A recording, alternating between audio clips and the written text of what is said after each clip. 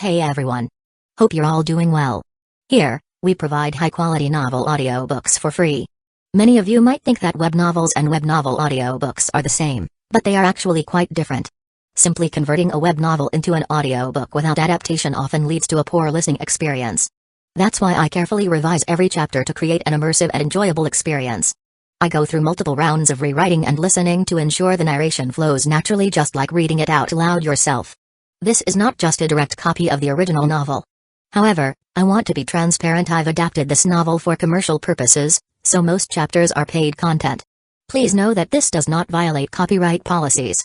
I do all of this for one simple reason: I'm a huge fan. As many of you know, I love listening to web novel audiobooks, and this is one of my personal favorites. The audio speed is set to 3x, but if that's too fast, let me know. If there's a novel you'd like me to turn into an audiobook, feel free to suggest it, and I'll do my best to make it happen. We also have many more audiobooks available for free on Patreon, including I Am a Legendary Boss audiobook, Versatile Mage starting with the White Tiger Pendant, Naruto the Wind Calamity, the Necromancer is amassing troops like crazy in the apocalypse, the mighty dragons are dead, Naruto, leader of Hidden Grass Village, Naruto Uchiha's Unserious Saga, your lord has a screw loose, Apocalypse I can see the health point bar, killing monsters drops loot, Starsea Fleet Age of the Lord, my monster fuses everything, Naruto, I traveled with a max level account, Fate in Bleach Unlimited Blade Works, killed for 100 years in Hueco Mundo, Aizen invited me to Soul Society, the world Conquest giving birth to become a god, my master only breaks through on the edge of death, Bleach the Invincible Slacker from Rukongai, Naruto's Special Shop, One Piece the strongest female pirate cruise, Reborn as Danzō's grandson, must I offend the entire ninja world, Naruto starting with snatching the Mangekyo Sharingan, Naruto Card King. In Hueco Mundo with Shindu Template, Naruto the Hidden Danzō, my journey as 4th Kusagakure, Naruto Troublesome Ninja Haruto, Naruto the Hyuga Mastermind, Bleach the strongest Shinigami, Bleach the 5th Division Captain, Fate Ultimate Antagonist, Fate of DXD, Fate I Heard After Death, you can ascend to the throne of heroes, Fate DXD Archer Reborn, Fate beginning with Type Moon, a Berserk Heart, Fate Grand Order Insert, One Piece take the Uchiha clan to the Grand Line, One Piece don't worry, I'm a doctor, building harem and dungeon with monster girls, DXD, Multiverse the day-to-day life of the Sephiroth hero, I'm the bad guy but heroines are obsessed with me, in Naruto, I have an affair with Mikoto and Kushina, many children bring happiness, a shameless start, Naruto Reborn with a Tenseigan, Naruto sleeping Invincible, One Piece, life choice ask me to kiss marine goddess Hina, reborn as the genius son of the richest family, start by eating jacket fruit model, jacket human devil fruit, the days of being the richest man in the ninja world, the Witcher and Madara Uchiha,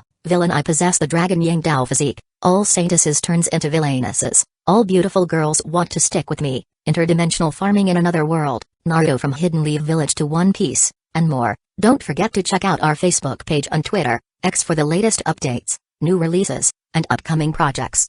Thank you for your support. Enjoy listening. It explicitly records that the Tree Spirit Tribe obtained something called a high-concentration dimensional core from White Abyss. After obtaining the dimensional cores, the Tree Spirit Tribe conducted extensive research and ultimately used the sacred tree to decompose and catalyze the cores, forming tiny crystals.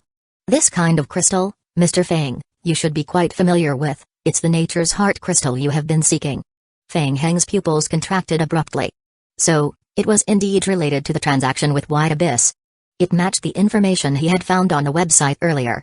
So, the Tree Spirit Tribe obtained the raw materials for nature's heart from the White Abyss in exchange for helping to seal the demonic seed of pride. Mojai I nodded in agreement as he stood nearby, quietly adding, I just contacted Starfish Company. Dimensional cores are top-tier items in the game, priceless and rare. Starfish Company has only heard of them by name. It's recorded in the ancient books that all the dimensional cores acquired through trade by the Tree Spirit Tribe have now been used up, entirely converted into nature's heart crystals. Sandy continued to explain on the side, according to the ancient books, White Abyss considered only those races who mastered dimensional strength to be recognized as creatures in the wisdom sequence of cosmic beings. White Abyss viewed the Tree Spirit Tribe merely as having just awakened dimensional strength, akin to infants just learning to walk. They barely managed to wield dimensional energy, a perilous artifact for them. Moreover, their current abilities were insufficient to seal the demonic seed of pride. Hence, White Abyss provided them with dimensional cores to help rapidly enhance their overall strength. Chapter 2366 Reverse Conversion. Fang Heng rubbed his chin at the words, nodding repeatedly in agreement. That's important information. What's next? And then? There's nothing more. This is the biggest discovery for now, Sandy replied, scratching his head. He tentatively continued, if we must have a next, perhaps we could start with the dimensional cores. Ask around if anyone knows about them? Maybe. It's at least a direction to investigate. Better than having no leads at all, Feng Hang said, shrugging as he turned to Mojai. It's indeed a significant discovery, but was it really necessary to wake me up and bring me online immediately? Feng Hang, that's not the point. Look at this. Mojai snatched the manuscript from Sandy and handed it over to Feng Hang, saying, the ancient books detail the ritual for crafting the Nature's Heart Crystal. This is the crucial piece. Nature's Heart Crystal?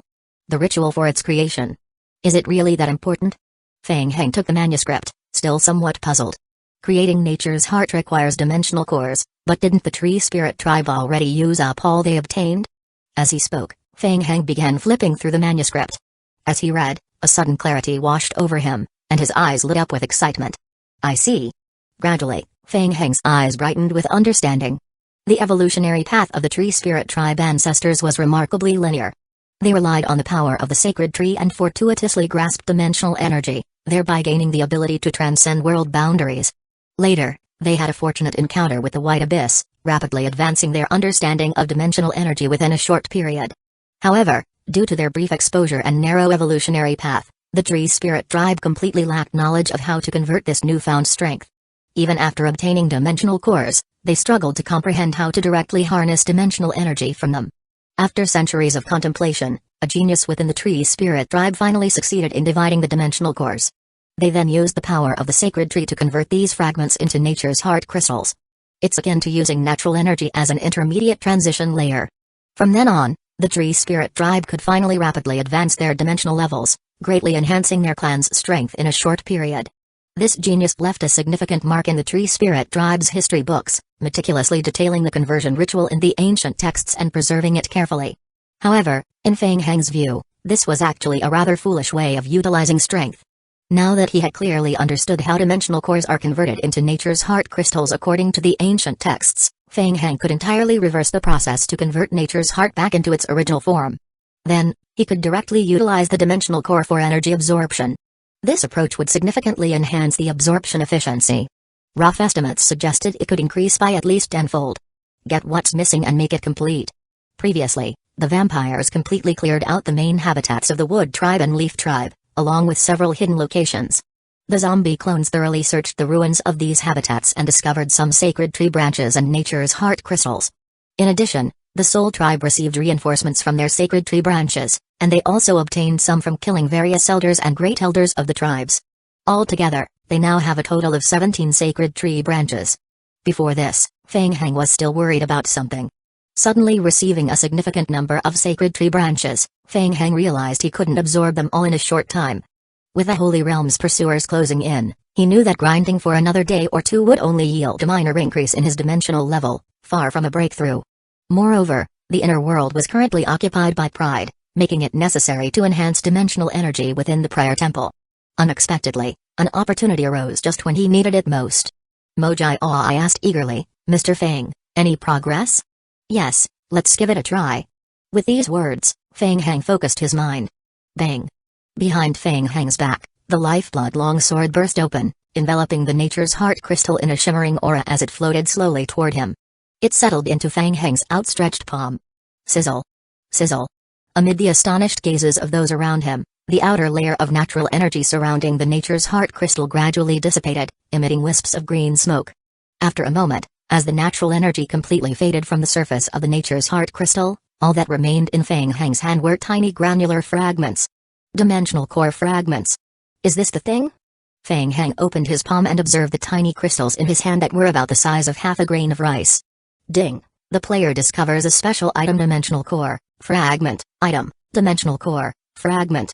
Description: a crystalline structure containing unknown strength.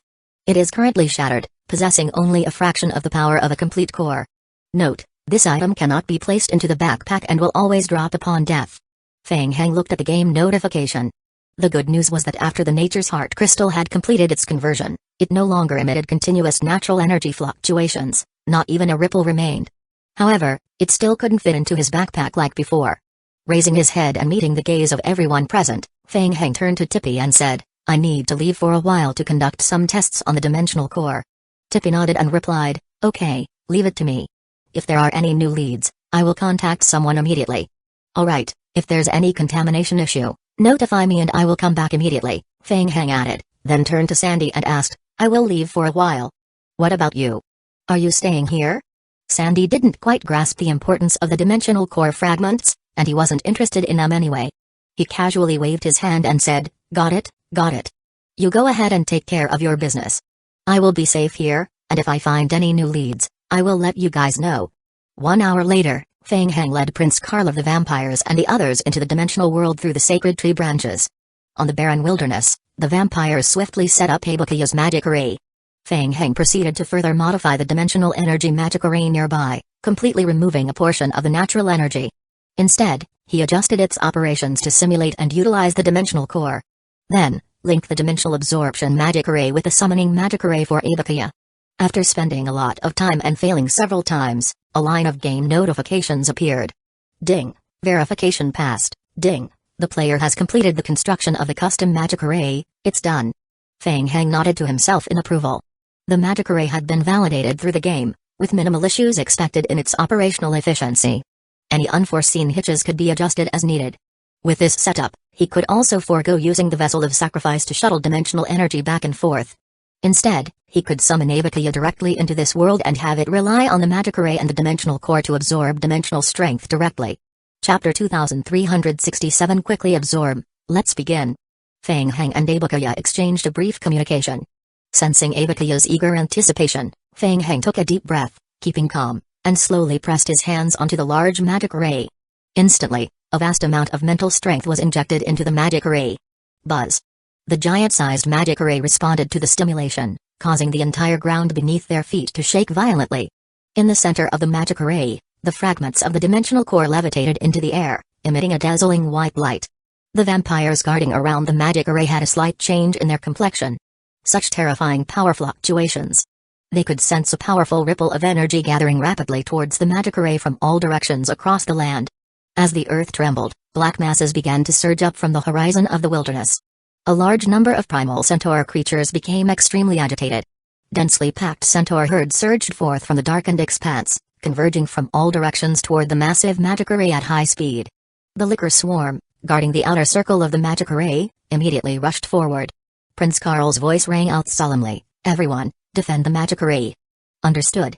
In the center of the magic array, Feng Heng slowly straightened his body, sensing the operational state of the magic array.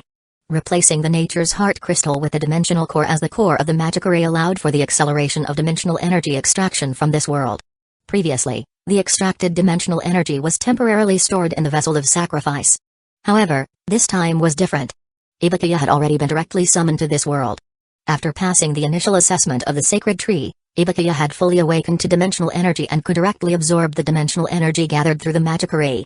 Suddenly, Ibukiya could already sense the immense energy, enthusiastically waving the vines and absorbing it eagerly. Instantly, in Feng Heng's view, the hints from the online game were rapidly refreshing. Ding. Ibukiya has absorbed 3023 dimensional energy. Ding. Ibukiya has absorbed 6283 dimensional energy. Ding. Ibukiya has absorbed 12,834 dimensional energy. Ding. Ibukiya has absorbed 23,781 dimensional energy. Good. Seeing Ibukiya rapidly absorbing dimensional energy at an exponentially increasing rate, Feng Heng silently exclaimed in his mind. Everything was proceeding as planned. Next, all that was needed was to maintain the operation of the magic array. Ibukiya. Drain it dry. More than 10 minutes later, large rifts appeared on the ground, and the sky became densely covered with dark clouds. No matter how much he improved the efficiency of dimensional energy absorption, the remaining dimensional energy in the entire world was still finite. In just over 10 minutes, the dimensional energy of an entire elementary world was almost completely drained. Feng Heng opened his eyes and temporarily halted the operation of the magic array. He spread out his hands, noticing that the fragments of dimensional cores in his palms had dimmed slightly. Similar to when using the nature's heart crystal, the dimensional core fragments were also continuously consumed. Feng Heng glanced at the game hint again. In total, about 30 million units of dimensional energy were absorbed, which still wasn't enough to upgrade to level 1 dimensional energy. Counting the time he spent setting up the magic array, he had only spent 2 hours. This was just his first attempt at modifying and setting up the magic array, and he felt somewhat inexperienced. If he repeated the setup next time, the efficiency could be improved once again. Feng Heng turned to Abakia beside him and asked, "Abakia, how do you feel?" Abakia shook the branch and indicated that it felt really good. Good, Feng Heng nodded in response. According to this efficiency, he would be able to use up all the sacred branches and leaves in 2 days at most. Feng Heng felt that he wouldn't need that much time anyway. There were no valuable leads to pursue for the current mission, and facing the arrogant demonic seed head-on was out of the question. It was better to focus on rapidly improving his strength during these few days. With this thought in mind, Feng Heng turned his gaze towards Prince Karl. "Get ready. We will head to the next dimensional world as soon as possible." Karl, having completed a low-altitude flyover, descended and knelt on one knee. He reported, "Your Majesty, everything is prepared.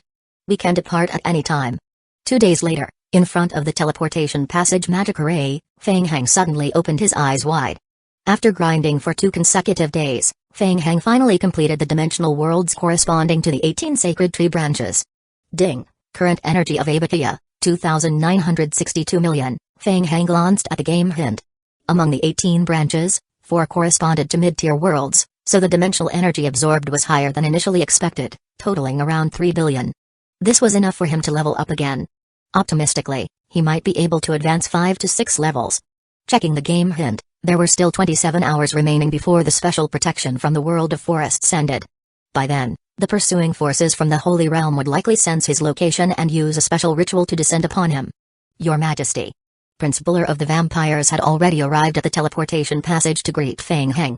Seeing him, he knelt on one knee and reported, "During your absence, we have eliminated the remaining forces of the Wood Tribe and Leaf Tribe." Feng Heng checked the game hint. Indeed, as Buller had said, the prosperity level of the Leaf Tribe and Wood Tribe had dropped below 3%, and they had been completely removed from the Tree Spirit Tribe. The main storyline now required only the recognition of the remaining Soul Tribe and Root Tribe. "Well done." Feng Heng nodded in praise and then continued, "Any movements from the Root Tribe?" "None for now." Ji Hating and the Federation had been conducting 24-hour remote monitoring of the Root Tribe's domain. During this time, the Root Tribe had remained within their habitat and had not left. Apart from the black fog emanating from their camp, no other anomalies had been detected. Although the Federation had never encountered the infected black fog, seeing Feng Heng and the Tree Spirit Tribe on high alert, they had taken no chances. They had evacuated the outer periphery of the primeval forest and attempted to establish an outer barrier to guard against potential unknown risks. "Is that so?" Listening to Loeb's account, Feng Heng couldn't help but stroke his chin. It's rather strange. Given Pride's personality, why would he not seek revenge after escaping and instead remain in the Root Tribe's habitat? Could it be that Pride was willing to spare him and not trouble the Soul Tribe anymore? It seemed unrealistic. So what exactly is he planning?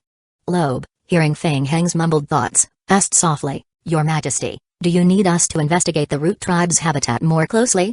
"No need." Feng Heng shook his head, his eyes narrowing into slits.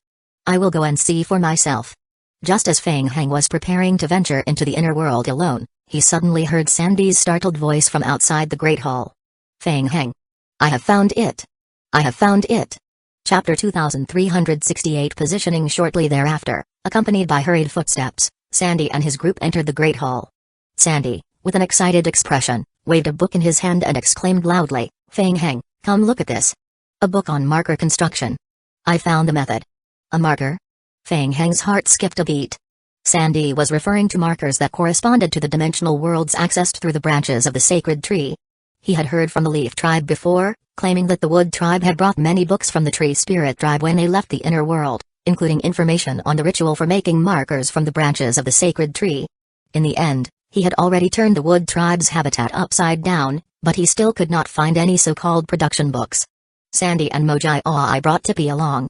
Tippy looked at Feng Heng and nodded, saying, "Feng Heng, I had heard from the Great Elder before that the sacred tree branch was birthed from the ancestral sacred trees.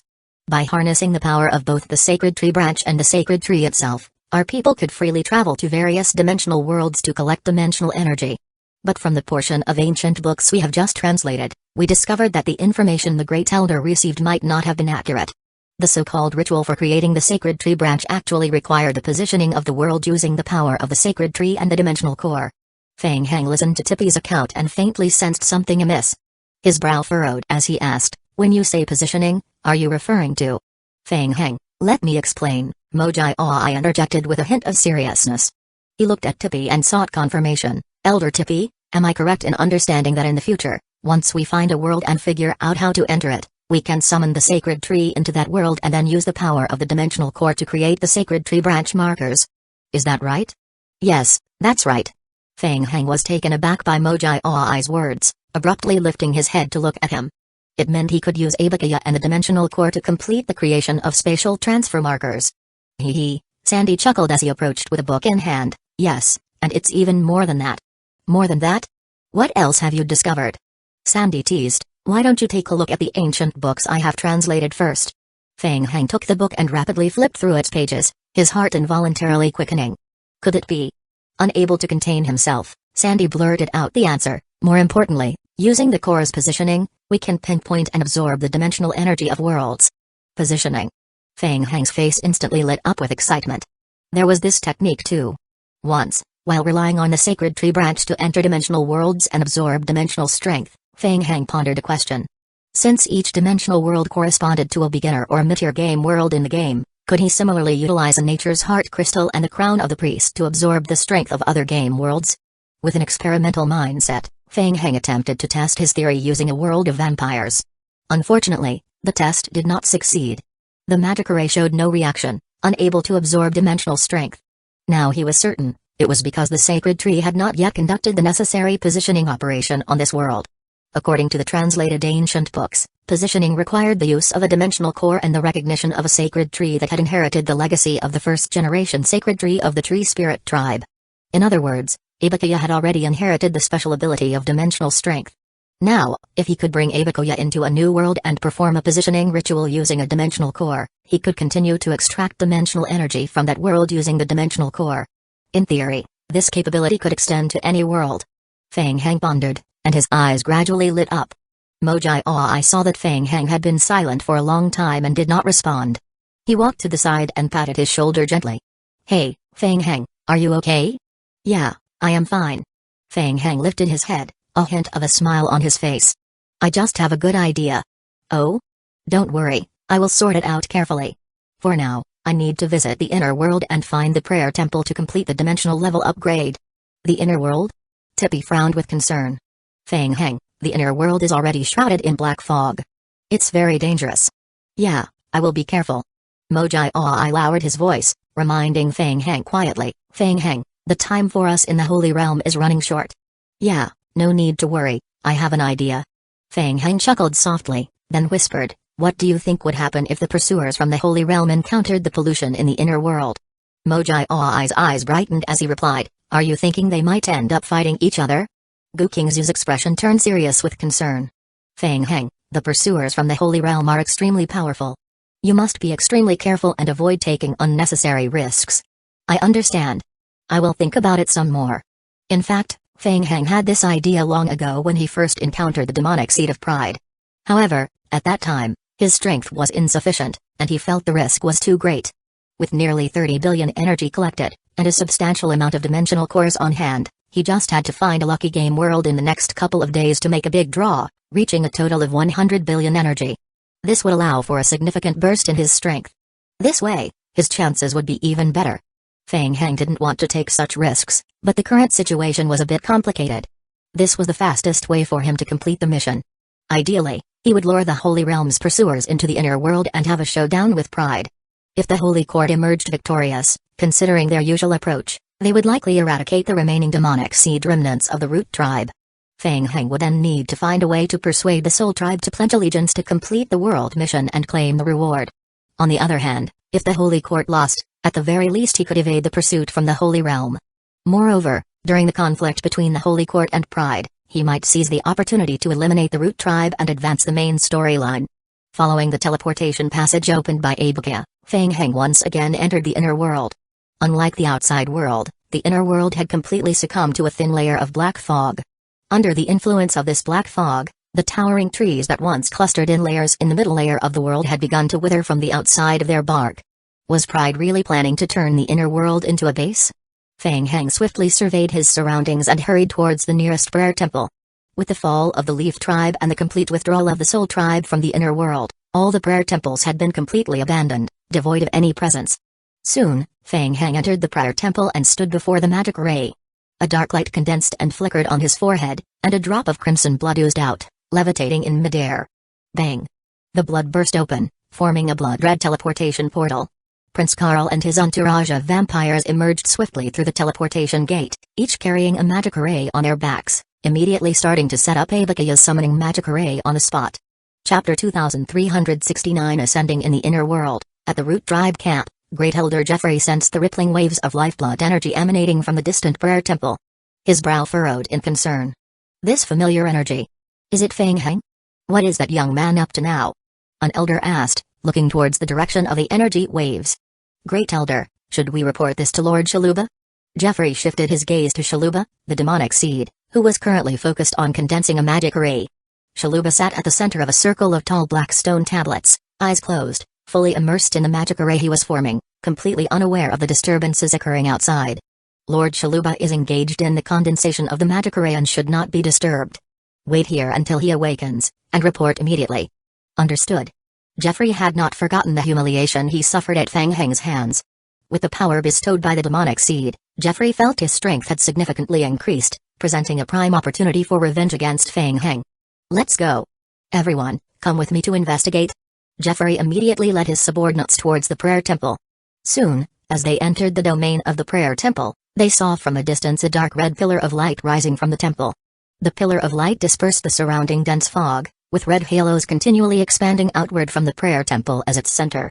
Jeffrey's expression grew solemn. The ripple of power from the halos was intense. Prince of the Vampires, Karl, stood at the entrance of the temple, coldly observing Jeffrey and his group as they arrived. A large number of lickers had tightly surrounded the prayer temple. Jeffrey, holding a scepter, raised his hand to signal his tree spirit tribe followers to stop, and said in a deep voice, Vampires, Fang Heng has already reached an agreement with Lord Shaluba and will not interfere with the matters of the demonic seed. Why are you here? Karl coldly glanced over the group and responded, I know nothing of any agreement. I am merely following the orders of His Majesty. No one is allowed to approach the prayer temple. Hey! Jeffrey sneered and took a step forward, his voice icy. What if I insist on going in? Karl's expression remained unchanged as he replied, also in a cold tone, then there will be no mercy. Ha ha ha, Jeffrey laughed as if he had heard the most amusing thing, heavily striking the scepter in his hand against the ground. I am eager to see how you will carry out your threat. As the scepter slammed into the ground, black, thick fog began to seep out from around it, rapidly expanding into a swirling mass of black fog that surged towards the prayer temple. Karl's expression changed slightly. What was that? The power the Root Tribe wielded this time was completely different from anything he had encountered before. The lickers, stimulated by the black fog's attack, immediately lunged towards the Tree Spirit Tribe. Karl's entourage of vampire dukes retreated in unison, while simultaneously releasing blood-colored bombs. The bombs exploded, creating barriers to hinder the spread of the black fog. Boom! Boom! Boom! The blood spheres exploded within the black fog, and in the next moment, dark vines and roots shot out from the darkness. The black roots wildly entangled the lickers, dragging them into the swirling black fog. Jeffrey's Tree Spirit Tribe behind him condensed their natural powers, sending a flurry of arrows toward the front. Each arrow was enveloped in a layer of black fog. Whoosh! Whoosh! Karl dodged several arrows, his brow furrowing deeply. The natural arrows that passed him caused significant corrosion to the blood-colored shield surrounding him. This was strange. The Root Tribe's overall strength had surged dramatically in a short period. In particular, the black fog streaming toward the prayer temple had begun to reveal shadowy, intangible phantoms emerging from within. Karl cast a glance at the prayer temple behind him. The command from their king was clear, protect the temple. Given that the black fog's spread was inevitable, it would be more effective to eliminate Jeffrey. This would, in turn, cause the black fog to dissipate. Kill that leader, Karl ordered. Understood. Karl and the vampires immediately took to the air, soaring above the black fog to head straight for Jeffrey. Humphrey. Jeffrey, seeing the vampires charging towards him from the sky, snorted coldly. He struck his scepter forcefully against the ground once more. Bang! Bang! Bang! In an instant, dark roots erupted from the ground before Jeffrey, transforming into massive wooden dragons. The dragons roared and charged towards the airborne vampires. Not good. Karl's heart sank. The wooden dragons were shrouded in swirling black mist. In the next moment, the dragons surged towards him, almost completely blocking off all his attack routes. The only option was to retreat. For a moment, Carl and his group of vampires were driven to and fro by the rampaging wooden dragons. Boom. Boom. Boom. Occasionally, vampires were left with no room to dodge and were hit head-on by the wooden dragons, causing secondary explosions and sending them flying backward, severely injured and incapacitated. The situation was dire. They could not get close to Jeffrey. Carl. Watch out. Carl, distracted by the warning, glanced up to see several wooden dragons, enveloped in thick black mist, charging directly at him. He immediately tried to dodge. But then, Carl realized the problem. Behind him was the prayer temple. If he evaded the attack now... Oh no! Carl mentally cursed, turning back towards the prayer temple. He rushed towards the temple, trying to intercept the wooden dragons before they could strike. Boom! At that moment, a loud explosion erupted. A dense red glow burst forth from within the prayer temple, sending a blinding red light shooting skyward. A solidified wave of red energy expanded outward from the prayer temple's center. Boom. Boom. Boom. Boom. The wooden dragons charging at the prayer temple shattered into pieces under the impact of the red waves, as if they were made of paper. What? Jeffrey's eyes widened in extreme astonishment. After pledging allegiance to Shaluba, his strength had received a significant boost. The wooden dragons he summoned were far more powerful than before. Yet, despite this immense increase in power, the wooden dragons were easily shattered. At the same time, Carl suddenly felt a surge of immense power welling up from within. It was the power stemming from his bloodline.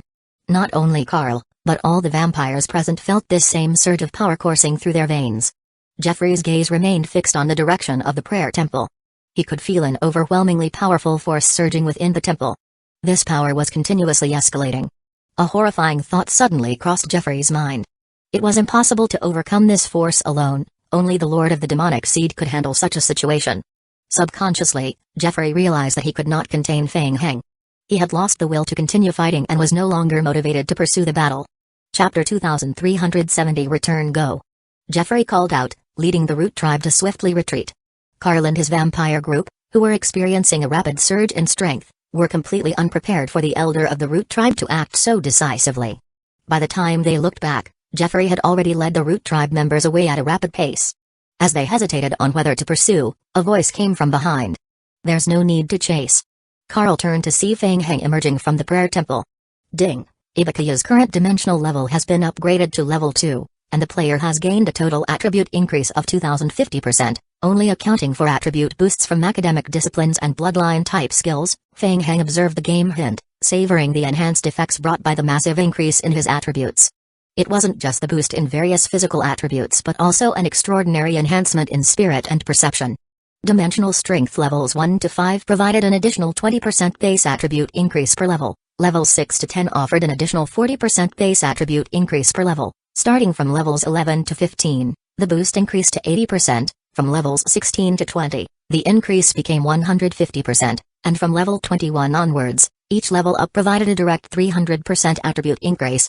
Similarly, the energy points required for leveling up had now reached the scale of billions. The next level up required a staggering 1.5 billion dimensional energy. Based on past experience, absorbing a low-tier game world typically yielded only 30 to 60 million dimensional energy. You all go back first. I will handle the rest. Yes, Your Majesty. Feng Heng lifted his gaze toward the distance, his perception sharply detecting Jeffrey rapidly fleeing in the distance. Since I am here, I might as well see what the demonic seed of pride is up to in the Soul Tribe's camp. With that thought, Feng Heng concealed his aura and swiftly pursued Jeffrey's fleeing direction. Jeffrey had no idea that he was being trailed from afar. He and the accompanying Root tribe members made their way back to their camp. The power he had sensed from the temple had left him with a chilling sense of foreboding. Feng Heng. How had he achieved that? By the time Jeffrey returned to the Root tribe camp, the demonic seed of pride had already completed the setup of the magic array's base and had noticed the distant surge of lifeblood strength. Seeing Jeffrey return with his group, Shaluba looked up and asked, "Have you figured out the source of that lifeblood ripple?" It was Feng Heng. Jeffrey recounted the events that had transpired during the investigation of the prayer temple and warned, "Sir Shaluba, Feng Heng is an extremely dangerous individual. We need to address him promptly." Useless. Shaluba shot a cold glance at Jeffrey, displeased. "You can't even handle such a trivial matter. Do I need you to remind me?" Jeffrey silently lowered his head.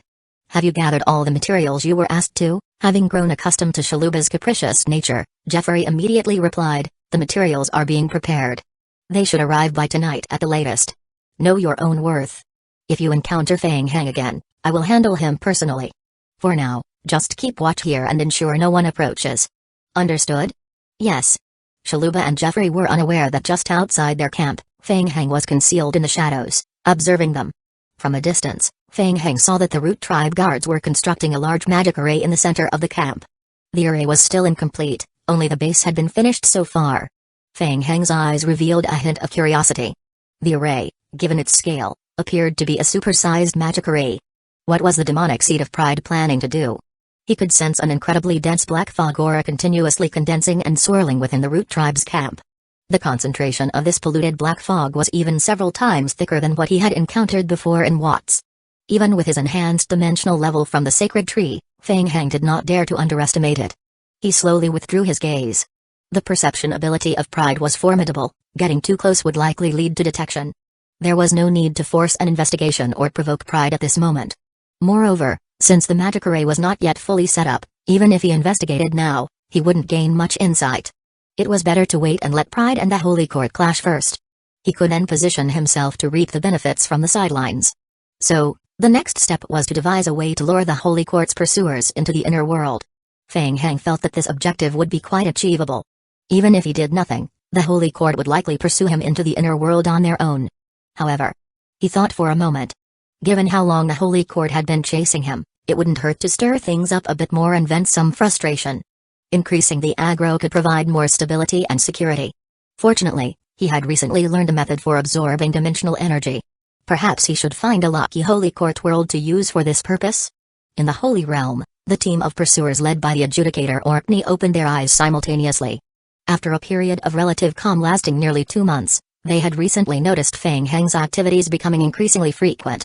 A skilled purifier, adept at tracking and locating, spoke gravely. It appears that Feng Heng has gone to Panos, a stronghold of the undead. The group exchanged glances before shifting their attention to Orkney. That's a gathering place for the undead. It's not wise for us to go there. Orkney shook his head gently and continued, let's wait a bit longer. The great sage Aladdin instructed us that if Feng Heng chooses to remain in the land of the undead, our objectives would be met. Yes. The others nodded and closed their eyes again, focusing their minds. Despite his words, a flicker of concern was evident in Orkney's eyes. Recent reports from the Holy Court suggested that the vampires were in turmoil. Intelligence indicated that the vampires might have come into contact with dimensional energy. Orkney murmured to himself, let's hope the great sage's judgment is correct. In the undead world of Panos, Feng Heng was guided into the Tower of Bones by a necromancy attendant and made his way to the top floor where he found the undead mentor, Gulwo. Gulwo had been out on an errand, but upon hearing that Feng Heng had arrived, he rushed back immediately. Seeing Feng Heng reappear before him, Gulwo's eyes brightened with delight, and he stared intently at Feng Heng. After a moment, Gulwo burst into hearty laughter. Ha ha ha. Excellent. Feng Heng. Well done. Mentor Gulwo had never imagined that Feng Heng's casual remark about going out to explore and see other forces in the world would turn out to be true. He had indeed found the legendary dimensional energy. Gulwo felt a profound sense of pride for Feng Heng. Dimensional energy was a rare and elusive power, sought by countless individuals who had paid the ultimate price in pursuit of it. Yet Feng Heng had effortlessly obtained it after just a brief exploration. Remarkably, he had accomplished this feat while being pursued by the Holy Court of the Holy Realm. Gulwo felt a deep sense of pride for Feng Heng. After all, Feng Heng was the inheritor of his undead faction, bearing the imprints of the undead camp upon him. Chapter 2371 Battlefield Situation. Gulwo did not press Feng Heng on what had transpired but regarded him with appreciation and nodded. It seems you have made tremendous progress recently. Perhaps soon your strength will surpass mine. Have you come to me with any confusion, or are you seeking further advancement in necromancy? Gulwo was more than willing to help Feng Heng with his doubts and guide him further in the field of necromancy. Greetings, Mentor. Feng Heng respectfully performed a mage's bow to Mentor Gulwo. The undead faction had provided him with significant assistance to reach this point. I did come with some questions that I hope you can help me with. Gulwo settled back into his chair and gestured for Feng Heng to sit down. There's no need to be so formal. Sit down and speak at your leisure. Feng Heng moved a chair and sat across from Mentor Gulwo. Mentor, have you heard of the White Abyss? White Abyss? Gulwo murmured the name White Abyss twice under his breath, shaking his head in response. I have never heard of it. What about Dimensional Core? Ah, Dimensional Core. I do know a bit about it. I have seen references in ancient tomes. A Dimensional Core is an incredibly powerful artifact that can provide immense energy support and also aid in cultivation. However, the number of dimensional cores discovered in this world is extremely limited. Even our undead faction possesses only one. Feng Heng fell silent for a moment upon hearing this. It was as he had suspected, dimensional cores were not common and were likely not easy to obtain in bulk. Thank you for clarifying, Mentor. Ghoul Wo then inquired, by the way, what suddenly piqued your interest in such a thing? Well, I have come across a special power known as dimensional energy and need dimensional cores to enhance it. I see, Ghoul Wo said, already making some connections. He nodded. I am not familiar with dimensional energy, but within our undead faction, there are many ancient beings who have lived for hundreds of thousands of years. I will see if I can find someone who knows more and get some information for you. Thank you, Mentor. Besides that, I also want to gather some information about the White Abyss. Certainly, I will help you look into that as well. Thank you for your trouble, Mentor. Feng Heng continued, by the way, during my absence, how has the front line between the undead and the Holy Court been faring? Upon hearing this, Ghoul Wo's expression darkened noticeably. We have lost.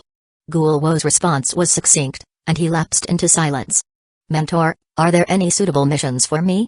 I would like to participate in the battle. Ghoul Wo looked surprised and asked, why this sudden interest? Don't forget that you are still being hunted by the Holy Realm. If the Holy Court discovers you on the battlefield, their pursuers will immediately move against you. Yes, I understand. It's just an additional opportunity. I will be cautious. Very well.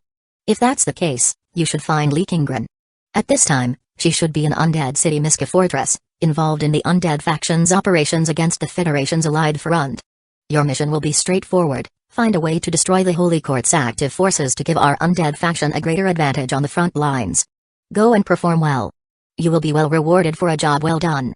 Ding. The player has triggered a special faction mission. Participate in the frontal battlefield. Undead faction. Mission name. Participate in the frontal battlefield. Undead faction. Mission description. The conflict between the undead and the Holy Court has escalated to a critical level. Mentor Ghoul Wo hopes you will join the frontline battle to inflict significant damage on the Holy Court and secure more advantages for the undead faction. Mission requirements. Cause damage to the Holy Court's forces. During the mission, the player will earn contribution points based on the level of destruction. You are required to accumulate at least 1,000 contribution points. Current contribution points, 0 out of 1,000. Mission reward. Based on the contribution points earned, the player will receive corresponding King of Gods points as a reward. Ding. The player will receive a teleportation rune for Undead City Miska Fortress. Hint, this item is limited to accessing certain open areas in Undead City. Feng Heng reviewed the mission prompts and nodded to himself. Mentor Ghoul Wo had been quite accommodating, providing a broadly defined mission requirement that simply involved causing as much disruption as possible to the Holy Court's forces. Moreover, the mission reward was precisely what Feng Heng urgently needed, King of Gods points. Thank you, Mentor. I will take my leave now. Very well. I look forward to hearing good news from you. Putting away the mission notification panel, Feng Heng immediately bid farewell to Teacher Ghoul Wo and left. Undead City Miska Fortress. As a small open world in the high-tier game world, Undead City has been established as the command center for the undead faction during the current war. Within the fortress's conference hall, Li Qingren is engaged in discussions with representatives from various undead factions about how to counter the Holy Court. Since Feng Heng's departure, the struggle for territories between the undead and the Holy Court has intensified, with battles threatening to spill over into the high-tier world. Initially, thanks to the advantages Feng Heng had established, the undead faction managed to expand their lead and achieve considerable victories. However, as the Holy Court's high-tier worlds began to intervene directly, frequently employing their descent powers to impact mid-tier worlds, they began winning several key battles. This shift started to turn the tide in their favor. Realizing that direct confrontations were yielding insufficient support and that they could not match the Holy Court's strength head-on, the undead faction altered their strategy. They moved away from large-scale battles and instead adopted a strategy of numerous small-scale skirmishes. By extending their front lines and engaging in frequent harassment, they aimed to deplete the Holy Court's high-tier strength. After all, the use of descent required a significant amount of energy, and the Holy Court could not rely on it indefinitely. Currently, the war has spread across various elementary and mid-tier worlds, with dozens of small-scale battles occurring daily. During this period, the undead faction has also secretly devised a promising ambush plan. If executed successfully, this plan could provide substantial support to the ongoing conflict. In the hall of the Miska Fortress, Shi Liping, a young leader, was presenting the operational deployment plan to the attendees. Li Qingren, sitting below, was attentively listening. Suddenly, she noticed a message on the survival radio and felt a jolt of surprise. It was from Feng Heng. He had returned. Shi Liping, noticing the change in Li Qinggren's expression, paused his presentation and asked, Li Qinggren, is something wrong? Do you have any questions about the plan? No, it's not that, Li Qinggren replied, checking the message. She then looked up and said, one of my friends has returned. He has just entered Miska Fortress, and I believe he could be of great assistance to us. Oh? Really? Who is this impressive friend of yours? Shi Liping asked with interest. It's Feng Heng. At the mention of Feng Heng's name, the attendees began to murmur among themselves, whispering excitedly. Feng Heng's name was well known within the undead faction. His reputation preceded him, and his achievements had left a significant mark on their recent efforts. Chapter 2372. The target. In fact, the current situation between the undead and the Holy Court had largely been shaped by Feng Heng. There were even rumors that the Holy Court had been severely impacted from the beginning because of Feng Heng, and as a result, the undead faction had gained a significant advantage. But now, those advantages were rapidly diminishing. Is that so? I have heard of his name, he's very powerful, Shi Liping said with a gentle smile, looking at Li Qinggren. He certainly has the capability to join the high-level meetings. Why not invite him in for a detailed discussion? Alright. The undead players present had no objections either. Feng Heng's past achievements had all been hard-earned through sheer strength. Hadn't this guy been pursued relentlessly by the Holy Court's holy realm and still managed to stand here alive and well? Regardless of whether he had been hunkered down, being pursued so recklessly by the Holy Court was a testament to his strength.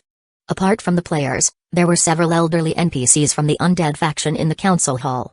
Most of the time, they kept to themselves, their eyes closed in meditation.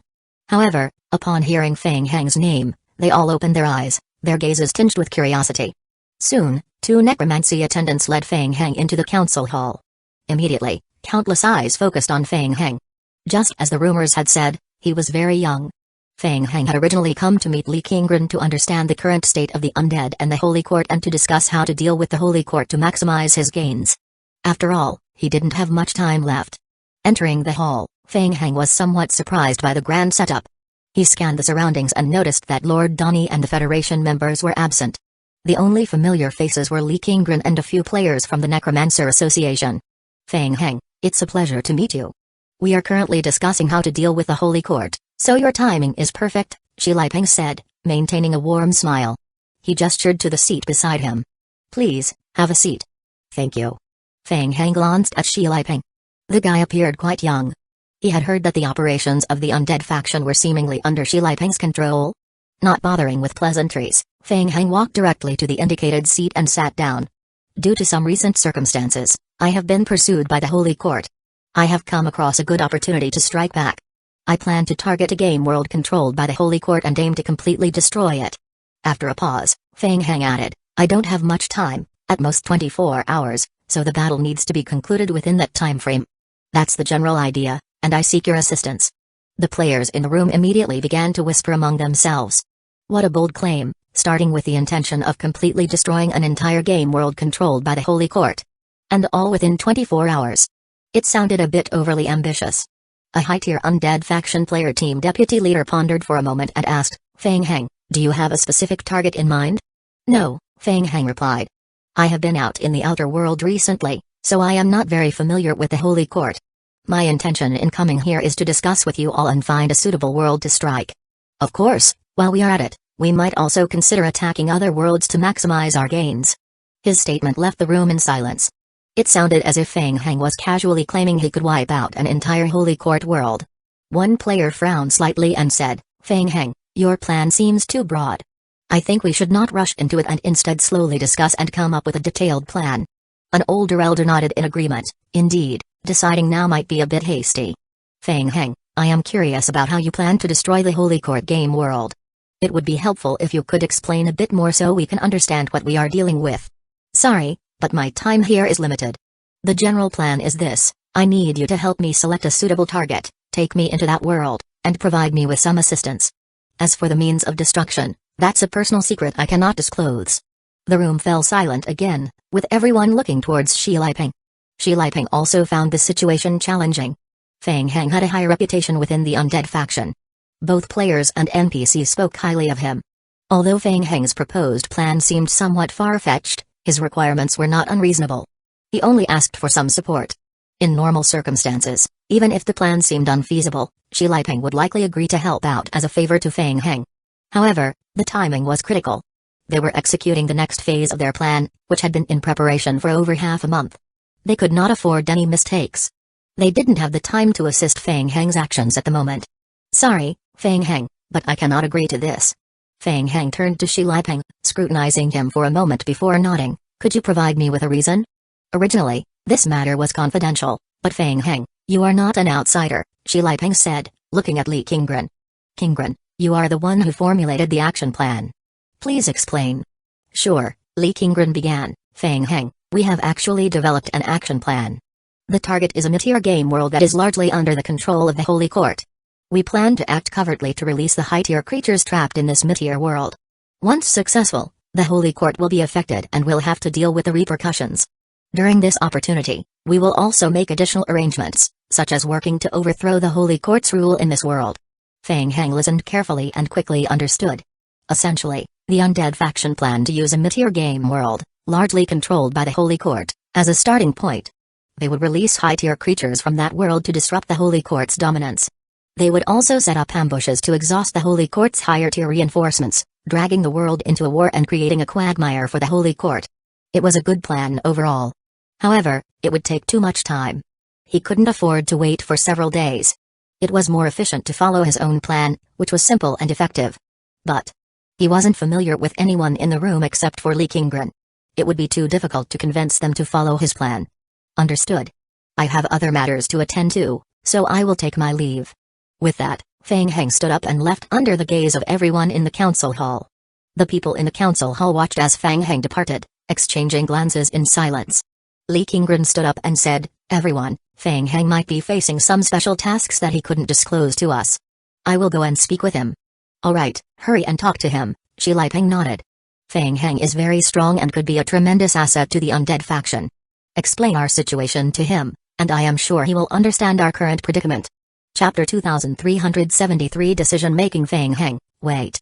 As Feng Heng was leaving the council hall to check on the situation with Starfish Company, he sensed Li Qingren approaching from behind and stopped.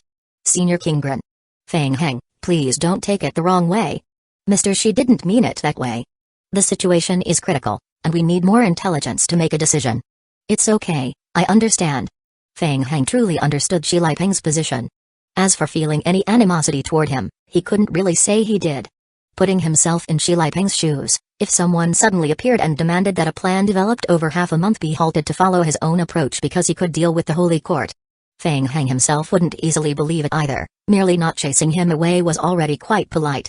Li Qingren looked at Feng Heng and said, Feng Heng, the undead faction involves too many variables and resources that can't be easily mobilized. But I am different. What do you need right now? I will help with whatever I can. Having gone through so much, Li Qingren had a high level of trust in Feng Heng. Feng Heng thought for a moment. That could work too. Having Li Qingren's help would be sufficient. Alright, thank you. First, I need to understand the situation on the front lines between the undead and the Holy Court. Sure, let's discuss it as we walk. Li Qingren led Feng Heng to a side room, providing an overview of the current battle situation along the way. Both sides were somewhat restrained, the high-tier worlds had not truly engaged in direct conflict. Instead, the mid-tier worlds had become the real battlegrounds, with both sides locked in a grueling back and forth. The undead faction focused on 3 high-tier worlds as their core, continuously pouring vast amounts of low-tier troops into the mid-tier and low-tier worlds. Meanwhile, the Holy Court used 7 high-tier worlds as starting points to perform descent, directly transporting high-end combat forces into the mid-tier game worlds. Due to their numerical advantage, the undead employed a strategy of scattered harassment, aiming to avoid direct confrontation. Feng Heng listened to Li Qingren's analysis and lightly stroked his chin. So, you are saying the Holy Court has a special ability to directly descend from higher-tier game worlds, right? Yes, this ability is quite troublesome for us. The judges from the Holy Court who join the battlefield through descent are at the pinnacle of high-tier game worlds. Once they enter the front lines, it can dramatically alter the entire battle. Li Qingren sighed and shook her head. Several times, battles that should have been won were lost due to the Holy Court suddenly descending onto the battlefield, resulting in a complete rout and giving the Holy Court a significant advantage. When the topic of the descent ability came up, Feng Heng's mind was immediately drawn to the pursuing forces from the Holy Realm. They were also using the descent method to hunt him down. Why did the Holy Court choose these 7 high-tier game worlds? Is there any particular reason? That's not entirely clear. As far as we know, these high-tier worlds are largely under the influence of the Holy Court's faith.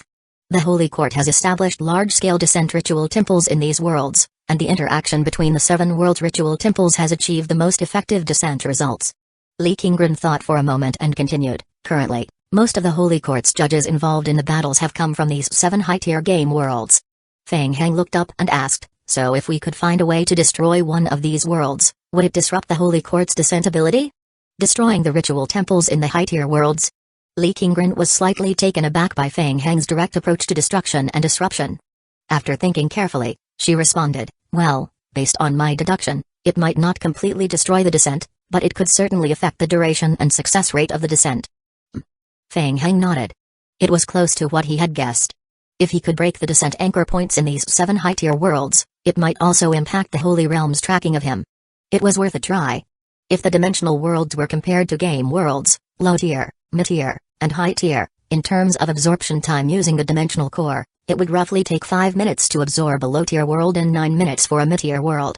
The rate of absorption of dimensional energy by the dimensional core follows an accelerating curve, getting faster as the absorption progresses. He hadn't tested how long it would take to absorb a high-tier world. Initially, Feng Heng had planned to absorb several mid-tier worlds of the Holy Court. However, after hearing Lee Kingren's explanation, he had a new idea. Since he was already here, if he wanted to inflict the maximum damage to the Holy Court, why not target a high-tier world? He chuckled to himself. If he was going to play, he might as well go all out. Lee Kingren watched as Feng Heng fell into deep thought again. She waited at the side and did not disturb him. She seemed accustomed to this. Most of the time, before Feng Heng came up with a devious plan, he would think things through like this. Of course, there were also times when he would come up with a sudden, brilliant idea and act on it immediately. Feng Heng suddenly looked up and asked, Senior, is there any way you can help me temporarily enter one of those 7 high-tier worlds? Infiltration, you mean? Lee Kingren's heart raced as she asked, do you have a specific plan in mind? Yes, I want to try and completely destroy one of them. Can you help me analyze which world might be the easiest to target? Lee Kingren looked at Feng Heng, momentarily speechless. Not to mention that Feng Heng was currently being hunted by the Holy Realm. Even under normal circumstances, destroying a high-tier world controlled by the Holy Court was no simple task. Even their entire undead faction alliance had never considered such a bold plan.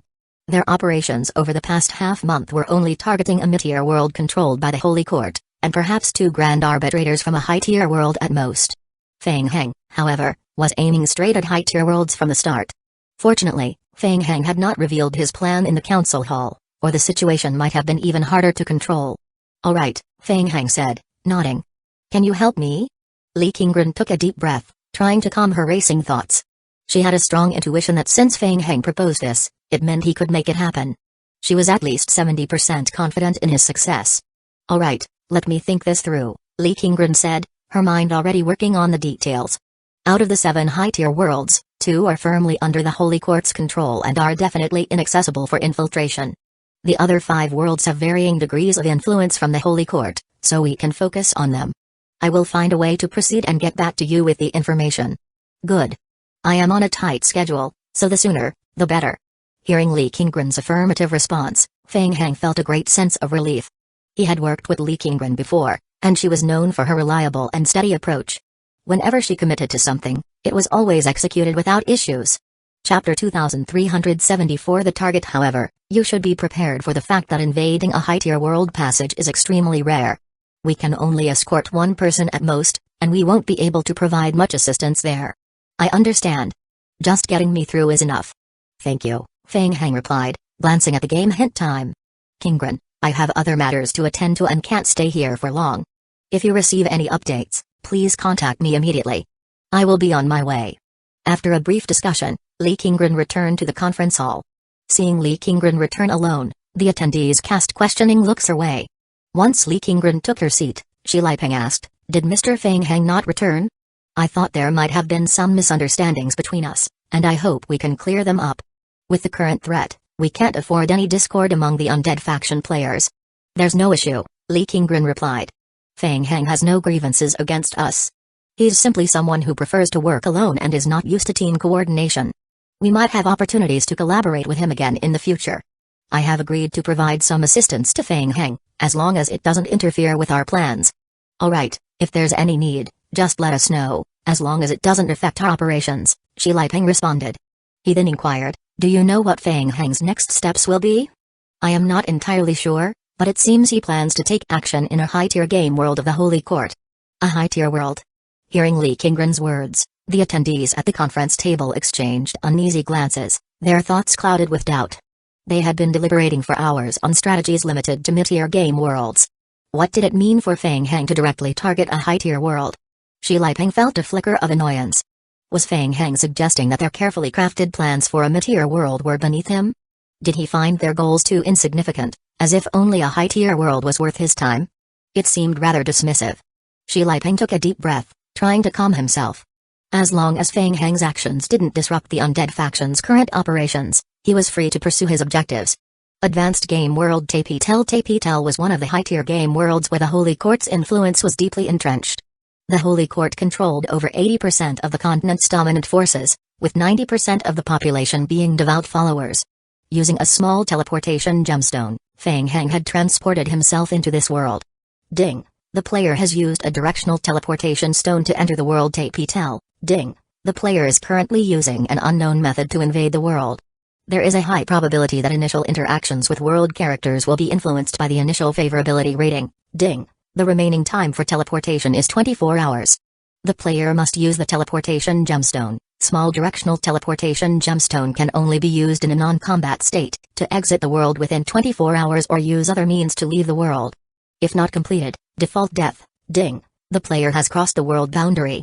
The tracking team dispatched by the Holy Realm would attempt to relock the player's position in 9 plus 15 hours, additional time due to the artifact's skill. As the game hints faded, Feng Heng slowly opened his eyes and looked at the two figures in front of him.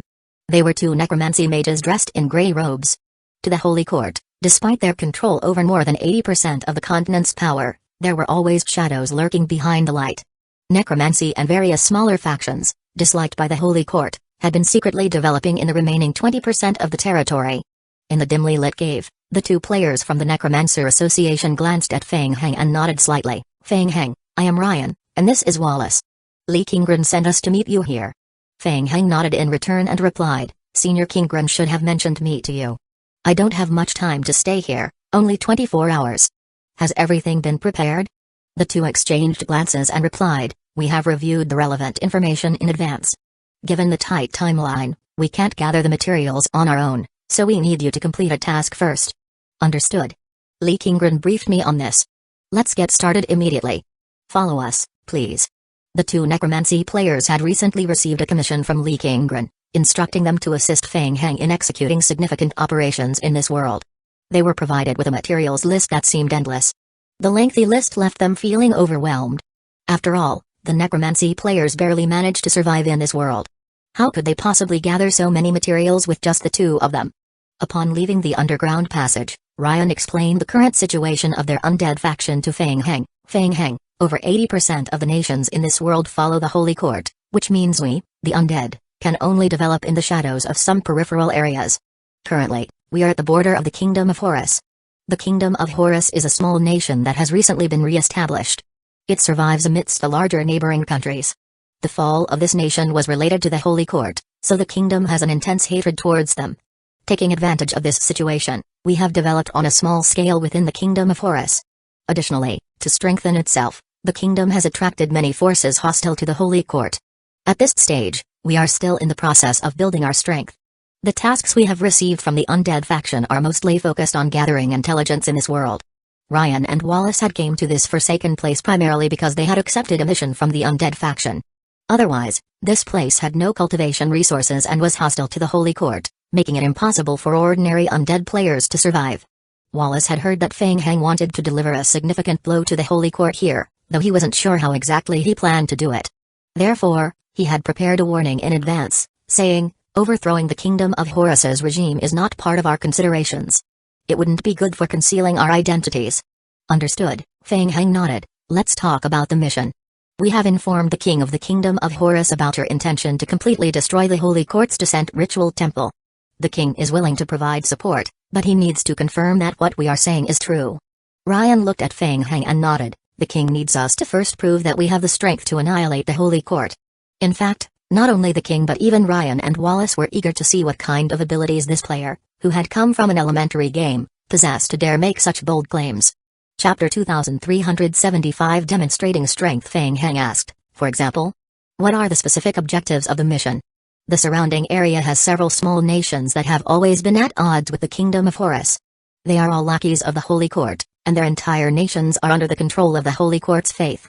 The King of Horus has tolerated them for a long time and now hopes that we will demonstrate our strength and give them a proper lesson. As he spoke, a game hint appeared on Feng Heng's retina. Ding! The player has triggered the mission Demonstrating Strength. Mission name, Demonstrating Strength. Mission description, as a newcomer, the young king has not heard of your name and does not believe in your abilities. It is time to show everyone your strength. Mission requirements, inflict damage on several neighboring countries hostile to the Kingdom of Horus to earn corresponding contribution points until the contribution points accumulate to 200,000. Mission reward, friendship with the Kingdom of Horus and resource support from the Kingdom of Horus. Feng Heng glanced at the game hint and asked, are these countries very powerful? They are just a few small nations with relatively weak overall strength compared to all the countries on the continent. However, Ryan paused and continued, even though they are small, each has high-tier knightly orders under their rule. Additionally, all these countries unconditionally follow the Holy Court, so most cities have ecclesiastical templars stationed there. This makes handling them quite challenging.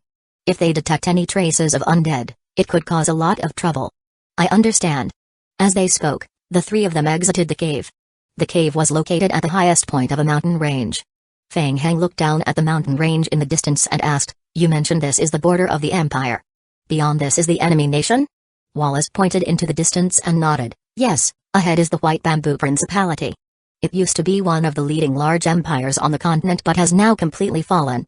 However, the empire still has an elderly sword saint protecting it, which is why it has managed to survive until now. Alright, then let's choose them. Feng Heng immediately selected the White Bamboo Principality as the target. Alright, then let's choose them. Feng Heng immediately selected the White Bamboo Principality as the target. He was very aware that the pursuers from the Holy Realm were right behind him, leaving him only 24 hours. If the Holy Court discovered him, news of his presence might spread, and the time before the Holy Realm's pursuit could even shorten. Therefore, he needed to act decisively and quickly, either not act at all or strike with overwhelming force to resolve the issue in the shortest time possible. Well, Wallace and Ryan exchanged glances. Was it really that casual? In their view, choosing the White Bamboo Principality as the mission target was not a wise decision.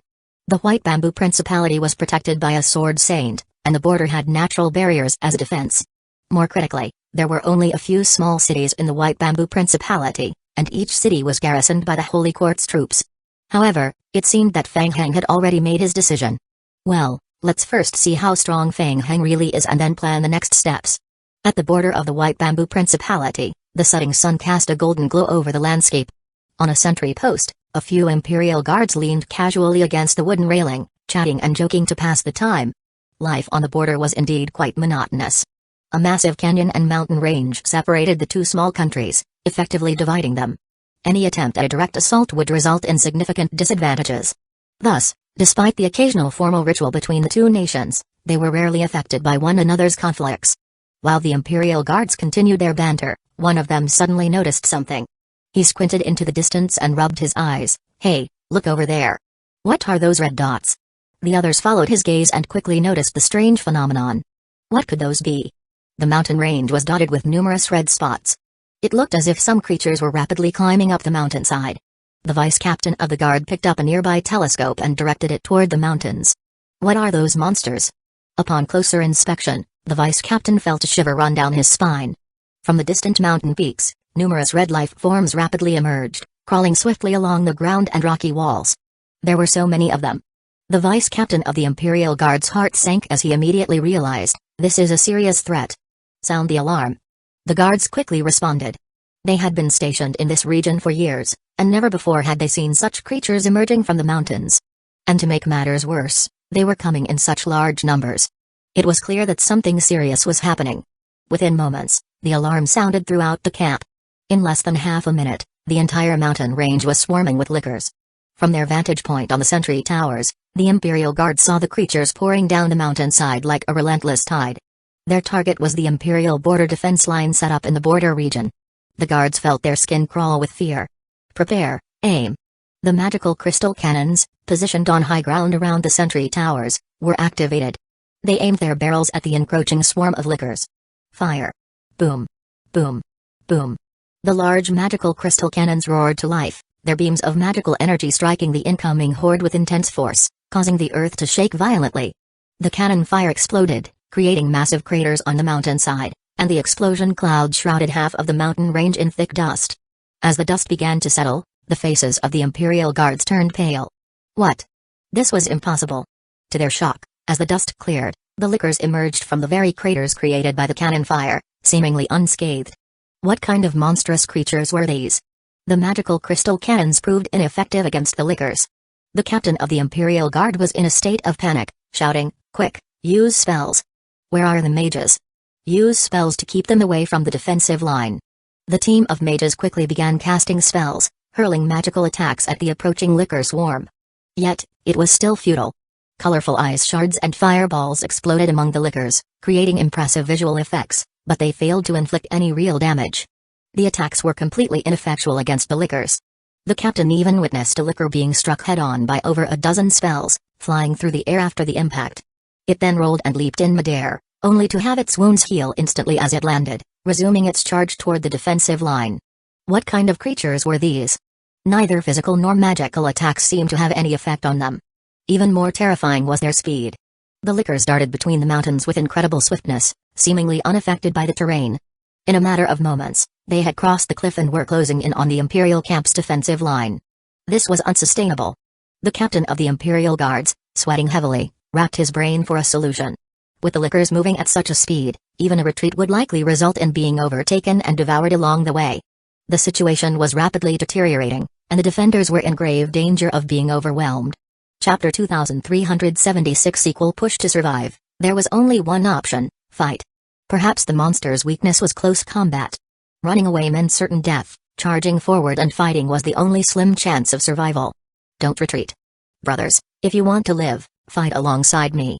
Don't let them get close to the line. The guard captain shouted loudly. Don't be scared, follow me and attack. Take them down. Yes. The Empire Guards roared in unison, trying to dispel their fear, and charged forward with the guard captain into the oncoming horde of lickers. Whoosh!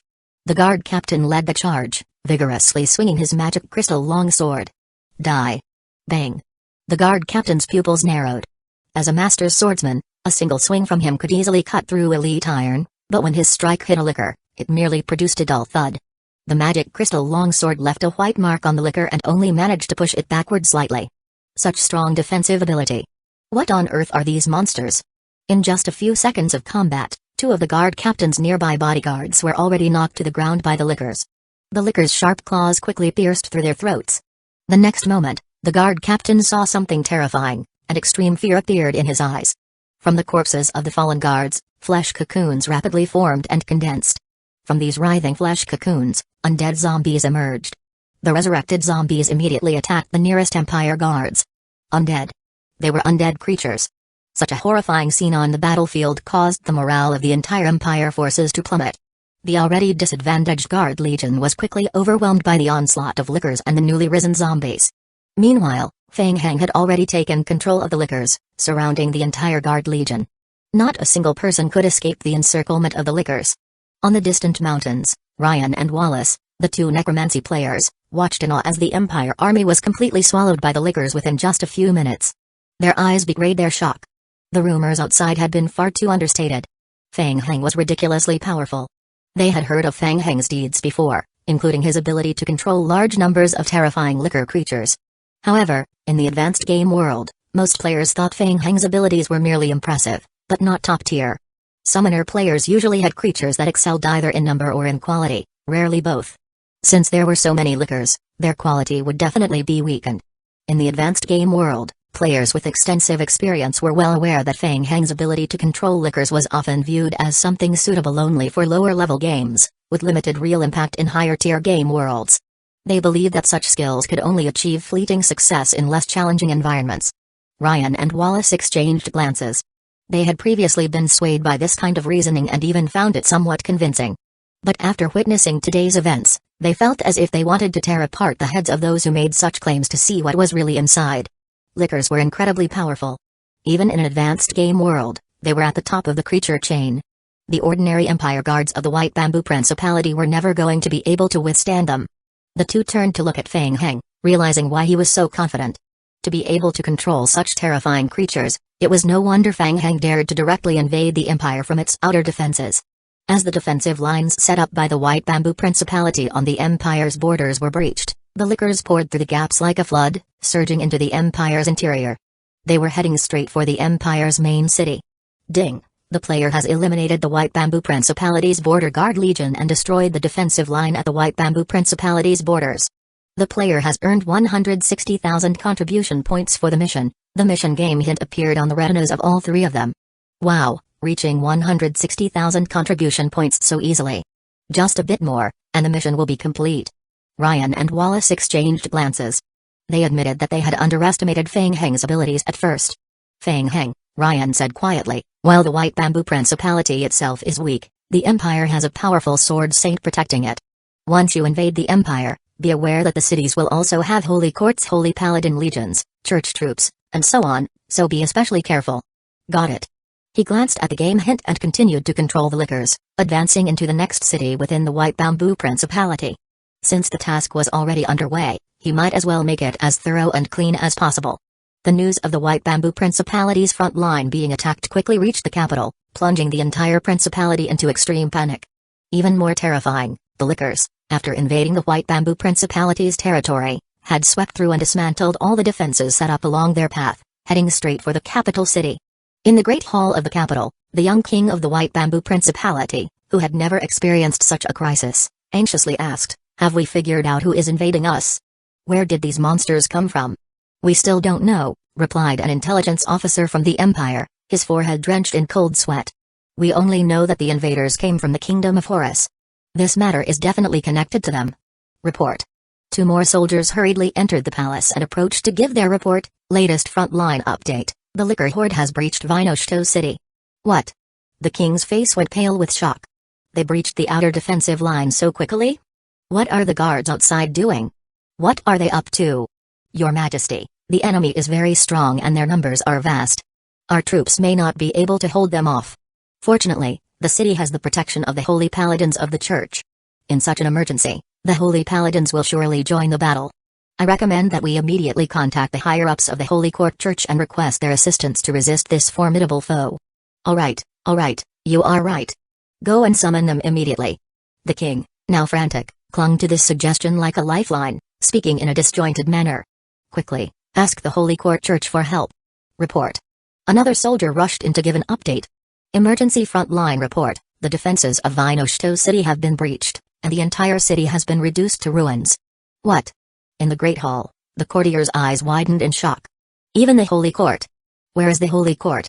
The king gritted his teeth and shouted, wasn't there a garrison of the Holy Court in Vinoshto City? Did they run away as soon as they encountered danger?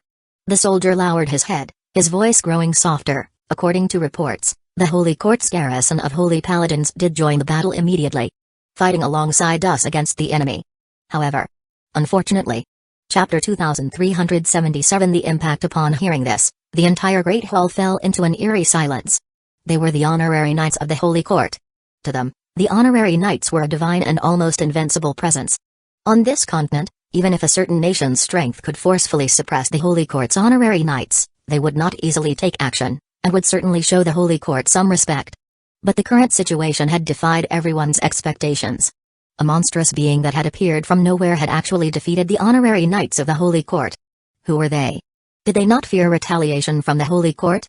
Report. A soldier walked into the Great Hall, knelt before the king, and reported, "Sir, the monsters are advancing aggressively and are already approaching our main city. The general has urgently assembled the troops and is preparing to join forces with the Holy Court to resist the monsters' invasion. With the general present, we should be able to hold them off, right?" The king's hand trembled slightly as he gave a faint murmur, desperately trying to hide his fear. A minister stepped forward and suggested, "Sir, the situation is on the brink of getting out of control. I recommend calling upon the Sword Saint to ensure everything is foolproof." Yes. There was still the Empire's Sword Saint. The king thought of the Empire's Sword Saint and a glimmer of hope reignited in his heart. He nodded solemnly and said, "Go summon the Sword Saint." "No, I will go personally." At this point, the sky had completely darkened. Feng Heng controlled the lickers to continuously destroy 3 towns in the White Bamboo Principality and then headed directly toward the principality's main city. In previous sieges, as Ryan and Wallace had mentioned, they had encountered the Holy Court's honorary knights stationed in the cities. The number of knights was not large, and they posed a very limited threat. Feng Heng simply commanded the lickers to slaughter them, leaving none alive. In advanced games, the strength of the Holy Court's knights was several times greater than that encountered in intermediate games. However, Feng Heng's lickers were also enhanced by high-tier dimensional energy. Their attributes had been increased nearly 20-fold. With the overwhelming numerical advantage of the lickers, the Holy Court's honorary knights were completely wiped out in a very short time. Ryan and Wallace, who were accompanying Feng Heng, were stunned. They had anticipated that Feng Heng could push through with the lickers, but they had not expected it to be this effortless. A small contingent of the Holy Court's honorary knights had been slaughtered cleanly without even making a ripple among the lickers. Riding the momentum, Feng Heng continued to control the licker army, pushing straight toward the White Bamboo Principality's main city. Along the way, the 3 cities were reduced to ruins under the relentless advance of the lickers. Looking up, they could already see a corner of the imperial city of the White Bamboo Principality in the distance. The magical crystal cannons on the city walls surrounding the main city had already aimed at them. "Feng Heng, isn't it about time?" "No need to continue," Ryan said, wiping the sweat from his forehead and adding, "Feng Heng, the mission completion rate has already exceeded 2000%. Such results should certainly please the King of the Kingdom of Horus." "It's fine." Feng Heng waved his hand and looked toward the main city in the distance, nodding, "Since we are here, we might as well finish the job thoroughly. Let's go all the way and clear it completely. It won't take much longer, and it will prevent any future trouble." As he spoke, the licker army surged forward toward the main city of the White Bamboo Principality. Boom. Boom boom boom boom. The magical crystal cannons positioned high on the city walls immediately roared to life. A barrage of magic light cannon beams struck the licker swarm, exploding on impact. Feng Heng's pupils suddenly contracted. The magical crystal cannons had been specially modified, and they even had additional attribute effects. The fire from the magical crystal cannons burst upon hitting the ground, immediately spreading out a layer of frost.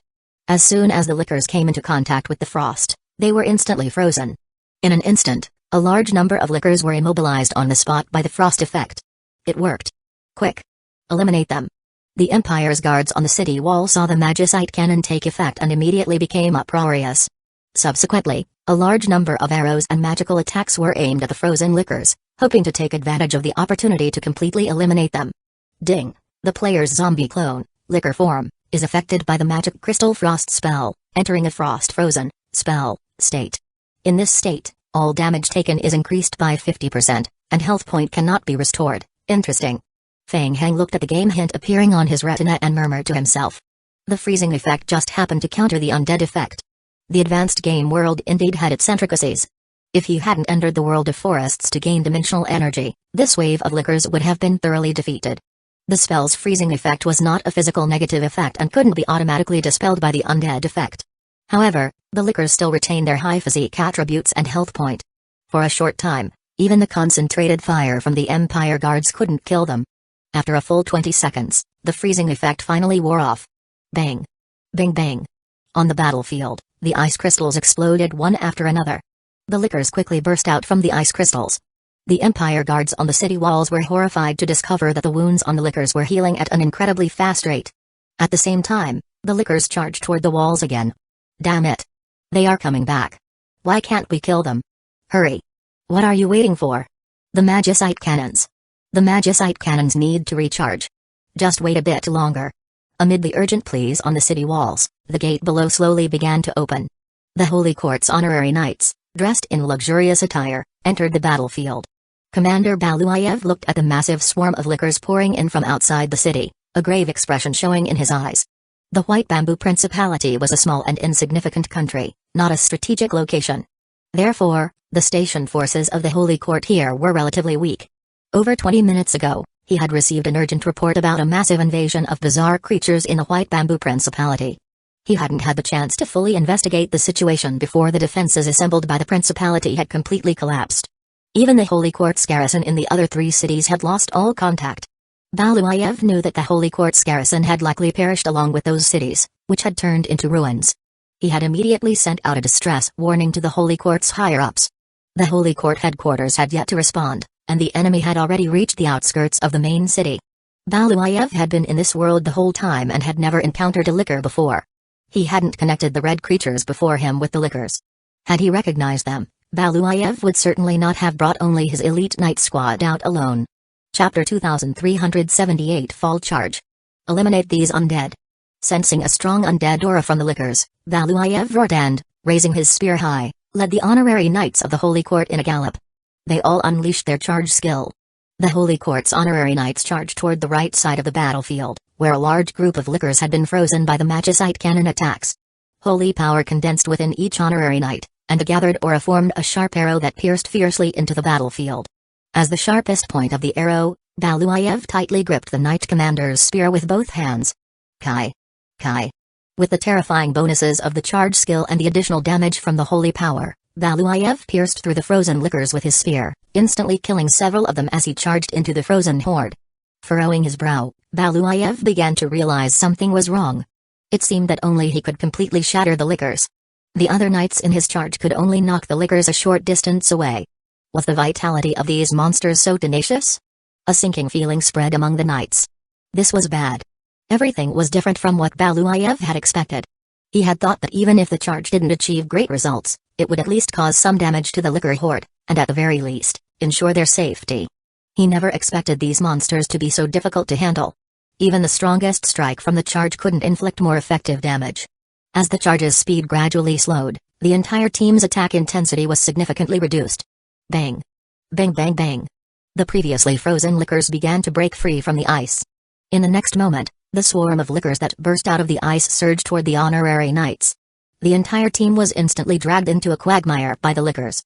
It was now too late to retreat. Not far away, on a higher vantage point, Ryan and Wallace watched from a distance as the Holy Court's honorary knights became heavily surrounded by the lickers. They exchanged glances, their smiles tinged with a hint of bitterness. Well, the situation was now completely out of control. If the honorary knights were wiped out, the Holy Court would undoubtedly launch a full-scale investigation. At that point, the Kingdom of Horus would naturally be implicated, and they would no longer be able to continue their stay here. In this world, there were not many countries willing to accept them. They would likely have to spend time finding a new patron and face a period of wandering the streets. Ryan was about to say something when suddenly his brow furrowed as he sensed a sharp surge of power. That was.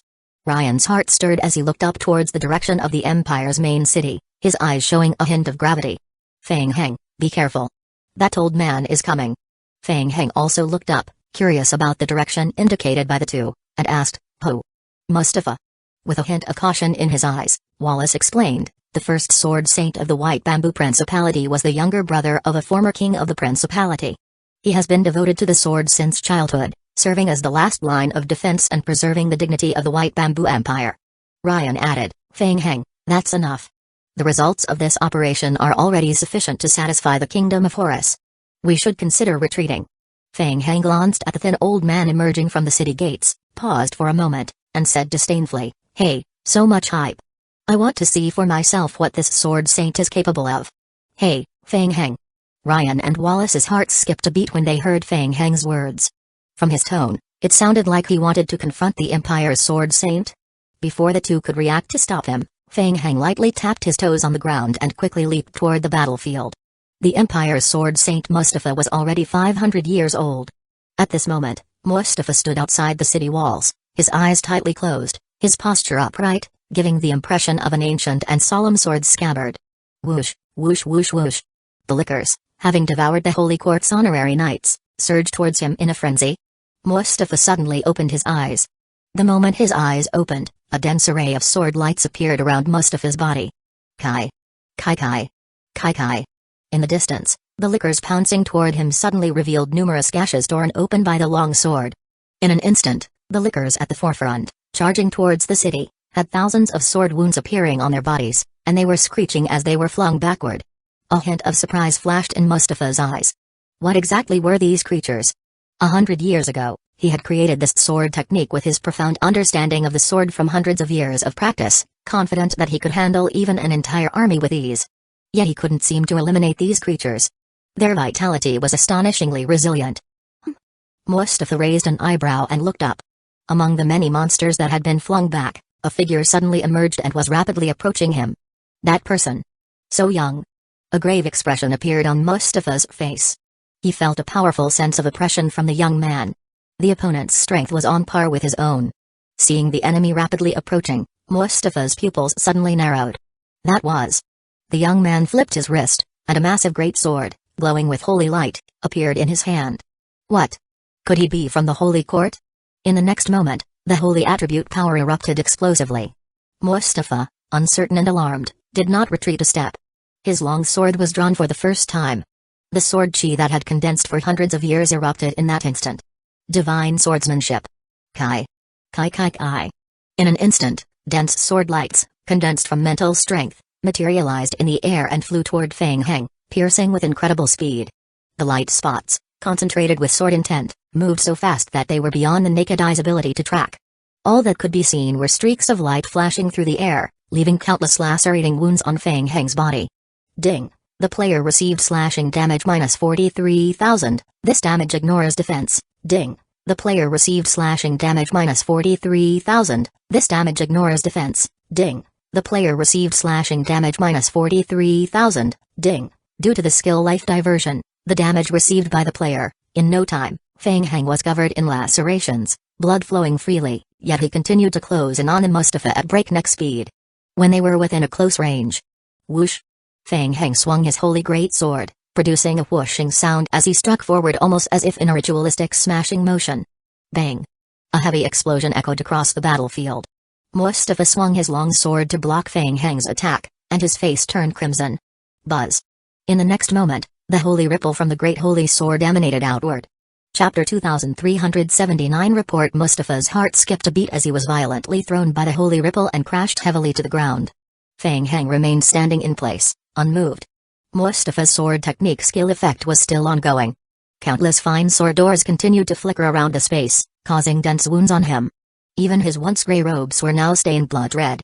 Mustafa slowly stood up, looking at Feng Heng with a hint of admiration in his eyes. He hadn't expected that such a young man could withstand his deadly move and force him into such a situation. Wait. What?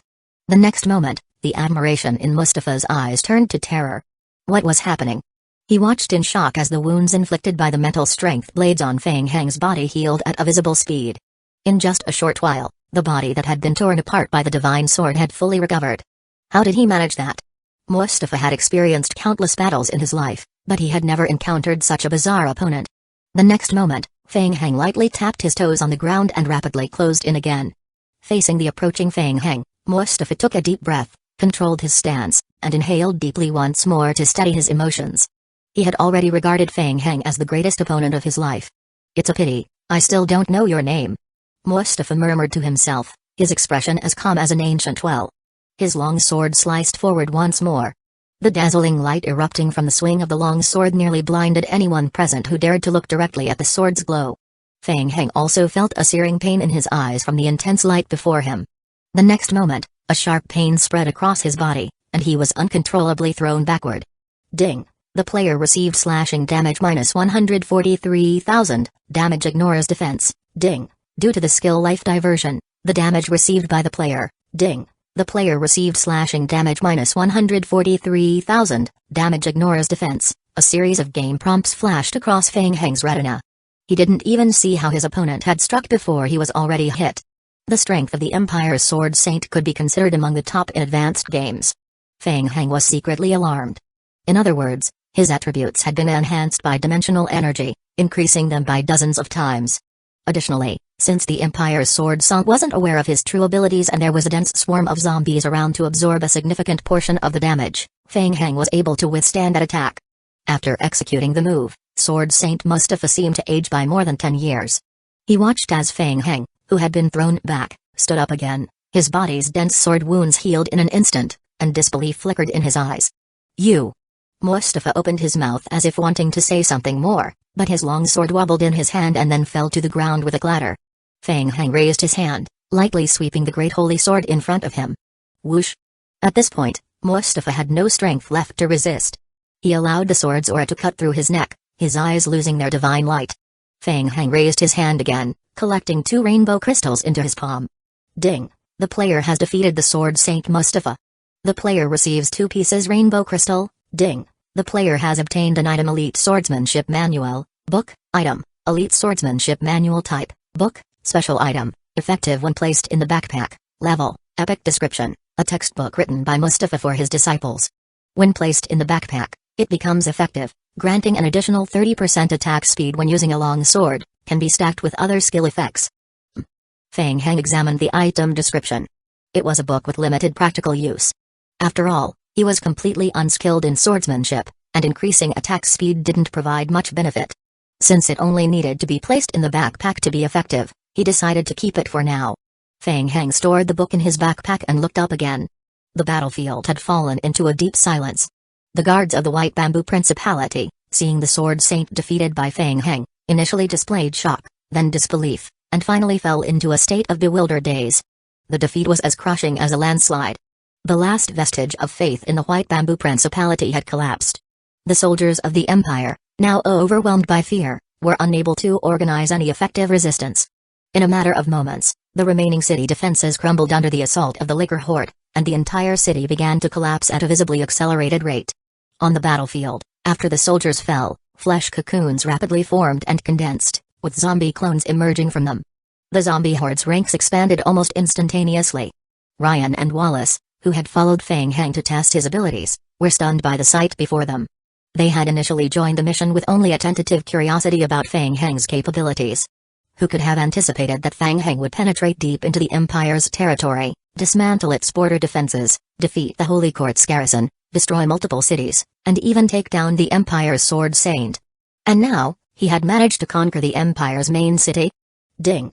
The player's current mission showcase strength mission completion rate has reached 6,210%. Feng Heng, shouldn't we be wrapping things up soon?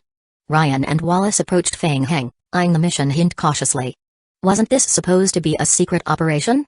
The commotion you have caused seems a bit excessive, doesn't it? The Holy Court is already aware of the attack on the White Bamboo Principality. If we continue, we might run into high-tier teams sent by the Holy Court.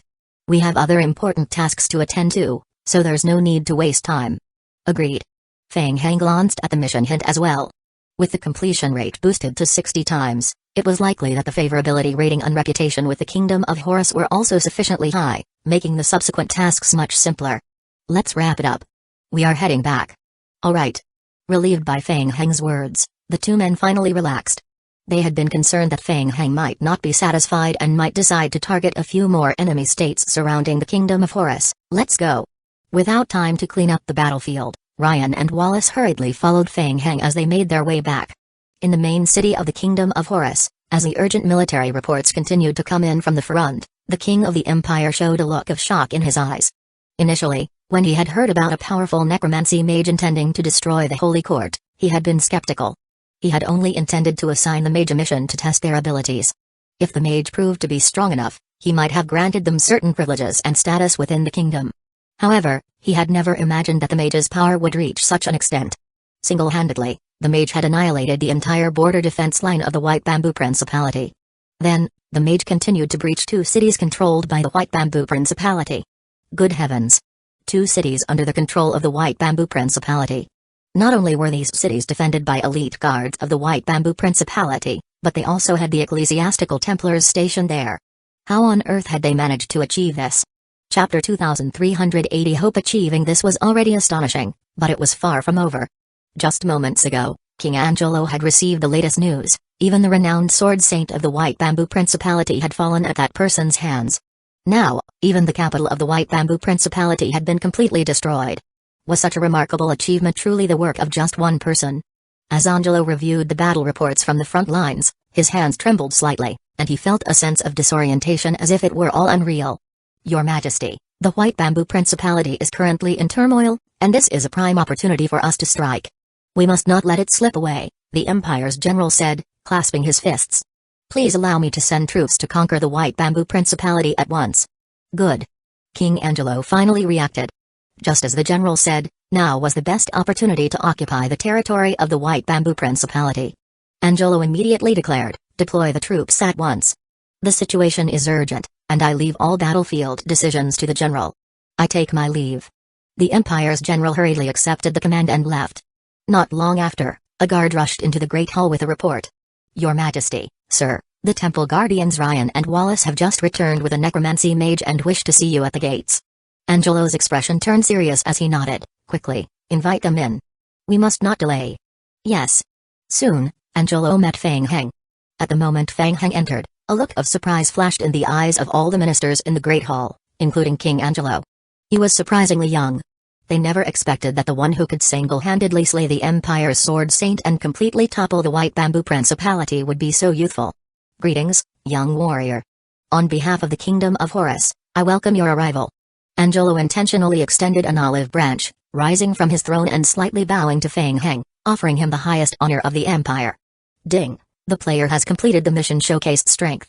The player's current mission completion rate is 7,213%. The player's friendship with the King of Horus has reached respect. The player has gained 5 million reputation points in the Kingdom of Horus.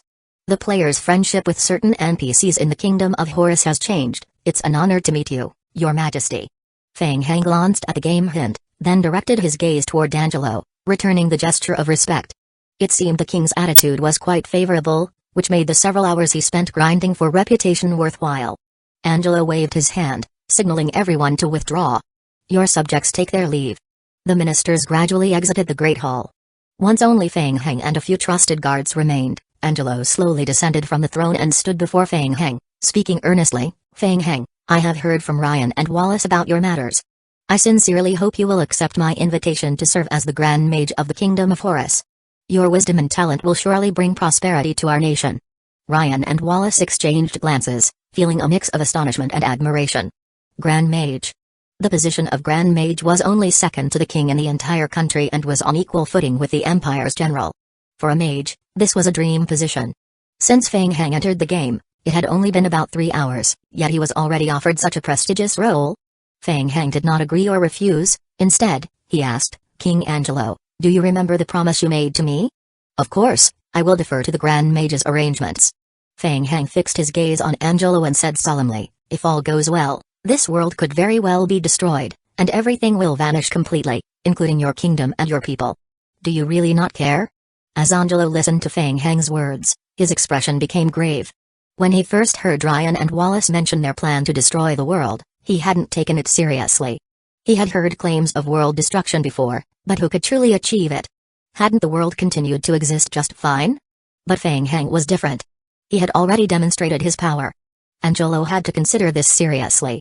After a moment, Angelo nodded and said, Feng Heng, you may not know this, but my parents and siblings died at the hands of the Holy Court. From the day I escaped that disaster, I vowed to make them pay for what they did. Ever since that day, I have endured immense suffering. The desire for revenge has been my greatest motivation. If I can bring the Holy Court to ruin along with me, I would gladly accept. Very well. I need a batch of materials gathered as soon as possible. Additionally, I have surveyed the terrain, and I want to establish a large altar at the edge of the White Bamboo Principality. The materials should be transported there first. Understood. I have already sent people to collect the materials you need. Most of it is ready, and the rest is on its way. As soon as it arrives, we will transport it to the border region immediately. As Angelo spoke, a flicker of fervor flashed in his eyes. The Kingdom of Horus was merely a small nation struggling for survival amidst the larger powers, and there was always the chance it could be wiped out at any moment. As for the so-called revenge, Angelo knew in his heart that it was, in fact, a lofty aspiration. But now, Feng Heng had suddenly appeared. This was a chance from heaven for him. He knew that Feng Heng had an extraordinary background. Despite the fact that the Kingdom of Horus might very well become the Holy Court's next target, so what? At least now he had the opportunity to take a bold gamble.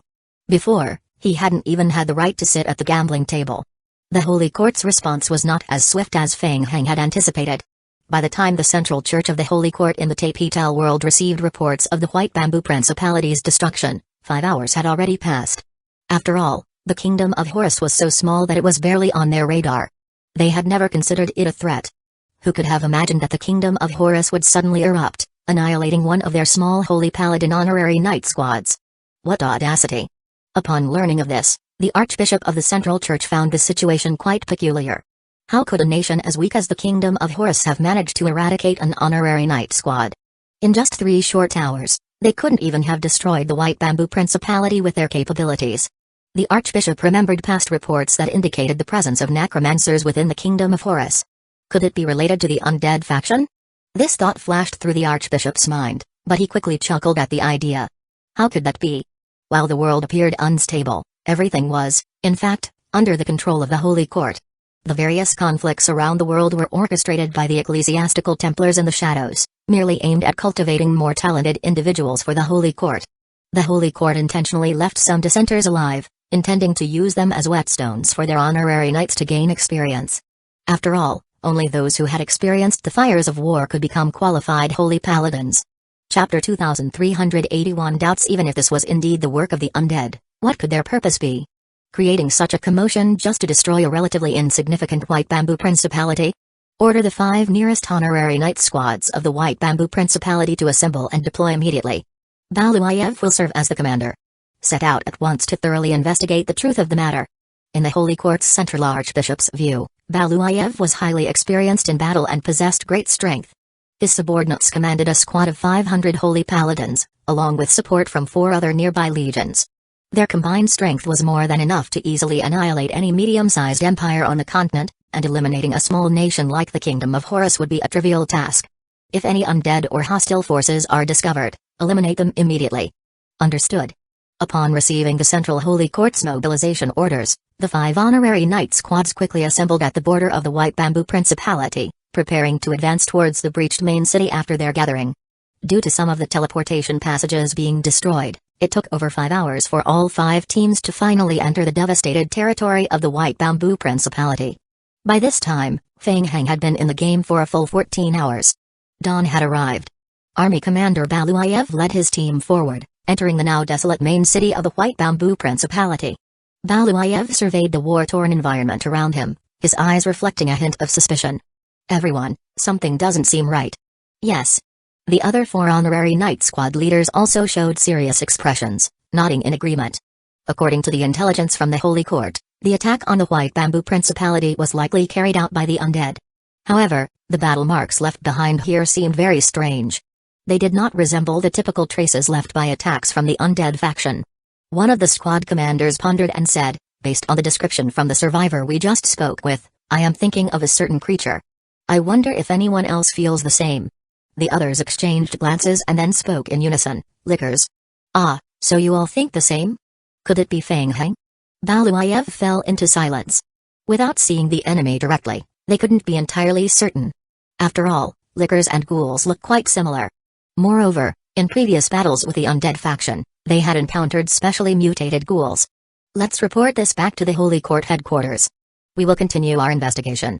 Issue a warning, there's a possibility the enemy might be related to demonic seeds. Everyone, stay cautious. Understood. We will do that. The team continued to advance slowly. Strangely, Baluayev noticed that there were no signs of undead within the ruins of the main city. Report.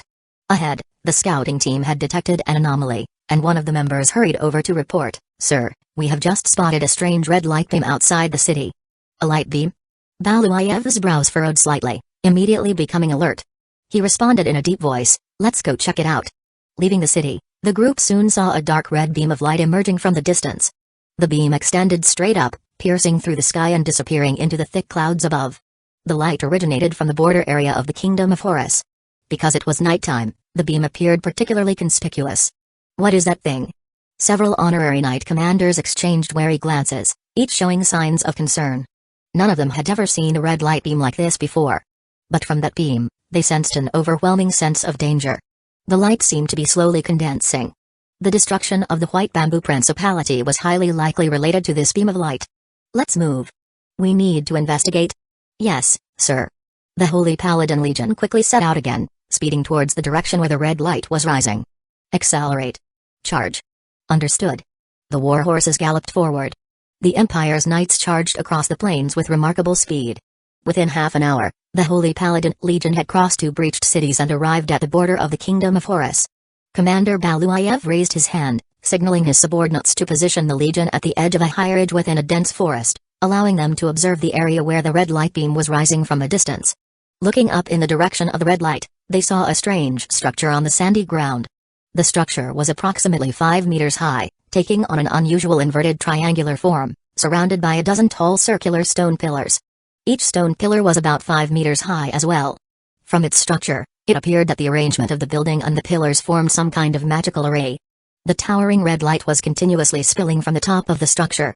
One of the Holy Paladin team members asked, "Was this structure here before?" "Never heard of it." "Move forward. Let's see what trick they are trying to pull." "Stay alert." "Yes, sir." The army began to advance slowly towards the inverted triangular structure. Suddenly, the sand around the structure began to tremble. One by one, liquor creatures emerged from beneath the sand, quickly charging towards the Holy Court Legion. Seeing this, a deputy commander's expression changed slightly. He said in a deep voice, "This is bad. It's the lickers." Their premonition had been correct. It was not ghouls but lickers. This incident was indeed related to the undead. It was Fang Heng. It was the demonic seed. The horde of lickers, concealed beneath the sand, surged forth in overwhelming numbers, quickly forming a dense mass that advanced toward the Holy Court Knights. "Stay calm and handle them carefully," Baluayev commanded, his gaze intense.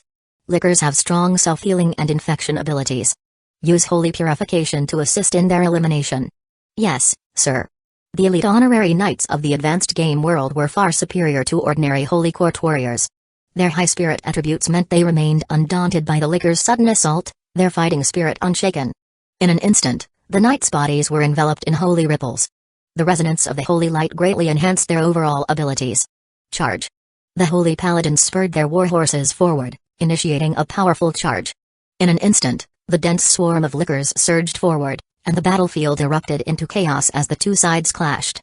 The knight squad plunged into the depths of the licker horde like a sharp sword, driving over 100 meters before gradually slowing down and sinking into the quagmire. From all directions, lickers continued to surround them, leaping toward the honorary knights of the Holy Court, frantically swinging their claws in an attempt to tear the knights apart.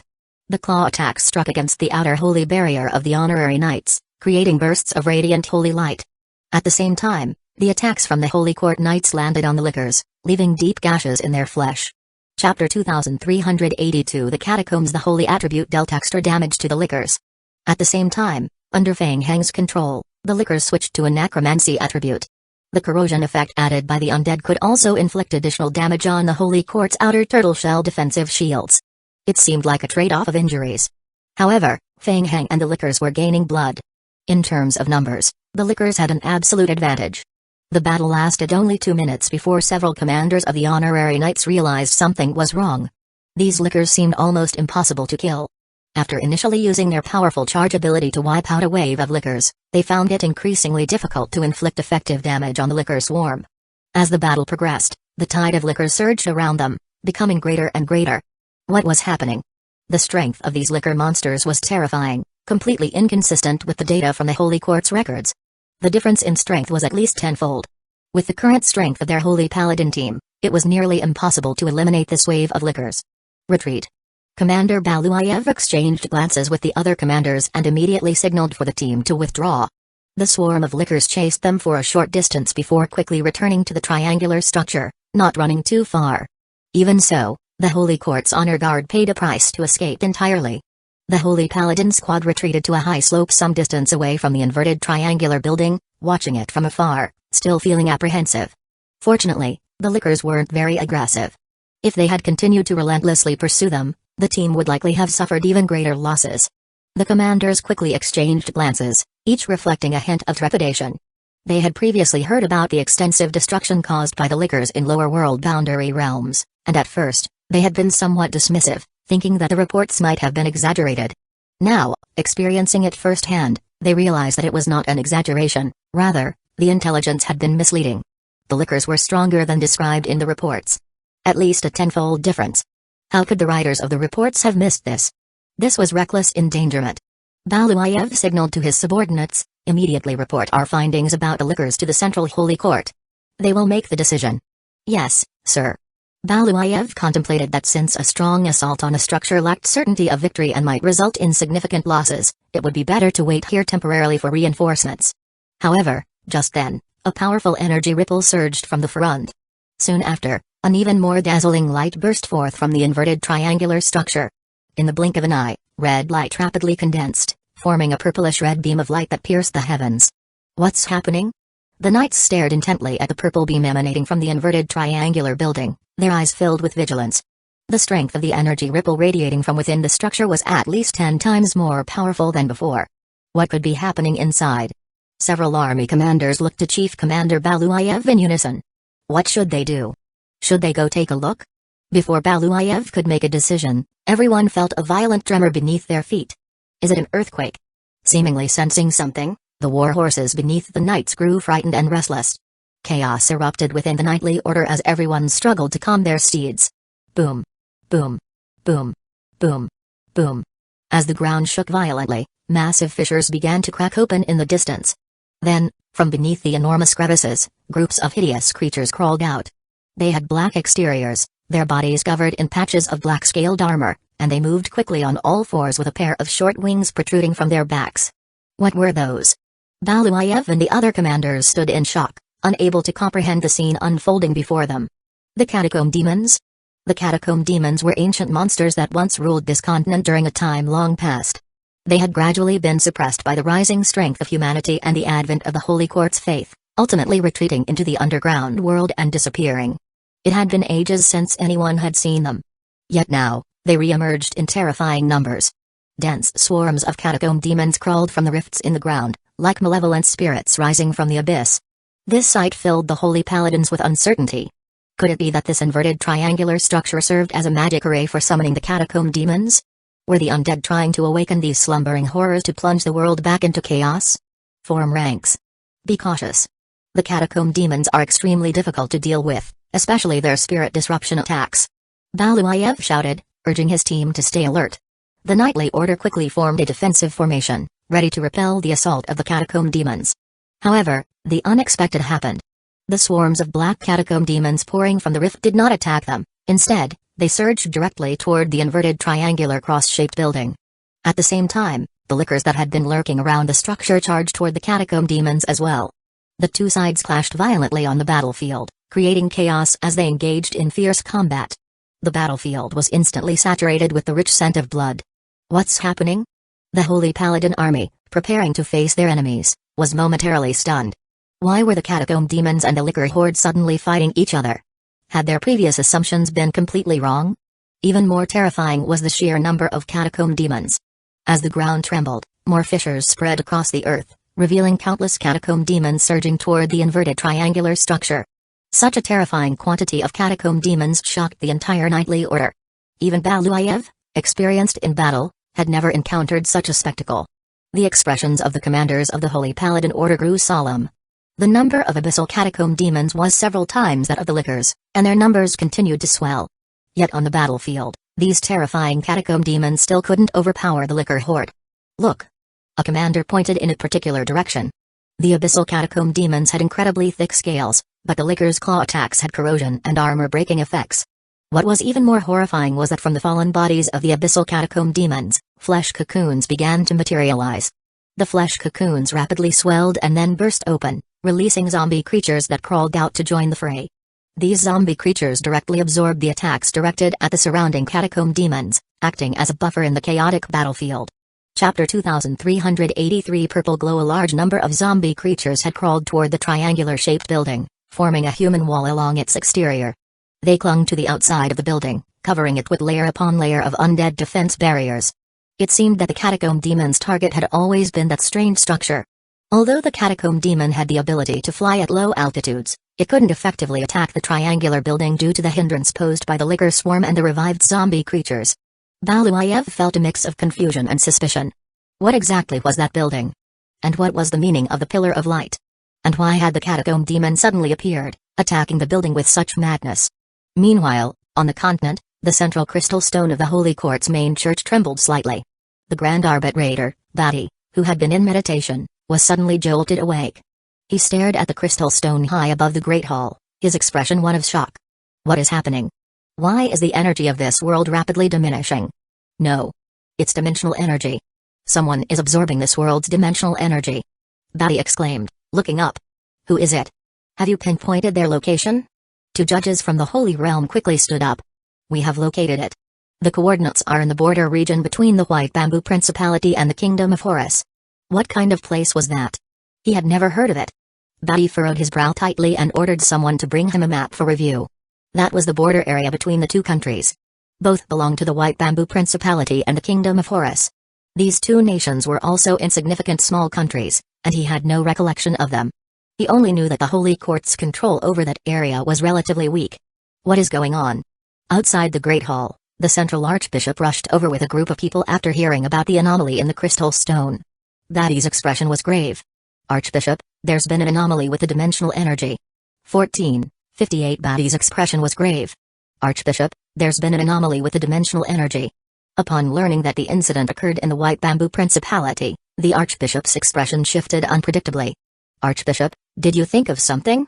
Yes, the White Bamboo Principality was recently destroyed. There are rumors that lickers were spotted on the battlefield, but this information hasn't been confirmed yet. Lickers. Inside the hall, everyone felt a sinking sensation in their hearts. Could it be Feng Heng? After the incident, I dispatched 5 honorary night teams to investigate. Given the timing, they should have arrived by now. Batty fell into a moment of silence. The Archbishop's previous handling of the situation hadn't been wrong. But if there's a problem with the dimensional energy, relying solely on the honorary knight's capabilities might not be enough to resolve the issue, Grand Arbitrator Batty said solemnly. Prepare the descent ritual immediately. I need to go there myself. Yes, understood. At the border of the White Bamboo Principality Empire, inside the bizarre triangular-shaped building, the entire interior was now filled with intricate magic arrays. Feng Heng stood at the very center of the magic array. After 2 days of careful analysis and with Sandy translating ancient texts, he had restructured the magic arrays within the building into 3 distinct layers. The outermost layer was an absorption magic array, the middle layer was a conversion magic array, and the innermost layer was Abakoya's summoning magic array. Abakoya's roots were emerging from the summoning magic array, trembling and shaking as they frantically absorbed the dimensional energy from the levitating dimensional core hovering in midair. Just as Feng Heng had anticipated, the dimensional energy contained in this advanced game world far exceeded that of a mid-tier game world. The potential that the dimensional core could release was finally being maximized. Ding! Abakoya has received 5 m of dimensional energy. Ding! Abakoya has obtained 11.2 m of dimensional energy. Ding! Abakoya has obtained 21.3 m of dimensional energy. Abakoya absorbed it crazily, and the dimensional energy soared. At the same time, the intensity of the creature invasions from the external world surged significantly. The abyssal catacomb demons from the native world were incredibly difficult to deal with. If it weren't for the fact that his zombie clones had also experienced a 20-fold increase in all attributes, he doubted they could hold their ground. Feng Heng raised his head, gazing at the rapidly depleting dimensional core above him, a hint of greed curling at the corners of his mouth.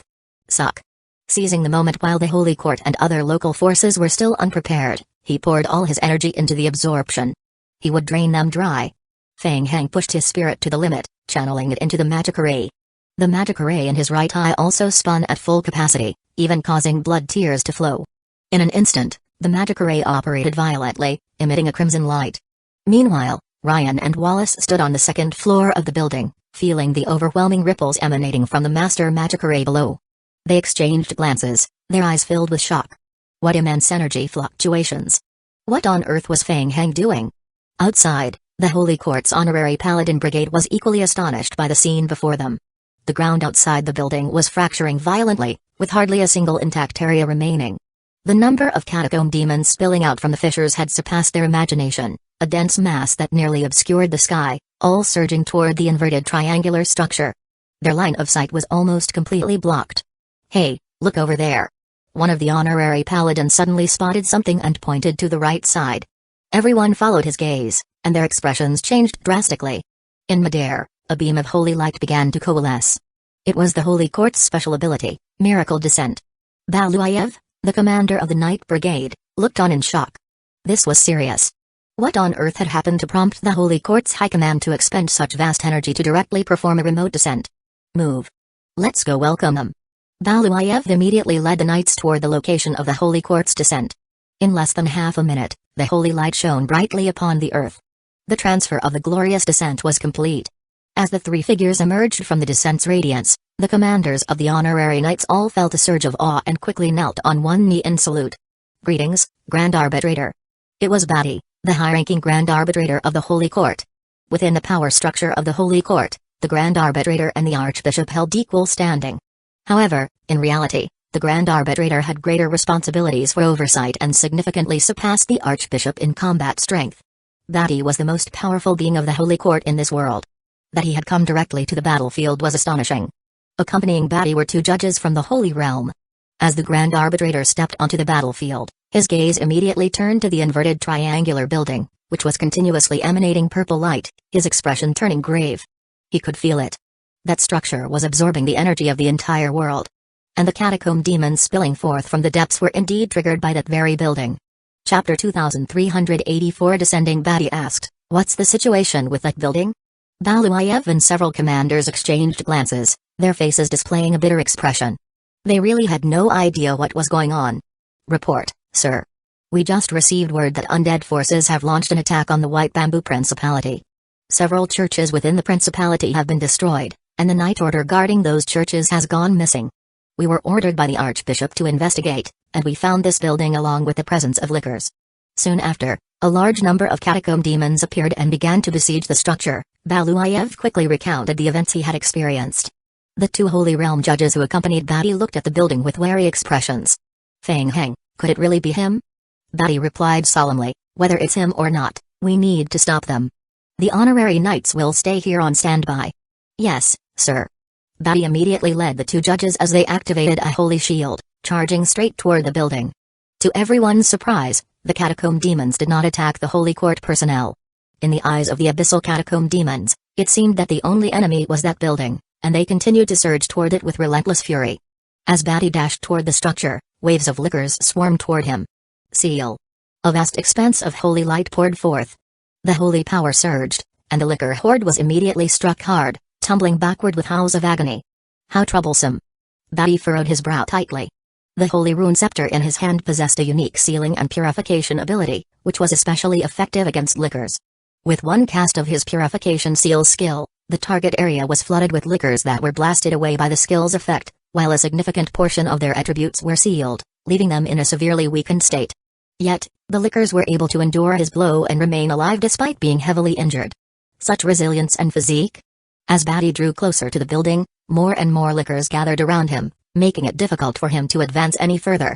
Each of his attacks could send a large number of lickers flying, but in the blink of an eye, new ones surged in to take their place. They simply couldn't be killed. It was as if they couldn't be killed at all. Damn it. Feeling increasingly frustrated, Batty raised his scepter high, letting out an angry roar. Whoosh!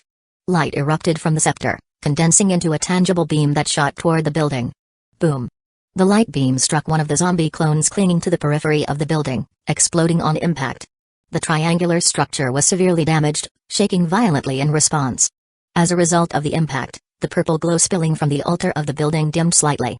It was effective.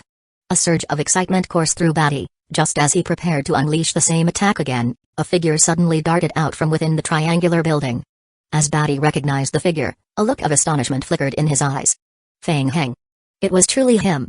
What surprised Batty even more was that after emerging from the building, Feng Heng charged directly toward him. Before Batty could react, a swarm of abyss catacomb demons surged forward, enclosing Feng Heng in a tight formation. Boom! The clustered catacomb demons exploded, and Feng Heng shot out from the midst of the chaos. Feng Heng's eyes locked onto Batty as he swung the metallic rod in his hand with a powerful strike. Boom! A golden holy shield manifested before Batty, absorbing the impact of the blow. What terrifying strength! The shield around Batty shook violently under the force, consuming a third of its energy in one hit. Batty stared intently at Feng Heng. Feng Heng, you are very bold to dare show up here.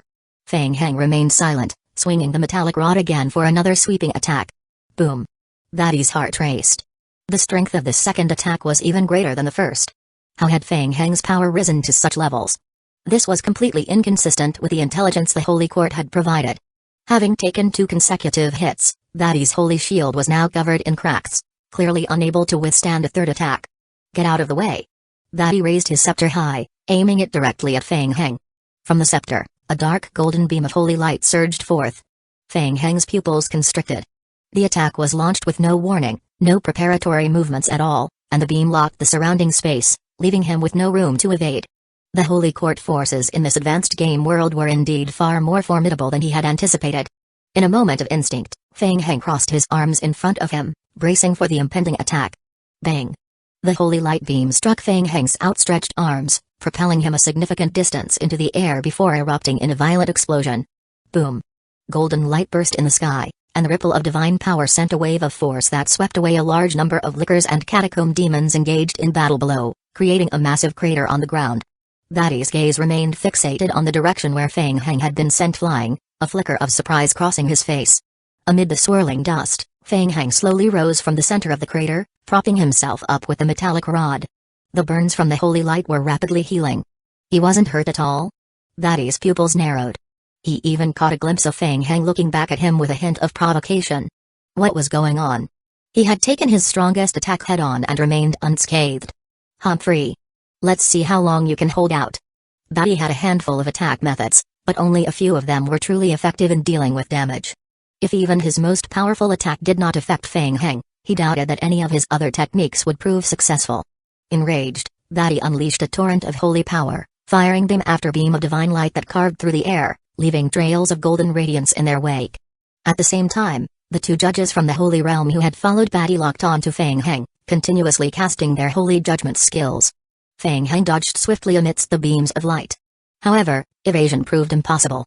The speed of the beams was staggering, and they locked onto him with relentless precision, effectively sealing off the surrounding space. He could only brace himself. Once again, Feng Heng raised his arms in front of him, preparing to withstand the onslaught. Boom. Boom. Boom. Boom. Multiple beams struck Feng Heng in rapid succession, each impact generating an explosion. Damage numbers flashed across Feng Heng's retinas. Ding. The player received piercing damage from light beams 2,320,000, damage blocked, damage reduction calculated.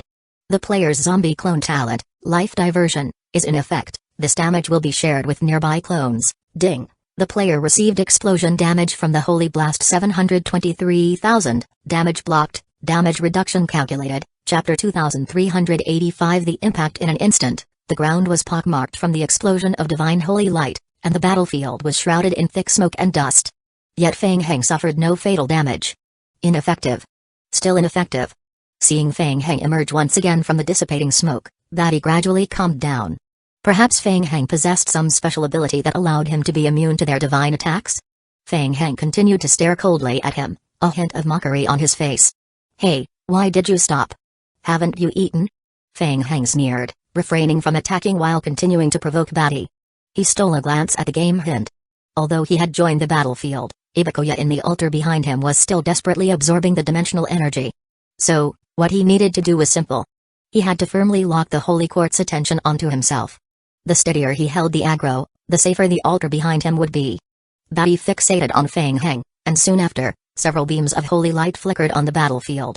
Clearly, as Batty struggled to end the battle and with each passing moment causing the world's dimensional energy concentration to dwindle, the central headquarters of the Holy Court grew anxious and decided to use their remote descent ability to reinforce the battlefield. Feng Heng looked toward the direction of the incoming descent, a hint of vigilance flashing in his eyes. More troublesome foes were about to appear. After his recent encounter with Batty, Feng Heng estimated that the opponent's strength was comparable to that of the Great Elder of the Tree Spirit tribe in its peak, enhanced sapling state, perhaps even a bit stronger. As for the other Holy Realm judges who joined the fight and the Knights of Faith commander who had just arrived, they were likely at the level of the honor elders of the Peak Tree Spirit tribe. Hey, do you really think bringing so many people here can stop me? When did the Holy Court start using human wave tactics like us undead? How ridiculous. Feng Heng chuckled and charged at Batty once again. Hey, do you really think bringing so many people here can stop me? When did the Holy Court start using human wave tactics like us undead? How ridiculous. Feng Heng chuckled and charged at Batty once again. The three Knights of Faith commanders who had just descended were stunned by the scene unfolding before them. What on earth was that triangular building? Their attention then shifted to Feng Heng, who was engaged in combat with Batty. Feng Heng. It's him. The only female commander among the reinforcements, Vina, furrowed her brow as she saw Feng Heng entangled with Batty. This is bad. Feng Heng is likely stalling for time. We can't let him succeed. That building is very likely being used to absorb dimensional energy from the world. We need to find a way to destroy it immediately. Are you sure? I am not sure, but the likelihood is high. We don't have time. If we delay any longer, this world might collapse. Alright. Let's go. The remaining two commanders nodded in agreement, and the three of them immediately split up, urging their holy steeds into the battlefield. Taking advantage of the distraction as Batty and the others engaged Feng Heng, the three Knights of Faith commanders raced toward the triangular building from different sides. The strength of the Knights of Faith was formidable, While they couldn't completely eliminate the lickers, each one could at least break through their defenses to reach the heart of the swarm. They were getting close. As they approached the building, which was now just 50 meters away, Vina held a short blade in each hand and swiftly carved two sharp arcs in the air. Buzz. The two condensed beams of divine light shot toward the altar building. Feng Heng was currently entangled with Batty and the others, unable to assist. He could only watch as the blade struck the altar. This was bad. Boom. The triangular building shook violently from the impact of the blades, swaying as if it might collapse at any moment. The purple glow emanating from the structure flickered and dimmed momentarily. The entire structure trembled, creating the illusion that it could fall apart at any second. There was hope. Seeing this, the morale of the Holy Court's side surged. Batty. Keep Feng Heng occupied for me. I will destroy the building. Vina shouted, realizing her tactical plan was working, as she rushed closer to the building. Feng Heng observed the battlefield, his brow furrowing tightly. At this moment, he was firmly held back by Batty and the two Holy Realm judges, unable to offer any support. Since it's come to this, then. A sharp glint flashed in Feng Heng's eyes as he shouted, Ibakuya. Boom. Boom. Boom. Boom. At the moment Feng Heng called out, a sudden surge of red light erupted from within the triangular building. Accompanied by a deafening roar, a wave of energy spread outward. Vina, now within 100 meters of the building, was about to swing her blade again when, what? From the violently shaking triangular structure, massive scarlet roots shot out through the gaps, piercing toward her. The red spikes lunged at Vina in an instant, crashing forcefully against the holy shield surrounding her. Bang. Bang. Bang. The shield was rocked by the intense impact, producing a series of deep thudding sounds.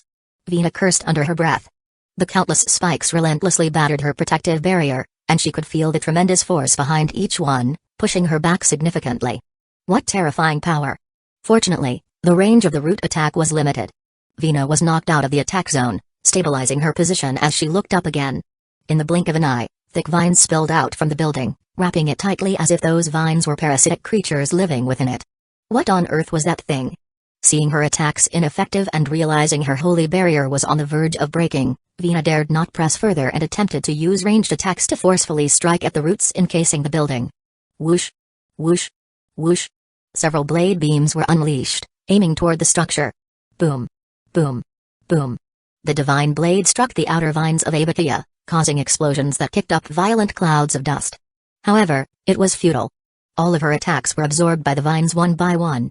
On the battlefield, the Holy Court members looked on in horror at the triangular structure ensnared by Ibakuya. What kind of monster was hidden inside? Meanwhile, Feng Heng was entangled with Batty and the two Holy Realm judges while simultaneously communicating mentally with Ibakuya. At that moment, Ibakuya wasn't fully in combat mode, it was still dedicating a significant portion of its energy to absorbing dimensional energy while awkwardly participating in the fight. From the information transmitted by Ibakuya, it was clear that a large portion of the energy in this advanced game world had already been absorbed. Chapter 2386 Sucking the remaining world energy was now at a critically low level. Similarly, most of the dimensional cores collected and plundered from the tree spirit tribe had been consumed, leaving less than a third.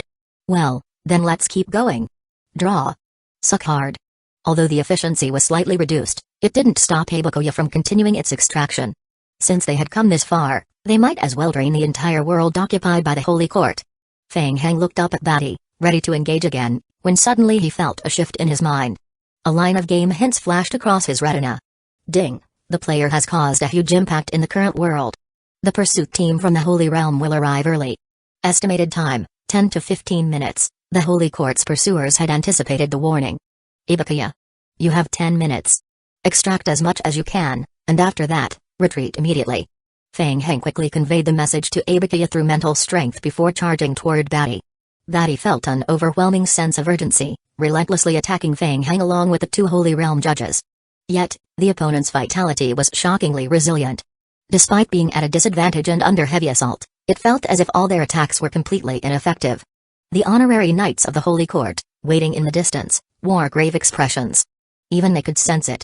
The energy of the entire universe was rapidly depleting.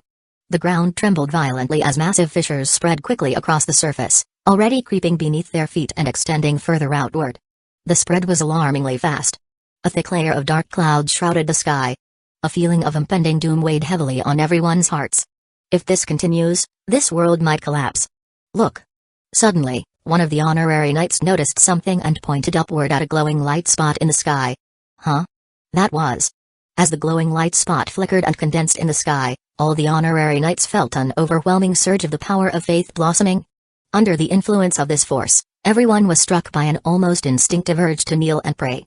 The Holy Realm Adjudicator, Orkney, and his team were in a state of descent. Feng Heng has been unusually active lately. I didn't expect him to appear in Tape-Tell.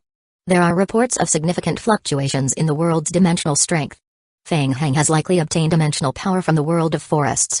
Everyone, be on high alert. Orkney spoke coldly. We must capture Feng Heng this time. Yes. The holy light illuminated the sky, momentarily dispelling the dense clouds. The figures of Orkney and his team gradually emerged at the center of the radiance. As the light faded, they opened their eyes to survey the universe around them. What was happening? The dimensional strength of this world had reached the brink of depletion. Feng Heng. A sharp glint flashed in Orkney's eyes as he shot toward Feng Heng's location at high speed. Meanwhile, Feng Heng, who was rapidly retreating toward the triangular altar, sensed their approach. They were coming. Feng Heng had managed to escape 2 minutes ahead of schedule.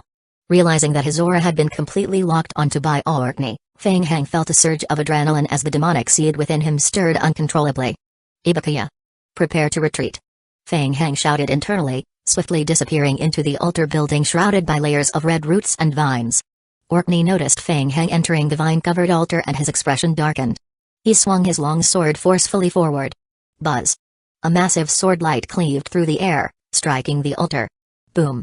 Boom. Boom. The sword light slammed into the exterior of the structure, causing an explosion. The outer layer of vines shattered under Orkney's strike, and the entire building collapsed. The branches and vines clinging to the wreckage withered and disappeared at a visible speed. Under the radiance of the holy light, hordes of lickers were affected by the divine burn, unable to maintain their offensive stance as they writhed and rolled on the ground, black mist rising from their bodies. Had they been dealt with? The holy court forces all turned to Orkney, the holy realm adjudicator. Where was Feng Heng? Orkney's expression was grim as he stared intently at the ruins in the distance. He had lost all trace of Feng Heng. He had escaped again. Faster than a rabbit. Orkney took a deep breath, glancing around as his gaze settled on the lickers that were still rolling and struggling on the ground under the effects of his passive skill, the divine radiance. His brow furrowed in concern. 2 months ago, these lickers would evaporate within seconds under the scorching effects of his holy light. Now, the effect had persisted for over a minute, yet the lickers were still not truly dead. Clearly, their vitality had undergone a qualitative change. And then there was this world. The remaining dimensional strength was almost depleted, utterly incapable of sustaining the world's operation. Feng Heng, the dimensional energy. Orkney murmured to himself, a look of intense vigilance creeping into his eyes. The Holy Court had witnessed the most unwelcome turn of events.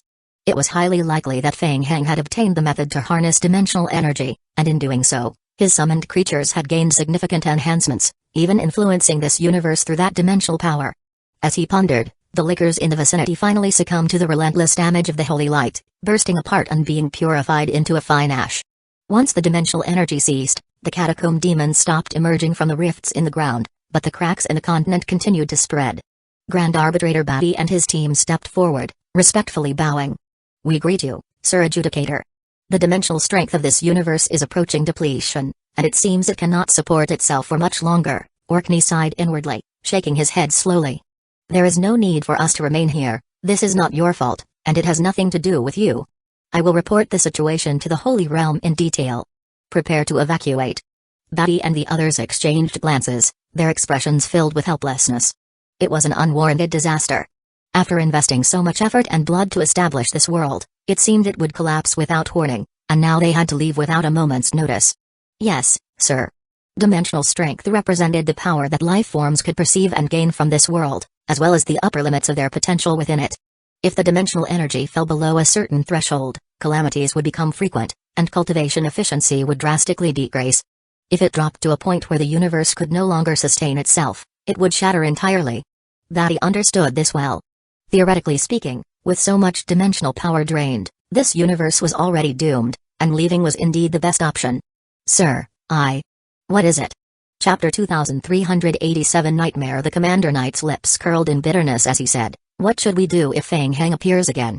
To the lower ranks of the Holy Court, Feng Heng was a nightmare. Everyone in the room contemplated that if Feng Heng used his old tactics again in another location, they would still be unable to defeat him. let alone in a mid-tier game world. Even in an advanced game world, they would struggle to hold their ground. If that were the case, wouldn't all the worlds controlled by the Holy Court be facing the risk of collapse? No need to worry, he won't come back, Orkney said, shaking his head as his gaze shifted to the ruins of the altar, feeling a deep unease. He knew that someone like Feng Heng, who could absorb dimensional energy from the world, required dimensional cores for such feats. These cores were exceedingly rare. The chances of Feng Heng returning were slim. The Holy Court had placed immense importance on the world of forests, partly because the vampire primogenitor had once fled there and used its power to break the curse upon him. Additionally, the vampire primogenitor had left behind a secret inheritance in the world of forests. The Holy Court could not allow that secret to fall into the wrong hands, which was why they had been trying everything possible to recover it. Of course, another significant reason was the dimensional strength. Dimensional power was regarded as the origin power of the world, an extremely dangerous force that should never fall into the hands of other factions. What the Holy Court hadn't anticipated was that Feng Heng could control dimensional strength and find a dimensional core in such a short time after entering that world. His growth rate was terrifyingly abnormal. He couldn't be allowed to continue growing. Orkney faintly sensed Feng Heng's horrifying growth rate, especially under the intervention of the Holy Realm. If left unchecked, even he felt a sense of dread at the possible consequences. Fortunately, the great sage had already made a premonition about this. Orkney closed his eyes again to perceive Feng Heng's whereabouts, shaking his head as he said, "It seems Feng Heng has escaped to that world again." Eh? Beside them, a purifier who had followed Orkney suddenly opened his eyes with a soft exclamation. "Sir, it's strange. We have investigated Feng Heng's situation multiple times over the past 2 months, trying to track his entry into that unknown world, but it has always been interfered with by some mysterious power." Another purifier also opened his eyes and nodded. "I noticed that too. Today is different, the protective power is rapidly dissipating. At this rate, it will completely vanish in about 12 hours. By then, we will be able to trace Feng Heng's aura into that place. If I am not mistaken, that place is the world of forests," Orkney replied, his gaze growing colder. "Let's head back and report this to the great sage." "Yes." Undead City Miska Fortress. A player from the Necromancer Association hurriedly burst into the lounge, looking at the 3 people talking inside.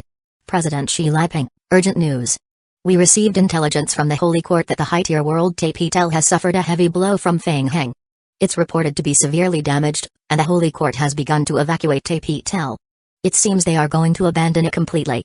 "What?" Upon hearing this news, the 3 people sitting on the sofa stood up in unison, their expressions filled with astonishment as they turned to the player. "Is the information accurate? Feng Heng? Are you sure it was him?" The player nodded. "From the information we received, yes." Shi Liping and the others exchanged glances, taking several seconds to digest the news. In those brief moments, their expressions changed multiple times. Initially, when they heard that Feng Heng was going to target a game world belonging to the Holy Court, they thought he was joking. Could he really handle a goal that had eluded so many players in the undead faction for so long? But now, the facts were laid out before them. Feng Heng had indeed accomplished it, and in such a short time. Tapitel was even a high-tier game world. Had Feng Heng's strength reached such a level? Coming back to their senses, they felt a twinge of regret. If they had known in advance that Feng Heng had a way to destroy Tapitel, they could have planned, seizing the opportunity to deliver a greater blow to the Holy Court and gain more advantages for the undead faction. Now, what they needed to do was not wallow in regret but to expand the undead faction's advantages. Shi Liping immediately said, "I need detailed records regarding the Tapitel incident, right away. All relevant information." "Yes, understood. And gather everyone for an emergency meeting. We must seize this opportunity and act promptly, tonight. Immediate action." "Yes. Understood." At that moment, Feng Heng had just returned to the world of forests through Abakia's dimensional travel ability, breathing heavily. Despite his attributes being enhanced nearly 20-fold through dimensional energy, he still felt immense pressure when perceiving the Holy Realm's adjudicator, Orkney. Even before any confrontation, he could feel the pollution from the sea of other worlds stirring uneasily within him. Feng Heng took a deep breath, slowly calming his aura. He could confirm that in a one-on-one fight, he was definitely not Orkney's opponent at the moment. However, he felt much better compared to their last encounter. At least now he had some room to maneuver against the Holy Realm. After a brief recovery, Feng Heng regained his focus and began checking his mission hints. First, there were the undead-related missions. He had absorbed most of the dimensional energy from the game world Tapitel, and the mission from Teacher Ghoul Wo regarding participation in the frontline, undead faction, had a completion rate that had already reached 6,000%. As for what came next, His senior would have some contingency plans, and it was estimated that the final tally could increase by another 400 or 500 points. He wasn't in a hurry, planning to wait until everything was settled before submitting the mission to Teacher Guowo. Unfortunately, without the overall support of the undead faction, his mission completion rate could have been elevated further. On the other hand, Ibukiya had raked in a substantial amount from Tapitel. A whopping 250 billion dimensional energy. Fang Heng roughly estimated that this could elevate his dimensional level by about 6 to 8 levels. By then, both he and the entire vampire faction would see a further boost in strength. However, to fully complete the enhancement of his dimensional abilities, he would still need to enter the inner world and perform the ritual at the prayer temple. The troublesome part was that the demonic seed of pride was currently entrenched in the inner world. There might be some complications when the time came. Lost in thought, Prince Karl hurriedly approached to greet him. Your Majesty. Karl, how have things been with the Root Tribe while I was away? Chapter 2388 Stone Pillar Karl knelt on one knee and reported, I have had people scouting the periphery of the Root Tribe's camp for 24 hours, and there haven't been any anomalies detected. However, the aura of pollution emanating from within the Root Tribe has been growing stronger. Any news from Sandy and the Soul Tribe? They have reportedly completed most of the translations of the ancient texts, but haven't found any valuable clues. Sandy is currently lingering in the Soul Tribe's habitat, saying he needs to review other related materials to search for leads. He intends to translate and search through all relevant texts and records. Additionally, Tippy has sent word that the Soul Tribe is ready to take action against the demonic seed at any moment. Good. Fang Heng nodded and glanced at the final game prompt. Time remaining to protect the world of forests, only a few hours left. Tell everyone to prepare for action. Karl's expression grew serious as he responded, understood. Half an hour later, Fang Heng once again traversed into the inner world through Ibukiya. As soon as he entered the inner world, he was immediately enveloped by a thick aura of black fog. The pollution had intensified since his last visit. The density of the fog was now such that only prince-tier vampires could hope to withstand it completely. While contemplating this, Karl and the group of vampire princes entered the inner world, carrying a stone slab. Alright, everyone's here. Let's move, Fang Heng instructed. Without delay, he led the vampires toward a distant prayer temple. 1 hour later, they arrived at the unoccupied prayer temple. Let's get started. Yes. The vampires quickly moved forward to begin setting up the magic array. Fang Heng stepped aside for a moment to gather his thoughts. Currently, he could directly harness the power of the prayer temple to facilitate the next dimensional level upgrade. However, doing so would create a powerful ripple effect that was highly likely to attract Pride's attention. If he inadvertently got into a confrontation with Pride, it could derail his grand plan. You all stay here and finish arranging the magic array. Wait for my signal before proceeding with any actions. Yes. Your Majesty. At this moment, the interior of the Root Tribe camp was shrouded in a thick layer of dense mist. The closer one got to the depths of the Root Tribe camp, the more potent the aura of the pollution fog became. At this concentration, ordinary people could hardly enter the black fog. Even a vampire prince would experience significant suppression here. Fortunately, Fang Heng was also one of the demonic seeds, so he was less affected by the fog. After observing the surroundings outside the Root Tribe camp for a moment and confirming that it was safe, he quietly infiltrated. It had been just a few days, but the interior of the Root Tribe's territory had changed drastically. In the back area of the camp, where it had once been empty, towering stone pillars over 3 meters high had been erected. Upon closer inspection, the pillars were constructed from small pieces of black stone piled together. Numerous stone pillars were densely packed in a large clearing, seemingly arranged intentionally to form a massive magic array. Thick black fog continued to seep from the cluster of stone pillars.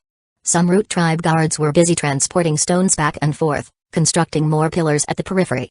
Stone pillars, a magic array. Fang Heng murmured to himself, concealing his aura as he cautiously approached the stone pillars. The black fog distorted vision and perception, providing him with a better opportunity to infiltrate. The guards inside the Root Tribe camp were still focused on building the stone pillars, unaware that Fang Heng had slipped in not far from them. Soon, he quietly approached a black stone pillar, hiding behind it to observe carefully. Each stone pillar was covered with streamlined black patterns, typical of the magic arrays found in the abyss of hell. Fang Heng recognized it almost immediately. The towering stone pillars, each inscribed with intricate magic arrays, were arranged in an orderly fashion, subtly forming a massive magic array. Fang Heng focused intently on the structure of the array. Is it a teleportation array? Though Fang Heng had not systematically studied hellish magic arrays, he had encountered some aspects of them before. At first glance, the magic array seemed to function similarly to a teleportation effect. He looked up and noticed black mist seeping continuously from the crevices above the stone pillars. So the black mist is being teleported from somewhere else? But from where? A hint of suspicion arose in Fang Heng's mind. Since escaping, the demonic seed of pride had been lurking here, arranging this magic array. What was its ultimate goal? Fang Heng shifted his gaze to the central area of the colossal magic array, where a dense shroud of black mist obscured everything. Even his perceptive abilities couldn't penetrate the darkness. I need to take a closer look. After some thought, Fang Heng cautiously approached the heart of the mist. As he ventured deeper into the central area, the visibility for an ordinary person diminished to less than half a meter. Even at close range, it was challenging to make out someone's face. From a distance, it was impossible to see even a shadow, let alone identify anyone. As he navigated further into the thicket of stone pillars, Fang Heng noticed that the pillars grew taller and the aura of the black mist intensified. He crouched down in front of one of the pillars to examine it closely. The magic array inscribed on this stone pillar differed from the ones he had seen before. It was indeed a teleportation array, but it was distinct from ordinary teleportation. Suddenly, an idea struck him. He raised his gaze again toward the area blanketed in black mist, his heart racing with realization. He suspected he understood what the demonic seed of pride was planning. To spread hell. The tiny crevices on the stone pillars were, in fact, subtle gaps between hell and the inner world. The massive magic array formed by the stone pillars would gradually expand this gap, merging the inner world with the realm of hell. Just like what he had seen at the periphery of the hell passage before.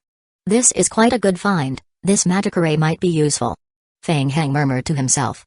After surveying his surroundings and confirming his safety, he lowered his head to focus on the magic array, forcing himself to memorize all the intricate patterns. Whoosh! The magic array spun rapidly in Fang Heng's right pupil. Ding! The player is attempting to memorize an unknown magic array.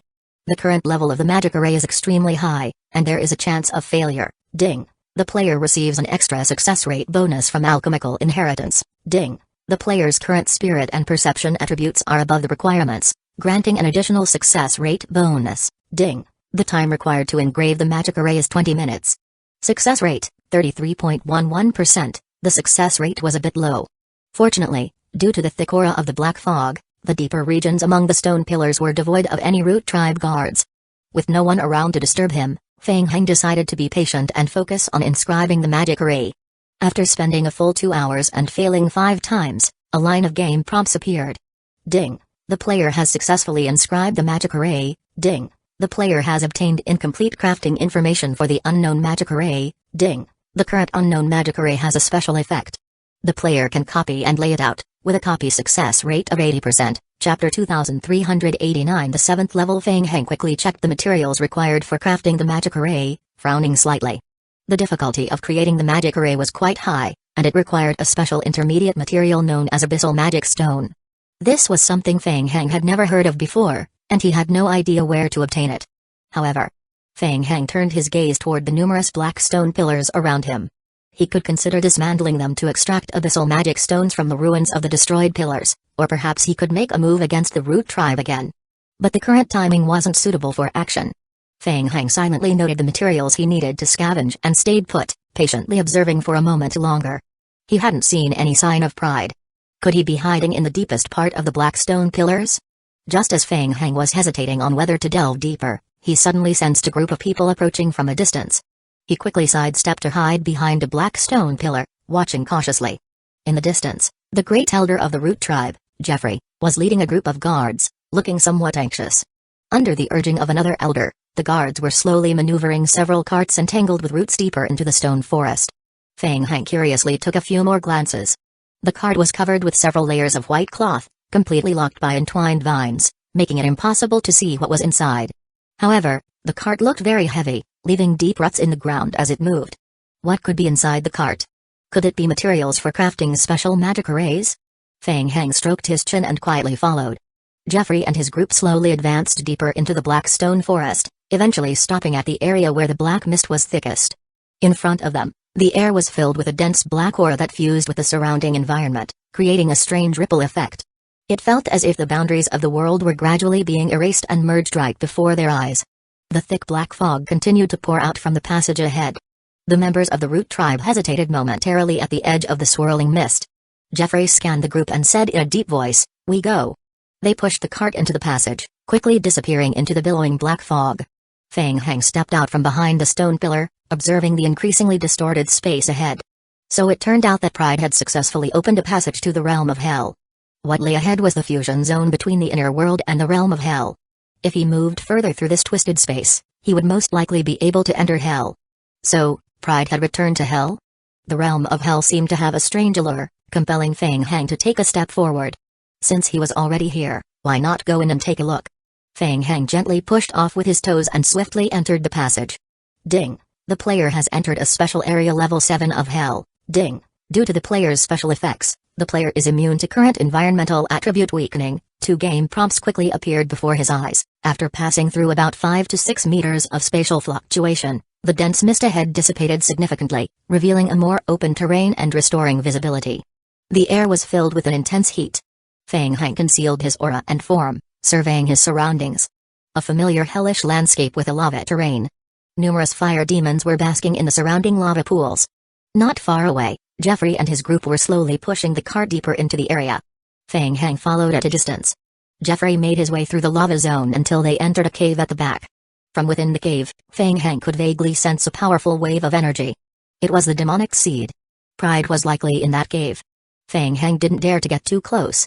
He concealed his aura to the utmost and carefully moved to the cave entrance, peering inside with caution. Inside the cave stood several deep black altars. A dark aura continuously emanated from the altars. The demonic seed of Pride sat in the center of the cave, appearing to be in a meditative state. He seemed to be absorbing the power of the black aura surrounding him. Altar. Feng Hang's eyes narrowed as he examined the clusters of altars inside the cave. He had seen similar altars at the edge of the realm of hell before. Chaotic power. Pride was absorbing the chaotic power. Feng Hang shifted his gaze back to the demonic seed of Pride. Compared to the last time they met, Pride had significantly increased in strength. It turned out that over the past few days, Pride had been recovering his powers here. Now, with this level of strength and the environmental boosts from hell, would he be able to eliminate the pursuers from the Holy Realm? Feng Hang's thoughts grew eager. Looking up again, Jeffrey had already brought his subordinates and several carts to Pride's side.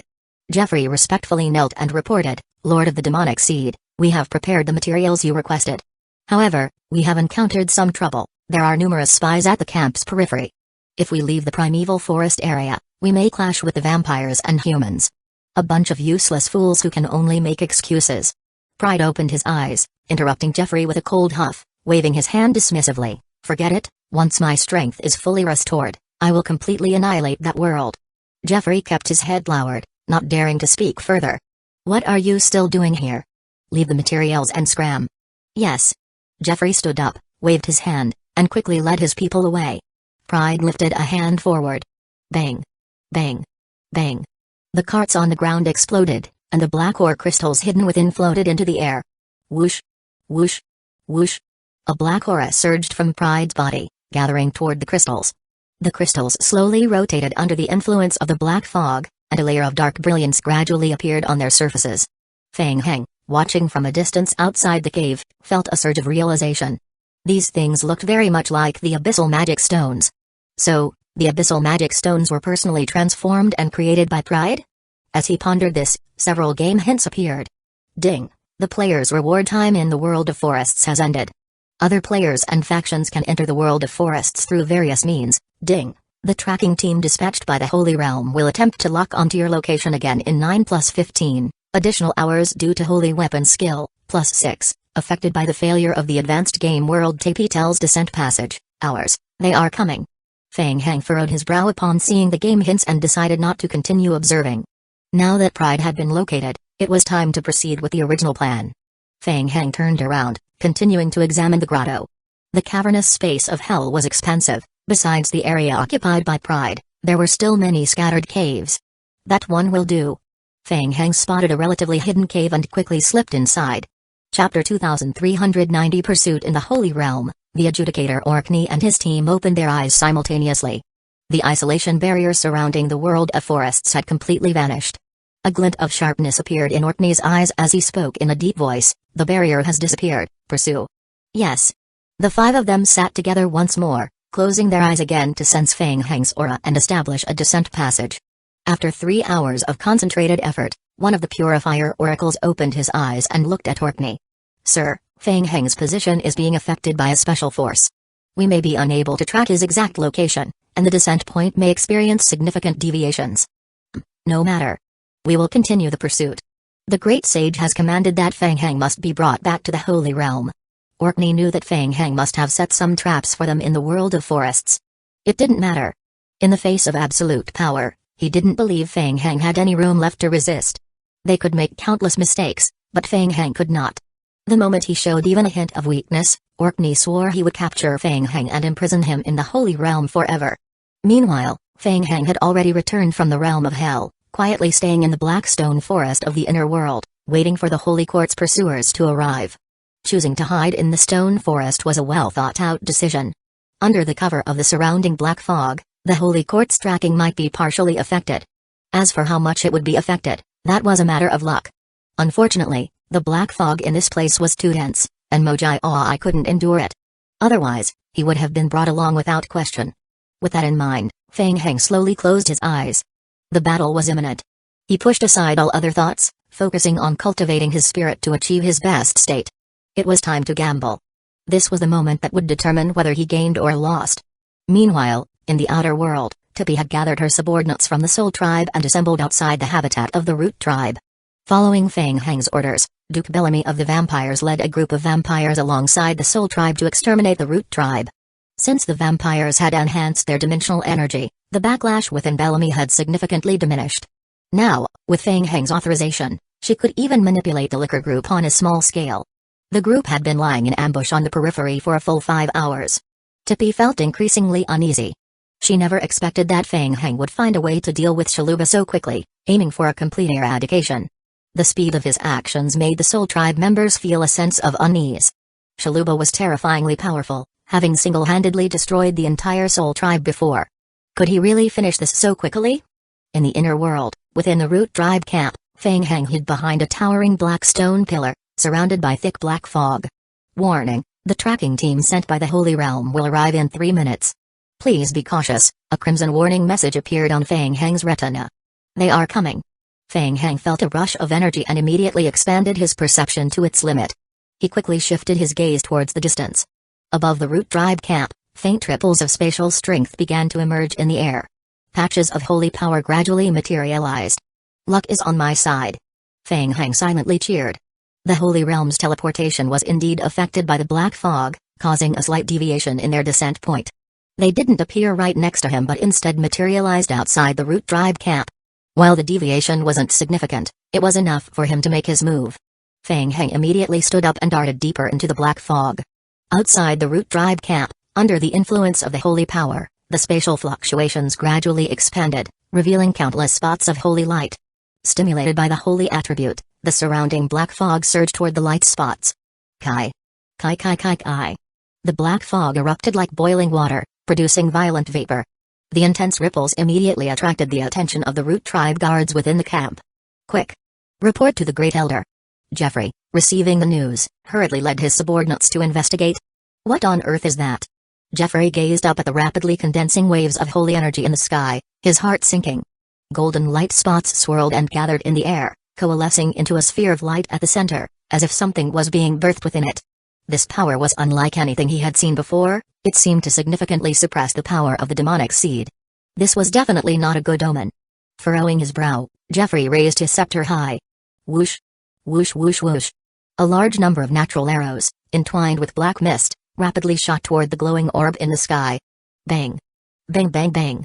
Before the arrows could even make contact with the orb, they were affected by the external holy ripples, exploding midair.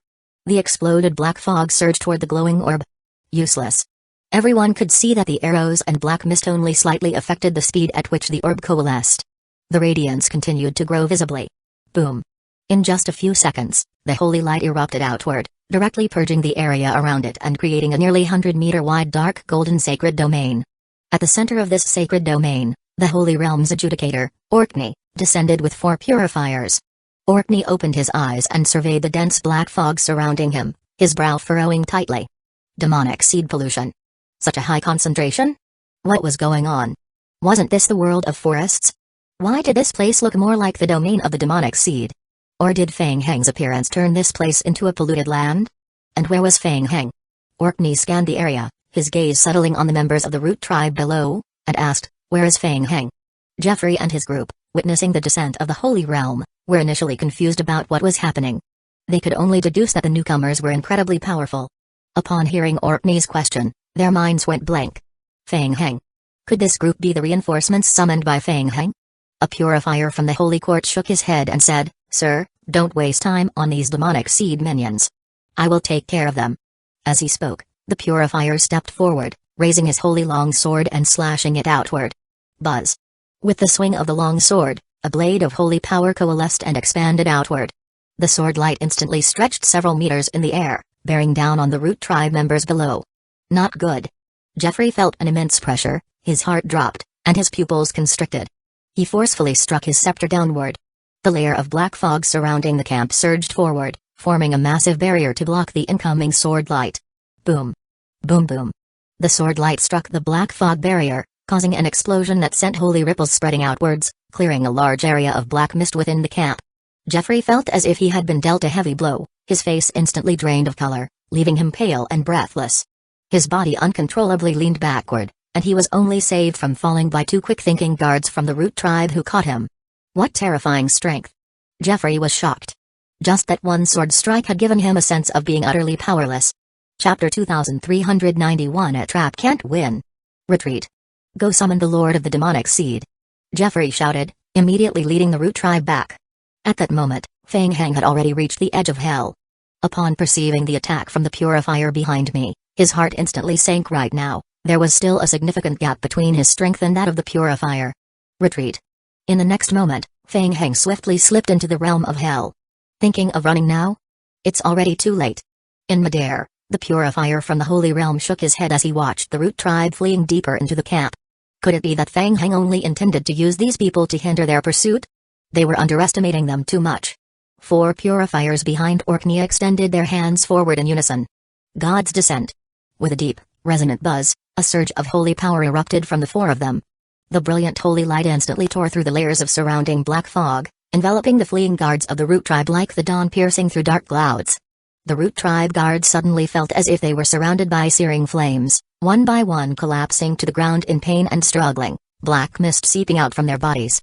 Even the great elder Jeffrey of the Root tribe lost his ability to act under the searing light of the god, half kneeling on the ground, struggling to hold himself up, completely unable to resist. Orkney didn't think much of great elder Jeffrey and didn't even spare him a glance. He merely scanned the surroundings and asked, "Where's Feng Heng?" One of the purifiers closed his eyes to sense, then pointed ahead, "Over there. Let's go." Orkney led the way forward, the sacred domain surrounding them dispersing large swathes of black fog. They soon arrived at the deepest part of the black stone forest. Ahead, the area where the inner world intertwined with the realm of hell showed a strange distortion. The members of the Holy Realm halted at the entrance. Orkney looked at the twisted passageway ahead, his eyes narrowing slightly, revealing a hint of caution. Had Feng Heng's growth really progressed this quickly? Was he already capable of opening a passage to the realm of hell? This person had to be eliminated. "Sir, the hellish space is expanding here. Feng Heng has likely awakened some of his hell powers and may have intentionally lured us into this place. We must be on guard." Orkney replied solemnly, "Understood. We continue the pursuit." With that, Orkney stepped forward, entering the increasingly merging distorted space. Soon, they passed through a small section of the merging domain and entered the realm of hell. The sacred domain that had enveloped Orkney and his group suddenly shrank to half its original size. The environment of the realm of hell significantly impacted Orkney and his companions, causing their powers to be noticeably suppressed. The fire demons lurking in the lava sensed the provocation of the holy aura and immediately became berserk and agitated, crawling out of the lava and taking up aggressive stances. "Humphrey." The purifier snorted lightly, and his scepter gently touched the ground. Buzz. A wave of holy ripple spread out from the point of impact, sending the surrounding fire demons flying backward with a resounding boom. The fire demons blasted away, visibly disintegrated under the purifying force of holy power. Another purifier sensed something, unfurrowed his brow, watching ahead with vigilance. He whispered, "Sir, there's a strong demonic seed power over there. Is it Feng Heng?" "Not sure." "Chase." Orkney said a single word succinctly, then stepped forward to continue. At that moment, Feng Heng was hiding deeper within a more expansive lava terrain of hell. Although he had suppressed his aura to an extremely low level, he could still be roughly tracked by the Holy Court steam. Feng Heng turned his head, carefully observing a nearby cave. Pride was hiding there. How could that guy endure it? Even when attacked at his own home, he was still able to stay cooped up inside? Suddenly, Fang Heng felt a jolt in his heart. A massive ripple of power surged out from the cave. It's here. Not far away, Orkney and his group, tracking Fang Heng, had just entered a vast underground lava space. Orkney stopped, gazing into the depths ahead. Boom. In the next moment, an extremely dense black fog surged out from a cave, rushing directly toward them as if to swallow them whole. Orkney's expression turned serious. He extended his right hand, and a golden longsword materialized in his palm, swiftly slicing forward. Whoosh! The light exploded, forming a golden defensive barrier before the group. Kai! Kai kai kai! In the next moment, the dense black fog collided with the holy defensive barrier, creating a violent hissing sound like boiling water hitting hot oil. Even Fang Heng, hidden in the shadows, felt a throbbing in his eardrums. The black fog rapidly purified and dissipated under the influence of the golden barrier. Boom! Immediately after, an extremely muffled impact resounded. A figure emerged from the thick black fog and punched the holy shield heavily. Orkney furrowed his brow slightly. Crack! Crack, crack, crack. The holy shield suddenly showed a series of fine cracks. Boom! With a deafening roar, the entire shield barrier exploded in front of the holy realm. Ha ha ha! You scraps from the holy realm. I didn't even have to come looking for you, and here you are, knocking at my door. The members of the holy realm looked toward the black fog. As the mist was partially dispersed, a shadow cloaked in darkness emerged, its face obscured. Pride laughed heartily as he appeared before Orkney and his group. I have many scores to settle with you. Since you have come, no one is leaving today. We will all be staying here together. Boom. Boom, boom. As his words fell, the surrounding cave walls and ground erupted violently, and giant, dark brown worm-like creatures burst forth from the rubble. It's the hellworms. Everyone, be careful. Seeing this, the purifiers immediately cast holy spells to defend themselves. Let the battle begin. Let the battle begin. Fang Heng couldn't help but cheer internally as he watched both sides finally engage in combat, even feeling tempted to clap and cheer them on. It would be best if they ended up injuring each other. The advantage clearly lay with Pride, who had the home field advantage and struck first, seeming to gain the upper hand. Fang Heng had never seen hellworms before. They looked fearsome and terrifying on the outside, but he had no idea how strong they were in combat. But it didn't matter. At that moment, he didn't have time to watch who would win or lose. Seeing that the Holy Court had their attention focused on the battle, he immediately turned to run. He hadn't expected the plan to execute so smoothly, drawing the Holy Realm's pursuers into hell so easily and pitting them against Pride. Thinking it over, Pride's character was just like that. When faced with the Holy Realm's forces coming to his doorstep, old grievances combined with new ones would surely compel him to fight back, even if he was at a disadvantage. Chapter 2392. And the battle quickly. Fang Heng felt a surge of joy in his heart as he accelerated toward the domain at the intersection of the realm of hell and the real world. At that moment, the great elder Jeffrey of the Root tribe had just caught his breath after enduring a devastating area attack within the Holy Court.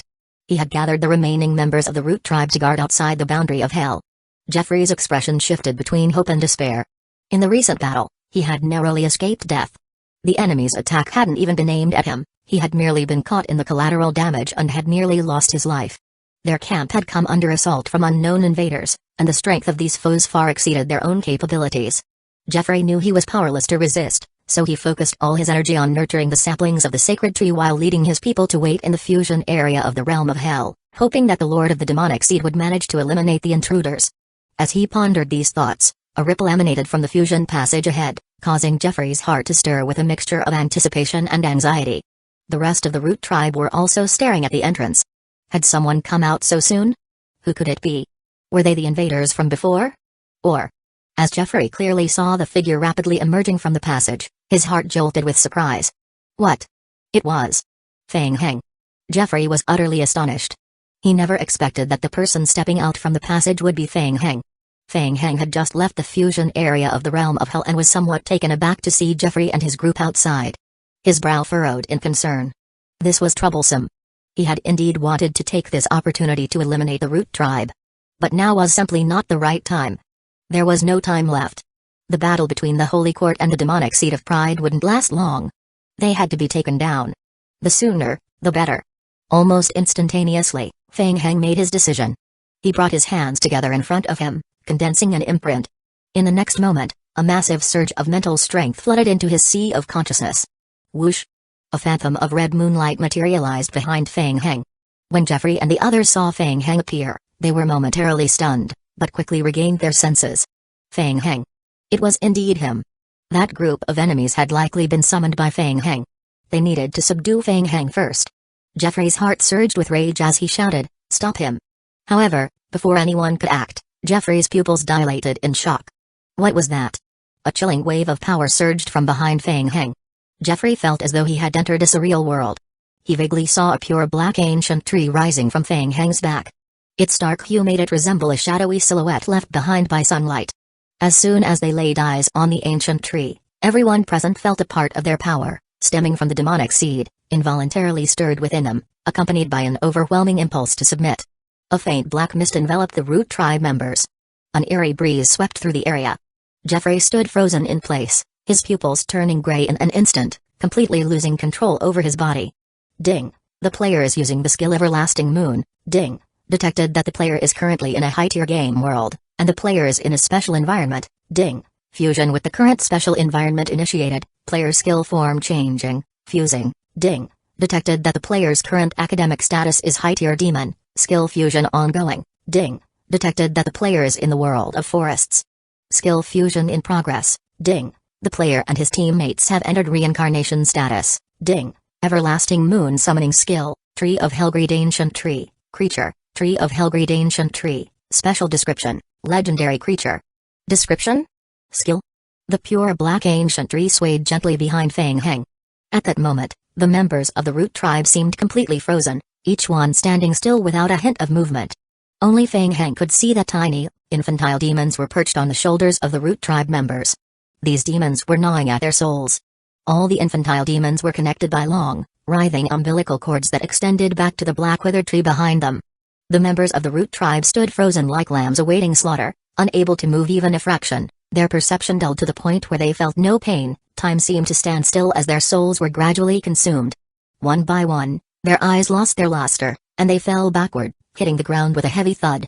At the same time, hints flashed across Feng Heng's retina. Ding. The player has absorbed the soul essence of the root tribe guards, elite. The player's soul strength has slightly increased. The player's academic skill high-tier demon bloodline experience points plus 3,310. Ding. The player has absorbed the soul essence of Great Elder Jeffrey. The player's soul strength has weakly increased. The player's academic skill demon bloodline experience points plus 125,000. In just 10 seconds, everyone around Feng Heng was incapacitated by the effects of the skill, leaving him as the only one standing. During that same brief interval, Feng Heng felt his mental strength drain to the brink. Ho! He forced himself to halt the skill's release and leaned against a nearby black stone pillar, gasping for breath as a sense of dread crept into his heart. The life form summoned by the Everlasting Moon had experienced a massive surge in strength. Fortunately, he had recently undergone dimensional energy enhancement, which had boosted his spirit attribute nearly 20-fold. Otherwise, he would have completely overdrawn his mental strength once again. Taking a few deep breaths to steady himself, Feng Heng quickly popped a pill that rapidly restored his mental strength, chewing it as he brought his hands together in front of him to condense an imprint. Whoosh! A crimson light gathered between his eyebrows, swiftly rising into the air before bursting open to form a teleportation gate. Prince Buller of the Vampires stepped through the portal, accompanied by a group of elite vampires. As Buller emerged from the teleportation passage, his eyes widened at the sight of the corpses strewn around him. Instantly alert, he bowed respectfully to Feng Heng and reported, "I greet your majesty. What are your orders?" "Go notify everyone to begin the operation immediately." "Understood." Buller nodded and immediately returned to the teleportation passage. Feng Heng watched him leave and waited for a few breaths, ensuring his mental strength had mostly recovered before turning back to face the merging realms of the realm of hell and the inner world. Whoosh! He brought his hands together before him, and a rapidly spinning magic array materialized in his right eye. Buzz! At once, the magic array set up within the root tribe's silver domain resonated faintly. The magic array began to operate in reverse. Under the watchful eyes of the elite vampires, the boundary between the realm of hell and the inner world started to blur. Hee. A slight smile crept onto Feng Heng's lips. It worked. By utilizing the magic array left by the root tribe, he could reverse summon and dissipate the passageway connecting the two merging worlds. This way, he could effectively trap the forces of the demonic seed of pride and the holy realm within the realm of hell. Of course, Feng Heng understood that such a simple lock wouldn't truly imprison pride and the holy realm's pursuers for long, but at least it would buy him some time. Chapter 2393 Blockade. This time was especially crucial for Feng Heng. During this period, he could completely exterminate the root tribe and subdue the soul tribe, thereby fulfilling the main storyline mission of controlling the entire game world and obtaining the rewards. Excitement flickered in Fang Heng's eyes. High above, Prince Buller stepped out of the passage once again and reported, "Your Majesty, I have notified all regions, and the operation has begun." Fang Heng turned to the elite vampires behind him and said, "Get to work. Clear out all the remnants of the root tribe in the camp area. And be careful not to damage the stone pillars here." "Yes. Understood." Buller accepted the order and immediately led his elite subordinates to eliminate the remaining remnants of the root tribe in the camp. Fang Heng lifted his head and looked into the distance. Far away, at the location of the prayer temple, he could faintly see a blood-red pillar of light rising into the sky. It seems Karl has activated the magic array of the prayer temple. According to the plan, Prince Karl of the Vampires would host the ritual after completing Abakia's summoning magic array, helping Abakia further elevate the dimensional level. Since he was not personally overseeing the magic array, the speed at which Abakia could convert dimensional energy would be relatively slow. In fact, Karl was just a safety net that Fang Heng had set up. If his plan to lure the Holy Realm's pursuers and engage Pride encountered any obstacles, Karl could still take the time to elevate the dimensional level while keeping the Holy Court and Pride occupied. It was a backup plan to ensure success. At this point, everything had gone incredibly smoothly in theory, and Fang Heng had already reaped all the benefits he could. However, Fang Heng turned again, gazing at the rapidly fading space of the realm of hell, his eyes narrowing slightly. "Pass the word to Mojai Oi that everything is proceeding as planned, and he doesn't need to worry about me." "Yes." Just before the space of the realm of hell was about to vanish, Fang Heng swiftly plunged inside. He wanted to take another look. Both the demonic seed of Pride and the Holy Realm's pursuers were top-tier combat forces within the game. No matter who emerged victorious, he wanted to witness it firsthand. Who knew what advantages he might gain from the encounter? Perhaps he might even eliminate the Holy Realm's pursuers completely. Upon re-entering the realm of hell, Fang Heng immediately followed the fluctuations of holy power, sensing his way forward. Boom. After just over 100 meters of pursuit, he was met head-on by a fierce wave of holy energy coming from a nearby lava cavern. Feeling the intensity, Fang Heng's heart sank, and he quickly raised his hands in front of him. Bang! He was slammed back by an enormous shockwave, forced to stagger back half a step. What the hell? He was actually pushed back 2 steps by the residual waves generated from the battle between the Holy Realm's adjudicators and the demonic seed. From time to time, waves of holy ripples, varying in strength, radiated out from the combat zone. Troublesome. Fang Heng silently cursed his luck. The impact of the ripple would also emanate from his power fluctuations. If he got too close, he was likely to be detected. Just as he was contemplating his next move, a series of game hints flashed across his retina. Ding! Due to Abakia's dimensional level rising to level 2, the affiliated bloodline of vampires gains an additional 300% increase in basic attributes, only calculated based on academic disciplines and bloodline-type skills. The dimensional level had increased again. It seemed that Karl's side was finally on the right track.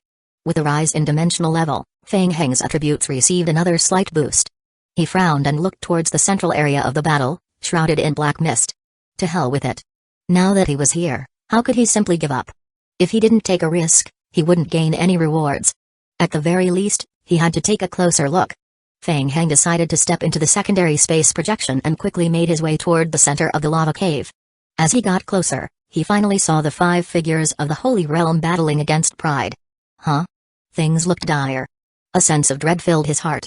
The situation was extremely unfavorable.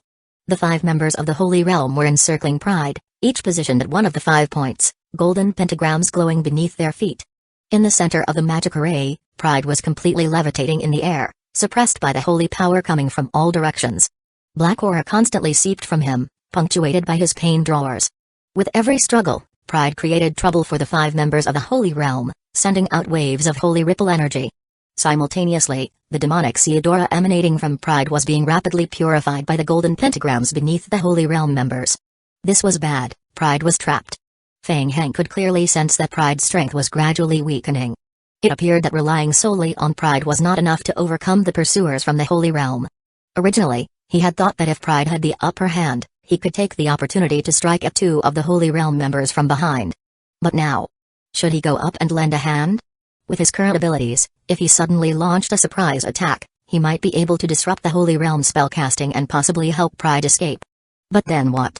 Fang Heng estimated the strength of both sides and felt that even if he teamed up with Pride, they would still struggle to defeat the 5 members of the Holy Realm.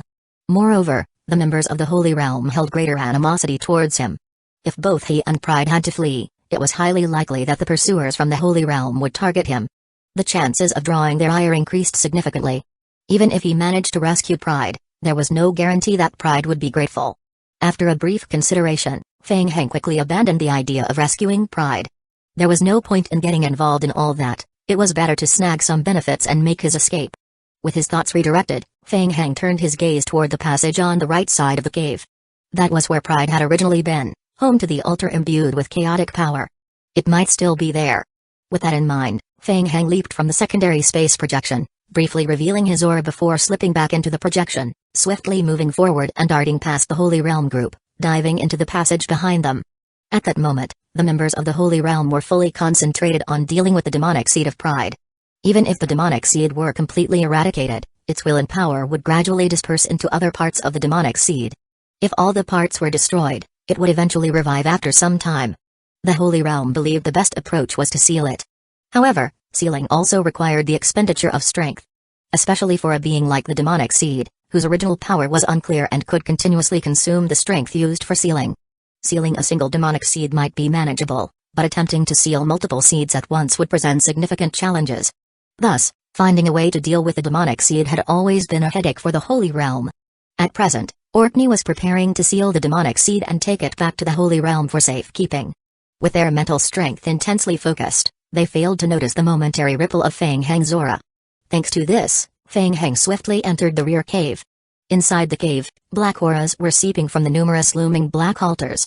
Chapter 2394. Absorbing. At this moment, numerous magic arrays were operating wildly, converting parts of the black aura into a pollution of black fog that surged from the cave entrance. The numerous inferior demons that had previously resided in the cave had long since fled, influenced by the waves of holy power from the outside. As Fang Heng stepped into the cave, he emerged from the secondary space projection, immediately sensing the chaotic power that filled the cave. Here it comes. The chaotic power. It was much denser than what he had perceived at the periphery of hell. Just as he had previously judged, the demonic seed of Pride must have established a secret stronghold here a long time ago. In recent days, Pride had been rapidly regaining strength within his stronghold. Currently, there was still a substantial amount of chaotic power within the altar that could be extracted. Fang Heng wasted no time, quickly approaching and placing his hand on one of the altars. Whoosh! Whoosh! Whoosh! Immediately, a pure stream of power surged into his sea of consciousness. Ding! The player is currently absorbing and converting chaotic power. The player's high-tier demon bloodline skill experience points plus 368, as the chaotic power was absorbed by the demonic seed of greed in his sea of consciousness. The strength of the demonic seed of jealousy surrounding the original demonic seed was stimulated, causing it to begin a backlash. However, this time the backlash felt somewhat weaker to Fang Heng. Earlier, at the periphery of hell, he had absorbed a significant amount of chaotic power, raising his demon bloodline to a high tier before he stopped. At that time, his attributes hadn't yet been enhanced by the dimensional energy, and the residual strength of the seed of jealousy in his sea of consciousness had been too much for his mental strength to handle alone. It was different now. The bonuses from dimensional energy and psychic attributes had increased his mental strength and willpower by over 30 times compared to before. The backlash effect from the power of jealousy was completely manageable. Perfect? Then he would continue to absorb. After testing and finding no issues, Fang Heng accelerated his extraction of chaotic power. As he did, his face began to distort, and a layer of waxy, gel-like substance gradually slid down his features. Magic arrays appeared around Fang Heng. Countless liquors sprang from the magic arrays, surrounding the altars in layers, quickly forming flesh cocoons on the spot. Kai. The flesh cocoons burst open, and numerous zombie clones crawled out, gathering around the altars. They extended their hands to touch the altars and began to frantically absorb the chaotic power. With the growing number of zombie clones, the rate of chaotic power absorption surged dramatically. In an instant, lines of game hints rapidly appeared on his retina. Ding! The player's zombie clone, normal form, has absorbed conversion, converting the chaotic power. The player's current high-tier demon bloodline skill experience points plus 868. Just a few dozen meters away from the cave where Fang Heng was, in another lava cave, the Holy Realm's adjudicator Orkney and his group sensed something. This familiar aura. It's Fang Heng. There he is. Orkney raised an eyebrow, immediately feeling an uneasy premonition. At this point, they understood that Fang Heng had lured them here to use the power of pride against them. However, Fang Heng had yet to show himself, making it hard not to suspect that he was up to something. Orkney spoke solemnly, "Docs, go check it out. Make sure you don't let Fang Hang escape. The rest of you stay here with me to deal with the demonic seed." The demonic seed of pride was incredibly powerful, and Orkney needed to focus all his energy to handle it. He couldn't spare the attention to deal with Fang Hang, so he had to send his subordinate, the Purifier, to pursue. "Yes, understood." Docs received the order and immediately stepped out of the pentagram magic array, heading toward the right side of the cave. At that moment, Orkney and the others felt a weight on their shoulders. Losing one Purifier to assist them increased the pressure on the remaining 4 as they focused on sealing the demonic seed of pride. Fang Hang. Docs chased after Fang Hang, and as he entered the cave, a wave of intense pollution aura surged toward him. Kai. Kai. Kai. Kai. The holy light surrounding Docs erupted with a fierce heat, dispersing much of the pollution wave. Whoosh! Hidden behind the black fog, a figure suddenly emerged, followed by a heavy punch aimed directly at him. Boom! The holy shield let out a dull thud, followed by a violent tremor. Docs looked at the figure before him, surprise flashing in his eyes. Fang Hang. This punch carried such heavy strength. In just over 2 months, his strength had reached this level? Was it the dimensional energy? Docs's expression turned grave. Fang Hang had learned from the demonic seed of pride, and seeing that his opponent was at a disadvantage, he immediately engaged in close combat, unleashing a flurry of punches to try to break Docs's rhythm and buy himself more time to absorb the chaotic power. Docs wasn't skilled in close quarters combat. Caught off guard, he found himself entangled in a melee with Fang Hang. Even with his outer holy shield, he was repeatedly pushed into a stiffened state, unable to continue casting spells. This was unbearable. He would have to use that move. Docs furrowed his brows and raised his hands high. Instantly, scorching holy light radiated from his palms. Buzz. A resonant hum echoed as holy ripples surged outward. Fang Hang was immediately pushed back by a powerful wave of holy energy, and the skill's effect etched glowing holy runes onto his skin. Kai. Kai. Kai. Kai. The etched holy runes began to heat up, releasing plumes of white smoke. Ding. The player is affected by the skill Purification Imprints in Punishment Mark, taking 8,000 points into 12 points of holy attribute damage, ignoring defense. The player's talent skill passive effect Life Diversion activated. Hee hee. Fang Hang looked at the game notification and revealed a mocking smile. He gently jumped in the air and quickly hid in the secondary space projection. Fang Hang glanced at the game hint, revealing a mocking smile. He executed a double leap in midair and swiftly entered the secondary space projection. Docs furrowed his brow as he saw Fang Hang suddenly disappear into space. Whoosh! In the next moment, Fang Hang emerged from the other side of the space, directly appearing to Docs's right. Bang! Another heavy punch struck the holy shield barrier. Docs's form wavered momentarily. Damn it! Docs gritted his teeth and activated the Purification Imprint skill again. The Purification Imprint skill was extremely powerful and could be released instantly. Its effect was to leave a sin punishment mark on the enemy, significantly amplifying damage with each successive mark. However, using this skill greatly consumed both mental strength and the power of faith. Buzz. Holy ripples surged outward again from his center. Fang Hang was pushed back once more, and several more sin punishment marks were added to his body. Whoosh. The same move repeated itself. After being knocked back, Fang Hang once again vanished into spatial projection and reappeared from the right, charging towards Docs. Chapter 2395 escaped the same move. Even the same spot. Damn it. Docs realized. The opponent was completely playing a life or death style. Being suppressed and knocked back by the holy power time and time again, yet stubbornly charging forward again and again. The number of sin punishment marks left on Fang Hang kept increasing. The damage was skyrocketing. Until Fang Hang stepped out of the secondary space projection for the 10th time, his fist slammed heavily against Docs's outer barrier. Crack. The outer holy barrier let out a faint cracking sound, revealing a slight crack. Docs's eyes flickered with horror. What the hell? How on earth was Fang Hang able to withstand the cumulative damage from the sin punishment marks? What was even more unbelievable to Docs was that he realized Fang Hang's strength was steadily increasing as the battle progressed. How could he be getting stronger the more they fought? Docs felt like he was facing a terrifying beast that was rapidly growing. Fang Hang indeed grew more confident as the battle went on. Hints flashed frequently across his retinas. Ding. Due to Abakia's dimensional level rising to level 24, the affiliated vampire clan gains an additional 300% boost to their basic attributes. Only counts attributes gained through academic disciplines and bloodline skills. Ding. The player's zombie clone, normal form, absorbed and converted chaotic power, granting the player plus 368 experience points for their high-tier demon bloodline skill. Ding. The player's high-tier demon bloodline level rose to level 24, previously, the high-tier demon bloodline level was level 1.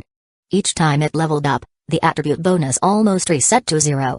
After the zombie clone absorbed the chaotic power, the level increase brought a rapid surge in attributes. The increase in attribute values was not that high, but under the amplification of dimensional energy, it became terrifying. At the same time, the dimensional energy was gradually increasing with the help of the vampire Prince Karl's ritual. Feng Heng could also feel his strength rising rapidly. The battles were becoming increasingly effortless. Ding. The player's current high-tier demon bloodline had risen to level 25. Ding. The player was detected to possess a source power seed of greed. Ding. The player possessed the seed of greed, allowing a direct upgrade to the bloodline commander level demon bloodline. Ding. The player's current mid-tier demon bloodline was deleted, and the player obtained the skill commander level demon bloodline. Bloodline. Commander level demon bloodline. Description. The player can possess multiple bloodlines, but some bloodlines cannot coexist. The zombie clone and the vampires had conflicting bloodlines, allowing only a minimal inheritance of bloodline benefits. Skill tier, S+. Tier limitation. This skill could be upgraded to a maximum of level 35. The current skill level cannot exceed the player's current level. The player could seek ways to upgrade the bloodline. Derivative Skill 1, Demon Bloodline. Skill description. Upon learning this skill, the player immediately gained an additional 1050% maximum health point, plus 47 strength, plus 47 agility, plus 57 physique, at an additional skill level 6 strength, skill level 3.5 agility, and skill level 7 physique. Derivative Skill 2, Flame Survival. Derivative Skill 3, Demon's Eye. Derivative Skill 4, Demon's Perception. Skill description. The player can perceive low-tier hell creatures nearby and summon them to fight. The demon bloodline had leveled up. Feng Heng felt a surge of excitement in his heart, a gleam of exhilaration in his eyes. After the skill leveled up, in addition to the increase in various attribute values, a demon perception skill was also added. It seemed that this skill was relatively minor and not very useful. As for the summoning type skill, the strength of the summoned creatures would likely not match that of his own zombie clone. Feng Heng didn't dwell on it and instead sensed the Sea of Consciousness again. Though the seed of jealousy in the Sea of Consciousness had become extremely agitated, it was still within a controllable range. Then, he decided to continue absorbing. The secret base of the demonic seed of pride had accumulated a vast amount of chaotic power, and the source could hardly be exhausted. Such an open buffet opportunity was rare. He needed to eat to his heart's content before stopping. Feng Heng controlled his zombie clones to continue gathering around the altar to absorb chaotic power.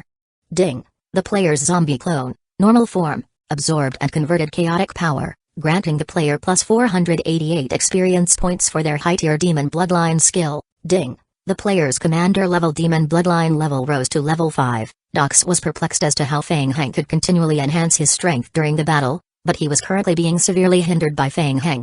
Despite having a significant advantage in strength, he was being suppressed by Feng Heng's almost savage fighting style, unable to raise his head. He had tried several times to use his holy weapon to cast a sealing technique to completely eliminate Feng Heng, but his attack routes were consistently blocked by the lickers that rushed in from the side. Alternatively, Feng Heng would sense his intentions in advance, entering the secondary space projection to evade, or he would be thrown into a stunned state and unable to cast spells. He had been unable to find an opportunity to strike. The two of them had been entangled for a full 5 minutes when Dux suddenly raised his brow. What was happening? Bang. After Feng Heng unleashed a punch, he suddenly didn't continue to pursue and suppress as usual but instead retreated a significant distance. Noticing the clear change in Feng Heng's attack pattern, Dux felt a chill in his heart and immediately heightened his vigilance. Boom. In the next moment, the black altar in the cave exploded simultaneously, and an extremely dense black fog surged out from the shattered altar, quickly gathering towards Feng Heng. Dux's pupils constricted. What was happening? He felt an intensely dangerous aura emanating from Feng Heng. This aura was no weaker than that of the demonic seed of pride. Whoosh! Within the black fog, Feng Heng's figure surged like a ghost, enveloped in a large amount of black fog as he charged straight at Dux. Was he going all out? Dux did not dare to be careless. He raised his scepter and held it in front of him, preparing to fully withstand Feng Heng's strike. Boom! In an instant, the thick black aura crashed against the holy shield like a flood breaking through a dam. The residual waves of pollution fog wildly spread out from both sides of the holy shield. For a moment, Dux's perception was blocked by the black fog, and his ears were filled with the booming sounds from the collision between the holy shield and the black fog. Whoosh! What? Dux keenly caught a faint sound, and his pupils suddenly narrowed. Not good. He was going to run. Once the berserk pollution fog paused, Dox regained his senses and discovered that Fang Heng had already darted back a considerable distance toward the back of the cave. Chase. Without any hesitation, Dox immediately raced after Fang Heng. He knew very well that the adjudicator Orkney was not far away. However, they were currently occupied with the demonic seed of pride and unable to assist. Once they dealt with the demonic seed of pride and returned to reinforce him, there would be no way Fang Heng could escape. Dox chased through the hellish lava space for several minutes, gradually closing the distance between himself and Fang Heng, until he saw Fang Heng turn into a hidden cave entrance ahead. Chapter 2396 Abnormal Chase. Boom. In the next moment, dense red roots burst out from the narrow cave. The red roots nearly filled the entire entrance. Bang. Bang. Bang. The roots violently lashed against the holy barrier, producing loud explosions. What the hell? Dox quickly formed a seal with both hands in front of him. Holy mantra. The holy light surged, forming a massive golden fist that smashed toward the cave entrance. Boom. A violent tremor shook the area as the roots blocking the entrance were shattered by the beam of the holy mantra. Dox swiftly rushed into the cave. Looking around, he found that Fang Heng's figure had completely disappeared from the cave. Gone? Dox's heart sank. Could it be that Fang Heng managed to escape in the brief 10 seconds he had been delayed? What about the traces on the ground? Dox looked down. Aside from the numerous tree roots destroyed by the holy skill, there were remnants of a magic array left behind. A teleportation magic array. Dox crouched down, tracing the marks left by the magic array, muttering to himself. Damn it. Fang Heng got away again. Helpless, Dox had no choice but to return and report the situation to the adjudicator. When Dox returned to the initial lava space, the group from the Holy Realm had just managed to eliminate most of the power of the demonic seed of pride and temporarily sealed it in an ancient wooden box. Seeing Dox return, everyone turned their questioning gazes toward him.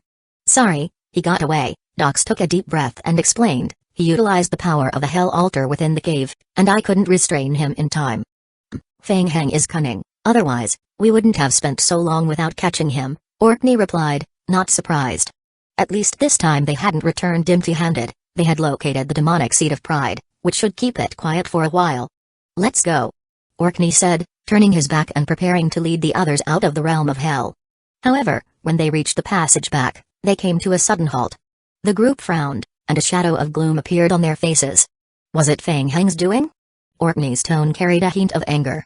In front of them was a vast expanse of lava terrain, and the previously existing fusion space between the inner world and hell had completely vanished. Earlier, Orkney and his team had kept the outer magic array of the inner world's stone forest intact to leave a passage. They hadn't expected it to be destroyed by Fang Heng. The fusing world has disappeared, it seems we are trapped. One of the purifiers in the group observed their surroundings and shook his head, saying, it will take us some time to leave this place. Ding. The Holy Realms pursuit team was intercepted by the player and is currently calculating. Ding. The Holy Realms pursuit team is expected to restart the chase in 72 to 120 hours. This time may fluctuate due to external events. At this moment, Fang Heng had returned to the inner world of the World of Forests Prayer Temple through Abakuya's dimensional transition ability. Ho. Fang Heng breathed heavily, a thin layer of cold sweat forming on his forehead. During his battle with Dux, he had initially gained the upper hand and could have easily continued the engagement. However, all of a sudden, it felt as if the sea of consciousness had lost control, and he experienced intense ripples and excruciating pain in his head. In that moment of crisis, Fang Heng decisively chose to force his way through the spatial barrier and took the chance to escape. Fortunately, he had prepared an escape route in advance, setting up a summoning magic array for Abakuya in another cave, which allowed him to utilize Abakuya's teleportation skill to escape. Now that he had exited the battle state, the violent ripples in the sea of consciousness slowly subsided. Hey! Fang Heng glanced at the game hints, a smile appearing on his face. Finally, the mission target had been achieved. No loss. He had obtained a large amount of chaotic power from this encounter, leveling up his commander-level demon bloodline to the maximum. Moreover, the pursuit team from the Holy Realm was trapped in hell for a while. This time would be perfect for wrapping up the main storyline missions of the World of Forests. Everything was going according to plan. The only hiccup was the anomaly that had occurred in the Sea of Consciousness. Your Majesty, Carl, still at the main control magic array of the prayer temple, noticed Fang Heng's appearance via Abakuya's teleportation and subtly nodded to him. You continue, don't mind me. Fang Heng immediately sat cross-legged on the spot, sinking his perception into the Sea of Consciousness to observe the situation. It was strange. At this moment, the Sea of Consciousness was abnormally calm, as if the previous ripples had never occurred. The demonic seed was also fine, quietly residing in one corner of the sea of consciousness. The demonic seed of jealousy had also returned to tranquility. When the anomaly first occurred, Feng Heng instinctively thought it was a problem with the demonic seed of jealousy. Only now, as he calmed down to observe, did he realize that it might not be the case. What was the problem? Feng Heng carefully checked several times but couldn't find the cause. Could it be that his zombie clone absorbed too much chaotic power all at once? Like eating too many popsicles at once and could not handle it? Just need to take a break? With doubts in his mind, Feng Heng reopened his eyes. At least it wasn't affecting him right now, so he decided not to dwell on it. Standing up, Feng Heng walked to the magic array. Carl had become quite skilled in controlling the magic array among the vampires, but even he couldn't significantly improve the absorption efficiency of the Pyre Temple's magic array. Thus, Ibukiya was still converting dimensional energy through the magic array to elevate the dimensional level. Your Majesty. I am here to assist you. Feng Heng placed his hand gently on the magic array, helping Ibukiya complete the dimensional level upgrade. Mental strength poured into the magic array. Whoosh! With Feng Heng's massive mental strength infusion, the prayer temple's magic array suddenly began to operate at high speed. Feng Heng's pupils dilated in alarm. Not good. As soon as he activated his mental strength, the earlier signs of chaos in the sea of consciousness reappeared. Feng Heng immediately halted his actions and stepped back. What's going on? Feng Heng understood that this kind of anomalous ripple was abnormal. Something must be wrong with him. Seeing Feng Heng's unusual expression, Carl couldn't help but ask, Your Majesty, are you encountering some trouble? No, it's nothing. You all continue, I need to think about something. As Feng Heng spoke, he withdrew from the magic array's operation and sat down again to carefully check his condition. It was strange. Once he stopped expending mental strength, the sea of consciousness slowly stabilized again. Feng Heng carefully examined the sea of consciousness several more times but found no issues. After a while, he withdrew from the perception state of the sea of consciousness and lowered his head in contemplation. Comparing the moments before and after the anomaly, the only difference was that he had elevated his commander-level demon bloodline and dimensional energy level. Just as he was pondering, a series of game hints began to appear. Chapter 2397 Upgrade, Ding. Due to Ibukiya's dimensional level rising to level 27, the affiliated vampire clan has received an additional 800% boost to their basic attributes. This boost only counts for attributes gained through academic disciplines and bloodline skills. Feng Heng glanced at the hint. With the dimensional level increased to level 26, the attribute growth per level jumped to 800%. After reaching level 27, the dimensional energy absorbed from the advanced game world of the Holy Court had been completely exhausted. Without further access to dimensional cores, it seemed that Ibukiya's dimensional level increase would come to a temporary halt. Your Majesty. Prince Carl and the others completed the operation of the magic array and awaited Feng Heng's next instruction. Thank you. Well done, Feng Heng replied as he slowly stood up. Although there were some issues with his sea of consciousness, the impact was not significant. He had tested it. As long as he did not stimulate his mental strength on a large scale, he would not suffer any backlash. He was not in a rush to address that. While the pursuers from the Holy Realm were still trapped, he needed to resolve the lingering issues in the world of forests first. Lifting his head, Feng Heng said, Let's go back and take a look. Yes. World of Forests. Outer World. The Soul Tribe, led by Tippy, was coordinating with the Federation and the Duke of the Vampires Bellamy's team to launch an attack on the Root Tribe's habitat. Their abilities to deal with the Black Fog were quite limited. Even with the Root Tribe's Great Elder and the Demonic Seed not participating in the battle, simply confronting the Black Fog surrounding the Root Tribe's habitat was proving to be a headache for them. Tippy felt increasingly anxious. They had been unable to break the deadlock in the battle.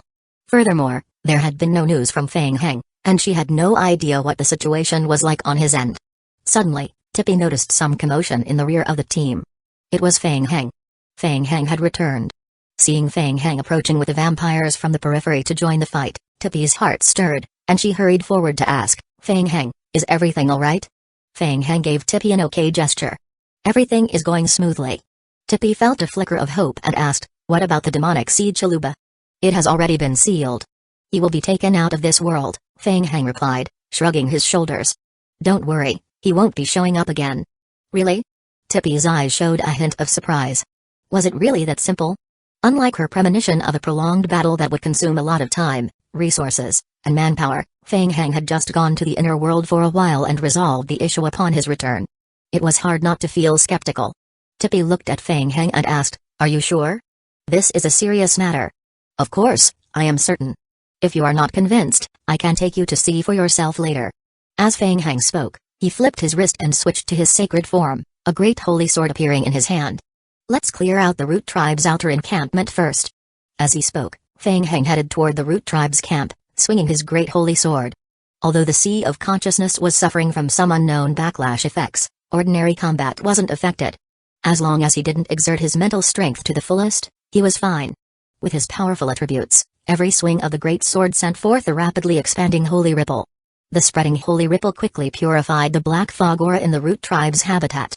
In the blink of an eye, the pollution in the entire Root Tribe's habitat decreased at a visibly rapid pace. The guards of the Root Tribe, who had relied on the black fog as a barrier to resist external invaders, found their last line of defense rapidly dissipating with Feng Heng joining the battlefield. Let's go. We need to keep up. Seeing the opportunity, Tippy and Duke Bellamy immediately rallied their people to attack, joining the front lines to accelerate the elimination of the remaining Root Tribe forces. After clearing away most of the black fog, Feng Heng summoned a batch of zombie clones to thoroughly scour the Root Tribe's habitat. He no longer had much need for other items. Ideally, he would find some nature's heart crystals and abyssal magic stones, which were required to construct the Hell Magic Array. As the offensive reached a temporary lull, Tippy approached Feng Heng again. After hesitating for a moment, she asked, Feng Heng, can we go to the inner world as soon as possible? Feng Heng understood that Tippy still had doubts about whether the demonic seed had been dealt with. He nodded and replied, of course. Let's go right now. Through Abakoya's strength, they once again entered the inner world. Tippy furrowed her brow. The inner world was now shrouded in thick black fog. The aura of pollution was gradually causing the plants that had thrived here for millions of years to wither and die. Looking up, she saw the Root Tribe's camp undergoing a thorough cleansing by the elite vampire teams led by the Vampire Kings. Upon seeing Feng Heng arrive, Prince Carl flew over from a distance, kneeling on one knee to report, Your Majesty, we have cleared the Root Tribe's camp. However, some Soul Tribe guards are hiding in the underground areas and still putting up resistance. We discovered seedlings of the sacred tree cultivated by the Root Tribe there. To ensure their safety, we estimate it will take some time to deal with everything. Ding. Current bloodline prosperity of the Root Tribe, 9.55%. Under the current conditions, without special influences, the bloodline prosperity will gradually decrease. Seeing the game hint pop up, Feng Heng nodded with satisfaction. Let's go inside the camp and take a look. Feng Heng followed everyone into the magic array area within the Root Tribe's camp. The black fog continued to seep from one stone pillar after another. Your Majesty, as per your instructions, we were especially careful when clearing the camp and did not disturb these stone pillars. Well done. Feng Heng stopped and faced the remaining magic array in the camp, slowly extending his arms. Whoosh! The magic array in Feng Heng's right eye spun rapidly. The stone pillars in the camp were affected, gradually ceasing their operation. The black mist stopped emanating from the stone pillars. Keep an eye on these pillars, I still have use for them. Understood. Your Majesty. With the source of the black fog halted, the concentration of pollution fog in the inner world would gradually decrease over time. Of course, if Feng Heng wished, he could use holy attributes to accelerate this process. However, it didn't seem necessary. Tippy had been following closely behind Feng Heng, feeling uneasy as she observed the situation in the Root Tribe's camp. She believed Feng Heng was likely telling the truth. The demonic seed Shaluba had probably left. Yet, she still felt unsettled. What if Shaluba returned at some point? Additionally, she had not seen the Root Tribe's great elder, Jeffrey, and there was not a single guard from the Root Tribe in sight. What about Jeffrey? He's dead. Tippy's heart jolted, and she abruptly turned to Feng Heng. Did you do it? Then what about Shaluba? It has been sealed. If everything goes smoothly, it will be taken to the Holy Realm. The Holy Realm? Tippy raised an eyebrow, revealing a thoughtful expression. Chapter 2398 Loyalty. What's wrong? Are you interested in going to the Holy Realm to see the sealed demonic seed? Feng Heng glanced at Tippy, spreading his hands in a helpless gesture. That might be a bit difficult, the people over there aren't easy to communicate with, and I am afraid I would be sealed along with Shaluba as a supposed accomplice. Yeah, I have heard about the Holy Realm. This time, it was Feng Heng's turn to be surprised. He turned to Tippy and asked, What? You know about the Holy Realm? When did this happen? I read some records about the Holy Realm in the ancient books left by the Elders' Council, Tippy recalled. It was a long time ago. Someone who claimed to come from the Holy Realm said he was willing to share the power of the Holy Realm with us. Tippy shook her head. But let's not talk about that for now. Feng Heng, can you really ensure that the demonic seed won't come back? Of course. If I could seal him once, I can seal him a second time, Feng Heng replied confidently. He then looked at Tippy and asked, "More importantly, I care about your promise. According to our agreement, if I could eliminate the demonic seed, you would be willing to pledge loyalty to me. What about now?" Tippy stared at Feng Heng, falling silent for a moment. In the time she had spent with him, Feng Heng's rapid growth and strength had exceeded everyone's expectations. At present, aside from the Soul Tribe, the other three major clans had been annihilated by the vampires. If it came to a confrontation, Tippy felt that her Soul Tribe had no chance of winning. Moreover, Feng Heng had indeed passed the trials of the first-generation sacred tree, and he was meant to become the new leader of the Tree Spirit Tribe. As for the demand for Feng Heng to completely eliminate the demonic seed Shaluba, Tippy knew that it was merely a way for the four major clans to make things difficult for him. She reflected honestly on her feelings and realized that she was willing to believe what Feng Heng had said. However, the Soul Tribe still needed a more definitive answer. "Feng Heng, this is a crucial matter. I need to confirm once more. Our Soul Tribe will immediately begin to cleanse the black fog in the inner world. If the black fog does not reappear after some time, then it would mean that Shaluba has indeed been completely sealed, and our Soul Tribe will pledge loyalty to you, supporting the vampires as the new leaders of the Tree Spirit Tribe." Ding! The player's current mission Unknown Shadow has changed. Mission name, Unknown Shadow. Mission description: you have reached an agreement with the Soul Tribe to temporarily seal one of the demonic seed artifacts, Shaluba, but you are unable to provide effective evidence to prove this. Mission requirements: prevent the demonic seed Shaluba from reappearing in the world of forests, for 52 hours. Mission reward: loyalty of the Soul Tribe, a large amount of reputation points with the Tree Spirit Tribe, and friendship with the Soul Tribe. Of course, Feng Heng said, looking at the game hint that appeared on his retina, a gentle smile spreading across his face. "That's absolutely fine. Now, let's go take a look at the sacred tree saplings cultivated by the Root Tribe." In the central underground passage of the Root Tribe's camp, the remaining elders were struggling against the invading blood vampires. Ever since the Great Elder, Jeffrey, had led the tribe to pledge complete loyalty to the demonic seed, they had transferred the sacred tree saplings to the inner world. At this moment, only a few elders remained, leading the last of their kin in a desperate attempt to fend off the invaders. The Honor Elder had pushed the saplings' power to its limits, but they were still unable to hold back the onslaught. The invading blood vampires relentlessly devoured the lives of the Root Tribe's guards within the cave. The strength of the sacred tree saplings was waning, and the elders felt a wave of despair wash over them. They had witnessed a rapid increase in the strength of the vampires over a short period. "Hold on!" the Honor Elder shouted, trying to rally the spirits of his people. "The Lord of the Demonic Seed will come to our aid soon."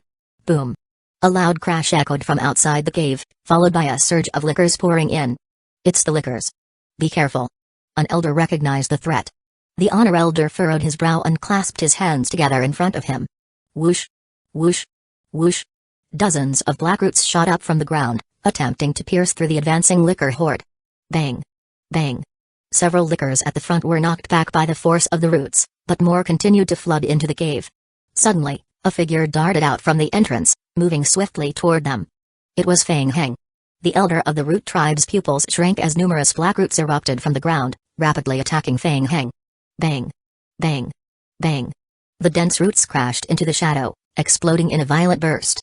Whoosh! A figure leaped out from the shattered ruins of the roots. Boom!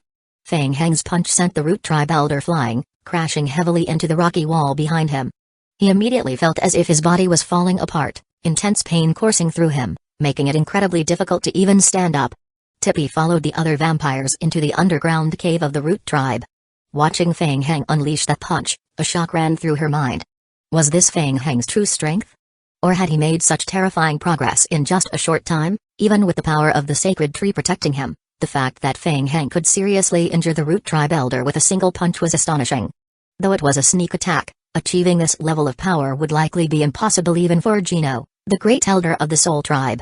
The Root Tribe elder struggled to rise, still wanting to say something when suddenly, a great holy sword materialized in Feng Heng's hand. Ho! The great holy sword swung. A holy ripple radiated outward from the sword's center, rapidly expanding. Kai! Kai! Kai! As it touched the black fog, the entire cave was instantly enveloped in a rising white mist, the black fog boiling away. Everyone, attack together. Take him down. The Honor Elder gritted his teeth, forcing himself to stand, trying to rally his comrades to deal with Feng Heng. But no one responded. Looking around in confusion, he saw that his companions were already entangled with the Prince of the Vampires Carl and others who had rushed into the Great Hall. They couldn't even take care of themselves, let alone deal with Fang Heng. Was this the end? Despair flashed in the Honor Elder's eyes. Whoosh! In the next moment, a figure flashed before him. The Honor Elder looked down to see Fang Heng's great holy sword piercing cleanly through his heart. Ding! The player has killed the Honor Elder of the Root Tribe. The player gains 7 pieces Rainbow Crystal. Current bloodline prosperity of the Root Tribe has dropped to 4.12%. Fang Heng gently lifted his hand, collecting the rainbow crystals that had burst forth from the Elder's corpse. After several tests, he had figured it out. The backlash that the Sea of Consciousness experienced was related to the consumption of mental strength. A large amount of mental strength used in a short period would lead to fluctuations in the Sea of Consciousness and cause a backlash. However, engaging in close combat using his powerful physical attributes did not affect him whatsoever. The impact on his combat strength was still within acceptable limits. With about 80% of his strength, he could easily handle the Honor Elder of the Root Tribe. Chapter 2399 Complete Body Path. Thinking this, Fang Heng quickly dashed toward another Root Tribe Elder on the battlefield. Inside the cave, he moved like a death god. Any Root Tribe Elder targeted by him wouldn't survive for even half a minute. Before long, as the last Root Tribe Elder fell, the remaining Root Tribe guards could no longer withstand the onslaught from the vampires and were slaughtered cleanly. Ding! The current bloodline prosperity of the Root Tribe has dropped to 0.92%. The Root Tribe is officially exterminated, it's done. Fang Heng murmured to himself, walking to the center of the cave, his gaze fixed on the sapling of the sacred tree. Lowering his head to observe the sapling closely, Fang Heng couldn't help but let out a soft exclamation. It was strange. He had seen the saplings of the Wood Tribe and Leaf Tribe, but compared to those, the Root Tribes appeared distinctly different. The sapling of the sacred tree was enveloped in a layer of black fog. This fog seemed to originate from the sapling itself. Seeing that the battle had come to an end, Tippy walked over to Fang Heng's side, also examining the polluted sapling of the sacred tree. With a serious expression, she quietly said, "Fang Heng, the sapling of the Root Tribe's sacred tree has been tainted by the demonic seed Chaluba." Fang Heng had never heard of this situation before, and his brow furrowed in concern. "The sapling of the sacred tree can also be polluted?" "Yes," Tippy replied. "I have seen descriptions of similar cases in the ancient books. When this happens, the energy of the sacred tree sapling can no longer be absorbed. If we leave it unchecked, the pollution may spread further. We need to find a way to deal with it." "Let me take another look," Fang Heng said, nodding slightly as he continued to inspect the sapling. The sacred tree sapling was indeed polluted, and under the influence of its energy, it had formed a new type of fusion strength. This new power was much stronger than the saplings cultivated by the Leaf Tribe and Wood Tribe. Fang Heng contemplated this for a moment before looking at Prince Carl. "Carl, prepare the Abakaya summoning magic array." "Yes, Your Majesty." Prince Carl waved his hand, signaling his subordinates to help set up the Abakaya summoning magic array in the corner of the cave. Seeing that the situation was mostly resolved and confirming that the Root Tribe had been exterminated and the demonic seed Chaluba sealed away, Tippy felt an urgency to return to her tribe to report the situation.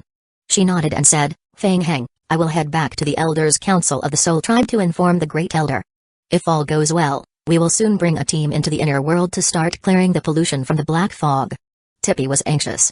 The natural environment in the inner world had already been affected by the aura of the black fog. If they were delayed for too long, it might cause irreversible damage. "All right." Fang Heng watched Tippy leave before turning his attention back to the sacred tree sapling. He didn't care much about the Soul Tribe. If they dared to play any tricks, he could simply eradicate them. What intrigued him more was the sapling itself. A moment later, the Abakaya summoning magic array was ready. Carl and the other vampires activated the magic array, and a red glow illuminated the cave. The roots of Abakaya slowly emerged from the array. In the previous 2 instances, Abakaya had reacted instinctively to the presence of the sacred tree sapling, eager to consume it. However, this time was different. It quickly sensed the pollution aura emanating from the sapling. Although the roots surged out from the magic array and approached the sapling, they did not attempt to absorb it. Instead, they coiled around the polluted sapling, as if observing it. Fang Heng quickly established a mental link with Abakaya. "Abakaya, what's the condition of the sapling?" Abakaya responded with its own mental perception. It could sense that the sapling's strength had been polluted and that rushing to absorb it might cause anomalies, potentially leading to a negative outcome where its own level could decrease instead of increase. However, it was worth trying. Given Abakaya's current size, absorbing this little bit of polluted energy would likely only cause a minor upset in its system. The worst-case scenario would be a drop in level. Fang Heng nodded slightly, understanding the connection between the changes in the sacred tree sapling and the demonic seed of pride. With him watching over, even if something went wrong, he could handle it in time. Let's give it a try. As soon as he gave the go-ahead, Ibikuya's roots, which had been coiling around the sapling, swiftly penetrated into it. Gulp, gulp. The roots began to extract the sapling's strength. Ding. Ibikuya absorbs the strength of the sacred tree sapling. Ibikuya gains experience points plus 9,271. Feng Hang stood by, observing Ibikuya's condition, ready to intervene if necessary. The speed at which Ibikuya absorbed the energy was slightly slower than before. It had to convert the absorbed energy while carefully filtering out the pollution aura surrounding the sapling. As Ibikuya absorbed the energy, dense black fog continued to emanate from the sacred tree sapling. It seemed Ibikuya was managing well enough. Feng Hang felt a little more relaxed, but at the current rate of absorption, it would take a considerable amount of time for Ibikuya to completely absorb the sapling.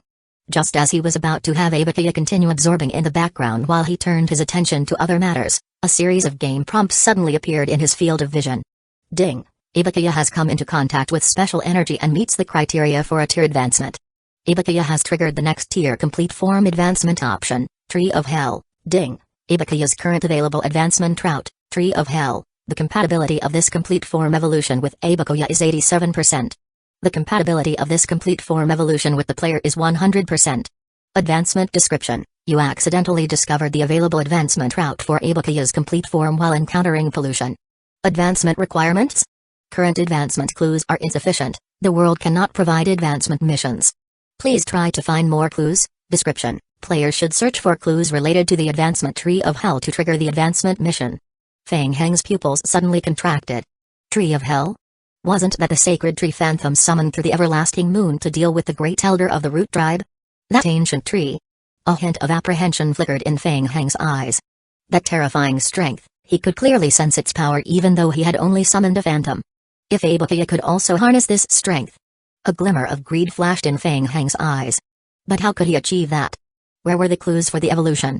Feng Hang couldn't help but lower his head in thought. Recalling the entire process of the sacred tree sapling's mutation, it was undoubtedly influenced by the pollution fog. Perhaps he could find some clues from the demonic seed of pride. However, the situation with the demonic seed of pride might not be good at the moment. Carl noticed that Feng Hang was standing there without moving for a long time and quietly asked, "Your Majesty, are you alright?" Chapter 2400 Balance. It's nothing. I just suddenly thought of something. Feng Hang raised his head and looked at Ibikuya, who was still slowly absorbing the residual energy of the sacred tree sapling.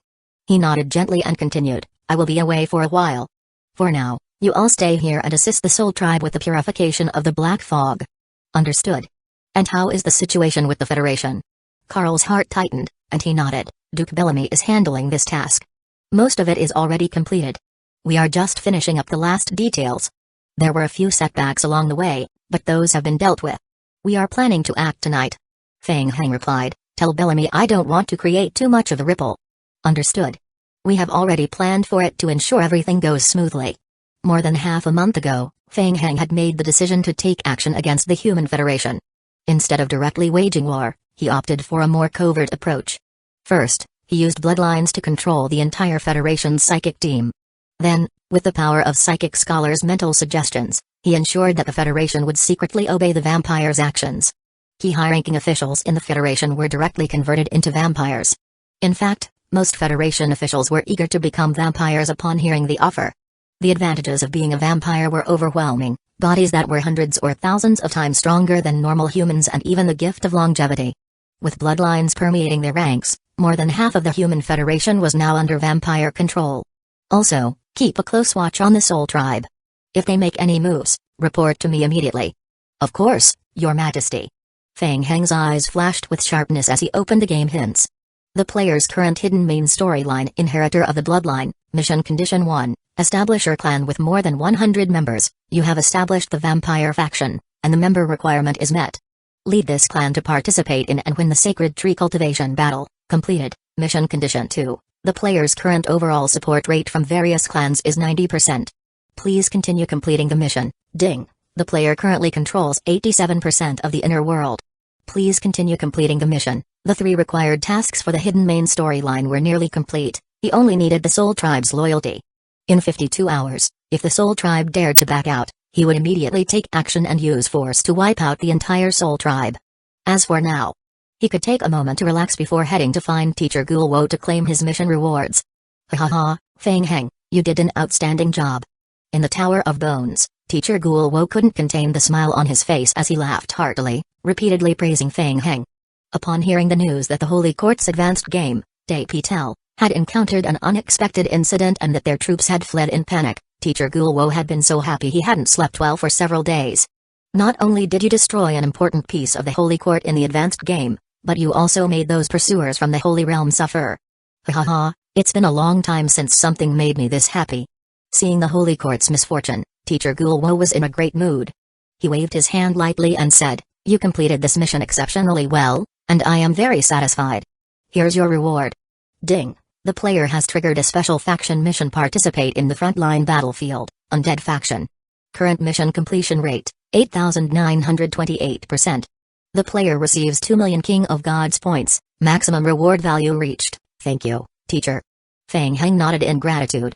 Teacher Guo was indeed generous. Knowing Feng Heng needed King of Gods points, he generously converted the entire reward into King of Gods points. After all, this was a mission he had requested himself, and since the mission level was relatively low, the rewards weren't particularly extravagant compared to other tasks.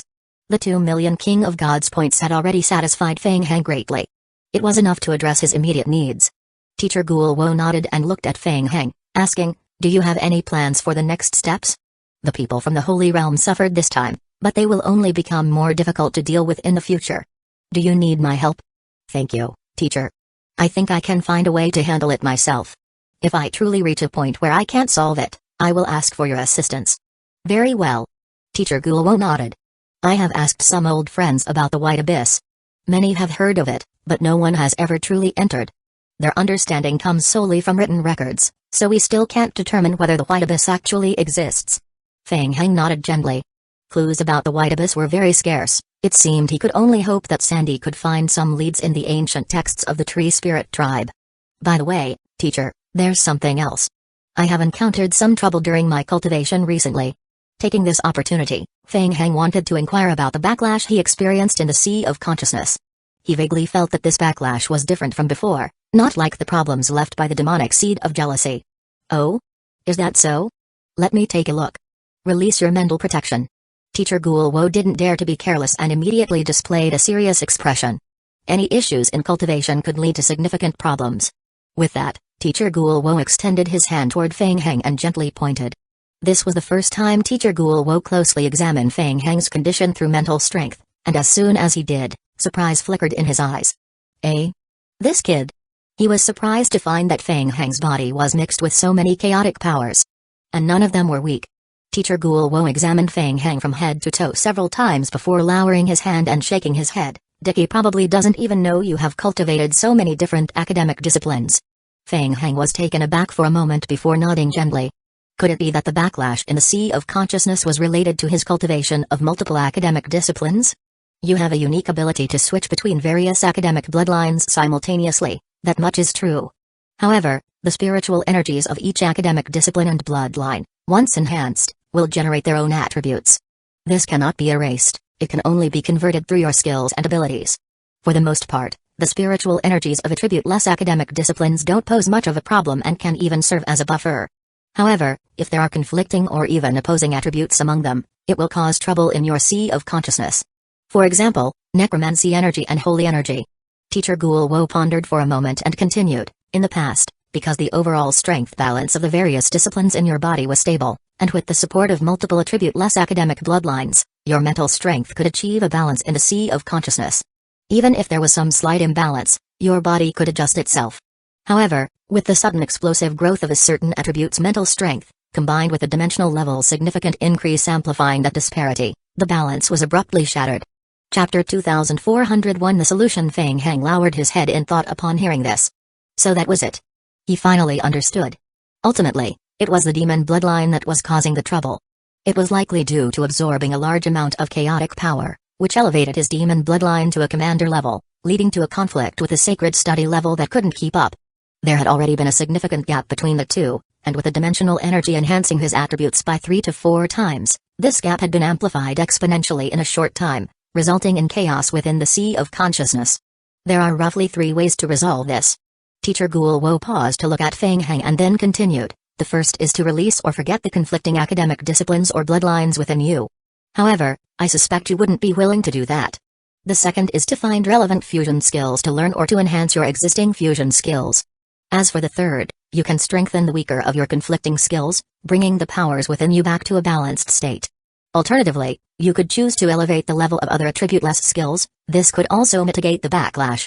Those are the three conventional solutions I can think of at the moment. Feng Heng couldn't help but scratch his head as he listened. The first option was a definite no. Could he really give up the academic skills he had worked so hard to obtain? That was obviously not an option. As for the second option, the academic integration skill was a hidden reward obtained from a special mission in the game. When he first learned it, it was still at the elementary stage, and he hadn't encountered any opportunities to upgrade it since then.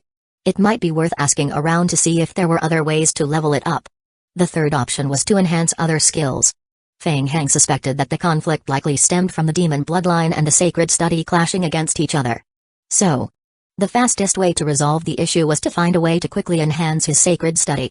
But given his relationship with the Holy Court, that would be even more difficult.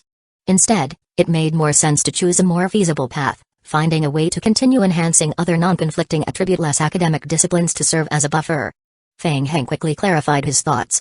The good news was that he had identified the cause of the issue in his sea of consciousness. It wasn't an incurable problem. With some time and gradual adjustments, it could be resolved. At present, it was merely that his mental strength couldn't operate at full capacity, which didn't significantly reduce his combat strength. Well then. Feng Heng let out a quiet sigh in his heart. Thinking back, he had been running around the world of forests tirelessly for quite some time without a proper break.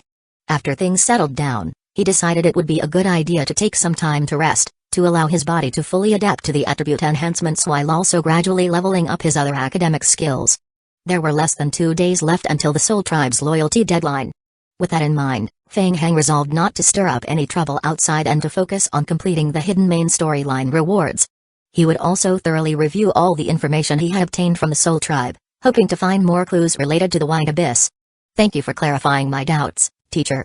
After addressing Feng Heng's confusion, Teacher Guo sat back down at his desk, pondering for a moment. Feng Heng, the undead faction is planning a relatively large operation soon. With your current abilities, you have reached the eligibility threshold. Although you have only been with our undead faction for a short time, your achievements are recognized by everyone. Feng Heng raised an eyebrow at this. A major operation? Is it aimed at the Holy Court? It's not that. We need to keep it confidential until you are involved. All I can say is that it will help you understand necromancy better. I am not your teacher, so I can't make any recommendations. If you are willing to participate, you will need to go find your teacher, Dicky. Teacher Guo nodded and added, I recommend you participate if you have the time.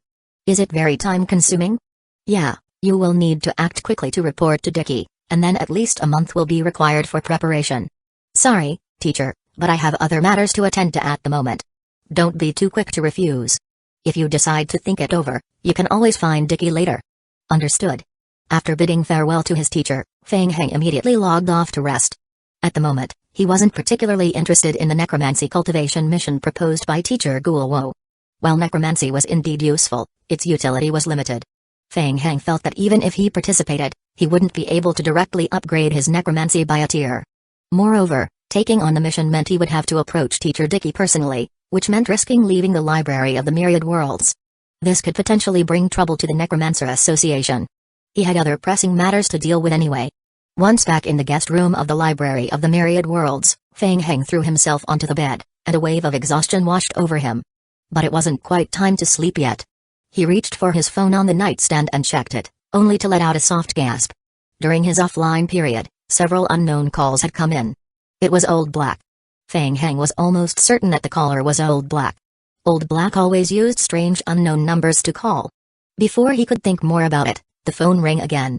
Hey, Feng Heng. Long time no see. I heard you have been asking around about the White Abyss.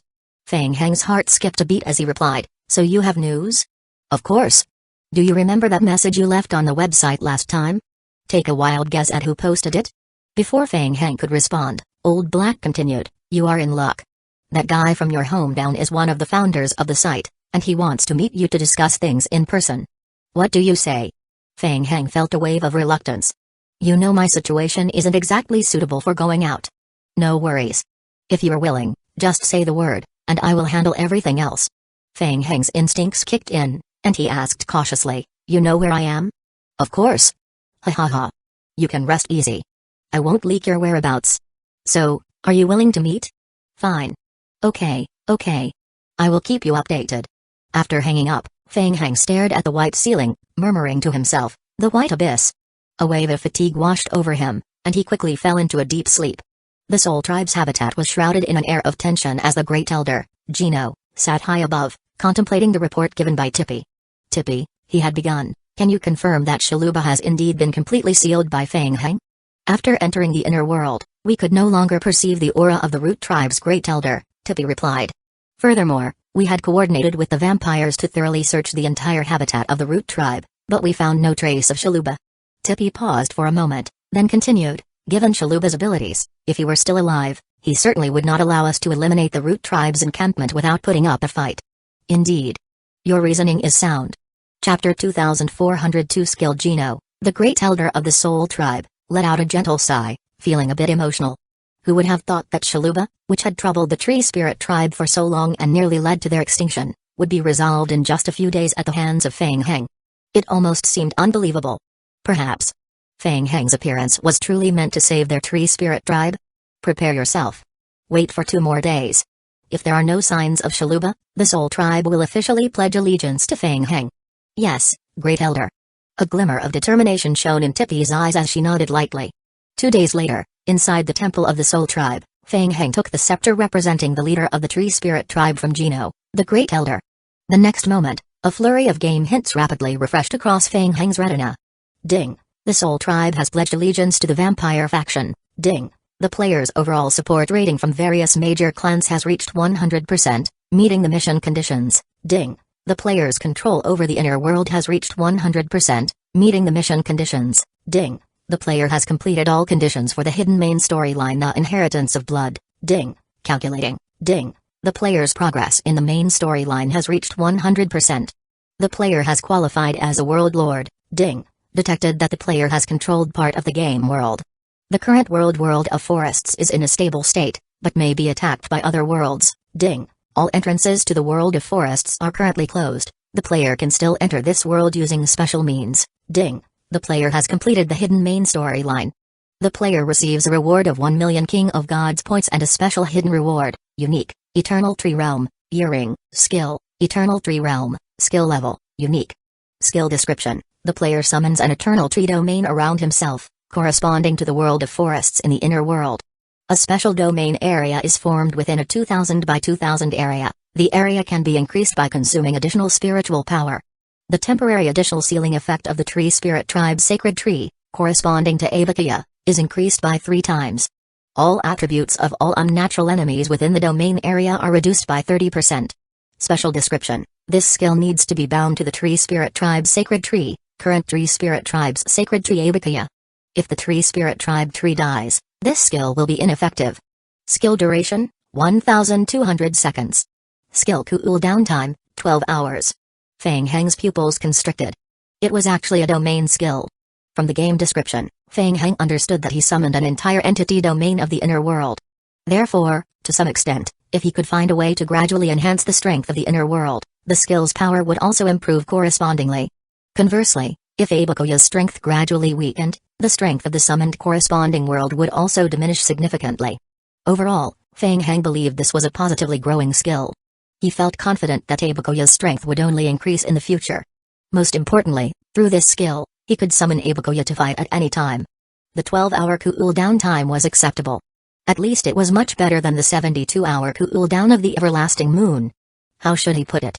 Fang Heng rubbed his chin thoughtfully. The skill was powerful, but it didn't feel overwhelmingly strong. Compared to the Everlasting Moon and the Undying Body, it still seemed a bit lacking in prestige. Well, it was still a major ability, compensating for his lack of damage output. Since the Soul Tribe had already pledged loyalty to him, he could delegate the construction of the inner world to them. He would establish a magic array to summon Abakoya within the inner world, allowing him to use the domain skill to summon Abakoya for battle whenever he wanted. As Fang Heng pondered this, he turned his attention to the second additional passive skill, Year Ring. Skill Year Ring, passive, skill level, unique. Skill description: when the player casts the Eternal Tree Realm skill, He gains 12 layers of year ring imprints. The number of imprints gained is related to the player's levels in natural science and spatial science. The player could choose to consume one layer of year ring imprint to briefly accelerate, decelerate, or halt time within the domain. The year ring imprints would become invalid once the Eternal Tree Realm skill ended. Feng Heng's pupils constricted sharply. Year ring. It seemed that this skill was designed to complement the Eternal Tree Realm. Controlling the flow of time within the domain? Feng Heng mentally assessed the skill's potential. Well, it was difficult to determine the strength of the skill just from the description. It would be best to find an opportunity to test it out in practice. Setting the skill aside for now, there was still a rather tricky problem at hand. The world of forests was different from the protected zones of the beginner game world. As an advanced game world, it was at risk of being invaded at any moment. For example, the pursuers from the Holy Realm could easily use him as a spatial anchor point to pinpoint and track this location. He had to remain vigilant. As for how to defend against this, he could only have the vampires, the Federation, and the Tree Spirit Tribe conduct thorough searches for any unknown individuals. Feng Heng had already decided that, aside from a few companions, no other players were allowed to enter the world of forests, and even the slightest information about it should not be leaked to ensure maximum safety. 7 days later. Holy Realm. The Adjudicator Orkney, along with several purifiers, worked together to seal the Artifact of Pride, temporarily storing it within the Temple of Faith. Inside the Temple of Faith, the magic array slowly operated. Under the illumination of the divine starry sky, one of the artifacts of pride, along with the entire sealed wooden casket, slowly levitated into the air, enveloped in the dim golden divine light of the temple. After completing the sealing teleportation, Orkney took a deep breath. He had finally sealed the demonic seed artifact. That could be considered a good deed. Sensing someone approaching from behind, Orkney slowly turned around.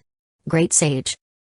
Aladdin looked at the artifact of pride levitating beneath the divine starry sky of the temple and nodded gently, saying, "You have worked hard during this time." "For the glory of the Holy Realm, it was my duty," Orkney replied, pausing for a moment. After hesitating, he continued, "However, based on my recent observations, Feng Heng's rate of progress is alarming, and he has already gained mastery over holy power, making him even more difficult to deal with. I am concerned that if this continues, the power of the demonic seed within him may gradually awaken, and he could very well become a second jealousy." Indeed. Aladdin looked up at the sky. Unlike the other artifacts, Feng Heng is a true demonic seed. If we allow him to continue growing, even if we manage to seal him temporarily, the Temple of Faith won't be able to keep him contained forever. Orkney, I need you to accelerate your efforts.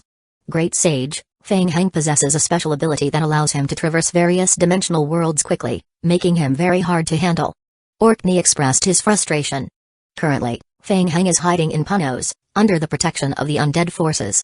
If we don't want to escalate the war with the undead, we cannot enter Punos to capture him. Aladdin pondered for a moment and replied, "We can't delay any longer. I have received word that 2 months from now, there will be a lull in the storms outside the Empress's mausoleum. At that time, the undead faction will certainly seize the opportunity to explore the Death Realm. This will be our best chance to capture Feng Heng. I permit you to enter Punos to take action. There is only one opportunity, and it must not be missed." Orkney's expression turned serious.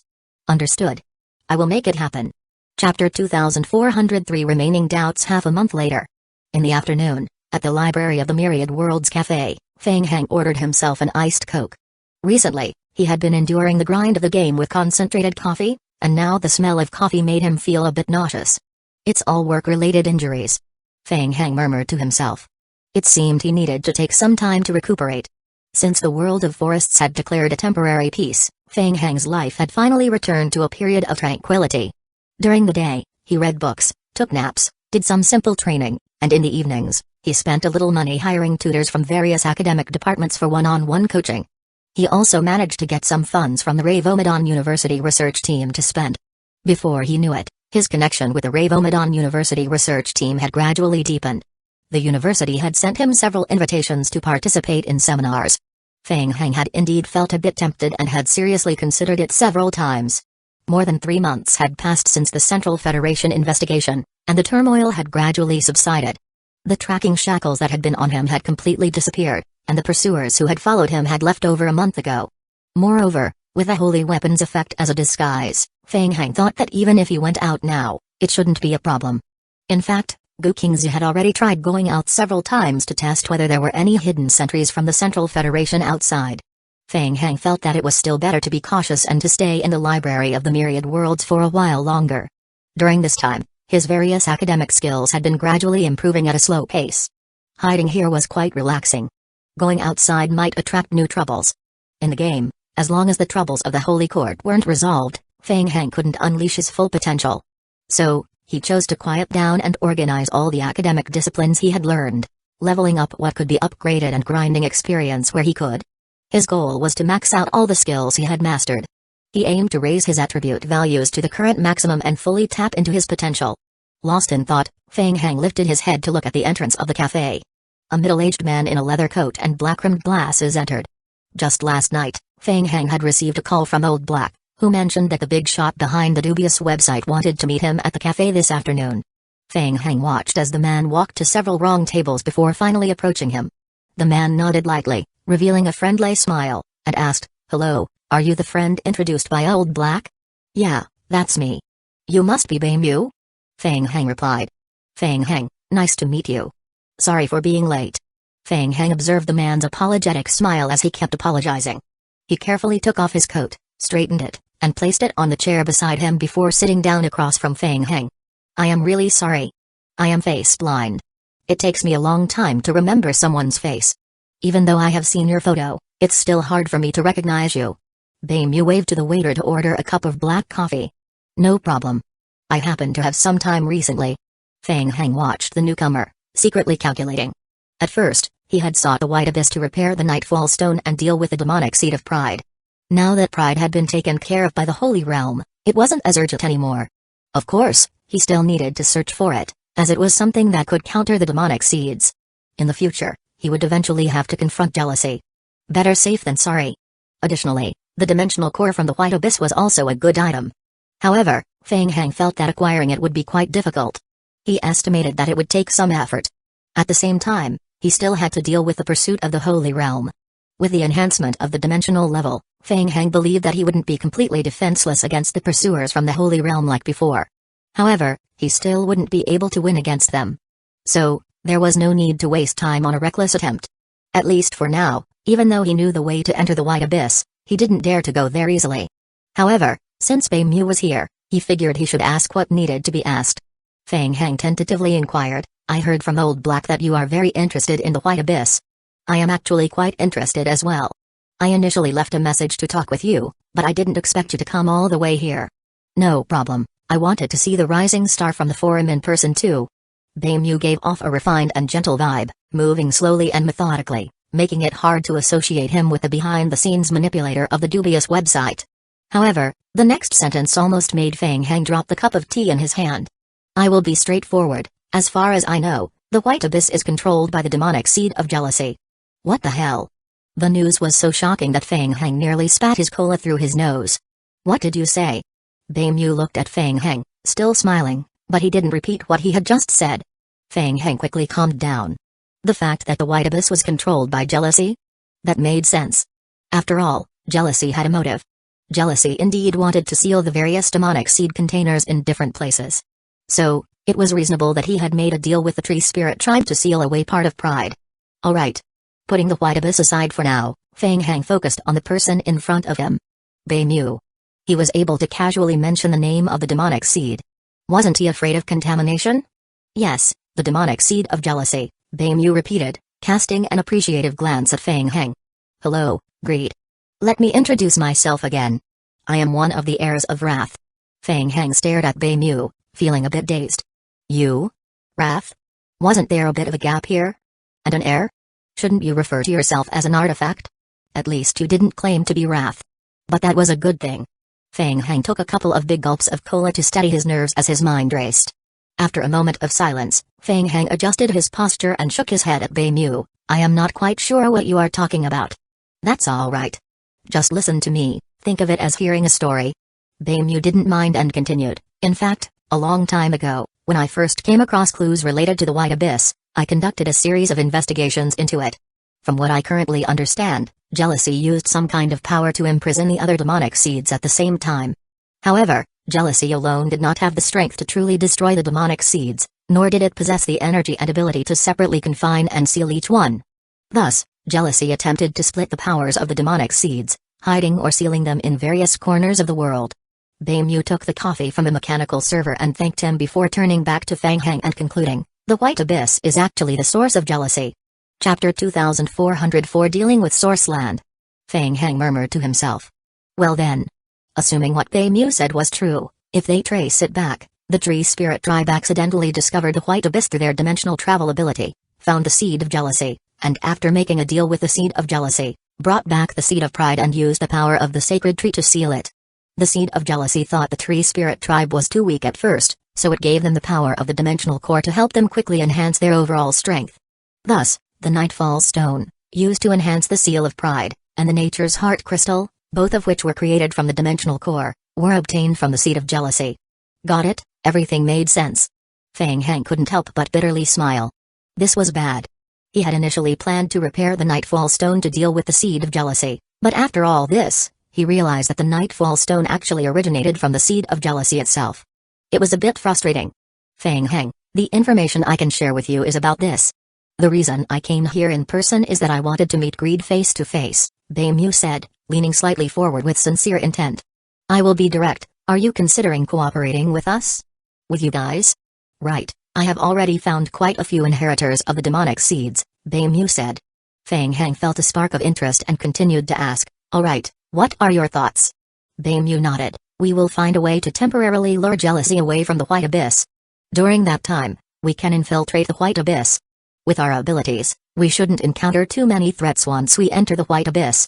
At that point, we can look for information about where the various demonic seeds are sealed by jealousy, as well as the specific locations of these seals. We will find a way to rescue the demonic seeds sealed in different worlds and unite to deal with jealousy.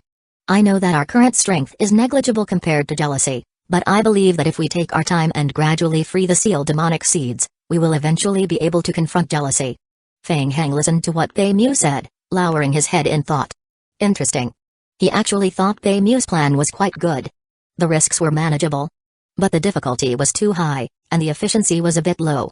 If what Beimyu said was true, finding the sealed demonic seeds would be quite challenging. Then they would have to figure out how to rescue the seeds and persuade them to cooperate. Just thinking about the pride seed they had encountered before gave Fang Heng a headache. Each demonic seed had its own temperament, making cooperation a daunting task. However, if Beimyu could indeed manage to lure jealousy away from the White Abyss as planned, it would be worth going to the White Abyss to take a look. It wasn't really about Beimyu's plan. Fang Heng mainly wanted to find a way to obtain some dimensional cores from the White Abyss. After Beimyu finished recounting the plan, he noticed Fang Heng deep in thought, so he also paused, giving Fang Heng ample time to consider until Fang Heng lifted his head again. What do you think? Are you interested? Of course, I am very interested. But... Fang Heng smiled wryly. You probably don't know the situation I am facing right now. The Holy Realm has discovered my existence and is hunting me down. As he spoke, Fang Heng suddenly remembered something and looked at Beimyu. Hey, you are also inheritors of the demonic seeds. You must have similar troubles, right? Beimyu glanced at Fang Heng and smiled slightly. Well, not really. We don't operate as recklessly as you do. Fang Heng felt a bit speechless for a moment. Beimyu had a point. Being a little reckless isn't so bad. At least it makes it easier for me to find you, Beimyu said with a smile, nodding. I am already aware of your troubles, and I will find a way to deal with them. If you have any new ideas, or if I find a way to temporarily shield us from the Holy Court's interference, then... Fang Heng looked up at Beimyu and nodded, yeah, of course. As long as you can help me temporarily shield from the Holy Court's pursuit, I am willing to join your plan. Thank you for your trust. I am glad we reached a consensus. However, there's one more thing I need to clarify first. What is it? It's about one of the inheritors of pride. He's quite powerful and has a strong desire for control. His presence has led to a split within our ranks into two factions. Generally, we can still cooperate, but you know how it is, there can only be one leader in a team. You want me to support you? Beimyu nodded and replied, yes, I am more suitable to lead the entire team. Fang Heng curled his lip. Since learning that he was a demonic seed, he had read quite a few books. All the relevant records stated that the demon faction was an extremely chaotic race. It seemed that they were absolutely right. Having been torn apart by jealousy, they were still thinking about infighting. The good news was that it was only divided into two factions. Fang Heng waved his hand and said, no thanks. I am not interested in your internal conflicts. It's exhausting. I just want to deal with jealousy. Beimyu smiled and set down his coffee cup, saying, well, no need to make a decision right away. Let's leave it at that for today. By the way, I will be staying here for a while, so feel free to come to me with any new ideas. The negotiation had failed. Feng Heng disliked taking orders from others as he watched Beimyu stand up and leave. Coincidentally, as Beimyu was leaving, he brushed past Gu Qingzu, who was walking toward Feng Heng. Gu Qingzu glanced in the direction Beimyu had gone and sat down opposite Feng Heng, her curiosity piqued. She asked, who is he? His aura feels strange, and I can't shake the feeling that I have seen him somewhere before. His name is Beimyu, and he is one of the vessels of wrath. What? Gu Qingzu's heart jolted at the revelation, and she quickly turned to look again. Beimyu walked out of the cafe under Gu Qingzu's scrutinizing gaze. He has information about the White Abyss, and I just learned about his identity, Feng Heng said, quickly summarizing the information he had just received and asking, what do you think? What are your thoughts on Beimyu's plan? Gu Qingzu furrowed her brow slightly, trying to recall where she might have seen Beimyu before. Be careful. He gives me a very dangerous vibe. Yeah, thanks. I will keep that in mind. By the way, Sandy has been pestering to see you.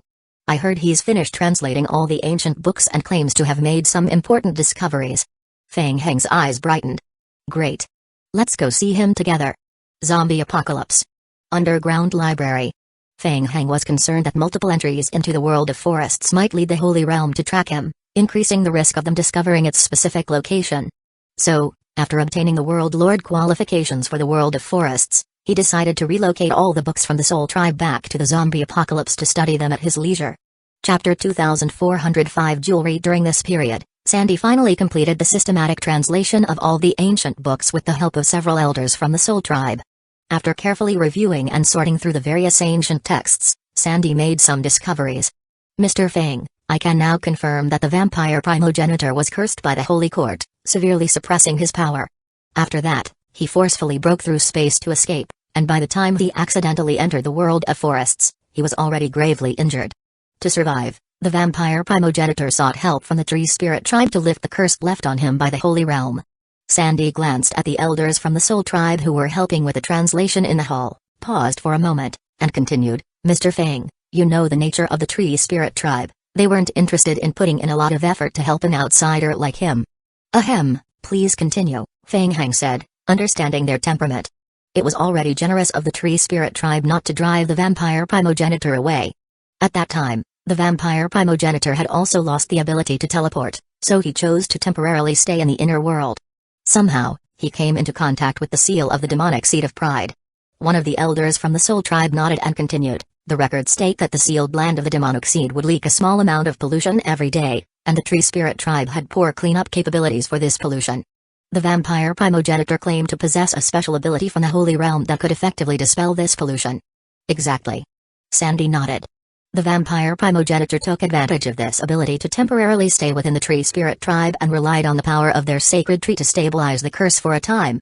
Then, coincidentally, after the vampire primogenitor had stayed with the tree spirit tribe for a while, the Nightfall Stone began to show signs of damage, and the aura of the demonic seed leaked significantly. At that moment, the vampire primogenitor proposed a trade to the tree spirit tribe, offering a holy weapon he had brought from the Holy Realm as a substitute for the Nightfall Stone to seal the demonic seed. Of course, in exchange, the tree spirit tribe needed to help him resolve the curse within him. Upon hearing this, Feng Heng finally understood everything. What a coincidence.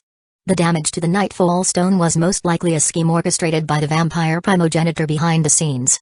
Mojai Ai quickly grasped the situation as well, scoffing slightly, so it turns out that the escape of the demonic seed is related to that guy, the vampire primogenitor. He's quite the schemer. Gu Qingzu pursed her lips and pondered. What you have just said is merely speculation based on the ancient books. Do you have more evidence to prove this? Yes, I conducted partial tests on the damaged Nightfall Stone, including an energy fluctuation test. I compared it to the energy fluctuation found in the remains of the Vampire King and found some overlaps. Kaiyu Yokang, who was standing nearby, nodded and added, this confirms that there is indeed a relationship between the two. It serves as a piece of evidence that at least confirms the Vampire King had come into contact with the energy of the Nightfall Stone and had used its energy to suppress the curse, but the overall effect was poor. Yes, I conducted partial tests on the damaged Nightfall Stone, including an energy fluctuation test. I compared it to the energy fluctuation found in the remains of the Vampire King and found some overlaps. Kaiyu Kang, who was standing nearby, nodded and added, "This confirms that there is indeed a relationship between the two. It serves as a piece of evidence that at least confirms the Vampire King had come into contact with the energy of the Nightfall Stone and had used its energy to suppress the curse, but the overall effect was poor." Mojai Aoi hesitated and asked, "Is it possible that the vampire primogenitor tried to use the Nightfall Stone to suppress the curse on himself and accidentally messed it up, damaging the Nightfall Stone in the process?" "It's possible, but we can't verify that now." "Well, that's not important," Feng Hang said, stroking his chin. He then turned to Sandy and asked, "Now I am curious, what did the vampire primogenitor use to help the tree spirit tribe temporarily seal the demonic seed?" "Haha, Mr. Feng, you are truly sharp," Sandy exclaimed, clapping his hands in praise. "You have hit the nail on the head. The vampire primogenitor provided the tree spirit tribe with an extremely important item, said to be a treasure he brought from the Holy Realm, something you will never guess." Everyone's curiosity was piqued, and they urged, "Don't keep us in suspense." "What is it?" "The legacy of the great sage from the Holy Court. The ancient texts say that this item can release a powerful wave of holy energy, perfectly substituting the Nightfall Stone as the core for suppressing pollution, and it's even more effective than the Nightfall Stone." "A legacy? The great sage?" Feng Hang's heart stirred. "So the vampire primogenitor brought something from the Holy Realm?" "Right. Exactly." Sandy snapped his fingers, his tone becoming more excited as he continued. "According to the records in the ancient books, when the tree spirit tribe first conducted tests with the new suppression item, its effects were excellent, able to greatly suppress the aura of the demonic seed. The tree spirit tribe fell for the vampire primogenitor's tricks and made a deal with him. But just a few years later, the effectiveness of the suppression item began to decline until it completely lost its function. By the time, when the tree spirit tribe wanted to find the vampire primogenitor, it was already too late. He had vanished without a trace. When the tree spirit tribe realized the problem, they were furious, but they had no way to retaliate. They were simultaneously facing the erupting demonic seed and didn't have the time to seek revenge against the vampire primogenitor. Over time, the issues caused by the sacred tree suppressing the demonic seed grew worse, eventually leading to the holy war between the tree spirit tribe and the demonic seed. Well, we all know what happened after that." Feng Hang nodded, exchanging a glance with Mojai Aoi. From the information they had previously gathered, the vampire primogenitor had been imprisoned by the Holy Court for a grave crime. Could that grave crime have been theft? A treasure capable of suppressing the demonic seed of pride. It shouldn't be some worthless junk, right? Feng Hang asked, "Is that suppression item still around?" "Hee, of course, it has been found," Sandy replied, nodding. "I have checked many ancient books. After the suppression item became ineffective, it was stored in the Elders' Council, gathering dust. Later, when the tree spirit tribe was destroyed and the inner world was reopened, various clans searched meticulously and found it, but they didn't pay it much attention. Recently, when the Soul tribe cleaned up the inner world, they brought out many old items stored in the Elders' Council and relocated them to the newly established temple in the outside world." As he spoke, Sandy gestured to two elders from the Soul tribe behind him. One of the guards approached, carrying a tray. On the tray rested a worn crown. "Based on my comparison with the descriptions in the ancient books, this should be it, the king's crown. It does seem to have lost its power." As the guard placed the tray in front of Feng Hang, he leaned down to observe it closely. The crown looked like it was made of some kind of metal, its surface significantly corroded, resembling an old, worn-out artifact that had just been unearthed. Feng Hang reached out and gently touched the crown. It felt quite rough in his hand, with no reaction at all. Item, worn king's crown. Description, appears to be a craft item, with a high degree of corrosion on the surface, making it difficult to fetch a good price. Chapter 2406 Repairing Try Again. Feng Hang tried to switch to his sacred form, then converted his mental strength into a holy attribute and infused it into the king's crown. Whoosh! In the next moment, the king's crown emitted a faint holy light. As everyone's gaze focused on it, the outer layer of the crown, which had been corroded, gradually peeled away, revealing a ring-shaped crown that emitted a metallic sheen. Ding! The player discovered item Unknown King's Crown. Item, Unknown King's Crown. Description, this item has been corroded and cannot provide specific information. The player can attempt to restore this item. Description, triggered by high-tier sacred study, this item has been corroded by a special power and has lost its strength. Infusing it with the power of faith can partially restore the item. Description, triggered by commander-level demonology, this item has been polluted and corroded, and there are remnants of pollution within it. Directly infusing it with the power of faith is not possible. Pollution effect. Fang Heng's mind sparked with realization. The crown had initially been used by the tree spirit tribe to suppress the aura of the demonic seeds. Over time, the power of pollution had infiltrated the crown's interior. To complete the restoration, he first needed to find a way to extract the lingering pollution from inside the crown. Then, in the second step, he could use his sacred study power to restore its state. For an ordinary person, accomplishing these two steps would be nearly impossible. But coincidentally, he had ways to do it. Fang Heng put away the crown and nodded. Let's go to the Temple of Zeus.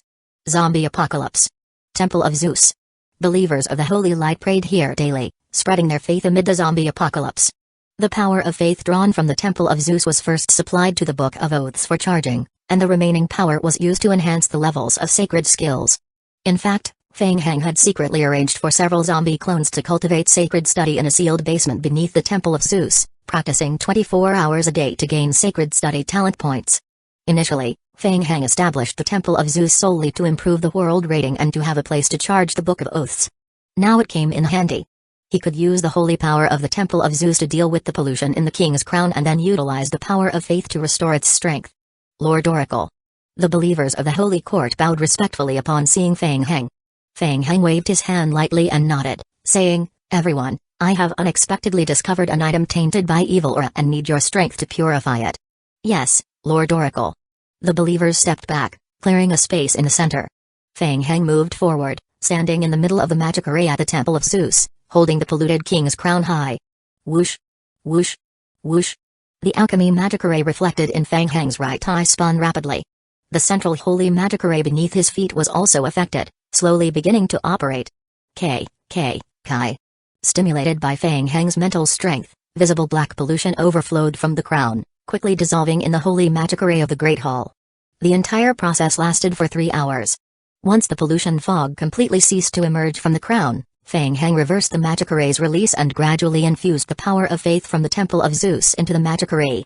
Ding! The player has completed the purification of the sage's crown. Ding! The player has charged the sage's crown. Ding! The player discovered the item Sage's Crown. Damaged. Item, Sage's Crown. Damaged. Description: this item is damaged, and its additional attribute skills cannot take effect. Description: this item carries the inheritance of the Great Sage from the Holy Court. The player can use this item to trigger related Great Sage advancement missions upon entering any Holy Court Inheritance Hall. Inheritance Halls exist only in certain advanced game worlds. Description: this item drops upon death. Upon seeing the description of the Sage's Crown, Fang Heng's heart raced. Wow! The inheritance of the Great Sage? As far as he knew, within the Holy Court system, the Great Sage was only beneath the God King and was at the same level as the Saintess Fiona. How could the primogenitor of the vampires have stolen such a thing? No wonder. Fang Heng had previously been puzzled about why the Holy Realm was relentlessly pursuing a vampire ancestor.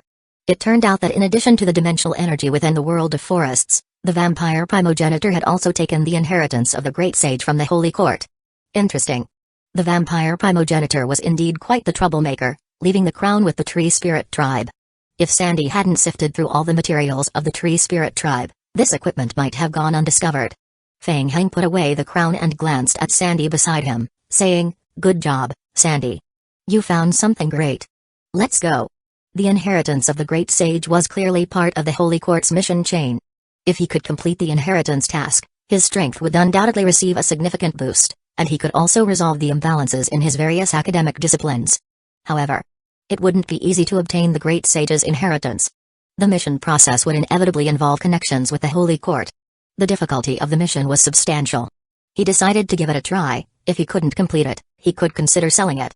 He believed many Holy Court players would be interested in this. Sandy hurried a couple of steps forward to catch up with Fang Heng and whispered, "Mr. Fang, what exactly is this thing?" "It's an inheritance item left by the Holy Court, but unfortunately, it's not closely related to the White Abyss." "In that case, we are out of options. I have checked the ancient books several times, and there are no clues regarding the White Abyss." "It's alright, I have already found leads on the White Abyss." "What?" Sandy exclaimed in surprise. "You found it? Can I come along to take a look?" "Not right now, but there will be an opportunity." 2 months later. Punos. At the edge of the Shady Line Valley. Ever since Fang Heng used the mock magic array to teleport the Shady Line, the Holy Court had suffered significant losses, temporarily giving the undead faction the upper hand on the battlefield. After more than a month of guarding, The magic array used to teleport the Shady Line was finally destroyed by the high-tier forces of the Holy Court. Thus, the Shady Line returned to Frost Hell in Panos. At this moment, two necromancy players dressed in grey robes approached the western periphery of Frost Hell. Since a month ago, a large swarm of lickers had occupied the valley area to the west of Frost Hell. Any players who approached the valley would be actively attacked by the lickers. The two took some time to approach the valley and looked at the horde of lickers within. They exchanged glances, their eyes filled with helplessness. Compared to a few months ago, the number of lickers controlled by Fang Heng had increased substantially. As far as the eye could see, the valley was filled with a sea of red lickers. Li Shouqian shrank his neck at the sight and turned to ask, "What should we do, brother?" Tan Shao shook his head and said, "I don't know. The survival radio can't get in touch with Mr. Fang." Chapter 2407 Face-to-face talk. Tan Shao and Li Shouqian had came to contact Fang Heng on instructions from the federal authorities. In the past few months, the Eastern Federation had completely lost contact with Fang Heng. Hearing rumors about the appearance of lickers, they suspected that Fang Heng might be hiding in the area, so they were sent on a mission to investigate. Speaking of which, what has Fang Heng been doing hiding in the valley? Is he avoiding some enemies? Enemies? Are you talking about the Holy Realm? As they were speaking, the lickers, which had been crowded in the valley, suddenly parted to both sides, creating a small path. Something was happening. Tan Shao and Li Shouqian immediately stopped talking, holding their breath and focusing intently on the figure that gradually emerged from the valley. It was Fang Heng. They saw Fang Heng walking out from among the scattered lickers, his head lowered, looking deep in thought. For the past 2 months, Fang Heng had been cultivating in the game world of Panos. Frost Hell was a great place, suitable for him to absorb the undead aura. As usual, Fang Heng would finish arranging the zombie clones to grind during the day, then go offline to rest for a while, and at night, he would return to the library in Panos to study. The difficulty of leveling up his Grandmaster level necromancy was extremely high. Besides purifying and absorbing undead aura for experience, supplementing his theoretical knowledge could also quickly increase his experience points. Thinking this, Fang Heng opened the game panel to check his progress. Grandmaster level necromancy, level 5. Master level spatial science, level max. High tier sacred study, level 9. High tier natural science, level max. High tier alchemy, level max. High tier occult, level max. Mid-tier psychic, level max. Mid-tier sealing art, level max. Mid-tier beast taming, level max. During this time, he couldn't go anywhere else, so he simply stayed in the library of the myriad worlds and the world of Panos, cultivating and honing his academic skills. The results had been remarkable. Aside from necromancy and sacred study, which had higher learning difficulties, all other academic disciplines had been maxed out. To continue advancing, he needed to complete special missions. Due to the limited worlds available for exploration, he couldn't level up for the time being. As for necromancy and sacred study not being maxed out yet, necromancy had already reached Grandmaster level, and the leveling speed was inherently slow. Sacred study, on the other hand, suffered from a lack of channels for advancement. Every day, he relied on the meager experience points provided by the Temple of Zeus in the zombie apocalypse, making it difficult to level up quickly. Just as teacher Gulwo had said, after leveling up the other academic disciplines, the backlash effect from the imbalance of strength in the sea of consciousness had improved a bit. However, he still couldn't fully activate his mental strength. Fang Heng pondered that the best solution was to increase his sacred research level. After all, he couldn't learn two conflicting bloodlines, so he could only compensate for that through his academic disciplines. Mr. Fang. Mr. Fang. It's me. Do you remember? Fang Heng's perception had already sensed the newcomers. He looked up and saw two familiar faces, raising a hand to greet them. I was wondering who it was. What brings you here? Li Shouqian and his companion felt a wave of relief upon seeing Fang Heng and quickly ran over to join him. Mr. Fang, Dan Shao said seriously as he stepped forward, we are here representing the North District Federation. There's something very important we need to discuss with you face to face. Fang Heng raised an eyebrow and asked, what's so serious? We received reliable intelligence that the Holy Court is planning an operation against the undead faction. At those words, Fang Heng's pupils dilated sharply. Tan Shao nodded. We obtained this information through the Federation's information network. The Holy Court is prepared for an offensive, planning to invade low-level world boundaries through a descent ritual. Fang Heng asked, when? Where? What's the target? It's expected to launch within 24 hours. The location is currently unknown, and the target is also unclear. The Holy Court has been preparing for this activity for over half a month, and we only just got wind of it from our spies within the Holy Court. We won't have concrete information until the operation officially begins. Why did you arrive to me? What's the undead faction's stance on this? We immediately tried to alert the higher-ups in the undead faction, but unfortunately, it seems that most of the senior leaders have been unavailable lately. Many seasoned scholars are in closed-door cultivation, and we can't get in touch with them. Feng Heng rubbed his chin, contemplating the situation. Indeed, it was quite a coincidence. Just over half a month ago, Teacher Gulwo had left for an important matter and hadn't returned since. It could be related to the assignment he mentioned 2 months prior. Speaking of which, Jiziobo had also participated in that mission. Originally, he was guarding the mock temple, but after its destruction, he had been pulled into a high-tier mission. Now, just as the Holy Court was launching an attack. Could it be that the Holy Court was deliberately orchestrating this? This strategy felt very much like a player's tactic. Feng Heng pondered for a moment before looking up and asking, "What does the Federation want from me?" Tan Shao hesitated for a moment, thinking about how to subtly suggest the Federation's higher-ups' intentions. Meanwhile, Li Shoqian directly stated, the Federation doesn't want the undead to lose too quickly, nor do they want to see the Holy Court dominate completely. This guy. Tan Shao shot a helpless glance at Li Shoqian. Could he have made it any clearer? Feng Heng stroked his chin thoughtfully. It was evident that the Federation also had concerns about the Holy Court. When it came to their infiltration of the real world, the Federation was far more brazen than the undead. Alright, I understand. So, what does the Federation hope I will do? I should mention that my current situation isn't too favorable, and recklessly entering the battlefield might cause even greater trouble. Yes, we understand that. That's why we hope to leverage your influence and connections with the undead upper echelon to rapidly relay this information to them. Additionally, we want to clarify where the high-tier combat strength of the undead faction has gone recently. Feng Heng contemplation to himself that he wanted to know that as well. Understood. I will think of a way, but don't put all your hopes on me. Of course, we have been trying other methods as well. By the way, there's another matter regarding the vampires. Tan Shao paused, looking at Feng Heng. In recent months, all vampire players underwent a significant enhancement in strength. On the market, the vampire bloodline and related academic materials had become priceless, and even various items from the vampire game world were being sold at exorbitant prices. This was not good news for the Federation. The Federation had speculated that the vampires had already mastered dimensional energy. All of this was related to Feng Heng. Vampires? What about them? The Federation hopes to maintain a stable situation and has many things it wants to discuss with you in person. Alright, we will see when the opportunity arises. Chapter 2408 Crisis. Feng Heng had already lowered the dimensional energy attributes of the players through Abakia. The strength was reduced to about 1/3. Even so, from the Federation's perspective, such an enhancement was still terrifying. Feng Heng didn't want to completely eliminate the dimensional energy's enhancement on the bloodline.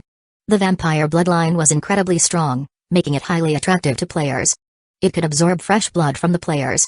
Of course, players also represented instability in certain aspects. As Feng Heng was contemplating finding an excuse to decline, several lines of game prompts suddenly flashed across his retina. Ding! Panos is currently under invasion from an unknown high-tier world boundary, and players are facing enemy threats. Ding! Panos is currently affected by the Holy Descent. Ding! Player has triggered mission The Crisis of Panos. Mission name, The Crisis of Panos. Mission description, Panos is currently under attack from the Holy Court. All players are required to defend the main city of Kaitanshul in Panos. Mission description, the world of Panos has been sealed by holy power, and under this state, players cannot use teleportation scrolls to leave the world. Feng Heng and the others' expressions changed simultaneously. They had just been talking about it, and now the Holy Court's big move had arrived? So soon? Moreover, it was too coincidental that the Holy Court chose to attack Panos. So they were directed at him? Feng Heng had a bad feeling and quickly reviewed the previous game hints. There were no hints related to pursuers from the Holy Realm. So this matter didn't involve him? That didn't seem right. The Holy Realm had cast a grand premonition spell on him and definitely knew he was currently in Panos. However, they hadn't tracked him down via descent this time. That alone was odd. Feng Heng found it even stranger. Why was that so? Since the facade had already been torn apart and they were going to attack Panos, why hadn't they sent a pursuit team this time? What kind of trick was the Holy Realm playing? Feng Heng vaguely sensed a whiff of conspiracy. However, the conspiracy might not necessarily be aimed at him. Tan Shao and Li Shoqian also saw the game hints that appeared, and their faces went pale. What the hell? They had originally come to fulfill a mission assigned by their superiors, intending to relay a message to Feng Heng for a face-to-face meeting. How had they suddenly found themselves trapped in Panos as well? What were they supposed to do now? The two of them turned to Feng Heng. Feng Heng quickly calmed down and shrugged, saying, Panos has been around in the undead faction for so many years. It won't be easily breached. Since we can't leave anyway, why not go see if we can gain some benefits? Feng Heng swiftly devised a battle strategy. No need to panic, they would first assess the situation. If things went south, they could always log off and hide. Who knows? Maybe he might get some benefits. Moreover, with the rewards from the main storyline of the World of Forests, if things went awry, he could always use his domain skills to directly summon the inner world and quickly teleport away using Avakia's dimensional abilities within that realm. The risks were manageable. Hundreds of purifiers from the Holy Realm suddenly descended into Panos, leading a large contingent of Holy Realm Knights to launch an assault on the Panos world. The players trapped in Panos's undead faction were in a state of panic. No one had expected the Holy Court to act so quickly, breaking the tacit understanding between the undead high-ranking officials and expanding the war into the high-tier world. Tower of Bones. Several instructors from the undead faction gathered in the Tower of Bones to activate the city's defense systems, preparing to face the imminent attack from the Holy Court. When Feng Heng, Danzō, and Li Shoqiang arrived at the main city of Kaitanchul, a group of undead players had already assembled in the square. Danzō quickly returned after inquiring about the news. What did the instructors from the Tower of Bones say? The tower leaders are all absent. Currently, the two deputy tower masters from the Tower of Decay and the Tower of Withering are leading everyone to counter the Holy Realm, Danzō replied. His expression turned serious as he added, the team from the Holy Realm that descended into Panos is incredibly strong. They have already breached the periphery area and are expected to reach Kaitanchul in half an hour.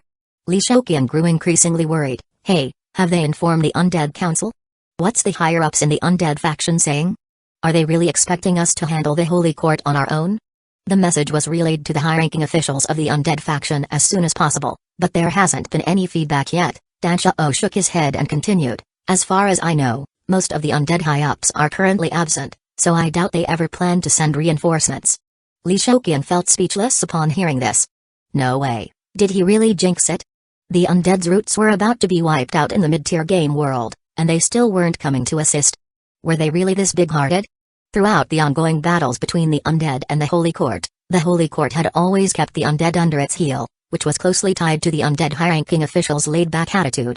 Danzō frowned and pondered, the high-ranking officials of the Undead faction might have other important matters at hand, they have their own plans. Enough with the grand plans, Li Shoqiang interjected. The problem is, what do we do now? Are we really going to confront the Holy Court head-on? The two deputy tower masters are currently preparing to defend the Tower of Bones. We can either join the battle or find another way to break through the Holy Court's invading team, Danzō replied, then paused, glancing at Feng Heng. Feng Heng shrugged casually, alright, if that's what you say, let's go for it then. Let's fight it out. Feng Heng had a clear understanding of the Holy Realm's strength. Even if they couldn't win, causing some disruption on the side was still feasible. If they could take down one, that would be a bonus. Whatever benefits they could gain would be worth it. If things turned sour, they could always retreat. He could go offline and find another chance to escape later. As for the Panos world, if the Undead faction didn't care, why should he be in a hurry?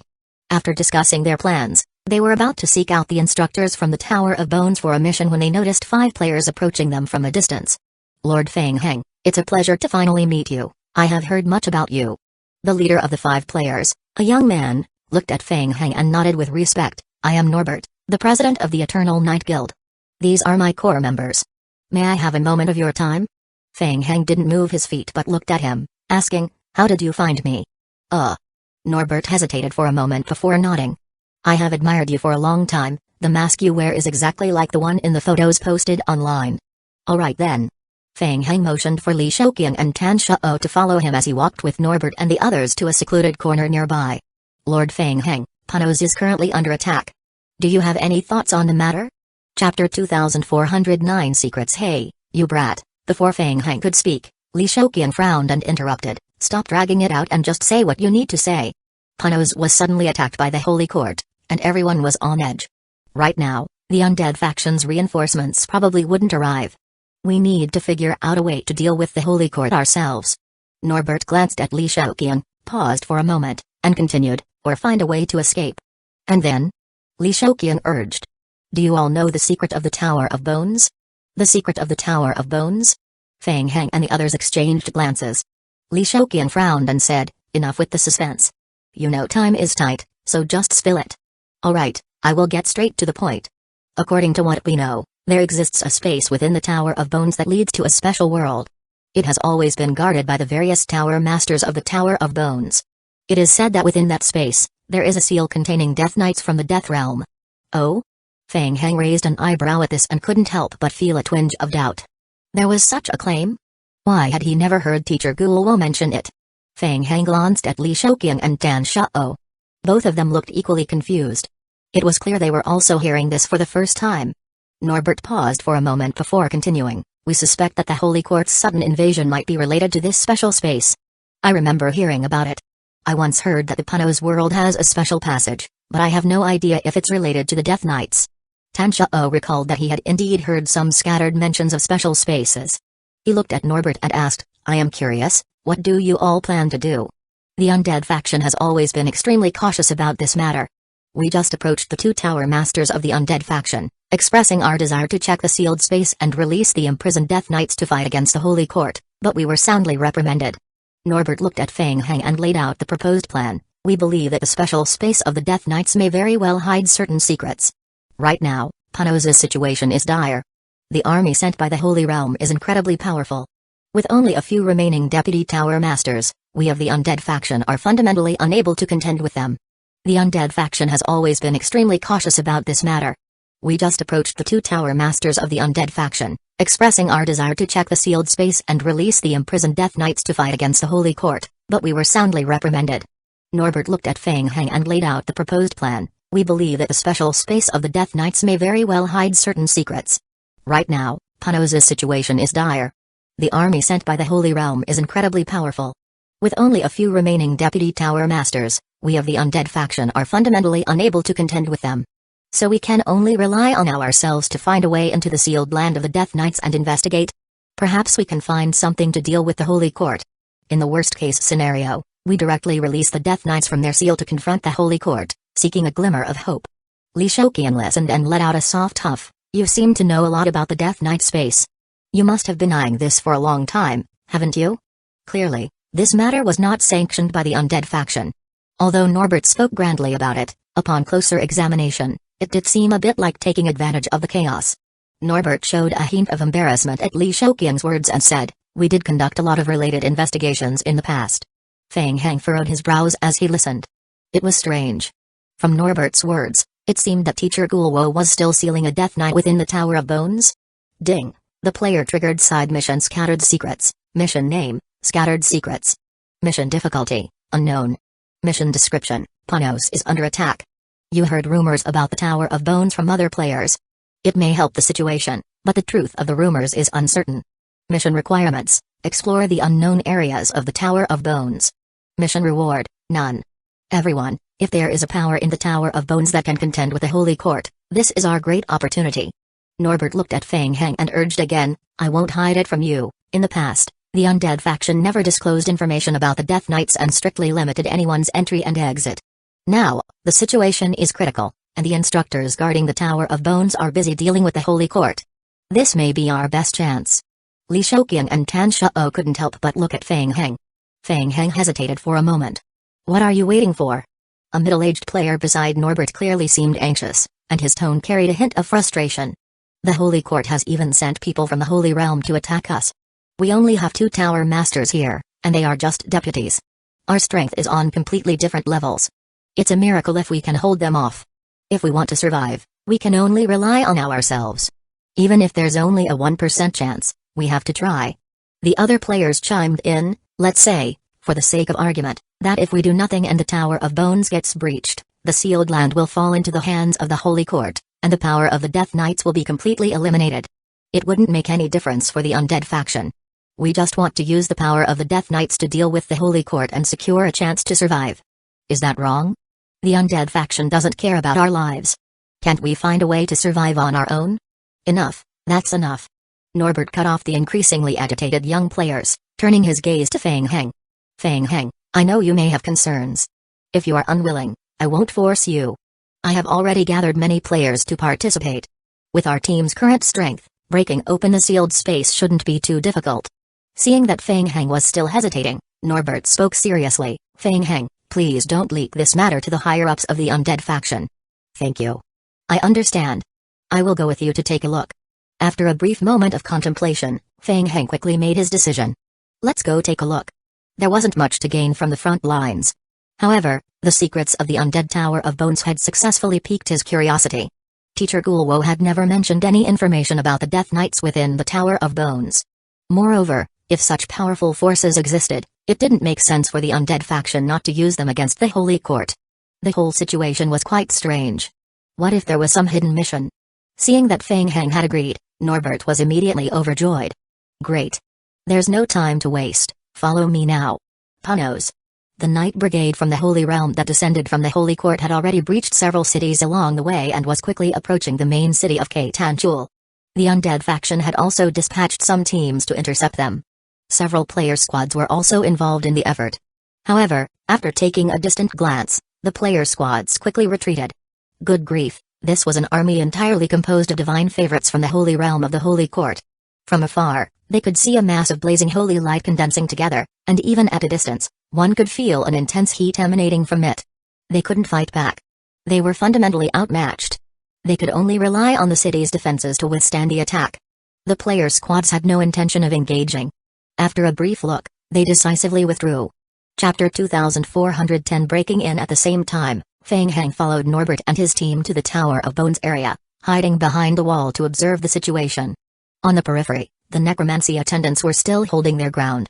During this special time period, the Tower of Bones area had been locked down and placed under strict security. Everyone looked toward Norbert. He appeared more confident now and nodded. Just as I expected, the guards of the Tower of Bones have been reassigned. Li Shoqian glanced at the entrance of the Tower of Bones from a distance and said quietly, "How do you plan to get us in? I don't want to make a move and end up being labeled a rebel by the undead faction. What's there to be afraid of at this point?" Norbert seemed a bit anxious and shook his head. "Forget it, I won't force you to take action. Just wait on the side and let me handle it." With that, Norbert waved his hand and led his two subordinates out from behind the wall, confidently walking toward the entrance of the Tower of Bones area. Two necromancy attendants guarding the entrance blocked Norbert and his group. Keitanchul is currently under lockdown. The Tower of Bones area is not open to the public. "I understand," Norbert replied, nodding. "We received a special mission and need to enter the Tower of Bones to collect some war materials." The necromancy attendants did not step aside. "We have not received any notice regarding such a mission." "Is that so? There must have been some mistake. This is the pass given by the Tower Master, please take a look." The necromancy attendant, somewhat puzzled, took the pass from Norbert's hand. Buzz. The next moment, a dark wave pattern emanated from the open pass. At the instant the wave touched them, several nearby necromancy attendants shuddered violently, twisting and dissolving until they turned into a cloud of ash, completely disappearing before everyone's eyes. Clap. The pass fell to the ground. Norbert crouched down to pick it up and waved toward Feng Heng and the others hiding in the corner. "Let's go."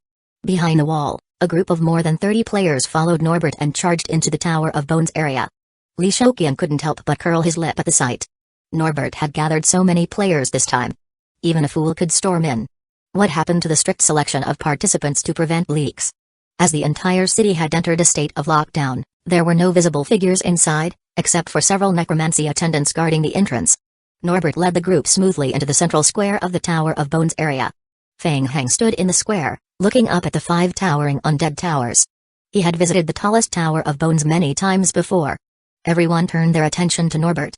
"The entrance to the special space of the Death Knights is hidden within the Tower of Bones," Norbert said, gazing up at the tower for a moment before adding, "There's no time to waste, let's go." Under Norbert's guidance, the group pushed open the massive doors of the Tower of Bones and hurried inside. Feng Heng followed the others into the tower. Standing in the first-floor hall of the Tower of Bones and looking up, he could see spiraling staircases leading upwards, which led to Teacher Gulwo's study and reception room. In the past, he had always been guided by the necromancy attendants to meet Teacher Gulwo. This time was different. Norbert had no intention of going upstairs. Instead, he led the group to pause in the first-floor hall. Norbert and his subordinates seemed to be searching for something, deliberately slowing their pace and carefully tapping along the walls of the hall. Boom, boom, boom. As a player tapped on one of the walls, they discovered a clear anomaly. The sound was somewhat muffled. "I found it." Norbert's eyes lit up, and he quickly stepped forward to investigate. There was a passage behind the wall. Norbert took out a small knife and carefully cut along the seams of the bricks, moving them aside until a dark entrance was revealed. Feng Heng's heart skipped a beat. There really was one. Having visited this place many times, he had become quite familiar with it, yet he had never thought there could be a secret passage here. Let's go in and take a look together. Norbert was the first to step into the dark passage. The passage was deep, completely devoid of light, and it appeared to have been untouched for a long time, with a thick layer of dust covering the ground. Norbert lit a prepared ghostly candle, illuminating the path ahead. Before long, he spotted a staircase leading downward and guided the group down the stairs. As they descended, Fang Heng felt like they were walking for a long time. How far down is it? How much longer?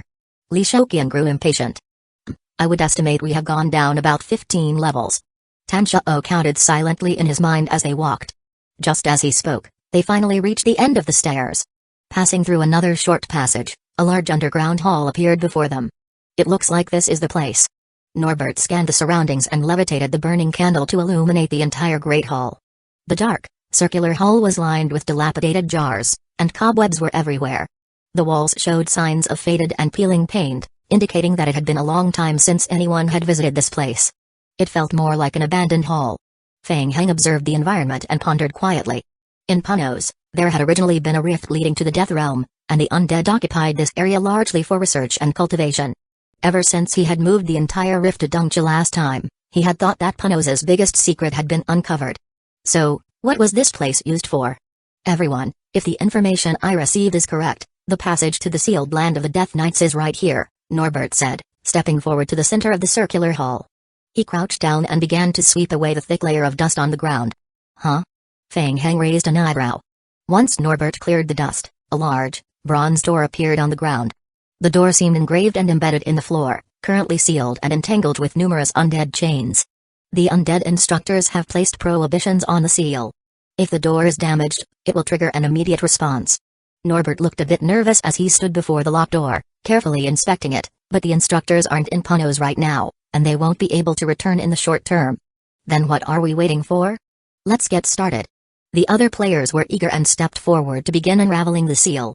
The seal wasn't particularly difficult, it was a common undead-type seal.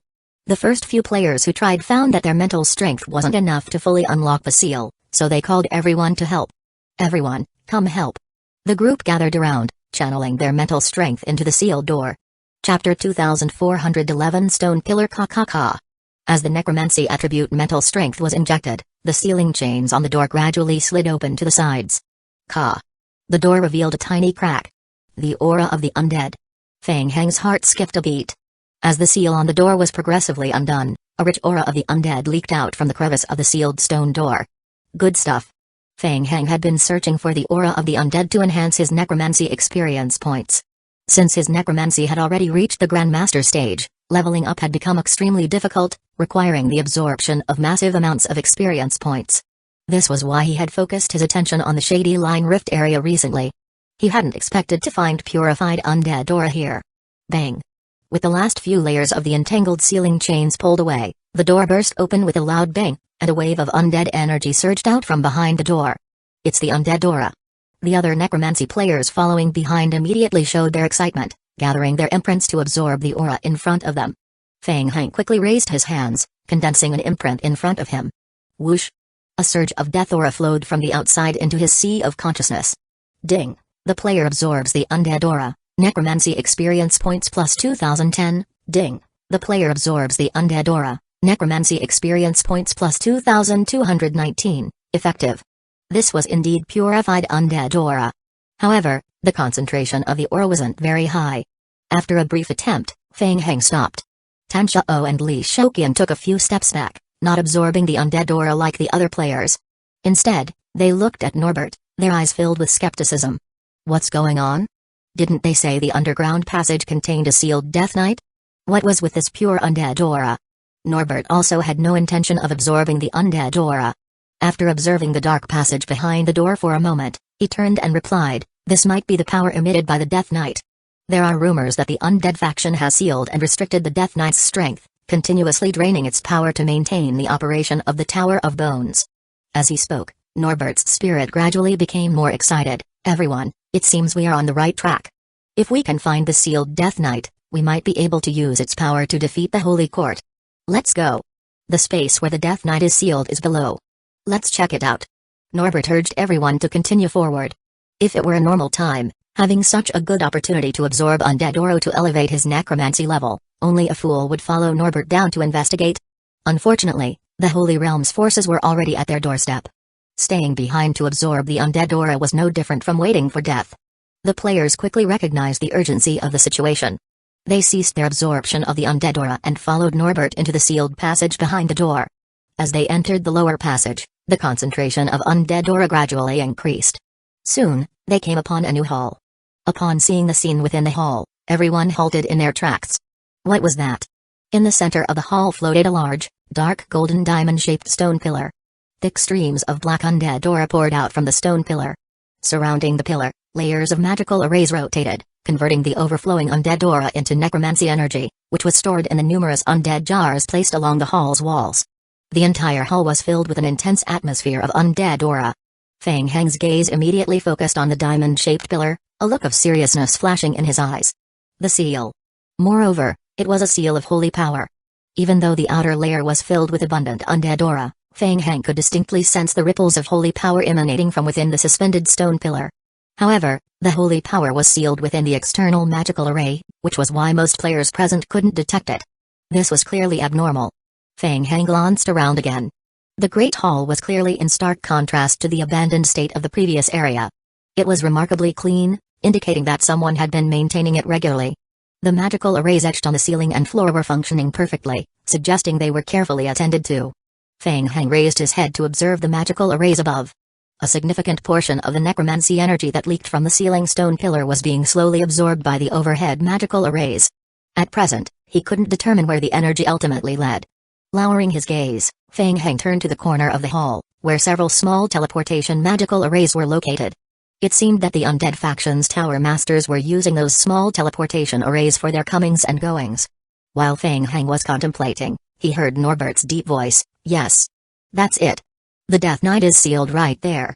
If we can find a way to release the Death Knight, we might be able to fight the Holy Court." The other players entered the hall, surveying the layout of the Great Hall. One middle-aged player asked, "What do we do next?" "Naturally, we need to break the seal," Norbert replied confidently. "I know we need to break the seal, but what exactly should we do? How do we break the seal?" Norbert took a deep breath and nodded, saying, "The seal is divided into two layers. The inner layer is a holy seal, and the outer layer is a necromantic seal. We first need to find a way to dissipate the surrounding necromantic energy, allowing the surplus death energy to escape. This will weaken the overall strength of the seal. If we are lucky, the seal might even break on its own. Everyone, what are we waiting for? Let's get started."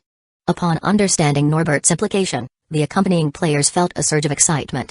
Such a good opportunity? They could directly absorb external energy. It couldn't be better. They could gain necromancy experience points while also breaking the seal. It was a win-win situation. The necromancy players wasted no time, immediately raising their hands to condense their imprints, opening themselves to absorb the surrounding undead aura. "Feng Heng, what's wrong? Do you feel like something is off?" Tan Shao, noticing that Feng Heng wasn't moving, approached him and asked quietly, "Is there something wrong with the undead aura here?" "I haven't found any issues with the undead aura," Feng Heng replied, looking at the black fog enveloping the central stone pillar. He nodded and said, "It's just that this seal feels strange to me. Why is it a holy attribute seal? Was it left here by the Holy Court?" "That's possible." Li Shouqian stepped closer and asked, "What should we do now, Mr. Feng? Since we are already here, let's absorb the energy first and see what happens next." After all, Panos had already been pummeled by the Holy Court to this extent. How much worse could it get? Besides, he was in desperate need of necromancy experience points. With that, Feng Heng quickly raised his hands and condensed an imprint in front of him. He injected his mental strength into the palm imprint, initiating the absorption of the surrounding undead aura. Chapter 2412 A Trap Whoosh. The undead aura energy in the entire hall surged rapidly toward Feng Heng. Due to the speed, a black vortex formed above Feng Heng's head in just a moment. The other players in the Great Hall, who were also trying to absorb the undead aura energy, sensed the strange fluctuations and opened their eyes, gazing in amazement at the black vortex before them. What the hell? Who was so powerful? He could absorb all the aura in the Great Hall at once? Upon closer inspection, they noticed the player cloaked in black robes, along with Li Shouqian and Tan Shao standing behind him. The crowd frowned and fell silent. That person could consume so much undead aura energy at once, which meant that his strength was undoubtedly formidable.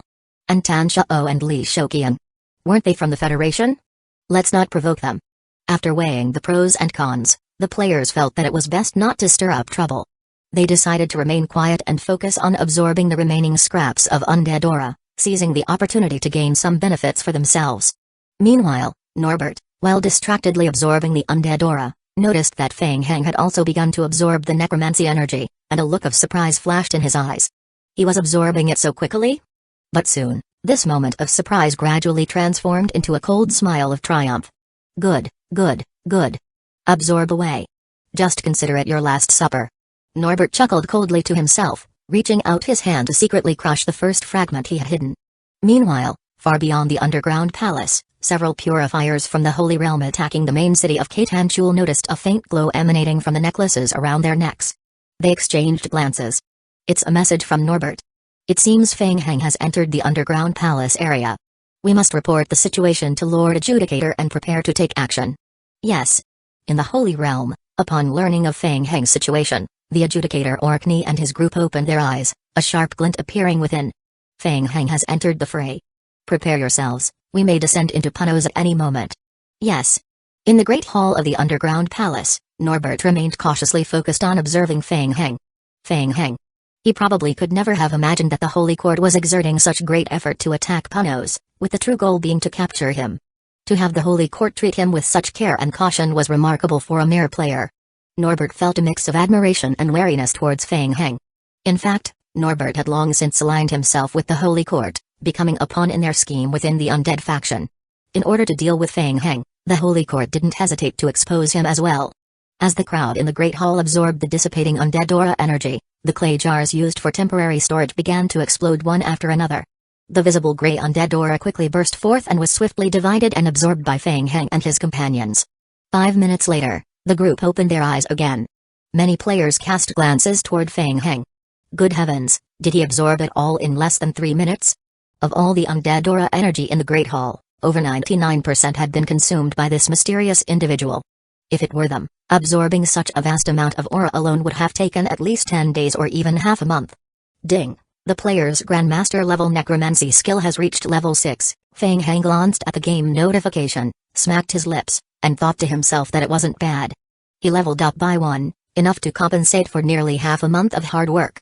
However, Feng Heng used his mental strength to probe the sea of consciousness again. At first, he hadn't felt anything unusual while absorbing the undead aura, but after absorbing so much, he gradually sensed that the undead aura in this place was somewhat different. There was a trace of cold power within the aura. After absorbing the energy, it hadn't affected his body, and the game indeed confirmed that his necromancy experience points were increasing. Upon closer examination, he hadn't detected any anomalies. It seemed he was overthinking. Punos's world was closely tied to the shady line, and for some reason, the undead aura here carried a trace of frost attributes. This wasn't a significant issue. Feng Heng lifted his gaze and looked around again. He had noticed some issues with the ceiling stone pillar in the Great Hall, but he hadn't considered it as a trap from the Holy Court. He only felt that the trip hadn't been in vain. Norbert, what's next? At this point, the undead aura energy in the hall had been completely absorbed. The magic arrays were still functioning, and a faint aura continued to emanate from the ceiling stone pillar. Norbert swallowed nervously. The plan had encountered a slight hiccup. Originally, they intended to lure Feng Heng here, expecting him to absorb the energy, which would make him lower his guard and weaken the outer protective magic arrays. However, he hadn't anticipated that Feng Heng would act so quickly. In just 3 minutes, he had absorbed all the outer energy. Norbert had a growing sense of unease. The mission might not be as straightforward as planned. Norbert? What's wrong?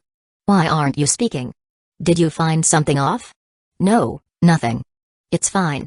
Under the watchful eyes of the crowd, Norbert gathered his composure and approached the central ceiling stone pillar, examining its condition. It was merely a minor timing issue. No big deal. The Holy Court straps had a high fault tolerance. Norbert steadied his mind and continued to observe the large magic array beneath the central ceiling stone pillar. He said, the undead instructors have set up magic arrays for the outer seal. Next, we need to gradually erase this magic array. We must be cautious. As the outer sealing energy weakens, the inner holy seal's power will gradually begin to unseal. Especially in the middle stages, there is a risk of an explosive backlash at certain tiers, so we must be extremely careful. The group gathered closer, urging to get moving quickly.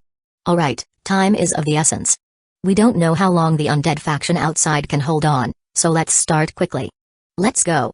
Everyone joined forces, carefully channeling their mental strength into the magic array, taking care to disrupt the operation of the external magic array. Feng Heng looked up at the magic array inscribed on the ceiling. This was taking way too long.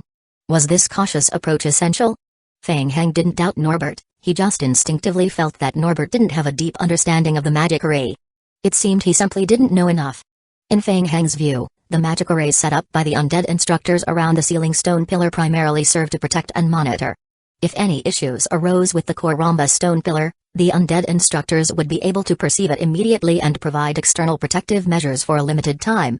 Chapter 2413 Exploded. The undead instructors seem to have discovered the value of the undead aura spilling from the magic array. As a result, they added another layer of magic array to the ceiling, intended to absorb the undead aura's strength. As for where the strength of the undead aura was directed, it remained unclear. Feng Heng estimated that it was likely used to maintain the Tower of Bones domain. Currently, merely destroying the outer seal left by the undead instructors would not have any real impact on the central holy seal. If that was the case. Feng Heng looked up at the sky, his right pupil suddenly reflecting a rapidly rotating magic array. Whoosh! Whoosh! Whoosh! Whoosh!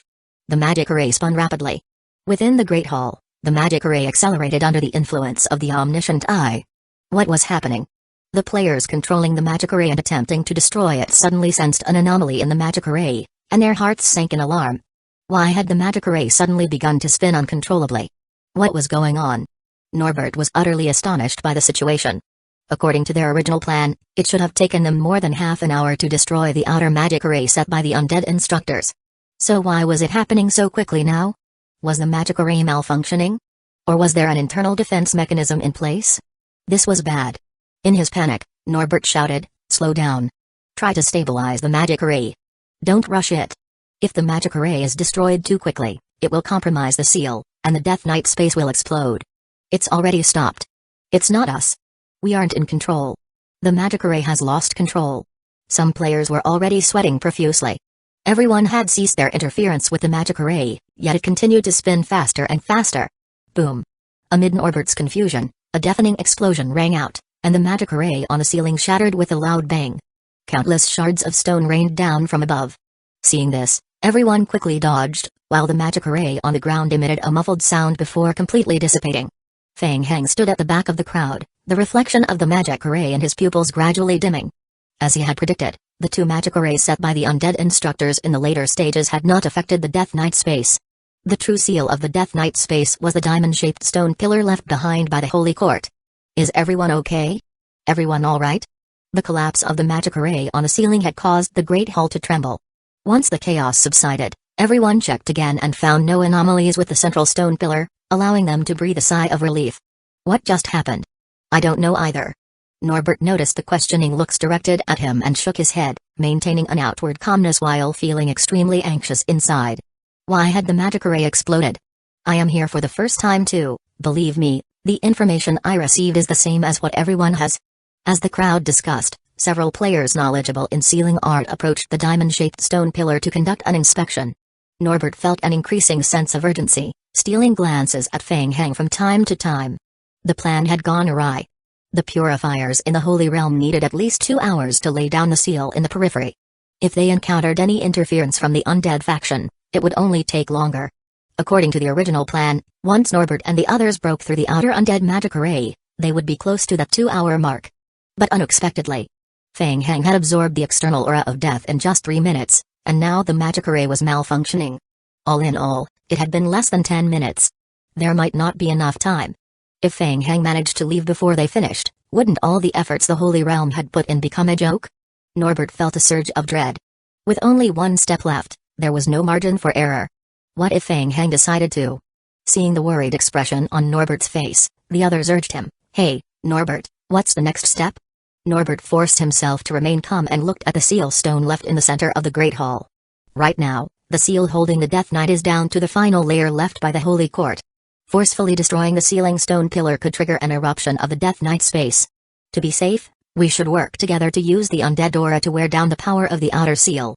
Once it's sufficiently weakened, we can use timed explosives to completely destroy the seal, ensuring everything remains under control. Got it. The others, trusting Norbert's words, quickly gathered around a central stone pillar, channeling their undead strength to form black soul chains, attempting to erode the seal on the diamond-shaped stone pillar. Kai.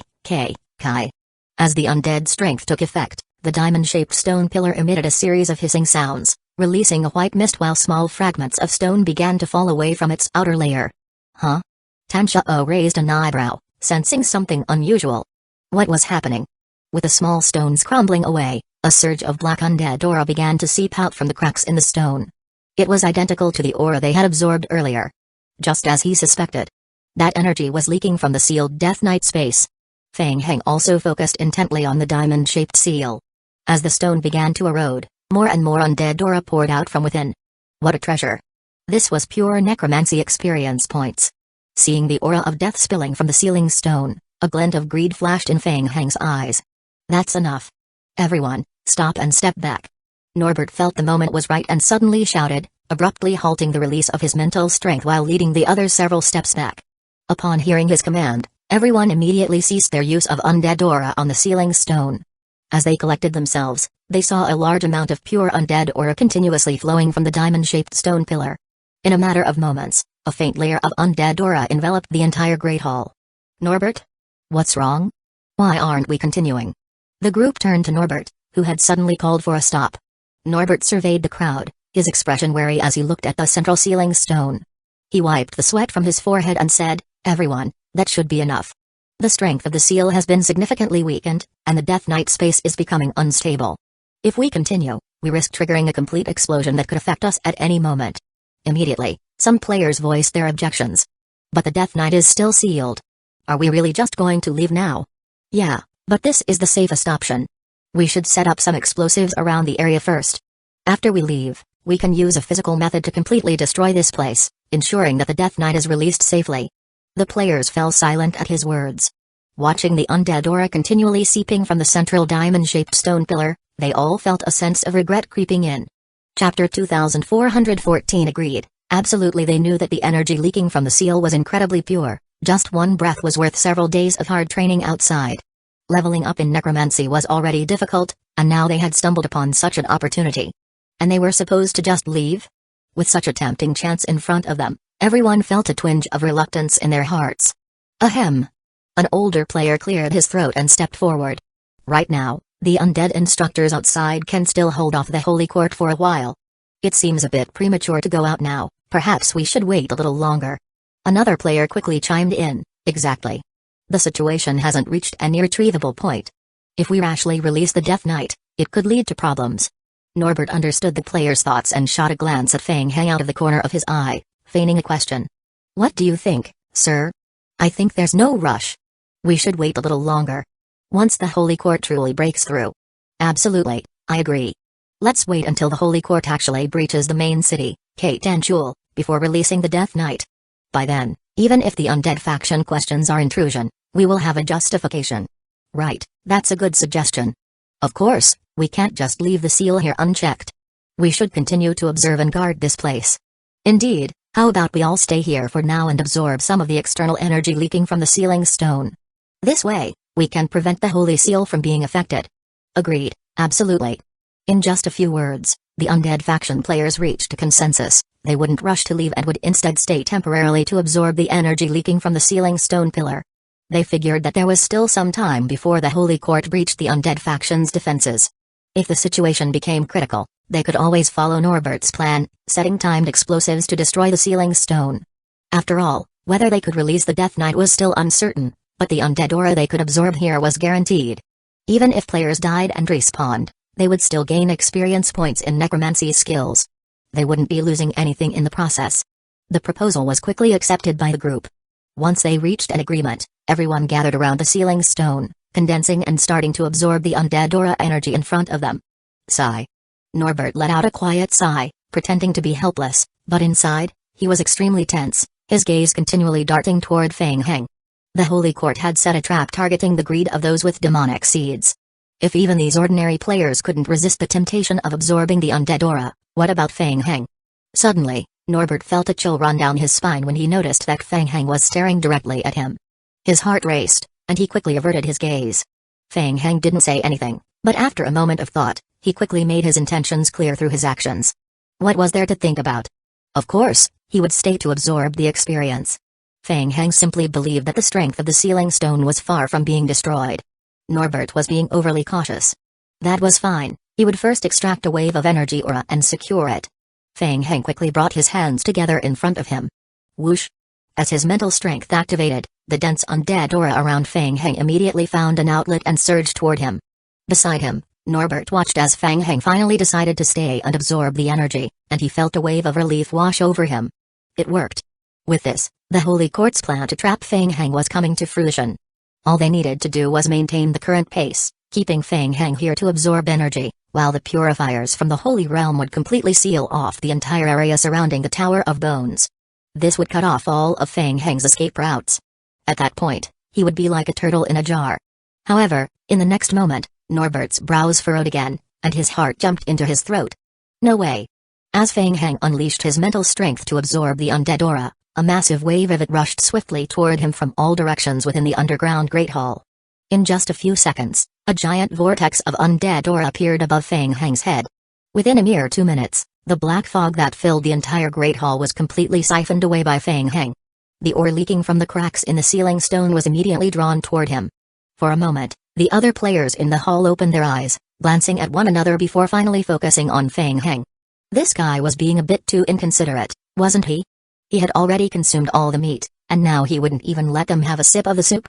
Were they really just going to watch him rake in all the experience points? Ding! The player absorbs undead aura, and the player's Grandmaster level necromancy experience points plus 121,000. Feng Heng opened his eyes, feeling a bit displeased. He hadn't even started properly absorbing the energy yet, and it was already being drained dry? This wouldn't do.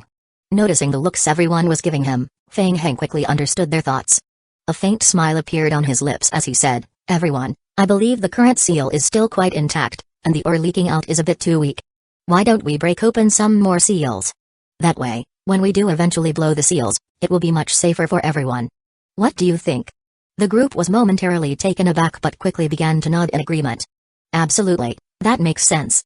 The other players quickly grasped the situation. Since Feng Heng was the one reaping the benefits from the undead aura, they might as well join forces to maximize the gains for everyone. This time, no one bothered to consult Norbert. They all rallied together and once again began to channel their undead strength to wear down the power of the holy sealing stone pillar. After all, it was no joke that most of the energy seeping from the magic array had already been absorbed by Feng Heng. They had come here, risking everything, and yet they couldn't even catch a glimpse of the Death Knight? Not to mention, they hadn't gained even a fraction of the benefits. This simply wouldn't do. Norbert, on the sidelines, felt increasingly speechless. The situation was spiraling out of control. The Holy Realm's plan had anticipated greed, but it hadn't accounted for the extent of that greed. If things continued like this, if the sealing stone pillar really did explode, cold sweat trickled down Norbert's forehead. Under Feng Heng's deliberate guidance, the central sealing pillar's condition worsened with each passing moment as everyone grew bolder. Puff! A chunk of shrapnel exploded from the sealing stone pillar. Feng Heng's pupils narrowed in surprise. Actual cracks were appearing on the sealing pillar. Stop! Unbeknownst to him, Feng Heng had subtly taken on the role of the leader among the players.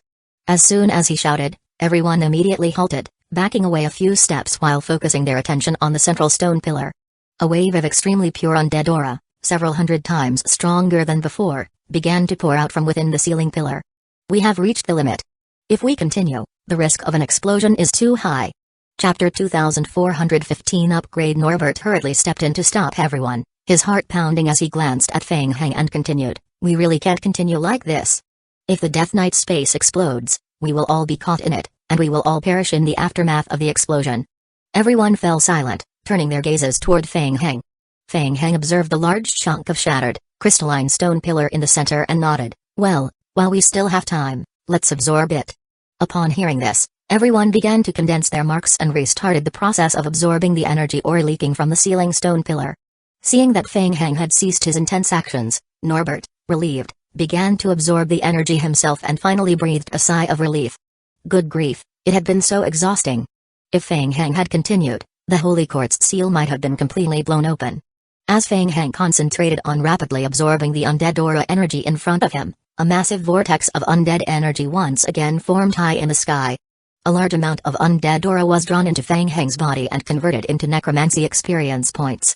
Although Feng Heng absorbed 99% of the aura, the other players nearby still benefited from the remaining energy.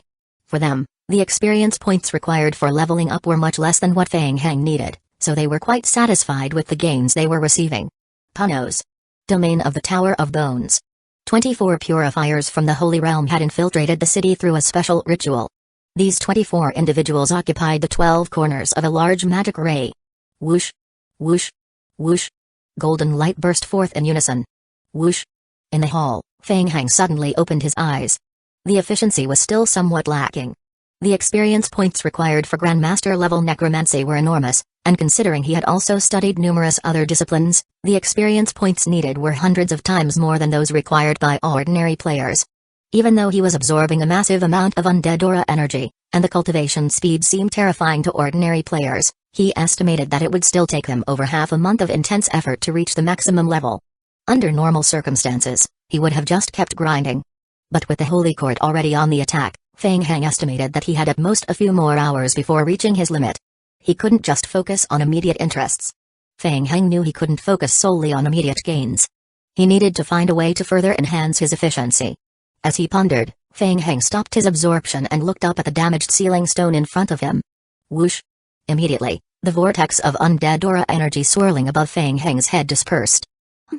Norbert, who had seen Feng Heng calmly cultivating and absorbing for over 10 minutes before suddenly stopping and walking towards the central ceiling stone, felt his heart leap into his throat once more. What's happening? Why was he starting to move around again? Big brother. Please don't mess things up.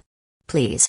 If kneeling would help, Norbert would gladly drop to his knees and bow repeatedly, just hoping Feng Heng would sit down and continue absorbing the undead aura energy steadily. Norbert's heart raced as he stood up and walked over to Feng Heng. He approached Feng Heng's side and asked softly, "Feng Heng, have you discovered another problem?" Feng Heng responded with a brief sound, his eyes still fixed on the central ceiling stone pillar. The ceiling stone pillar was indeed on the verge of breaking apart. If it continued, as Norbert had said, it would shatter completely. At that point, if the external seal was broken, would the Death Knight space really explode as Norbert mentioned? Feng Heng wasn't sure about that. He inquired, "What exactly is the Death Knight space?" "What?" Norbert was taken aback. "What are you asking?" "The Death Knight space, is it a specially created realm where the Death Knight is sealed?" "I am not sure," Norbert said, looking a bit confused. He shook his head repeatedly. "I have only heard the name, I don't know the details." Feng Heng didn't doubt it and continued to observe. Through the cracks in the ceiling stone, he could clearly see the spatial fluctuations emerging from the opening. From the perspective of spatial science, this was likely a specially formed space. Since it seemed unfeasible to release the Death Knight from this special space at the moment, perhaps he could try entering it himself? As members of the undead faction, he might be able to negotiate with them. Moreover, the undead aura energy was leaking from the seal. Clearly, even the aura leaking from the seal provided such a vast amount of experience points, which meant that the space contained even more massive amounts of undead aura energy, and thus, even more experience points. If he could find a way to absorb all of it. A hint of greed gleamed in Feng Heng's eyes. Norbert had a troubling premonition and swallowed nervously, watching Feng Heng with a quivering lip. "Feng Heng, what are you planning to do?" "I want to go inside and take a look." "What?" Norbert's heart skipped a beat. "Go inside?" Tanshao and Li Shoqiang stopped their absorption of necromancy energy and moved to stand behind Feng Heng. Although they were also tempted by the undead energy, they quickly followed Feng Heng's lead. After all, the mission from the Federation was of utmost importance. The safety of Panos was crucial to the balance of power between the undead and the Holy Court. Tanshao whispered, "Feng Heng, have you discovered something?" "I want to go inside the sealed Death Knight space and take a look." "What?" Li Shoqiang was startled by Feng Heng's plan. "Could that even be done?" "It's fine. I can ensure my own safety. You two stay outside and keep watch." Feng Heng made no attempt to consult Norbert, immediately squatting down and clearing a clean spot on the floor beside the stone pillar. He began to set up a magic array. The breach in the seal was quite small, so entering the space would require the aid of a magic array. "No, this. Norbert was nearly frantic as he watched Feng Heng's actions. What was he doing? Wasn't it safer to stay outside? Why did he insist on going in? Norbert's mind raced, desperately trying to think of how to persuade Feng Heng to abandon this idea. "Feng Heng, is this really a good idea?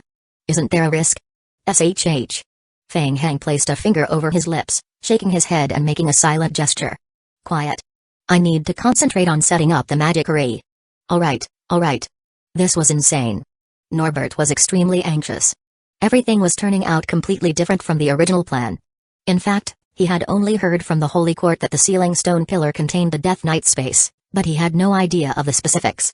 Everything happening now was entirely different from what he had originally planned. Wasn't it supposed to be that Feng Heng, being a demonic seed of greed, would stay here to absorb the energy? Why was he not following the Holy Court's predictions at all? Chapter 2416 Space Norbert looked at Feng Heng and suddenly had a terrifying thought. Feng Heng. Could it be that he wasn't satisfied with absorbing the aura here and wanted to go into the Death Knight's space to absorb even more? Once this thought arose, it couldn't be stopped. Damn it. But what could he do?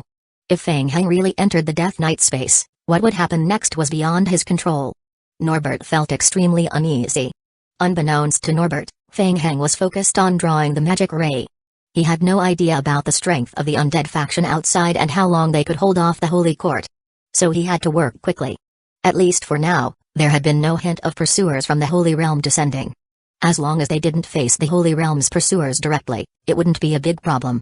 Feng Heng, with his master-level spatial science, had a strong grasp of spatial understanding, and coupled with high-tier alchemy, modifying the magic array was not too difficult.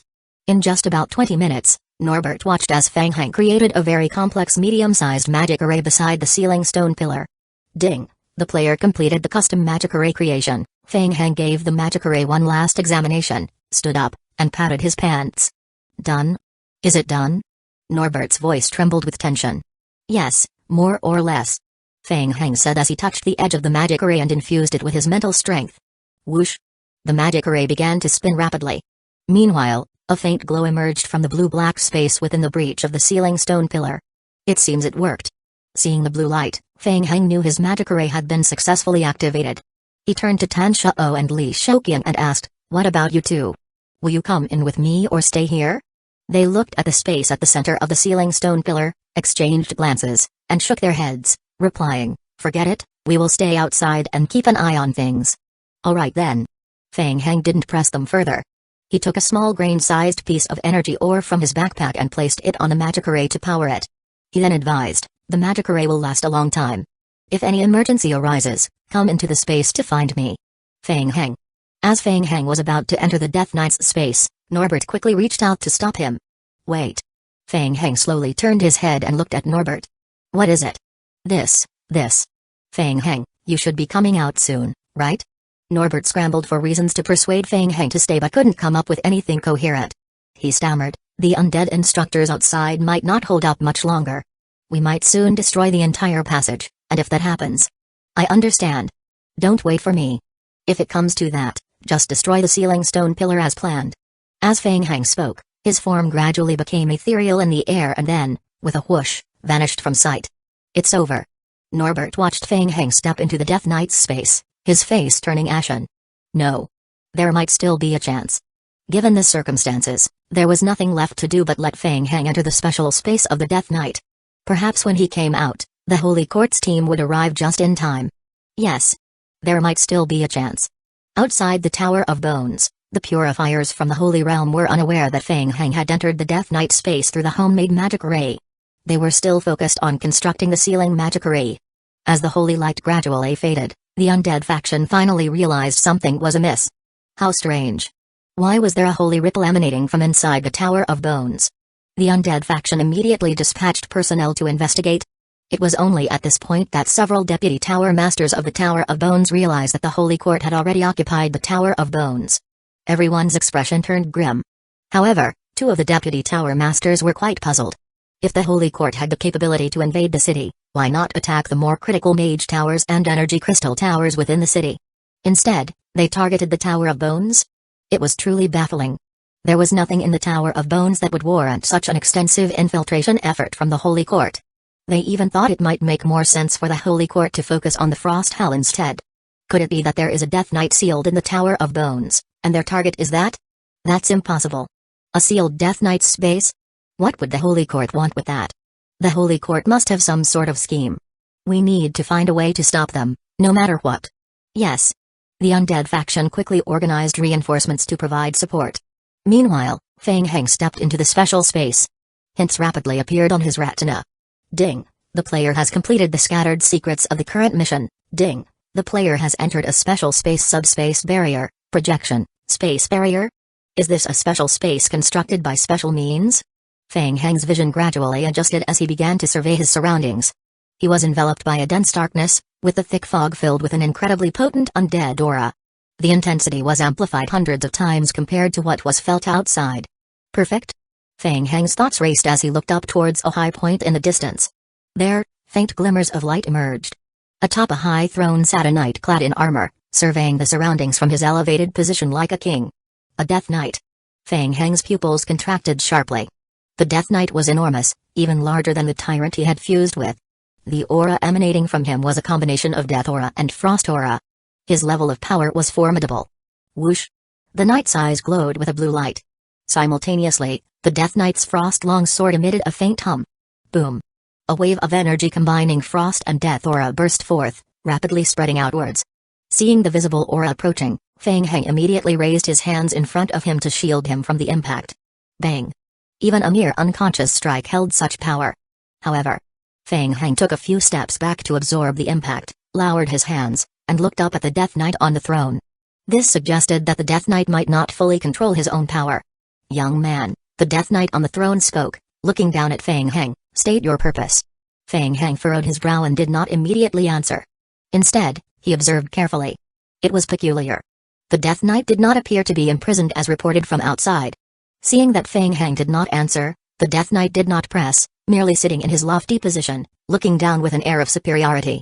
After a moment, Feng Heng spoke up, I would like to know, what can I do for you? Chapter 2417 The Pursuit. The Death Knight remained silent in response to Feng Heng's questions. Over the long ages, countless individuals had come before him, each driven by desire, each with their own demands. But this one before him was somewhat different. As the Death Knight's memories gradually resurfaced, he was momentarily lost in deep reflection. After a while, he spoke, I once sought eternal life and strength, pursuing the path of death. Gradually, I realized that everything would eventually be scattered in the river of fate, memories, spirit, flesh, strength, even the soul. Everything that seems invincible will be washed clean in the river of time. Only willpower endures eternally. Only by adhering to will can everything be reborn. Since then, I have been searching for an indestructible will. Willpower. Feng Heng listened to the Death Knight's words, deep in thought. The blue flames in the Death Knight's eyes flickered as he looked at Feng Heng again. You cannot help me. Don't you want to leave this place? Leave? The Death Knight's expression remained indifferent. Why should I leave? Feng Heng, observing the Death Knight, furrowed his brows. Through their conversation, he was convinced that the Death Knight had independent thought and could communicate peacefully. This was truly strange. Why did the undead faction still maintain the Holy Quartz seal, keeping the Death Knight sealed here? What's even stranger was that Norbert had explicitly told him the Death Knight was bound and imprisoned. It certainly didn't appear that way now. Could Norbert's intelligence be flawed? And if the Holy Seal outside was truly destroyed, would this special space really crack open? Something seemed off. Go on, young one. You haven't figured it out yet. The Death Knight had no further willingness to communicate and slowly closed his eyes once more. Feng Heng observed the Death Knight, shrugging slightly. This was puzzling. The confusion in Feng Heng's mind grew. Well, never mind. He would clarify everything with Teacher Guo later. After all, his purpose for entering here wasn't to chat with the Death Knight. Now was the perfect time to know that the spatial energy here was much denser than outside. Thinking this, Feng Heng quickly condensed an imprint in front of him. Whoosh! As soon as the imprint was completed, the purified undead aura around him surged like it had found an outlet, rapidly flowing into his body. Ding! The player absorbs purified undead aura energy, gaining Grandmaster level necromancy experience points plus 1299. Ding! The player absorbs purified undead aura energy, gaining Grandmaster level necromancy experience points plus 4210. Huh? Something was not right. Feng Heng suddenly opened his eyes. It was different from outside. The undead aura absorbed outside also contained a cold essence, but it was nowhere near as intense as here. In comparison, the aura inside this space contained an extreme chill. Absorbing too much at once felt like his sea of consciousness was freezing. It seemed he couldn't absorb the energy here as recklessly as outside. Feng Heng temporarily stopped his absorption of the undead aura and glanced around. Right. That. Whoosh. Feng Heng focused his mind, and a white shrine materialized in front of him. Shrine of Bones. He once again condensed an imprint with his hands, channeling his mental strength into the Shrine of Bones. Whoosh! Whoosh! Whoosh! Whoosh! The Shrine of Bones emitted a dark aura. In the next moment, the undead aura flooding in from all directions was completely absorbed by the Shrine of Bones. Hiss! The purified undead aura energy overflowed from beneath the shrine. Feng Heng immediately condensed another imprint with his hands, trying to absorb the purified undead aura energy. It worked. After conversion, the undead aura still retained a slight chill. However, this had minimal impact on the absorption process now. Excellent. Continue absorbing. Once he confirmed everything was fine, Feng Heng began to continuously channel his mental strength, accelerating the Shrine of Bones absorption of the spatial undead aura. In almost no time, a vortex appeared above the Shrine of Bones. A massive amount of dense undead aura was drawn into the shrine through the vortex, purified, and then absorbed by Feng Heng. Whoosh! In the darkness, the Death Knight opened his eyes once more. The Shrine of Bones. Watching Feng Heng absorb the energy with his eyes closed, the Death Knight showed a hint of intrigue. And that guy. The speed at which he absorbed the undead aura was unprecedented, such a powerful undead talent. An interesting fellow. The Death Knight muttered to himself and closed his eyes again. Outside, in the great hall where the ceiling stone pillar was located, Norbert and the other players were still absorbing the continuous flow of energy from the pillar. Suddenly, everyone's expressions changed. A game prompt appeared on all their retinas. Ding! The current environment is affected by the Holy Seal. Players cannot use spatial abilities, or teleportation skills, or perform special actions such as going offline or remote communication. What's going on? Everyone was startled, and they stopped absorbing the undead aura energy, quickly looking around. This was bad. Why was the spatial ability suddenly sealed? A holy seal? Could it be the Holy Court's doing? The clues from the game prompt raised the players' alertness. This is bad, something must be wrong outside. The Holy Court has arrived. We need to retreat quickly. Tan Shao and Li Shouqiang exchanged worried glances, realizing the situation was critical. Don't panic, it might be a trap set by the Holy Court. Let's prepare the explosive devices and exit together. Norbert shouted to the confused group, quickly setting up timed explosives around the central seal stone, and then followed everyone towards the exit. Move out. The players quickly retreated towards the passageway exit. Tan Shao and Li Shouqiang exchanged glances. What about Feng Heng? Don't worry, he has a way to get out, Tan Shao replied after a moment of thought. I will wait at the entrance, you go with the others and see what's happening outside. Got it. The two immediately split up. Li Shouqiang swiftly joined the main group of players and made their way out, returning to the Tower of Bones. Upon leaving the Tower of Bones, Li Shouqiang was stunned by the scene outside. This was bad. Outside the Tower of Bones, more than a dozen purifiers from the Holy Realm, dressed in divine robes, had taken control of the entire area. The purifiers had teamed up to set up a massive holy light barrier around the periphery of the Tower of Bones. The barrier nearly enveloped the entire domain of the Tower of Bones. What's going on? The undead faction players were bewildered. While they had been focused on absorbing necromancy energy, the purifiers from the Holy Realm had set up a defensive barrier around them. Was it really necessary? One of the players gritted their teeth and immediately attempted to attack the barrier with a soul chain. Bang! Chapter 2418. What a coincidence! The necromantic attacks crashing against the holy barrier dissolved almost instantly. The players' faces turned pale as they witnessed the scene. Each purifier from the Holy Realm was extraordinarily powerful, and with the collective might of their barrier, there was no way they could break through. Were they aiming to wipe them all out? The group's spirits sank. Run! Retreat! Someone shouted, and the group quickly began to pull back. Norbert. What should we do? Since they had come under Norbert's command, their first instinct in a crisis was to consult him. I don't know. The Holy Realm's forces arrived too quickly. Norbert was preoccupied with thoughts of Feng Heng. What about the Death Knight's seal? Did it break? The group then remembered the Death Knight's seal. Given the time, their timed explosives should be going off soon. They had probably been too far to sense any immediate changes. Go. Retreat quickly. We need to check back. The purifiers from the Holy Realm were immensely powerful, far exceeding the players' current levels, leaving the group with no chance of resistance as they retreated in disarray. Li Shouqiang, seeing the dire situation, was the first to flee and made it back to the exterior of the sealing hall. Tan Shao, waiting outside the Great Hall, noticed Li Shouqiang's urgent return and furrowed his brow, asking, "What's the situation?" "It's bad. The Holy Court has set up barriers outside, preventing our escape, and they have sent people in after us." Tan Shao's expression darkened at the news. Li Shouqiang pressed, "What about you?" Any sign of the Death Knight? No movement. The explosives Norbert left haven't been triggered. This is bad. Let's hurry and find Feng Heng. In the midst of the urgency, Li Shouqiang instinctively decided to find Feng Heng first. It was almost an instinctive belief that locating Feng Heng would solve all their problems. Outside the Tower of Bones, as the players retreated into the tower, the Purifier Carolina lightly raised her hand in a signal. The Purifiers all turned their attention to Carolina. Immediately inform the Holy Realm that the seal has been completed. Leave a portion of our forces outside to maintain the magic array.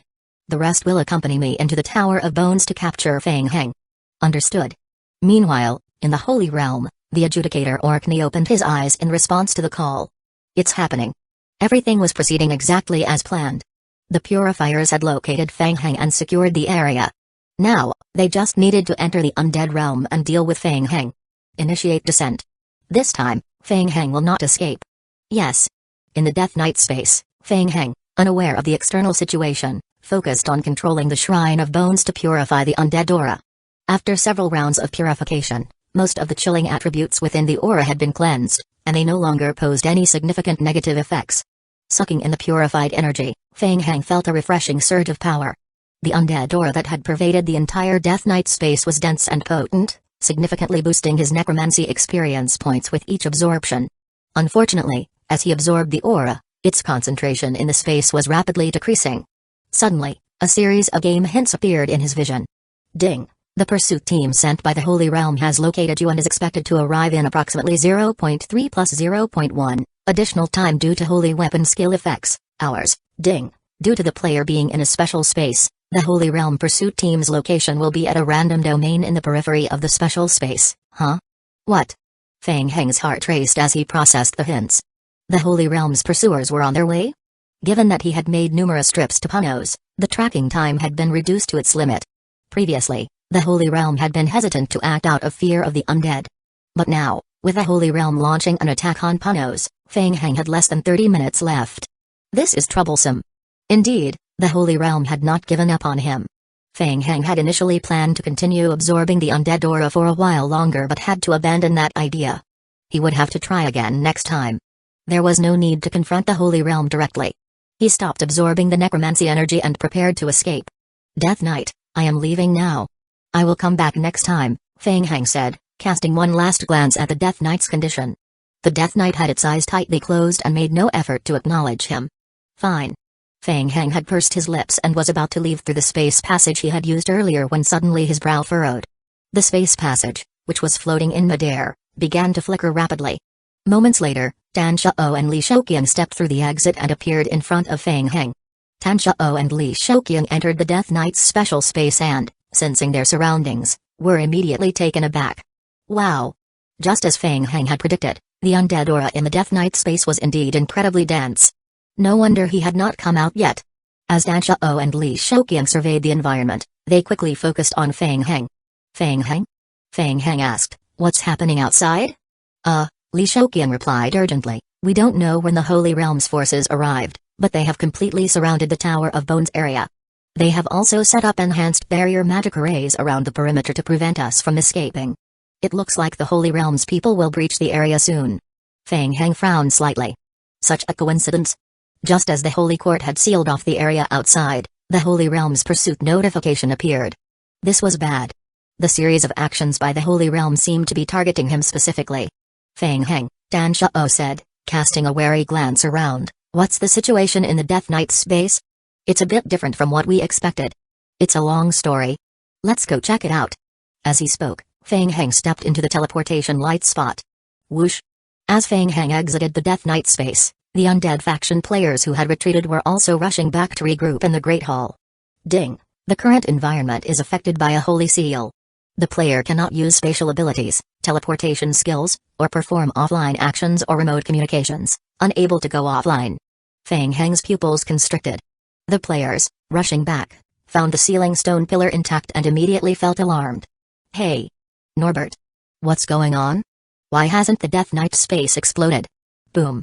Before Norbert could respond, several undead faction players were hurled into the Great Hall from its entrance. Outside the Great Hall, holy light from the Holy Realm shone brightly. Feng Heng looked toward the Great Hall entrance, his eyes narrowing slightly. Purifiers from the Holy Realm.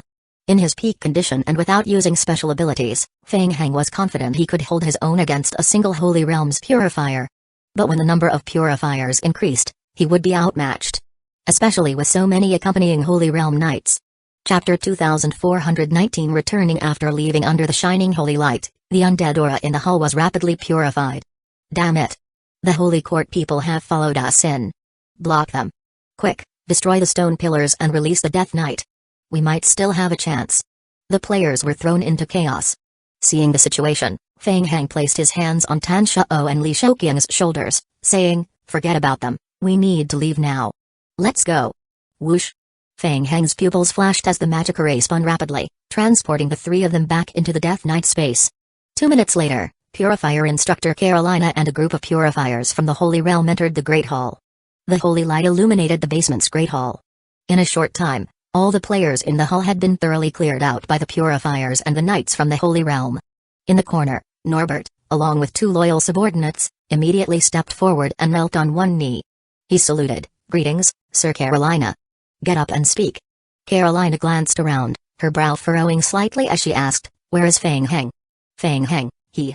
Norbert, sweating and with a bitter expression, turned to indicate the damaged ceiling stone pillar behind him, saying, "He just entered the Death Knight space." Carolina and the others turned to look at the central ceiling stone pillar, their eyes revealing a trace of surprise. Indeed. They had planned to lure Feng Heng here temporarily. They intended to use the undead aura leaking from the Death Knight space as bait, hoping Feng Heng would stay and absorb the energy. With his greedy nature, they were certain he would fall for it. However, they hadn't anticipated that Feng Heng's greed would be even greater than they expected. Not only did he absorb the energy from the periphery, but he also broke through the outer wall of the ceiling stone pillar to enter the Death Knight space and absorb the aura of death. Carolina stared at the pillar for a moment before shaking her head. "Very well. The adjudicator will arrive soon. We should stay here and wait for the adjudicator's decision." Death Knight space. Feng Heng led Dan Shao and Li Shouqiang back into the Death Knight space. "What do we do now?" Li Shouqiang asked, a hint of panic in his voice. The exit was completely sealed off, leaving them with no way to escape. Were they really prepared to sacrifice a life here? That was the best-case scenario.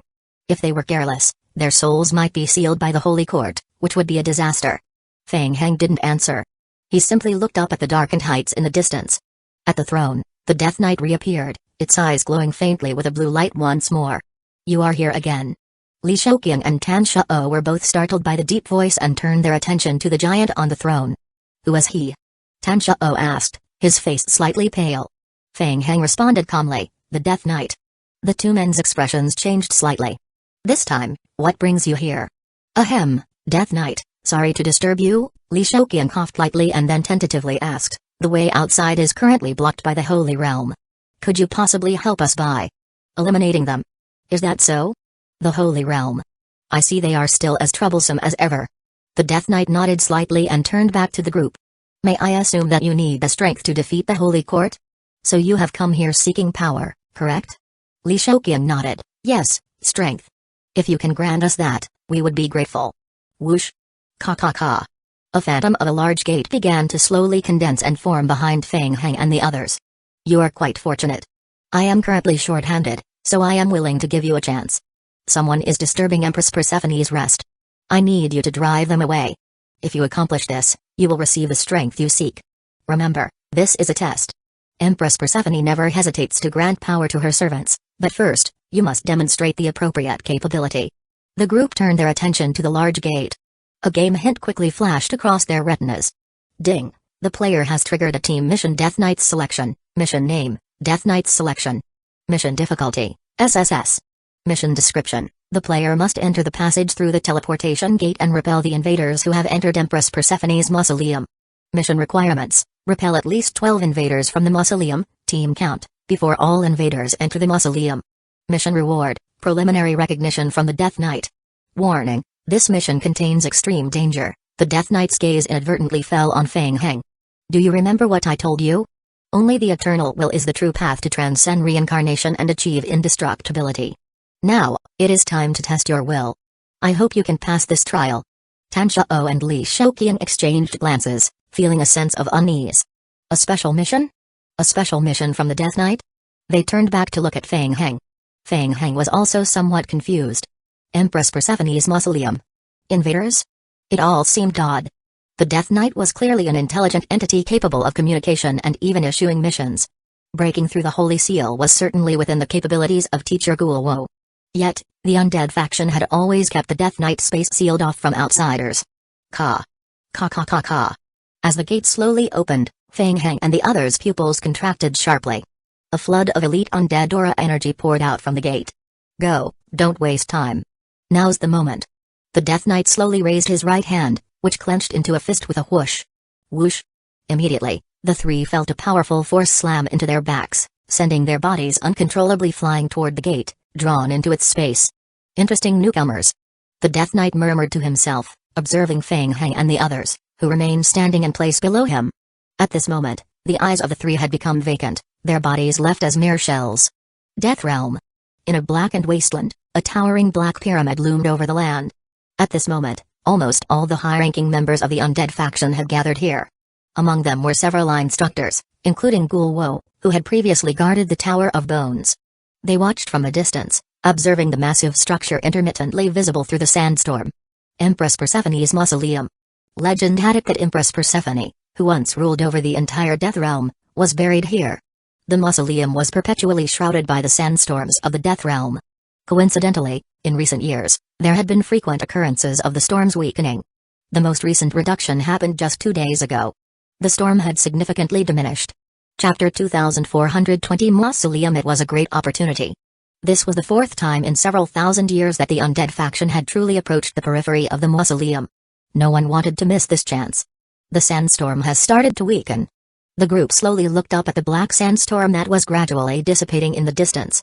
Among those gathered, the least capable were high-tier necromancers. At the same time, the 4 central elders, who controlled the entire undead faction, were also assembled. A necromancy attendant stepped forward and reported, "We have received news that Panos has been attacked by the Holy Court." Understood. We will discuss everything once we return. The central elder waved his hand dismissively, showing no concern for the matter. To them, whether Panos was attacked or even completely destroyed was a minor issue compared to the death secrets they were currently exploring. The sandstorm is about to end. We will be entering the black sand bone grounds at the mausoleum's periphery. The bones guarding the mausoleum are about to awaken. Everyone, are you ready? The members of the undead faction nodded in unison. All right, let's go. As the 4 central elders slowly advanced into the periphery of the mausoleum domain, the black sand and soil beneath everyone's feet began to writhe. Dark-colored skeletons emerged from the sand, their eyes glowing with an eerie blue light. These are the guardians of Empress Persephone's mausoleum. Eliminate them. Feudal Lord Dani was entering the Death Realm for the first time, and this was also her first time entering the mausoleum's periphery under the guidance of his instructor. She stayed close to her mentor. Watching the combat prowess of the mausoleum's skeletal guards, her eyes revealed a solemn expression. The Death Realm was indeed extraordinary. Even now, the undead faction had not fully mastered a direct way to enter the Death Realm. The Death Realm was indeed extraordinary. Even now, the undead faction had not fully mastered a direct way to enter the Death Realm. This time, they used an item called a Soul Stone to anchor their willpower. By attaching their will to the Soul Stone, they could enter the Death Realm while leaving their main bodies outside. Achieving this was quite troublesome and varied from person to person, typically requiring 1-2 months of preparation in advance. Additionally, while in the Death Realm, there were many limitations.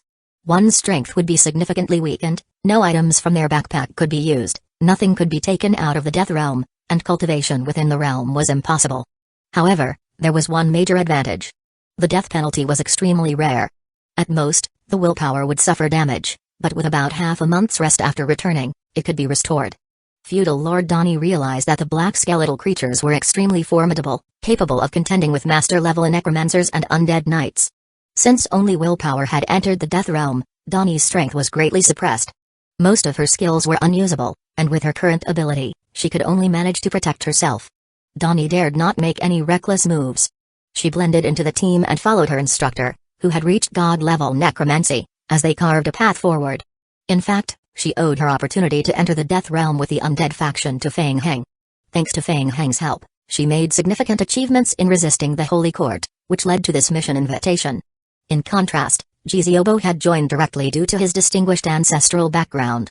Jiziobo was also in the center of the team, but his status meant he was protected centrally, significantly reducing his risk.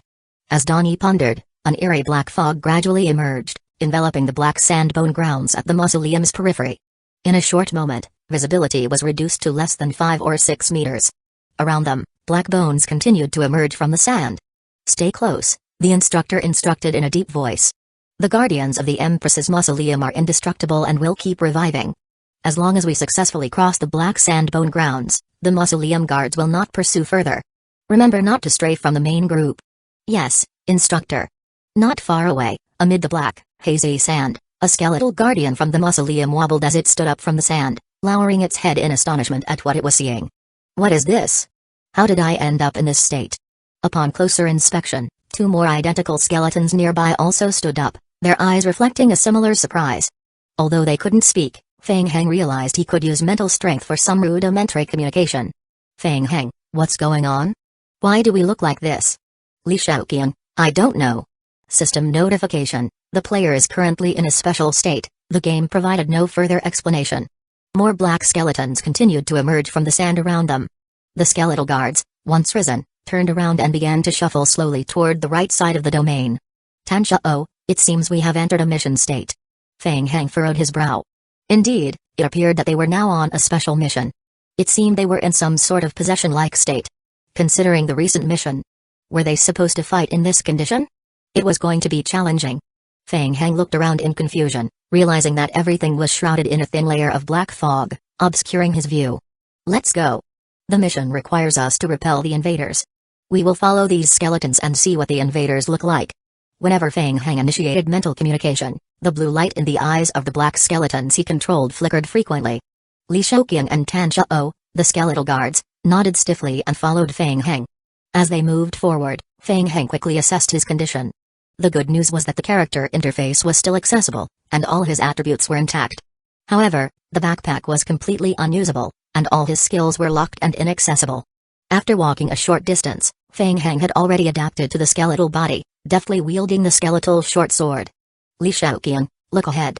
In the area shrouded by undead black fog, silhouettes enveloped in blue flames appeared. All the silhouettes were covered by the blue flames, making it impossible to discern their faces. Were these the invaders? A large number of skeletal guards, like them, continued to rise from the sand and move towards the figures. Despite the figures grouping together, the relentless surge of skeletal guards caused some members of the group to occasionally fall behind. Feng Heng squinted slightly. His perception told him that the intensity of the blue flames surrounding the invaders was directly related to their strength. While not always the case, in most situations, the stronger the blue flames, the more formidable the enemy was. Chapter 2421. Barely, especially the leading figures of the team. Their strength was the most formidable, and all the skeletal guards of the mausoleum who surged toward them were often shattered into dust before they could even get close or launch any attacks. It was as if they were constantly feeding into a bone-crushing machine. Feng Heng and the others, blending in with the skeletal guards of the mausoleum, gradually came to a stop. The 3 quickly used their mental strength to communicate. "Tan Shao, can you see clearly?" "Li Shaoqian, don't talk about it. It's impossible to see clearly at all." Feng Heng nodded in agreement. In this state, the scene before them was like it had been covered with a thin mosaic. The further away they were, the clearer it became, but the closer they got, the more blurred it was. It was hard to discern even their size, let alone their faces. "Tan Shao, this group should be the invaders, right? Anyway, let's complete the mission and find a way to take them down." "Li Shaoqian, with this body? Isn't it a bit too challenging?" Feng Heng communicated through mental strength. "It is indeed a bit challenging, but the mission didn't specify the strength of the invaders we need to kill. Let's get a bit closer and observe. We will go after the weaker ones." "All right." Li Shaoqian and Tan Shao both nodded in agreement and moved closer to the invader team. Under the influence of the black fog, most of the skeletal guards from the mausoleum that surged towards the invader team were shattered and killed due to the team's counterattacks. However, there were still occasional instances where some invaders accidentally strayed from their team. "Li Shaoqian, why is their formation so scattered?" Tan Shao observed for a moment and said, "It seems the black fog is targeting them. While they are in the fog, their vision and perception are significantly affected, making it easy for them to stray from their main force." "Got it. So, it's our advantage." The blue light in the eye sockets of the skeletons possessed by Li Shaoqian's willpower flickered frequently. "Let's go. Take them down, target the easy ones, and hit them together." The 3 immediately moved towards an invader who had strayed from the main force. Whoosh! Feng Heng and his companions launched their attack from 3 directions simultaneously at the strayed invader. By chance, the target of the attack was a player specializing in undead warriors. The warrior player was a bit dazed. Affected by the undead black fog, he had momentarily fallen behind the main force. While entangled with two undead skeletons, he had accidentally drifted too far from his team. Just as he was finishing dealing with the trouble, intending to return to his team, he encountered a joint attack from the three mausoleum guards. Damn! Elite monsters! The undead warrior player realized something was wrong as soon as the battle started. He raised his bone shield to push the enemies away, but instead of knocking them back, he felt as if he had hit a thick wall. The recoil made him stagger back several steps. Whoosh! A black bone blade swished in front of him. Not good. The undead warrior player's heart raced as he raised his bone shield once more to block. Boom! What terrifying strength was that? The undead warrior felt his left hand, gripping the shield, growing numb from the strain. Feng Hang swung his long blade forward again. Boom! Boom! Boom! Boom! A series of more than a dozen strikes landed rhythmically on the shield, causing the undead warrior player to be hammered backward repeatedly. Feng Hang suddenly felt that this combat style was quite effective. Anyway, he didn't know many melee skills and had always relied on this kind of heavy hammer attack mode to fight, so it wasn't much different. Both of them used strength attributes to crush their opponents. So, he quickly became familiar with the rhythm. The undead warrior player grew increasingly alarmed as the battle went on. His left hand had become completely numb, without any sensation. Seeing his health gradually decrease and even the durability of his bone shield nearing depletion, he suddenly shouted. Bone spikes. Suddenly, several thick bone spikes erupted from the undead warrior's body. Feng Hang had sensed the attack in advance and tried to dodge. Unfortunately, the agility of his skeletal body was severely restricted, making it impossible to avoid. Bang! Bang! Bang! Feng Hang furrowed his brows tightly. His ribs had been pierced and broken by bone spikes, and his body had been knocked backward, but he didn't feel any pain at all. What the hell? The undead warrior player stared at the elite skeletal warrior in front of him as if he had seen a ghost. The bone spikes had pierced through his skeleton, so how could he still be standing there? Bang! Meanwhile, taking advantage of the undead warrior player's moment of surprise, Li Shouqian found an opportunity from the rear and swung his blade down toward the back of the player's neck. Kai! The blue flames enveloping the warrior player rapidly dissipated, and the player quickly turned into a mass of blue ash and vanished. Ding! Your team has repelled one invader. You need to kill 11 more invaders to complete the trial mission. Nice job, Mr. Feng. With the kill secured, Li Shouqian, excited, waved his scythe. Go. Next one. After a short battle, Feng Hang had a rough understanding. The skeleton inherited his health and strength. However, the physique attribute wasn't fully inherited, and agility was severely reduced to a very low level. It looks like they had to pick on the weak ones to complete the mission. Without hesitation, Feng Hang started to grind monsters according to the planned strategy. The three of them were all elite players and had become familiar with each other's coordination after 2 runs. They specifically targeted isolated enemies, and among those, they focused on the weaker ones with less flame coverage on their bodies. The plan was set, but these invaders turned out to be more troublesome than expected, often having unexpected survival skills that gave them a headache. As time ticked by, Feng Hang and his team, who had been harassing the invader team from behind, could now see the structure emerging from the black fog not far ahead. The towering and grand pyramid structure filled Feng Hang with a sense of awe. Danzō said, "It looks like that's the mausoleum of Empress Persephone that the Death Knight mentioned." "Yeah, Li Shouqian, we need to speed up," Feng Hang said, glancing at the game hint. Ding, 3 kills remaining to complete the trial mission, only 3 more to go. Li Shouqian said, "Got it." With the mission deadline approaching, the team had to search for some tougher isolated targets. The mausoleum skeleton guards were not very strong on their own, and with the invaders each having their methods, the team ran into trouble when they got anxious. As Li Shouqian was about to launch a surprise attack on an invader from behind, he didn't expect the invader to have special attack methods.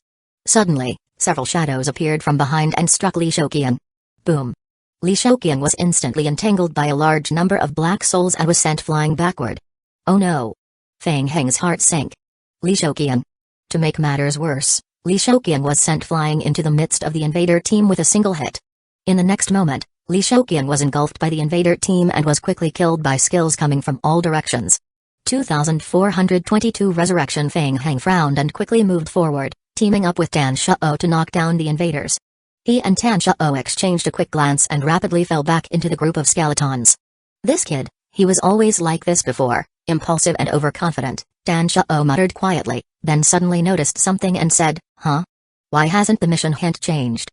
Yeah, there's no indication of death or failure, Feng Heng replied, also puzzled.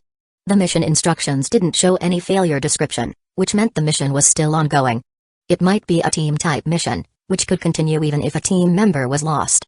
A team-type mission means losing one teammate won't have a huge impact.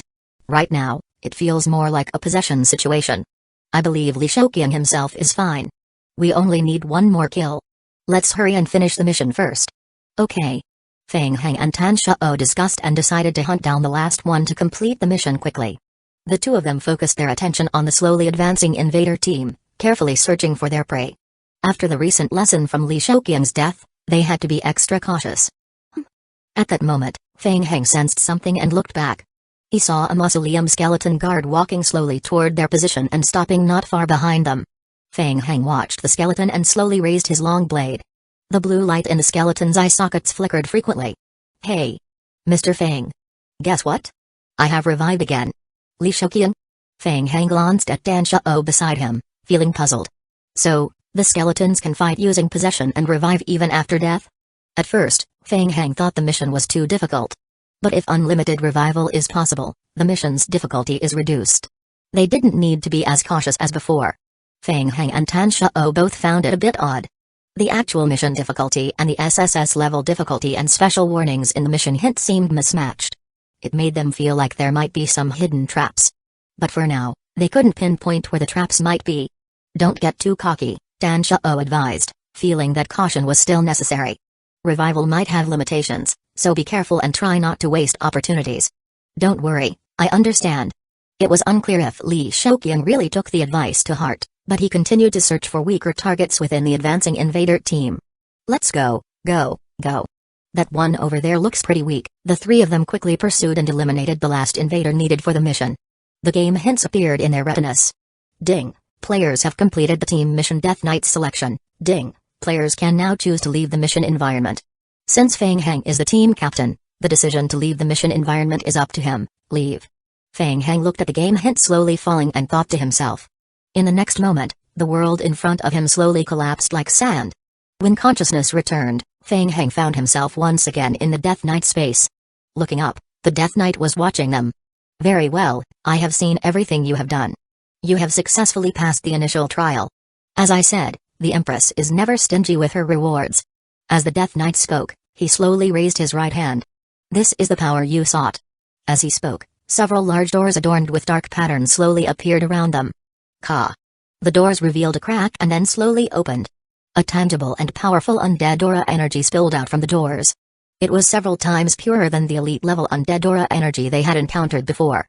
Tan Shao and Li Shouqian immediately showed expressions of delight. Feng Heng's eyes also revealed a hint of astonishment. Such a high reward? The Death Knight, sitting on his throne, continued to watch them with an expressionless face. Aren't you going to start? This is the Empress's reward for you. Please, make use of it. Thank you, Your Majesty. Li Shouqian said and was about to begin absorbing the undead aura energy. Wait. Feng Heng stopped Li Shouqian, shaking his head, saying, hold on a moment. Li Shouqian was momentarily taken aback and quickly stopped. What? Is there a problem? Li Shouqian was certainly convinced by Feng Heng, but could there be some trick to this? Wait a moment. I will test it first. Feng Heng closed his eyes and tried to absorb a bit of the undead aura energy. Sure enough. As before, the undead aura energy contained a chilling, bone-piercing aura. From this, it could be inferred that the residual undead aura energy left in the Death Knight space might be from a previous mission participant. Feng Heng opened his eyes again and looked at the Death Knight. So, this mission still had a trap. Was it intentional by the Death Knight? Never mind that. Anyway, he had the Shrine of Bones, which could purify most of the aura. Feng Heng didn't hesitate and, with a thought, the Shrine of Bones appeared in front of him. Whoosh! Seeing the Shrine of Bones, Li Shouqian and Tan Shao were immediately taken aback and cast puzzled looks at Feng Heng. What's going on? There's a cold aura in the undead aura energy. The Shrine of Bones can purify some of it. Don't rush to absorb it, wait for me. Feng Heng said, forming an imprint with his hands in front of him. Whoosh! The Shrine of Bones was activated. The undead aura energy pouring out from the doors quickly gathered towards the Shrine of Bones, forming a black vortex on the shrine in an instant. Tan Shao and Li Shouqian exchanged glances and, with caution, closed their eyes to try to absorb a bit of the undead aura. Upon trying, They were immediately startled, feeling a chilling aura surging into their bodies. Wow! So severe? The two of them opened their eyes, showing signs of apprehension, and couldn't help but look up at the Death Knight. The Death Knight remained seated on his throne, expressionless, and made no move to stop them, just watching coldly. Phew. Li Shouqian shrugged. He couldn't figure it out after thinking for a while, so he decided to just go with it.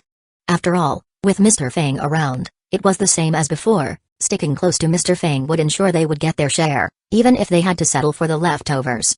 After several rounds of conversion through the Shrine of Bones, the chilling aura in the undead aura energy was greatly reduced, to a level that a normal necromancy scholar could absorb. It's good now. You can start absorbing, Fang Hang said, continuing to maintain the purification of the Shrine of Bones while also beginning to absorb the experience points from the undead aura energy conversion. 2423 removing. Although the aura felt somewhat odd, it was impossible to completely eliminate it using only the Shrine of Bones. But who cares about that? Not taking advantage of it would be foolish. Damn it. Soon, a dark vortex formed above Fang Hang's head as the purified aura continued to absorb. Rows of game prompts appeared rapidly. Ding. The player absorbed undead aura, gaining 92,300 Grandmaster level necromancy experience points. Ding. The player absorbed undead aura, gaining 121,100 Grandmaster level necromancy experience points. Ding. The player's Grandmaster level necromancy skill increased to level 10. Ding. The player absorbed undead aura, gaining 151,800 Grandmaster level necromancy experience points. Suddenly, Fang Hang sensed something else. The icy aura contained within the undead energy. As the undead energy was rapidly absorbed, the icy impurity within the undead aura became increasingly distinct. Even after purification by the Shrine of Bones, it was still the case. Instead of being expelled after entering his body, the impurity formed an extremely small crystal in his sea of consciousness. The crystal looked harmless and extremely fragile. When it came to the sea of consciousness, one had to be extra cautious. Fang Hang temporarily stopped absorbing the aura of death energy, observing it for a moment. He was about to ask the Death Knight about the ice crystal when Li Shouqian stopped first. Although Fang Hang had absorbed most of the aura in the space, the remaining amount was still sufficient for Danzō and Li Shouqian to gain plenty and make a considerable profit.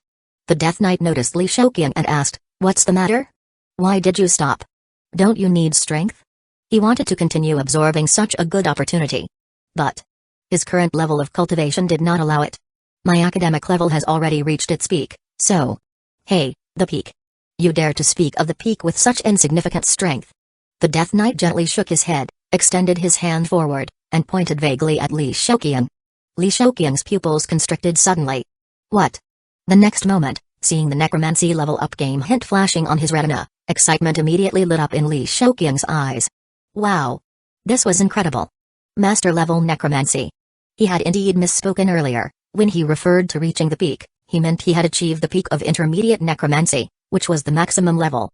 Unexpectedly, with just a single gesture from the Death Knight, he had skipped directly from intermediate necromancy advancement to the high-tier state. This was something that would have taken an ordinary person several years to achieve. Li Shouqian was overjoyed. Thank you, sir, for your gift. Everything is earned by you. Continue. The Death Knight waved his hand and then turned to Fang Hang, who had also stopped absorbing the aura of death energy. Do you have any questions? I want to know what the ice crystal condensing in the sea of consciousness is. The Death Knight fixed his gaze on Fang Hang, and a hint of surprise seemed to appear in the flickering blue flames. Interesting, you noticed the ice crystal? Yes, what is it? Fang Hang asked. I sensed a cold aura within the absorbed aura. What exactly is this? You can think of it as an attribute, the Death Knight explained calmly. It's a freezing attribute granted by the Empress. The more you absorb, the more it will condense in the sea of consciousness. Don't worry, this is entirely beneficial and harmless to you. As the ice crystal gradually grows, it will eventually form an ice frost imprint. The imprint will add a frost attribute to most of your necromancy abilities. 1308 The Death Knight continued, you previously used the Shrine of Bones to remove some of it. This only slowed the condensation of the ice crystal in your sea of consciousness. Of course, necromancy energy is indeed easier to absorb, but the choice was yours. Fang Hang fell silent. So that's how it was. A frost attribute. It seemed like a good thing. The dual effect of death and freezing attributes. However, at the moment, the ice crystal remaining in the sea of consciousness was only tiny fragments and had not yet formed enough to produce any freezing attribute effect. The Death Knight gazed at Fang Hang. What? Don't you want to have the power to freeze souls? Or are you dissatisfied? No, it's nothing. Feng Heng closed his eyes again, focusing on absorbing the external soul power. He resumed absorption. Half an hour later, the 12 gates slowly closed. The surrounding soul power gradually thinned.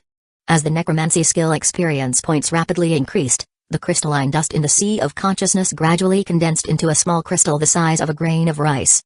Feng Heng and the others opened their eyes in turn and looked at the Death Knight seated on the throne. The reward from Empress Persephone ends here. During the time you rested, invaders have entered the Empress's mausoleum, the Death Knight said solemnly. They have desecrated the Empress's resting place, and they must be punished. As he spoke, a dark gate appeared behind Feng Heng and the others, gradually solidifying. Ding! The player triggered a special mission Death Knight's Assessment. Mission name, Death Knight's Assessment. Mission difficulty, SSS.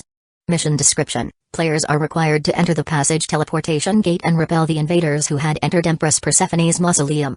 Mission requirements, repel at least 40 invaders who entered Empress Persephone's mausoleum before your will is exhausted. Team count.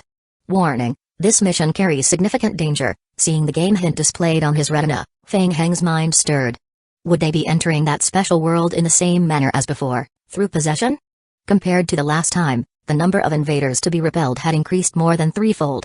While he was pondering, the Death Knight waved his hand lightly again. Instantly, Feng Heng and the others felt a tremendous force surge toward them and were forcefully thrown into the passageway behind the gate. When Feng Heng opened his eyes again, he found himself in complete darkness. Where was this? Feng Heng quickly realized he was locked in a sealed space, his body wrapped in layers of bandages. Bang! Bang! Bang! Explosions erupted from outside. Feng Heng's mind stirred as he unleashed his mental strength in an instant. Bang! The wooden coffin imprisoning Feng Heng exploded into fragments, and the bandages wrapped around him disintegrated into countless white pieces. Feng Heng looked down at his body. This wasn't the simple skeletal creature from last time, now he had a physical body. A corpse?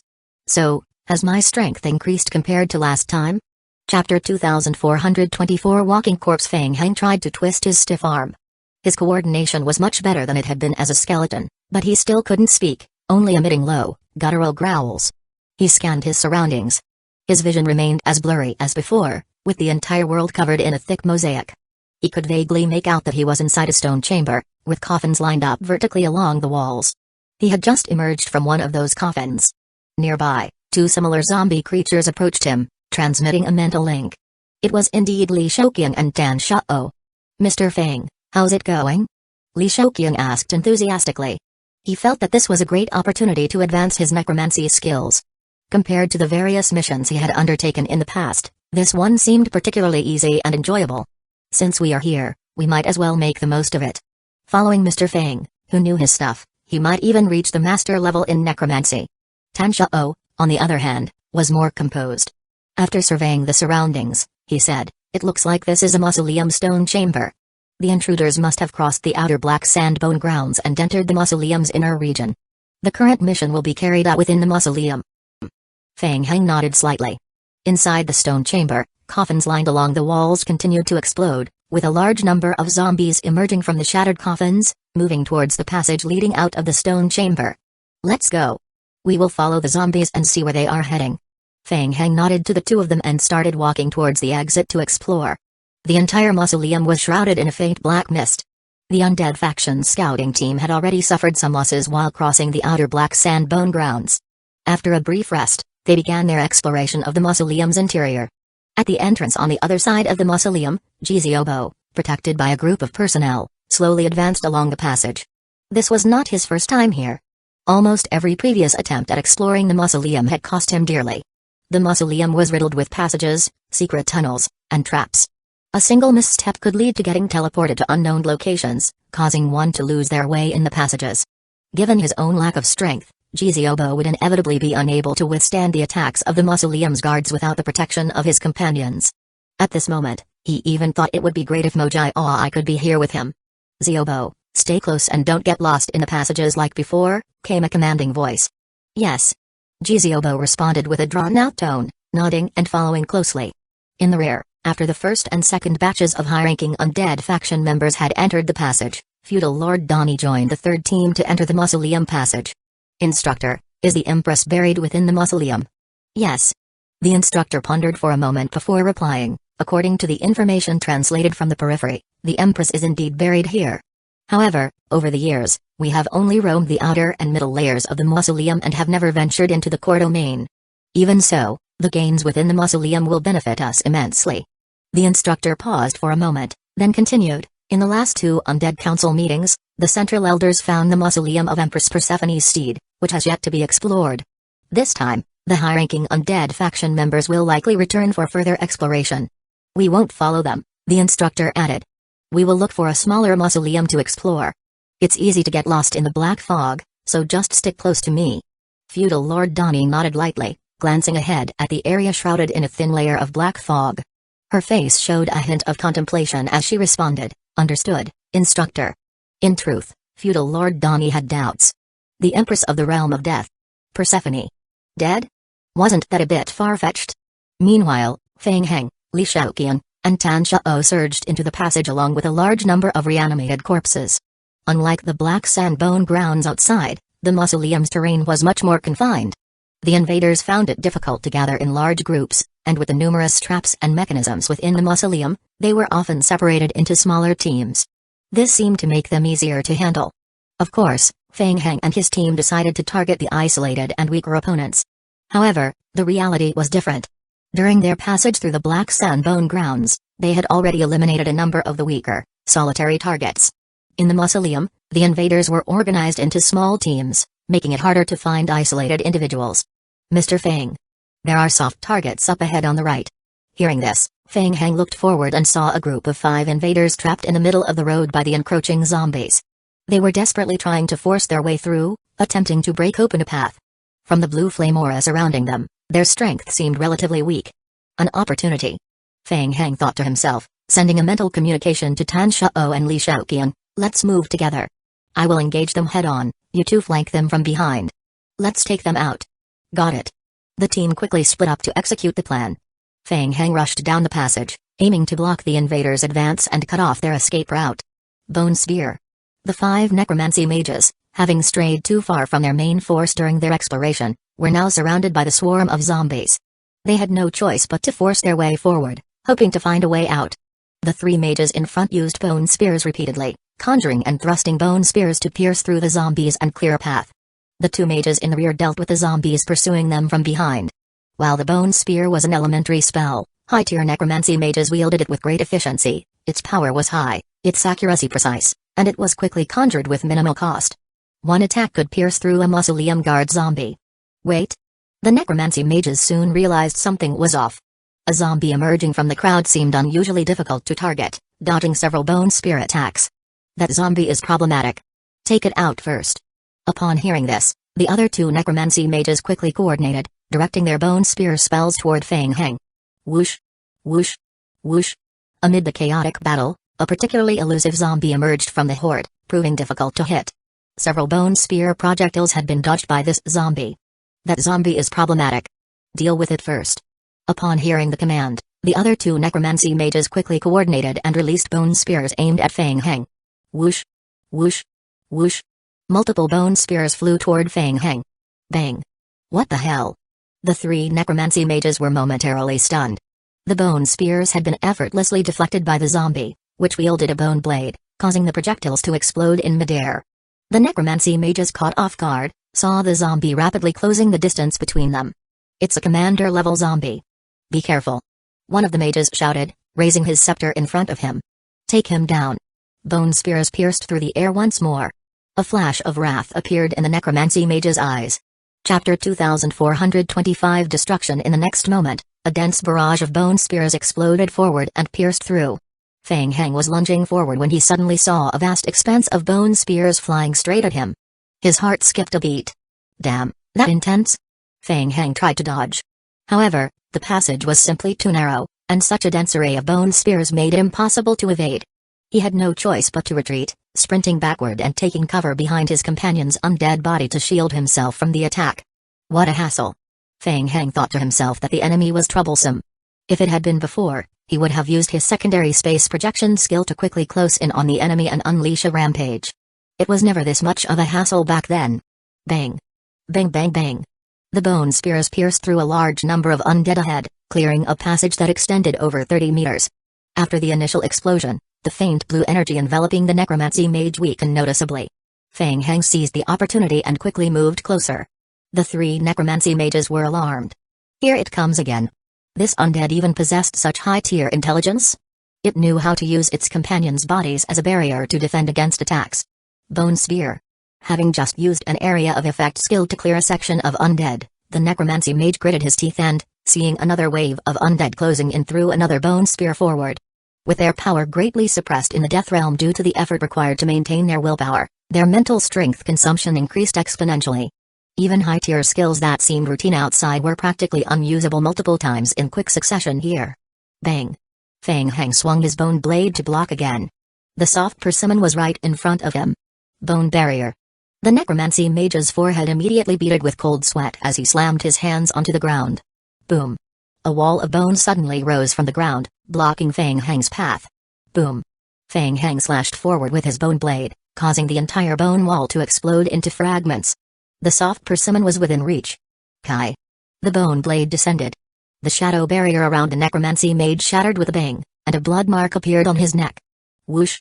The necromancy mage turned into a blazing inferno and vanished from sight. Ding. The player team has repelled 1 invader. 39 more invaders need to be repelled to complete the mission. In the next moment, Feng Heng sensed a sudden surge of mental strength from the side. Oh no. Feng Heng's heart skipped a beat. Seeing his companion fall, a necromancy mage unleashed a desperate close-range barrage of bone spears with the last of his mental strength. Kai. Kai kai kai. Feng Heng's body was pierced through by more than 10 bone spears at close range, making a series of dry sounds. However, he could not feel any pain. Feng Heng frowned and slashed at a mage beside him. In his final moments, the necromancy mage's eyes showed a flicker of astonishment. Why? Why was this elite undead so resilient? Bang! Tan Shao and Li Shaoqian, leading their undead from the rear, broke through the undead squad's defenses and helped Feng Heng deal with the remaining 3 necromancy mages. Ding! The player team has repelled 1 invader. 35 more invaders need to be repelled to complete the mission. Finally, they had taken down 5 of the soft persimmons in one go. Li Shaoqian, having witnessed the difficulty of the mission, let out a sigh of relief and turned to Feng Heng. Mr. Feng, are you alright? Feng Heng reached out and slowly pulled out the bone spear that had pierced into his body one by one. It was likely that the possessed undead inherited the necromancy mage's high health, which allowed it to withstand the bone spear attacks. If it had been Li Shaoqian, he would have been forced to respawn after such a hit. It's nothing, just a bit too greedy. Feng Heng reflected on the situation, realizing that it had been a close call and he had taken a significant risk. From now on, he needed to be more cautious. The invaders entering the mausoleum area are stronger than those we faced before, making them harder to deal with. Tan Shao added, and this area is narrow and difficult to avoid attacks. Next time, we should avoid targeting teams of 3 or more. Li Shaoqian felt that the 2 of them were a little too careful. In any case, he could still do it again after he died. Compared to taking risks, efficiency was the most important consideration. Since Feng Heng agreed with Tan Shao's assessment, he naturally fell silent. Alright, let's go. Continue. The 2 of them formulated a new strategy and entered the passage once more, searching for more vulnerable invaders to eliminate. Tower of Bones underground ceiling hall, sir. As the Holy Realm Adjudicator Orkney led a group of purifiers into the hall, everyone present immediately knelt on one knee. Where is Feng Heng? Orkney glanced around the room before focusing his attention on the ceiling stone pillar in the center of the Great Hall. Purifier leader Carolina nodded and responded, we arrived too late, Feng Heng has already entered the Death Knight space. Indeed. A hint of surprise appeared in Orkney's eyes. Such audacity? How long has he been inside? Nearly an hour. That long? Orkney was even more surprised, his gaze fixed on the sealed space within the stone pillar, his eyes growing colder as he spoke. The Death Knight space. A purifier, feeling uneasy, spoke up, Sir, Feng Heng hasn't shown any signs of coming out. If he remains hidden inside and the undead faction completes their exploration of the Death Realm, they might soon send reinforcements to Punos. Yes, that's a valid concern. Orkney grunted and stared at the broken seal in front of him. Back then, the space left behind by the Holy Court was only sealed and not destroyed. The reason was very simple. They were unable to achieve it. After investing considerable time and elite effort, they could indeed temporarily destroy the space. However, as long as the will of the Death Knight remained indestructible, the Death Knight would eventually be reborn over time, and the space would gradually recondense. Thus, Destroying the space was ultimately pointless. Sealing it temporarily was the best option. Now, things were different. With the disappearance of Empress Persephone, the Death Realm was far from what it used to be. Moreover, Feng Heng was hiding within the Death Knight space. Let's act. We need to destroy the Death Knight space together. The Purifiers all paused briefly, then nodded in agreement. Understood. In the Death Realm, as Feng Heng and his companions spent more time in the Empress's mausoleum, they gradually became aware of the increasing trouble. They found that the number of isolated enemies was rapidly dwindling. Most of the lone necromancers had been devoured by other undead, leaving few opportunities for them to get kills. To make matters worse, they still needed to eliminate 3 more to complete the mission. Suddenly, Li Shouqiang's controlled undead burst out from around a corner, swinging its stiff arms, and called out, "Mr. Feng, there are 3 in that grave over there, good opportunity." Li Shouqiang, growing anxious as he struggled to find a chance, immediately signaled Feng Heng and his team together. "Let's go." Hearing this, Feng Heng quickly headed toward the grave area. Chapter 2426 Inspection found them. There were 3 of them. Just as Li Shouqiang had said, in a certain grave, a trio was gathered in the central area of the tomb, dealing with the undead pouring in from various passageways.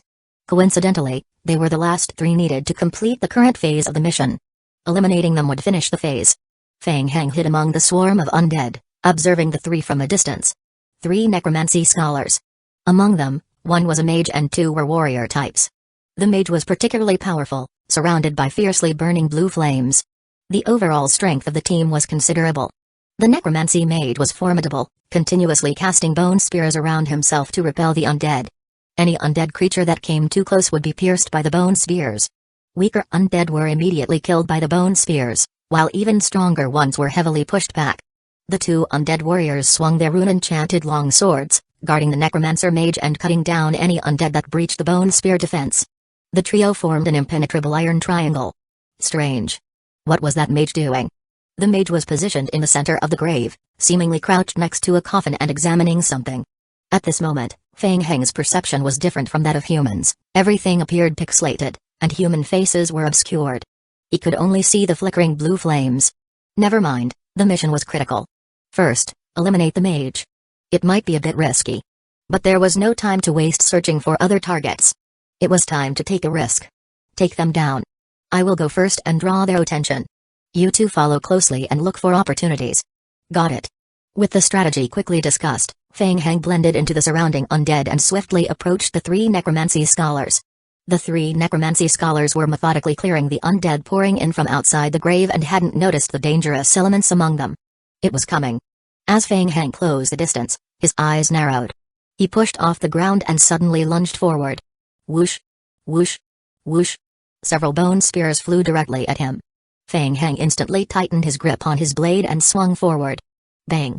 Several bone spears exploded with a bang. Be careful. Something's off. The 2 undead warriors immediately detected the anomaly and drew their weapons to intercept Feng Heng. Feng Heng's form surged forward, evading one of the undead warrior's attacks while swinging his blade to block another. Bang! Such a powerful strength attribute. The undead warrior was taken aback. He found that his rune-enchanted long sword was uncontrollably knocked aside by the impact. The other warrior reacted swiftly. After the failed attack, he spun around and thrust his sword into the undead's shoulder. Kai! What? The undead didn't lose its combat strength as he had expected. This was troublesome. The undead warrior watched in alarm as Feng Heng charged directly toward the mage companion. The necromancy mage companion was fully focused, simultaneously casting continuous defensive skills like bone spear piercing while intently studying the inscriptions on the mausoleum's coffins. Completely absorbed in his task, he was entirely unaware of the impending threat. Feodor! Watch out! At the same time the words fell, Feng Heng swiftly thrust his slashing blade, piercing the mage's heart from behind. The mage, who was concentrating on recording, had his pupils suddenly contract. Whoosh whoosh. Whoosh whoosh. Dense bone spears materialized around Feng Heng, tightly binding him at the center. Kai kai kai. In the next moment, countless bone spears piercing Feng Heng's body emitted a dense, dry sound. Feng Heng could see the countless bone spears penetrating his body, but he felt no pain at all. Instead, the scene before him gradually became blurred and dim. As the world before him darkened, he noticed that the ice crystal in the sea of consciousness condensed slightly at that moment, releasing a faint power. The cold power slowly spread through the sea of consciousness. In the next moment, the view before him returned to a dull state. Bang! In a certain mausoleum, a stone chamber's wall-mounted coffin exploded with a bang. The zombie possessing Fang Hang's will emerged from the shattered coffin. Resurrected? Fang Hang looked down at his hands. Throughout the resurrection process, the game had not given any hints. During the mission, could it really be that players can achieve infinite resurrections without any penalties? What was the sensation of the ice crystal in the sea of consciousness condensing and spreading before the resurrection all about? Fang Hang couldn't help but feel a bit doubtful. Ding! The player's team has repelled the invaders. 2 invaders remaining to complete the mission. Game hints began to appear on his retina.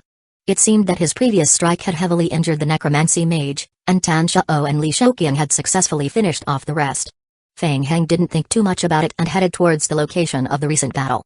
Soon, Fang Hang joined Li Shouqiang, and they smoothly dealt with the remaining 2 mausoleum invaders. Ding! The player has completed the team mission Death Knight's assessment. Ding! The player can now choose to leave the mission environment. As the current team leader, Fang Hang decides whether to exit the mission environment. Phew. This group was really tough, Li Shouqiang said, catching his breath and turning stiffly to look at Fang Hang. Mr. Fang, are you okay? Yeah, I am fine. Fang Hang felt that his attributes were completely unaffected after the resurrection. Shall we leave? No hurry, let's wait a bit. This time, Fang Hang didn't rush to leave. Instead, he walked up to the center of the stone chamber. In the center stood a stone coffin. The coffin was embedded into the floor, seamlessly integrated with the entire mausoleum stone chamber. Currently, the coffin was open, and it was empty inside. After possessing the zombie, his vision had become extremely blurry, everything was covered with layers of mosaic. Even during the earlier battle, Fang Hang relied more on his personal perception. Fang Hang was curious. What had these 3 been doing in front of the coffin in the center of the mausoleum? There was clearly nothing inside. Fang Hang walked up to the coffin, crouched down, and began to feel around it. Li Shouqiang curiously followed and asked, "What's going on? This mission gives me a strange feeling. I am wondering if there might be something on this coffin." Trouble. The zombie's perception was heavily suppressed, and his body felt unusually numb. Even after being pierced by so many bone spikes, he didn't feel any pain, and he couldn't sense the texture of the surface with his fingers. Even if there was something on it, he wouldn't be able to analyze it. You guys should try feeling it too. Danzō and the others thought it made sense and came forward to feel around the coffin as well. The zombie's perception is heavily suppressed. It seems like there is something on the coffin. We need to find a way to get whatever is recorded there out and see what it is. As they were discussing, a game hint appeared on their retina. Ding! The mission time has ended. The player will automatically return to the Death Knight space in 5 minutes. Chapter 2427. A new assessment within the Death Knight's space. Fang Hang and his companions' consciousness returned to their bodies once again. Welcome back. The Death Knight, with blue flames flickering in his eyes, looked at Fang Hang and his companions. It seems you have become accustomed to using your will to fight. Death Knight, who were those invaders we just saw? Just some thieves coveting the power of Empress Persephone, the Death Knight said with a hint of displeasure in his eyes. They have been appearing more frequently recently. I have been wanting to give them a severe lesson for a long time. As the Death Knight spoke, his gaze slowly shifted to Fang Hang. You all did very well this time. As promised, I will grant you your reward. As he spoke, the phantom of 12 gates reappeared around the space. Li Shouqiang's eyebrows raised at the sight, and a look of excitement appeared on his face. It's here, it's here. Taking this opportunity, he might be able to quickly advance to master-level necromancy. Whoosh! The doors slowly opened, and a rich undead aura energy surged out from them. Li Shouqiang was excited, but when he saw that Fang Hang remained still, he stopped and took no action. What's going on? Was something wrong? Li Shouqiang immediately wiped the excitement off his face. The Death Knight's eyes gleamed with a hint of coldness as he looked at Fang Hang and his companions, who had not begun to absorb the energy. What's the matter? Don't you need the strength? The strength is right in front of you. Why aren't you taking action? Fang Hang fixed his gaze on the Death Knight. I am curious, what is inscribed on the mausoleum's coffin? The coffin? The Death Knight seemed somewhat surprised. After a moment of thought, he replied, it's probably a prayer. Empress Persephone wrote prayers for her servants. For those invaders, anything left by the Empress would be enough to benefit them for a lifetime. Now, do you have any more questions? Fang Hang shook his head lightly. That explanation wasn't entirely unreasonable. Then let's begin. The invaders are still penetrating the mausoleum, and you don't have much time to increase your strength, the Death Knight said, gently touching his long sword. If you still wish to continue. Indeed. Even though there were many lingering questions, but now was clearly not the time for in-depth inquiries. First, Take advantage of the opportunity. Whoosh! With a thought, the Shrine of Bones immediately appeared in front of him. Fang Heng quickly formed an imprint in front of him. Whoosh! The undead aura energy in the hall instantly formed a massive vortex, rapidly gathering towards the Shrine of Bones. Death Realm. Empress Persephone's Mausoleum. Inside a small stone chamber within the mausoleum, feudal Lord Dani stood guard beside the instructor. A small number of undead creatures continued to approach from various entrances to the stone chambers, but they no longer posed a threat. Feudal Lord Dani and a few of her fellow disciples, who were also guarding the instructor, discussed quietly. Ancient prayers? Feudal Lord Dani was hearing about this for the first time. Are these left by Empress Persephone? Yes, Empress Persephone once ruled the entire Death Realm and is considered the strongest in necromancy. The death prayers she defined have been passed down and are still used today. The first-generation prayers she left behind are extremely valuable for our exploration of necromancy. Feudal Lord Dani glanced at the instructor, who was focusing on recording the prayer, and asked, "Senior brother, I have always wondered, since Empress Persephone was the most powerful in the Death Realm, how did she die?" "Who says she died?" "Huh? She simply vanished." The senior brother shook his head and continued, "Empress Persephone was the most knowledgeable about necromancy and death. Some academic views suggest that Empress Persephone is indestructible. Then why?" "Be careful." Suddenly, the instructor shouted a warning, quickly leaping away from the coffin and retreating a few steps with a wary expression. Phew. Immediately, a large amount of pure undead aura overflowed from the coffin. Feudal Lord Dani's heart stirred upon seeing this. Such pure undead aura. "Dani, be careful, don't absorb this aura." Feudal Lord Dani felt a shiver in her heart. It was then that she realized that the disciples and fellow brothers under her instructor were all watching the mist with caution, showing no intention of absorbing or approaching it. There was even a hint of fear. The aura is indeed powerful and can greatly enhance necromancy, but it contains Empress Persephone's chilling imprint. This imprint can affect our will. In extreme cases, it might even control us, turning us into Empress Persephone's eternal servants. Servants? Feudal Lord Dani's eyes widened in surprise. The senior brother continued, "Don't rush. The aura itself isn't dangerous. We just need to wait until it disperses." Feudal Lord Dani took a deep breath and said, "Senior brother, could you explain what's going on in detail?" "It's a long story. According to the information leaked by the Undead Council, Empress Persephone once ruled the entire Death Realm, commanding 72 Death Knights and tens of thousands of powerful death gods." Feudal Lord Dani's eyes widened and she asked, "Wait, senior brother, did you just say death gods?" "Yes, death gods." The instructor slowly stood up and nodded. "Dani, death gods do exist, even now. Death Knight space.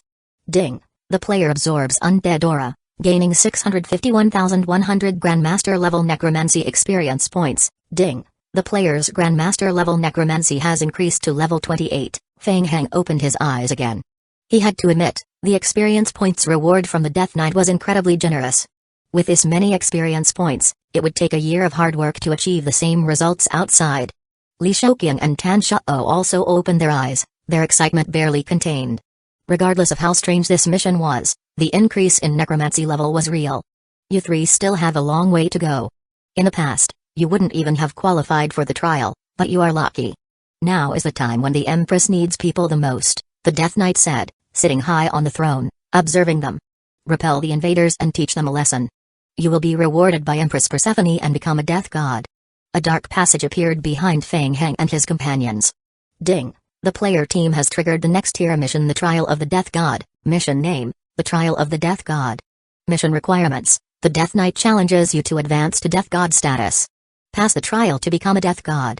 Mission description, repel the invaders in the mausoleum until the number of remaining invaders is less than 50, currently 377 invaders, need to repel, 327. Mission time remaining, 3 hours. Chapter 2428. New skin. As the mission prompt suddenly appeared, the expressions of the three of them changed simultaneously. Death God? What was that? It didn't seem to be a bloodline but rather a special title or a distinct branch of necromancy like necromancer mages or undead warriors and knights. The Death Knight sat high upon the throne, looking down upon them with a commanding presence. What are you waiting for? Prove your will. Accept the power of Empress Persephone and drive out those invaders. As he spoke, the Death Knight lightly tapped his long sword. Buzz. Fang Heng's pupils contracted. This time, he saw an invisible wave of force crashing directly towards him. Bang. Their wills were forcefully shoved into the passageway door behind them. Death Realm Empress Persephone's mausoleum. In a middle-layer stone chamber, the stone statues of the mausoleum guards and priests, aligned along the walls, began to tremble. Fragments of stone from the statues fell away, revealing the mausoleum guards and priests within, gradually coming back to life. What is this? Feng Heng opened his eyes once again, finding himself back in Empress Persephone's mausoleum. Feng Heng? Feng Heng sensed the presence of mental energy and turned to look. Li Shouqiang and Tan Shuo had also returned to consciousness, inhabiting the revived mausoleum guards and priests. Feng Heng, this body. Yeah. Feng Heng responded with a soft acknowledgement. Yeah. Feng Heng responded with a soft acknowledgement. He could feel the difference. The control of these revived guardians was unlike when he had controlled undead bones and zombies before. Perhaps due to the inherent strength of the mausoleum guards and priests, their physical attributes like strength and agility were fully unlocked. Moreover, there was now access to previously unattainable psychic force and perception abilities. There was no need to exert much effort to locate the invaders. The enhanced perception ability clearly marked the positions of the invaders around them. Impressive. If before they could only pick on soft targets, Li Shouqiang now felt ready to confront the invaders head-on. And with the added benefit of unlimited rebirth after death, it was practically invincible. Tan Shuo remained cautious, communicating through mental strength. What exactly did the Death Knight mean by Death God advancement? Have you ever heard of it? Never heard of it. It seems like some kind of necromancy branch. Don't dawdle, both of you. The mission has a time limit, Li Shouqiang said, seeing their discussion drifting further. He quickly redirected the topic, urging them on. It might be a hidden class within the undead faction. Let's finish the mission first, and we will figure it out later.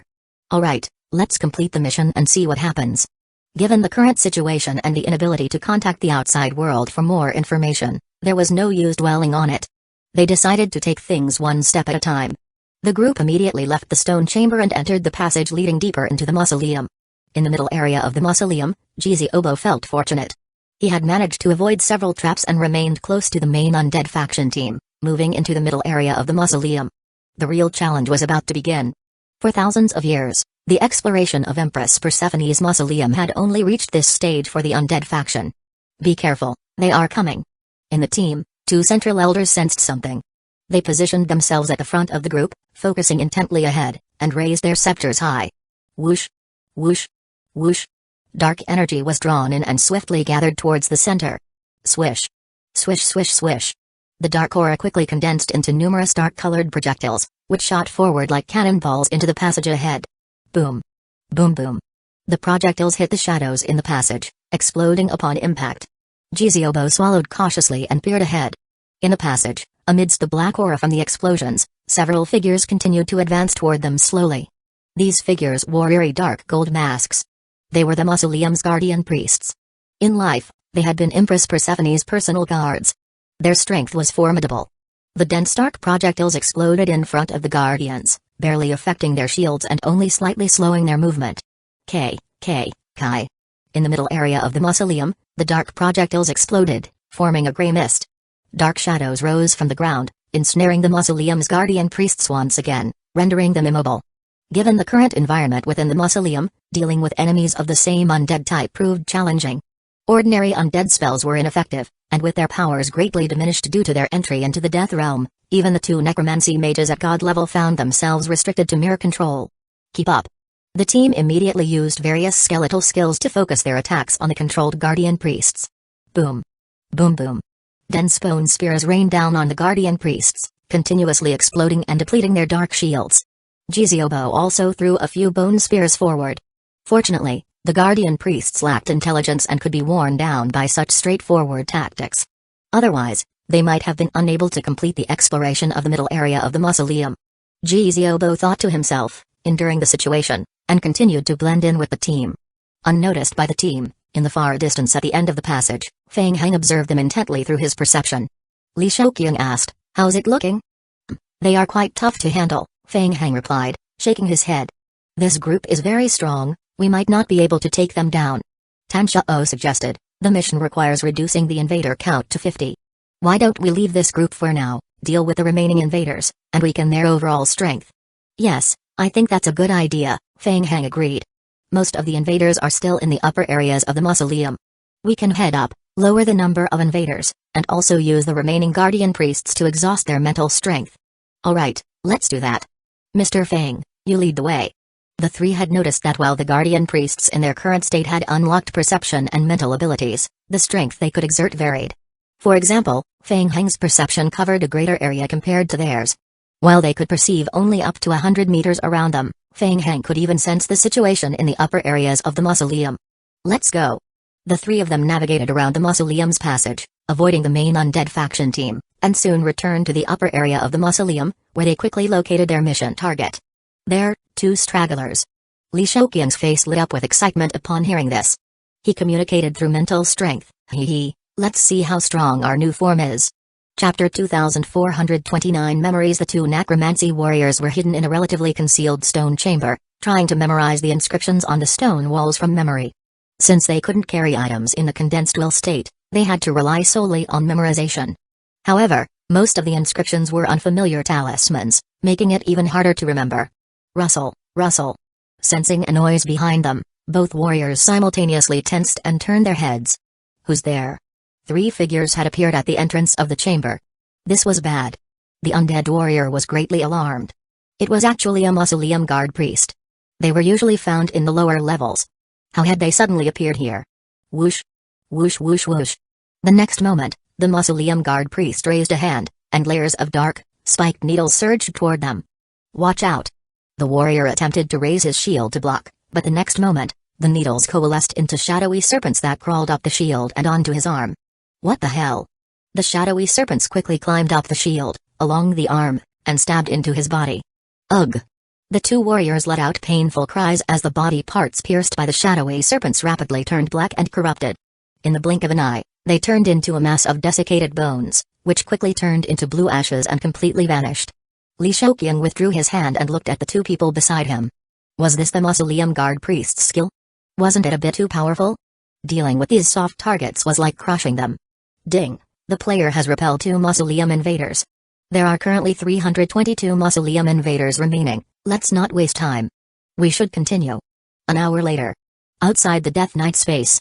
The purifiers of the Holy Realm had set up a large magic array around the periphery of the diamond-shaped ceiling stone. The explosion of the Death Knight space would produce massive ripples. It would be troublesome if Fang Heng used these ripples to escape. To prevent any unforeseen incidents, Orkney was extremely cautious this time. He had a premonition. This was the closest he had ever been to catching Fang Heng. Sir Adjudicator, we are ready. Orkney looked at the central ceiling stone and commanded, act now. Purify the Death Knight space with me. Yes, sir. Meanwhile, inside the mausoleum of Empress Persephone in the Death Realm. With the enhancement from the mausoleum guard priest, Fang Heng and his 2 companions saw a significant boost in their strength compared to the previous encounters. Assisted by Fang Heng's enhanced perception ability, the trio effortlessly cleared the remaining invaders in the upper areas of the mausoleum. However, upon returning to the middle layers of the mausoleum, they soon discovered they were facing considerable trouble. Teams bold enough to search the lower levels of the mausoleum were no pushovers. Each team was typically around 10 members strong, and each team had at least 1 powerful necromancy scholar in residence. Dealing with them proved to be quite troublesome. Fang Heng and his 2 companions hid at a distance, observing a team for a while, but couldn't find a good opportunity to strike. They had initially thought that clearing the cannon fodder in the upper layers would deplete the mental strength of the invaders in the middle layers, thanks to the efforts of the other mausoleum guards and priests. However, it seemed the effect wasn't as good as they had hoped. Tan Shao said in a deep voice, these people are extremely strong and difficult to deal with. What's to be afraid of? We can always respawn. We just need to find a way to drain their mental strength. Li Shouqian, invigorated by his significant boost in strength, looked at Fang Heng. This mission has a time limit, Mr. Fang. If we wait, we might not get another chance. Let's just go all in. Okay. Fang Heng observed the invaders' combat patterns from afar, pondered for a moment, and then said, let's go, follow me. With that, Fang Heng stepped out from behind the wall and, along with a few revived mausoleum guard priests, moved toward a nearby stone chamber. Whoosh. Whoosh whoosh whoosh.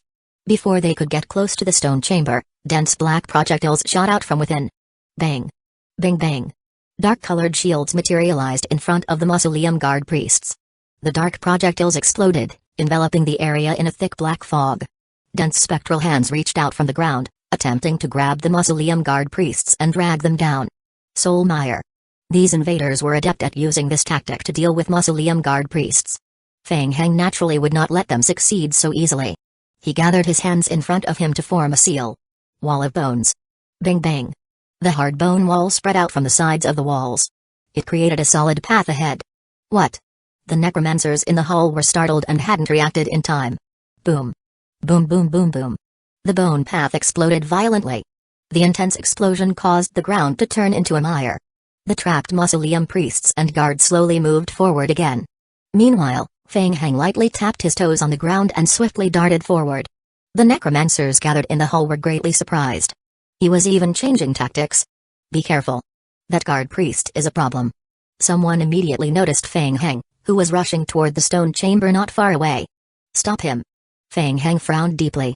In midair, dozens of soul chains surged toward him from all directions. Feng Hang mobilized his mental strength, quickly extending his hands in front of him to gather and form a seal. Whoosh. Whoosh whoosh. A large number of dark spikes condensed around him and surged toward the soul chains. Bang. Bang bang. The spikes struck the soul chains, causing them to explode in midair. The violent explosion sent Feng Hang flying backward. The shock wave from the explosion even forced the undead faction members in the stone chamber to retreat several steps. Everyone was astonished. Elite guards? They had never encountered such difficult mausoleum priests or guards before in the middle layer of the mausoleum. Before they could relax, figures of mausoleum guards and priests emerged from the exploding black fog. This was bad. They had broken through the outer layer. Feng Hang crashed heavily against the wall, slowly pushing himself up. Despite being in some sort of possessed state, the backlash effect in his sea of consciousness meant he couldn't fully utilize his mental strength. He could only exert about 70% of his power. Now it was up to his companions. Li Shouqiang and Tan Shao mingled with the mausoleum guards and priests, seizing the opportunity Feng Hang had created to enter the stone chamber, and began a desperate fight. Unfortunately, their hard power was still lacking. Soon, the two were reduced to ashes. 5 minutes later, after respawning, they arrived at the entrance of the stone chamber and found Feng Hang to regroup. Chapter 2430 Recalling. How is it? Is everyone alright? Yeah, we are fine. Let's continue. Li Shouqiang said, pounding his chest with a high fighting spirit. Let's take them down. The recent effort wasn't in vain. They had depleted a wave of the invaders' mental strength in the stone chamber and had taken out 2 invaders, significantly weakening the invader team's strength. It was all about attrition. And they could handle it. Alright, let's go. In the stone chamber, the team had just managed to repel the guards and hadn't had time to rest when they saw a familiar figure rapidly approaching the passage. It was him. The mausoleum guard priest moved in a way very different from ordinary priests, making him instantly recognizable to them. Damn it. Why was he here again? Be careful of that mausoleum guard priest. Take him out first. Feng Hang couldn't hear what the invaders were saying, but seeing their growing panic, he couldn't help but smirk. The difficulty of this mission was within control. It could be completed. After several attempts, Feng Hang finally eliminated a 12-person squad. In total, they had died 7 times and spent nearly 20 minutes. Such battles were a significant drain on the mental strength. But it was still within control. After a brief rest, the 3 of them continued to search for their next target. Having figured out the routine, they opted for the most efficient method of attrition. Brute force tactics. By using infinite respawns, they repeatedly wore down the invader team's strength until they completely dismantled the invader team. However, just as Feng Hang was preparing to repeat the tactic on a newly selected target, his movements suddenly stalled, and a dark light appeared before him. What? Feng Hang's mind raced. He found himself unable to move. He saw his will rapidly slipping away from the mausoleum guard priest he was controlling. Almost simultaneously, the mausoleum guard priests controlled by Li Shouqiang and Tan Shao also began to tremble uncontrollably. In the next moment, darkness engulfed all 3 of them. Whoosh! The next moment, when Feng Hang opened his eyes again, he found himself back in the Death Knight space. The Death Knight still sat on the high throne, his expression extremely grim. Li Shouqiang and Tan Shao returned to the space right behind him. What was going on? Why had they suddenly returned? Wasn't the mission time still ongoing? Feng Hang glanced at the mission hint and saw that the mission was still in progress, with no failure indication. Just as he was about to ask, a deafening boom echoed through the space. Instantly, the entire Death Knight space was filled with dark golden rifts, spreading like golden lightning across the entire space. The rifts lasted for several seconds before gradually fading away. The Death Knight, seated high, coldly looked at Feng Hang and the others, clearly in a very bad mood. It's the Holy Realm people.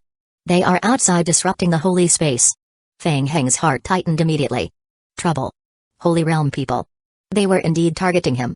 Danzō and Li Shoqian also changed their expressions slightly. Humphrey. Our death realm, under the leadership of Empress Persephone, has always remained neutral and never engaged in wars between realms. We merely follow the long-standing rules of the death realm, while the Holy Court has continued to be our enemy because of it. The Death Knight restrained his wrath and continued, forget about the previous mission. The reason I summoned you back urgently is that I need you to perform a task for me. What task? Did you see the stone chamber that the invaders occupied earlier? Feng Heng nodded slightly. There is a central stone chamber in the middle layer of Empress Persephone's mausoleum. It is the resting place of the Empress's most favored mount, the land of hibernation for the Frostbone Dragon. The Death Knight continued in a grave tone. I will give you an incantation. I need you to enter the mausoleum again, find the central stone chamber, and use the incantation to awaken the Frostbone Dragon. Be cautious. The invaders might have already found that stone chamber. They have entered it before and attempted to gain the power of the Frostbone Dragon, which is nothing but a pipe dream. Li Shoqian's heart raced, and his spirit was lifted. The Frostbone Dragon? A creature from undead legend? Is it real? Li Shoqian hurriedly asked, and then? What happens after using the incantation to awaken the Frostbone Dragon? After? The Death Knight shook his head. You two only need to assist Feng Heng in completing this task. As for dealing with the Holy Court scum outside, I will handle it myself. Li Shoqian thought to himself that this was indeed excellent news. They had originally come to the Death Knight's space intending to persuade the Death Knight to deal with the Holy Court. Unexpectedly, the Holy Court had started destroying the Death Knight's space, forcing the Death Knight to take action. If they could use the Death Knight's strength to eliminate the people outside, that would naturally be the best outcome. The Death Knight slowly turned his gaze to Feng Heng. Feng Heng, you are different. You are not like the others. Feng Heng's pupils constricted. Most items cannot be brought into the will space, but holy weapons are different, the Death Knight said, looking at Feng Heng. Do you understand what I mean? Remember, the incantation I am going to teach you will awaken the Frostbone Dragon and keep it calm. When the Frostbone Dragon is revived, I need you to use the Shrine of Bones to temporarily seal its soul and bring it back here. Feng Heng stared intensely at the Death Knight and asked, you want to use the power of the Frostbone Dragon to deal with the Holy Realm? Exactly, the Death Knight confirmed with a nod. My own power is insufficient to confront the Holy Realm, so I need to harness the power of the Frostbone Dragon. The Holy Realm's people are still continuously pressuring the Death Knight's space from outside. You have only 40 minutes to complete this mission and bring the Frostbone Dragon's soul back here. Otherwise. The blue flames in the Death Knight's eyes flickered faster, and he did not continue. Only 40 minutes? So short? Wasn't the difficulty too high? Li Shoqian and Danzō's faces turned slightly pale upon hearing this. Based on their previous experience, dealing with a team of over 10 invaders usually required coming back to life 2 or 3 times, and finishing a batch within 20 minutes was already considered extremely lucky. The invader team gathered in the central stone chamber might be the strongest. 40 minutes wouldn't be enough. The Death Knight cast a cold glance at Li Shoqian and said, I can sense the fear in your heart. Under the Death Knight's gaze, Li Shoqian felt an invisible pressure and couldn't help but lower his head. Of course he was afraid. How could they possibly complete it in just 40 minutes? The Death Knight's gaze was unyielding as he spoke, in this critical moment, I will bestow upon you the power of the Death God. Will you accept the role of guardians of the Death Realm, embrace the power of Empress Persephone, and safeguard the eternal tranquility of the Death Realm? Chapter 2431 Transformation. As the game prompts appeared before Feng Heng and the others, they were momentarily stunned. Ding! The Death Knight is bestowing the Death God bloodline branch of the undead faction upon you. Do you wish to accept? Ding! The Death God bloodline will trigger various missions until it reaches a certain strength. Failure to complete these missions within the specified time will result in additional penalties. Feng Heng's pupils contracted sharply. Li Shoqian and Danzō, seeing the game prompts, also showed excitement in their eyes. What a bonus mission reward! They exchanged glances, nodded in agreement, and then spoke in unison. We accept. Very well. The Death Knight raised his long sword high, thrusting it deeply into the ground. His voice was grave as he declared, in the name of the Death Realm's ruler, Empress Persephone, I bestow upon you new strength. Dim, pulsating light filled the Death Knight's face, shimmering and merging rapidly into Feng Heng and his companions. As the transformation concluded, a series of game prompts rapidly appeared. Ding! The player has received the power inheritance from the Death Realm's ruler, Empress Persephone. Ding! The player has advanced in Necromancy Death God bloodline acquired. Ding! The player has currently received the bloodline inheritance. Ding! The player's Grandmaster level Necromancy skill experience points have been converted into Death God bloodline experience points. Ding! Experience conversion has reached the current upper limit. The player's elementary Death God bloodline has advanced to Commander level Death God bloodline level 1, Commander level Death God bloodline level 1, inherited from Empress Persephone. Bloodline description: this power originates from the Death Realm. Every Death God, from their inception, possesses the ability to understand the cycle of life and death, tasked with maintaining the stability of the Death Realm's operation. Feng Heng and his companions felt the profound changes in their bodies. The infusion of the Death God bloodline brought a significant boost to their abilities, enhancing their connection to the undead forces and expanding their potential within the realm of necromancy. The new powers granted them an edge in their mission, marking a pivotal shift in their journey through the Death Realm. Bloodline description: your exploration of necromancy has become more deeply rooted in the bloodline inheritance. You can use almost all necromancy-related items with additional bonus effects. Using necromancy skills will grant an extra 30% increase in skill effects. You can also control the Book of the Dead for skill recording and casting. Bloodline description: each skill level increase will grant an additional 12 points to the player's base will attribute, extend the player's lifespan, and enhance the player's soul strength.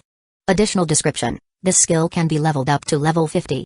Additional description: originating from Empress Persephone's inheritance, most necromancy skills will also apply a soul freeze effect when used. Bloodline bonus skill 1, Death Realm Transmigration. Skill description: releases a targeted soul into the Death Realm's reincarnation mire. Upon successful transmigration, the player will gain corresponding Death God bloodline experience points. Bloodline bonus skill 2, Death Scythe, effective only in Death God status. Skill description: casts a Death Scythe attack on the target. After a brief flash, the player performs a Death Scythe strike, flash range up to 10 meters. This attack deals necromancy spell damage to all life forms within the strike range and additionally causes a will disruption effect, damage and disruption effect related to the player's attributes. Bloodline bonus skill 3, Dimensional Energy, level 10.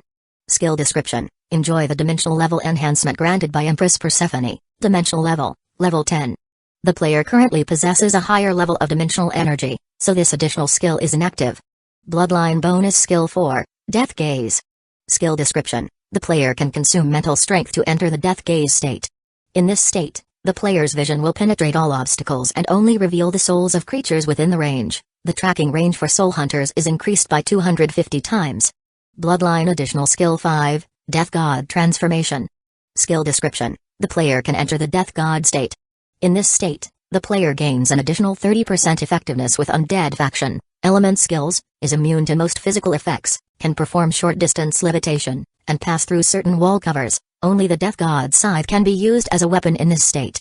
Bloodline additional skill 6, Death God KPI skill description: according to the player's current bloodline level, the player must complete at least 200 soul bounties every 30 days, including at least 50 S-level soul bounties. If the mission settlement fails to meet this requirement, the player will face corresponding penalties, with the Death God bloodline skill level reduced by 15 levels. If the current bloodline level is below level 5, the Death God bloodline tier will be reduced by 1 tier. If the current tier is the basic level and cannot be further reduced, the player will be declared dead and cannot be resurrected.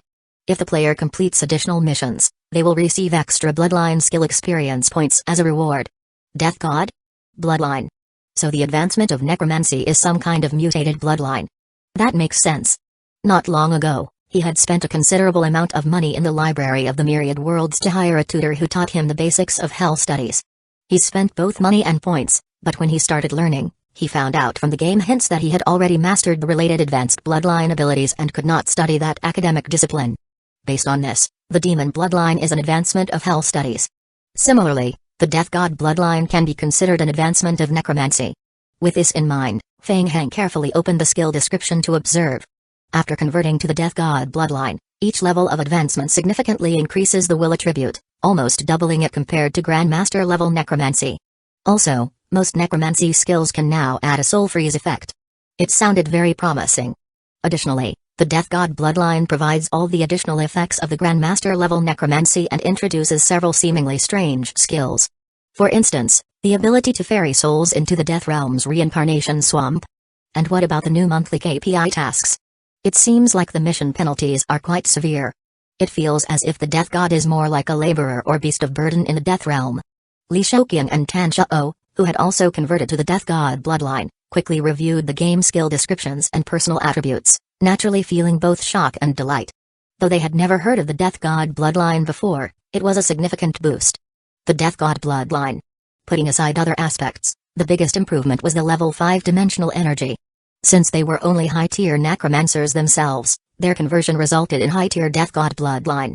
Nevertheless, it still resulted in a 100% boost to the bloodline and academic-related attributes.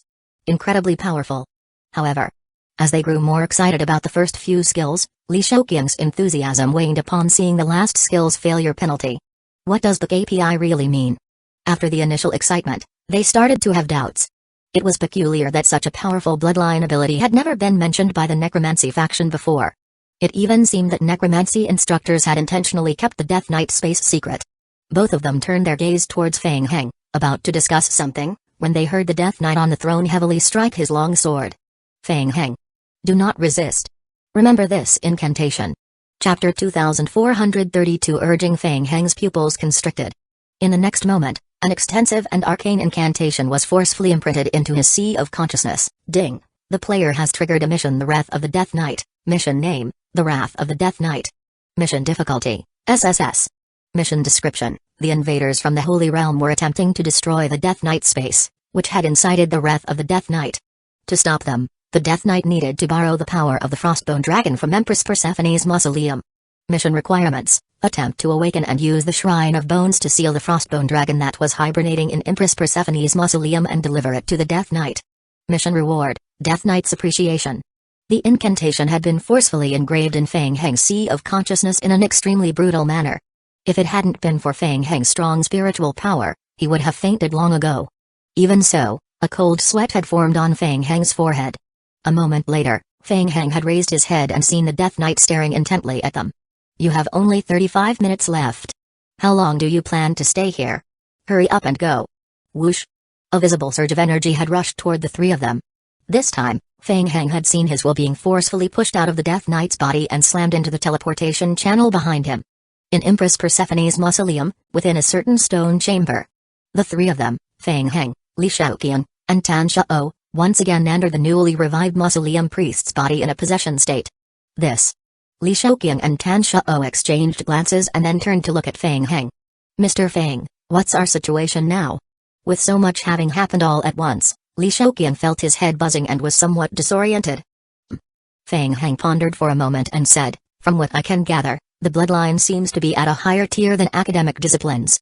There are still many questions about the Death God bloodline, and the Death Knight should be able to provide answers. For now, we need to focus on completing the mission. Tan Shao asked, Mr. Feng, did you record the incantation?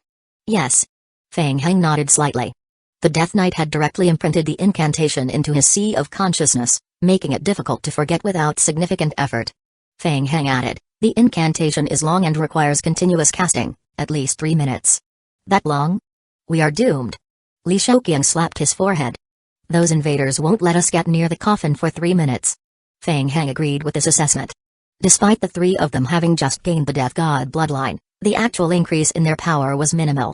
While Li Shaoqiang and Tan Shao had awakened dimensional energy and saw significant boosts, applying this in the upcoming battle would still be challenging. Even if their combat power was tripled, completing the mission would remain difficult. Moreover, they were still in a state of possession. They had been unable to overcome the challenge earlier, and their situation hadn't changed. Li Shaoqiang suddenly noticed something and exclaimed in surprise, Mr. Feng, we can actually use several of the Death God's skills. Feng Heng's attention was immediately drawn. He quickly accessed his character panel. Indeed. As Li Shaoqiang had said, although all skills were disabled in possession mode, the skills obtained through the Death God bloodline were still active. They were usable. That's great. Li Shaoqiang's mood brightened significantly. He looked at Feng Heng and said, Mr. Feng, what do you think? Should we give it a shot? Yes. Feng Heng nodded. Let's go take a look first. Don't be so pessimistic, maybe we are lucky and the Frostbone Dragon's mausoleum chamber hasn't been occupied yet. Right, my luck is usually pretty good. Let's go and check it out. Following the mission's directions, the group hurried toward the indicated location. As they approached the mausoleum entrance, Li Shaoqiang's expression grew increasingly grim. The mausoleum guards and priests were pouring continuously toward the stone chamber's passage. Their luck had turned for the worse. The chamber containing the Frostbone Dragon had been taken over. And not just by any invaders, but by the strongest team among them. There were nearly 30 of them. Among them, a few invaders were exceptionally powerful, enveloped in a thick layer of blue flames. These two individuals alone were enough to hold back a large number of advancing mausoleum guards and priests. Li Shouqian observed from the back for a moment, feeling immense pressure. He turned to Feng Heng. "Mr. Feng, what should we do?" Feng Heng's brow furrowed as well, his gaze fixed on the figures in the stone chamber. The strength was formidable. The pale blue flames burning around the figure guarding the entrance nearly overwhelmed the surrounding area, spreading in waves of heat. Feng Heng felt a pang of regret for not having Mojai Ai also learn necromancy and join them. Tan Shao, after observing for a while, grew increasingly anxious and said, "Mr. Feng, the mission time might not be enough. How about we give it a try now?" "All right. A trial it would be." Feng Heng glanced at the remaining mission time. The difficulty of the mission lay in the time constraint. Given unlimited time, they could rely on their endless revival ability to eventually wear down the enemies. However, with the Holy Realm's forces disrupting the Death Knight space, there was a risk that if the Holy Realm succeeded, they might face their demise. Old strategy, I will go first. With that, Feng Heng quickly blended into the crowd of mausoleum guards and priests heading toward the stone chamber's grand hall. Land of hibernation of the Frostbone Dragon. Lord Donnie, having just explored a small stone chamber with her instructor, was exhausted in both willpower and mental strength. Unable to continue further exploration, she decided to join the main force of the undead faction. Looking at the two central undead council elders guarding the entrance of the passage, Lord Donnie nodded silently in approval. Even in such an unfavorable environment as the Death Realm, the elders could guard a critical point solely with their willpower. The depth of necromancy rivaled that of the Holy Court. In fact, Lord Donnie had recently learned that much of the Central Undead Council's elite efforts over the past several millennia had been focused on exploring the mausoleum. "Lord Donnie, how's the harvest this time?" Jiziobo, with some free time, approached Lord Donnie and started a casual conversation. Lord Donnie had assisted during the defense of the mock temple, and they had some acquaintance. "Not much of a harvest. Just came to see the sights with my instructor." "You have been here more than once?" "Yes, dragged here every time, hoping for a bit of luck." Chapter 2433 Try again. Jiziobo pursed his lips and looked at the group of people, saying, "I really have to hand it to them. These old guys keep telling me that I can find a path to further advancement in necromancy here. I have been hanging around for a while, and it looks like, once again, I probably won't find anything. With this much time, it would be better to have a good fight with those guys from the Holy Court." While Jiziobo was complaining, he suddenly shifted his gaze to an entrance in the stone chamber passage and let out a slight An anomaly occurred at the entrance of the passage. A vast expanse of bone barrier spread out across the ground. Boom. Boom boom boom. The wall of bone shattered with a thunderous explosion. The Necromancer Elder's control skill, Swamp of the Dead, was abruptly interrupted. Jiziobo raised his eyebrows and thought, this is impressive. The wall of bones could be used this way? In the Undead Council, the Central Elder's strength and experience far surpassed those of an ordinary tutor. Reacting swiftly, the Elder noticed the control skill had failed and quickly began to rotate the phantom of the scepter in hand. Kai. Kai kai kai. Several shadow waves swiftly spread out towards the scene. Where the waves passed, dark-colored light screens emerged, and dense shadow tendrils began to crawl out from the ground and walls.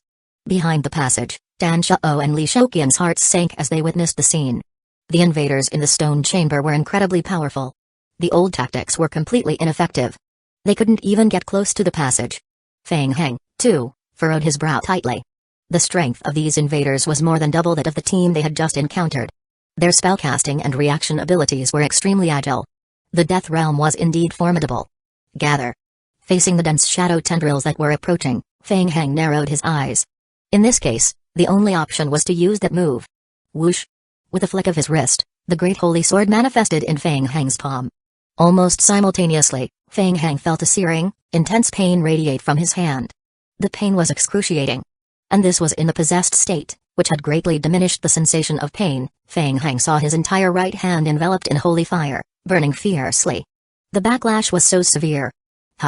Enduring the agonizing pain, Feng Heng swung the great holy sword forward. Boom. Boom boom boom. Immediately, a burst of shadow tendrils ahead shattered explosively under the swing of the great holy sword. Buzz. The Tier 2 holy attribute waves carried by the great holy sword rapidly spread forward. Bang. Bang bang bang bang. All the dark barriers and shadow tendrils along the passage were shattered and disintegrated by the waves, and even the undead invaders within the passage were pushed back several steps by the residual waves. What? The necromancer's hearts raced wildly at the sight. Holy power? At the Death Realm. In the mausoleum of Queen Persephone. A mausoleum guard priest wielded a holy element greatsword? It felt like an absurd joke. If they hadn't seen it with their own eyes, no one would have believed such a claim. Even the Undead Council's central elders revealed expressions of disbelief. They couldn't fathom what they were witnessing. Could Empress Persephone actually use the Holy Court's power? The few remaining players in the team were equally baffled. Know oneself and know one's enemy? Master the enemy's strengths? Hey, that great sword just now. Ziobo's gaze was fixed intently on the mausoleum guard priest. The great sword that the priest had just wielded looked incredibly familiar. It was strikingly similar to the one Fang Heng had previously acquired from the Shady Line. The additional skills were identical, almost as if they were the exact same weapon. Ziobo couldn't help but glance at Feudal Lord Donnie. Feudal Lord Donnie's eyes also revealed a trace of astonishment.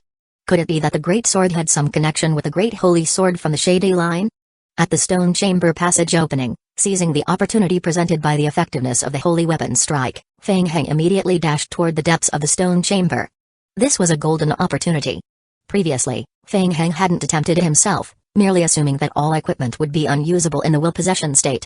It was only after the previous encounter with the Death Knight that he realized the truth. The holy weapon was unrestricted, and able to be used in nearly any environmental condition. However, due to the current physical attributes, the academic integration effects could not be converted into sacred studies. Thus, using the great holy sword was a desperate measure, and even with this, his entire right hand up to the forearm had been completely burned away by the holy fire. The good news was, the stone chamber was now right ahead. The holy power emanating from the great holy sword completely surprised the undead faction. The central elder guarding the passageway's opening became more solemn. He brought his hands together, condensing a mark in front of him. The scepter hovered before him. Dark shadows rapidly gathered and formed a phantom of a dark, corrosive dragon in midair. Roar. The dark corrosive dragon let out a roar and, under the elder's control, lunged straight at Fang Heng in the passageway. The Undead Council central elder kept a tight watch on Fang Heng. The passage was so narrow that there was no way he could escape. Fang Heng, positioned within the passage, immediately felt a powerful force surging toward him. He sensed that he was locked on by the aura. Since he couldn't dodge, he would have to face it head-on. Break through it. Whoosh. The great holy sword reappeared, this time in his left hand. Slash. Fang Heng gripped the sword and swung it forward, meeting the dark corrosive dragon head-on. Boom. Golden light flashed. The dark corrosive dragon emitted a violent roar in midair, and the undead black fog exploded, nearly filling the entire passage in an instant. Buzz. The Tier 2 holy ripple from the great holy sword shot forward, purifying the black fog left behind by the shattered dark corrosive dragon. Not good. The Undead Council central elder's heart skipped a beat. He hadn't expected Fang Heng to be so formidable. The control over the dark corrosive dragon was interrupted, and he was forced to retreat a few steps. His willpower also suffered a minor backlash. The surrounding necromancy scholars were stunned to see the mausoleum guard priest break through the central elder's summoned dark corrosive dragon. The priest was even advancing rapidly down the passage towards them. At this moment, Fang Heng's hands were completely burned away by the holy sword. Hold him back. His hands are ruined. He can't use that move again. Stop him first. The necromancy players quickly began to gather their spells. Bone spikes. Boom. Boom boom boom. A flurry of giant-sized bone spikes erupted from the shadows on the ground.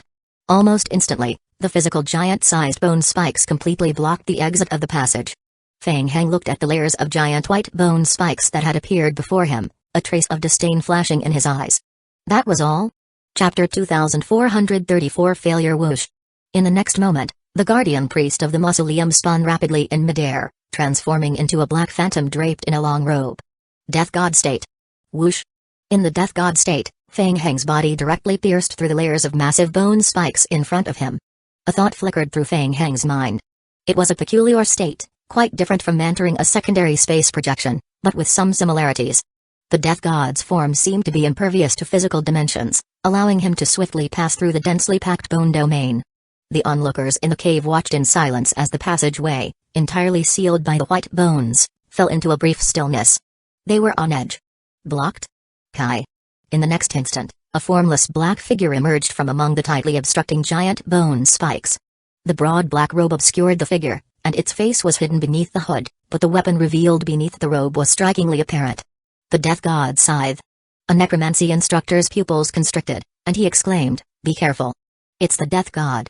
Whoosh. Fang Heng's figure instantly teleported a short distance, appearing in front of a soft target, and swung the Death God's scythe. Kai. Ding. The player inflicted damage with the Death God's scythe, triggering a harvesting effect. This attack severely harmed the core of consciousness. The player gains commander-level Death God Bloodline experience points plus 281, a fatal blow. The player struck by the Death God's scythe quickly disintegrated into ashes. Don't panic. Eliminate him. Snapping back to reality, the people in the hall immediately counterattacked. Almost everyone present was instructors or elites from the Necromancy faction, many of whom were familiar with the Death God. They began casting spells to block Feng Heng's every offensive route. In an instant, a dense web of soul chains began to entangle Feng Heng. Trouble. Feng Heng cursed inwardly. The invaders' combat awareness was impressively high. Their attacks were so well targeted. Even though he tried desperately to evade, he couldn't avoid the barrage of soul chains. After creating some chaos and claiming the lives of 2 players, he was ultimately brought down by the numerous heavy soul chains controlling him. Just before Feng Heng's perception faded, Li Shouqiang and Tan Zhao, true to their promise, led a group of Mausoleum Guardian priests into the stone chamber. Boss Feng. Rest assured and be reborn. We will avenge you. 3 moments later, in another stone chamber, the wills of the 3 men flowed into the revived Mausoleum Guardian priests. Phew. That feels great. Li Shouqiang felt like shouting with exhilaration. Even though his Death God state had lasted less than 2 minutes before he was defeated, the experience had been thrilling. He could clearly sense a qualitative leap in his own strength. It was incredible. As long as he wasn't up against a monster like Mr. Feng, with his current power, he could easily retire comfortably in the Federation. In contrast, Dan Zhao's mood was more somber. He glanced at Feng Heng nearby. Mr. Feng, things are looking grim. Feng Heng nodded slightly. He had noticed the same thing. In just under 10 minutes, despite dealing some effective damage to the enemy, the impact had been minimal. He had managed to eliminate only 4 enemies, which barely depleted the invaders' wave. Even if their efficiency doubled, completing the mission in the remaining 30 minutes was nearly impossible. If brute strength wasn't going to work, they needed a clever strategy. But what kind of strategy? Should they try to lure the invaders out of the cave? Li Shouqiang suggested, what about trying to control the Mausoleum Guardian priests? We've tried that, Dan Zhao replied, shaking his head. We can consume mental strength to briefly control the Mausoleum Guardian priests, but we can only make them temporarily halt their actions and attacks. The individual intelligence of the Guardians is too low. Even if we gather a wave of them, it's unlikely to be effective. In fact, during the previous attack, Dan Zhao had attempted to control the Mausoleum Guardians collectively. The result was less than impressive. It was better than nothing, but not by much. Feng Heng pondered for a moment and suddenly asked, everyone, what do you think the true identity of these invaders might be? Tan Zhao and Li Shouqiang were momentarily stunned by the question. In their possessed state, everything they saw was obscured like it had been blurred with a thick mosaic, making it impossible for them to identify the invaders. According to what the Death Knight said, we are currently in the mausoleum of Empress Persephone, and these invaders are not new, they are cleared out each time they come. Tan Zhao analyzed Feng Heng's line of thought. Empress Persephone is the ruler of the Death Realm. Therefore, it's highly likely that we are in the Death Realm, and the invaders could be other factions from the Death Realm. I believe that's about right. At least from their appearance, they don't seem very different from humans, Feng Heng said, stroking his chin. So I am thinking of trying to communicate with them. Communicate? Li Shouqiang was taken aback. He glanced at his own possessed body and then at the others, cautiously considering, are you sure we can communicate effectively in our current state? Sometimes communication doesn't rely entirely on language. Feng Heng replied, turning to Tan Zhao, these invaders have been lingering around the mausoleum for a long time. They might be trying to forcefully memorize the ancient texts left by Empress Persephone. Tan Zhao, do you know what the most common script in the Death Realm is? Tan Zhao gazed confused and stated with a wry smile, Mr. Feng, you overestimate me. I've never heard of it. Alright then, we will have to use the current common undead script.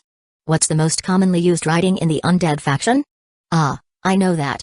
The common undead language evolved from ancient undead magical arrays. It has undergone many changes over generations to become the script used today. Good, we will use that.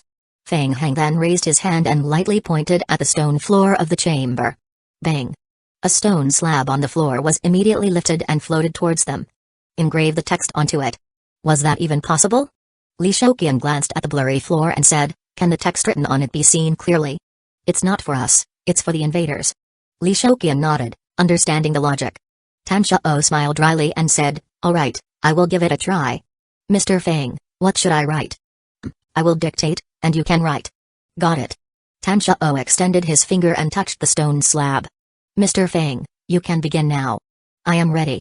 Chapter 2435. Something to do. Feng Hang thought for a moment and said, to the distant visitors, we are the guardians of the mausoleum of Empress Persephone.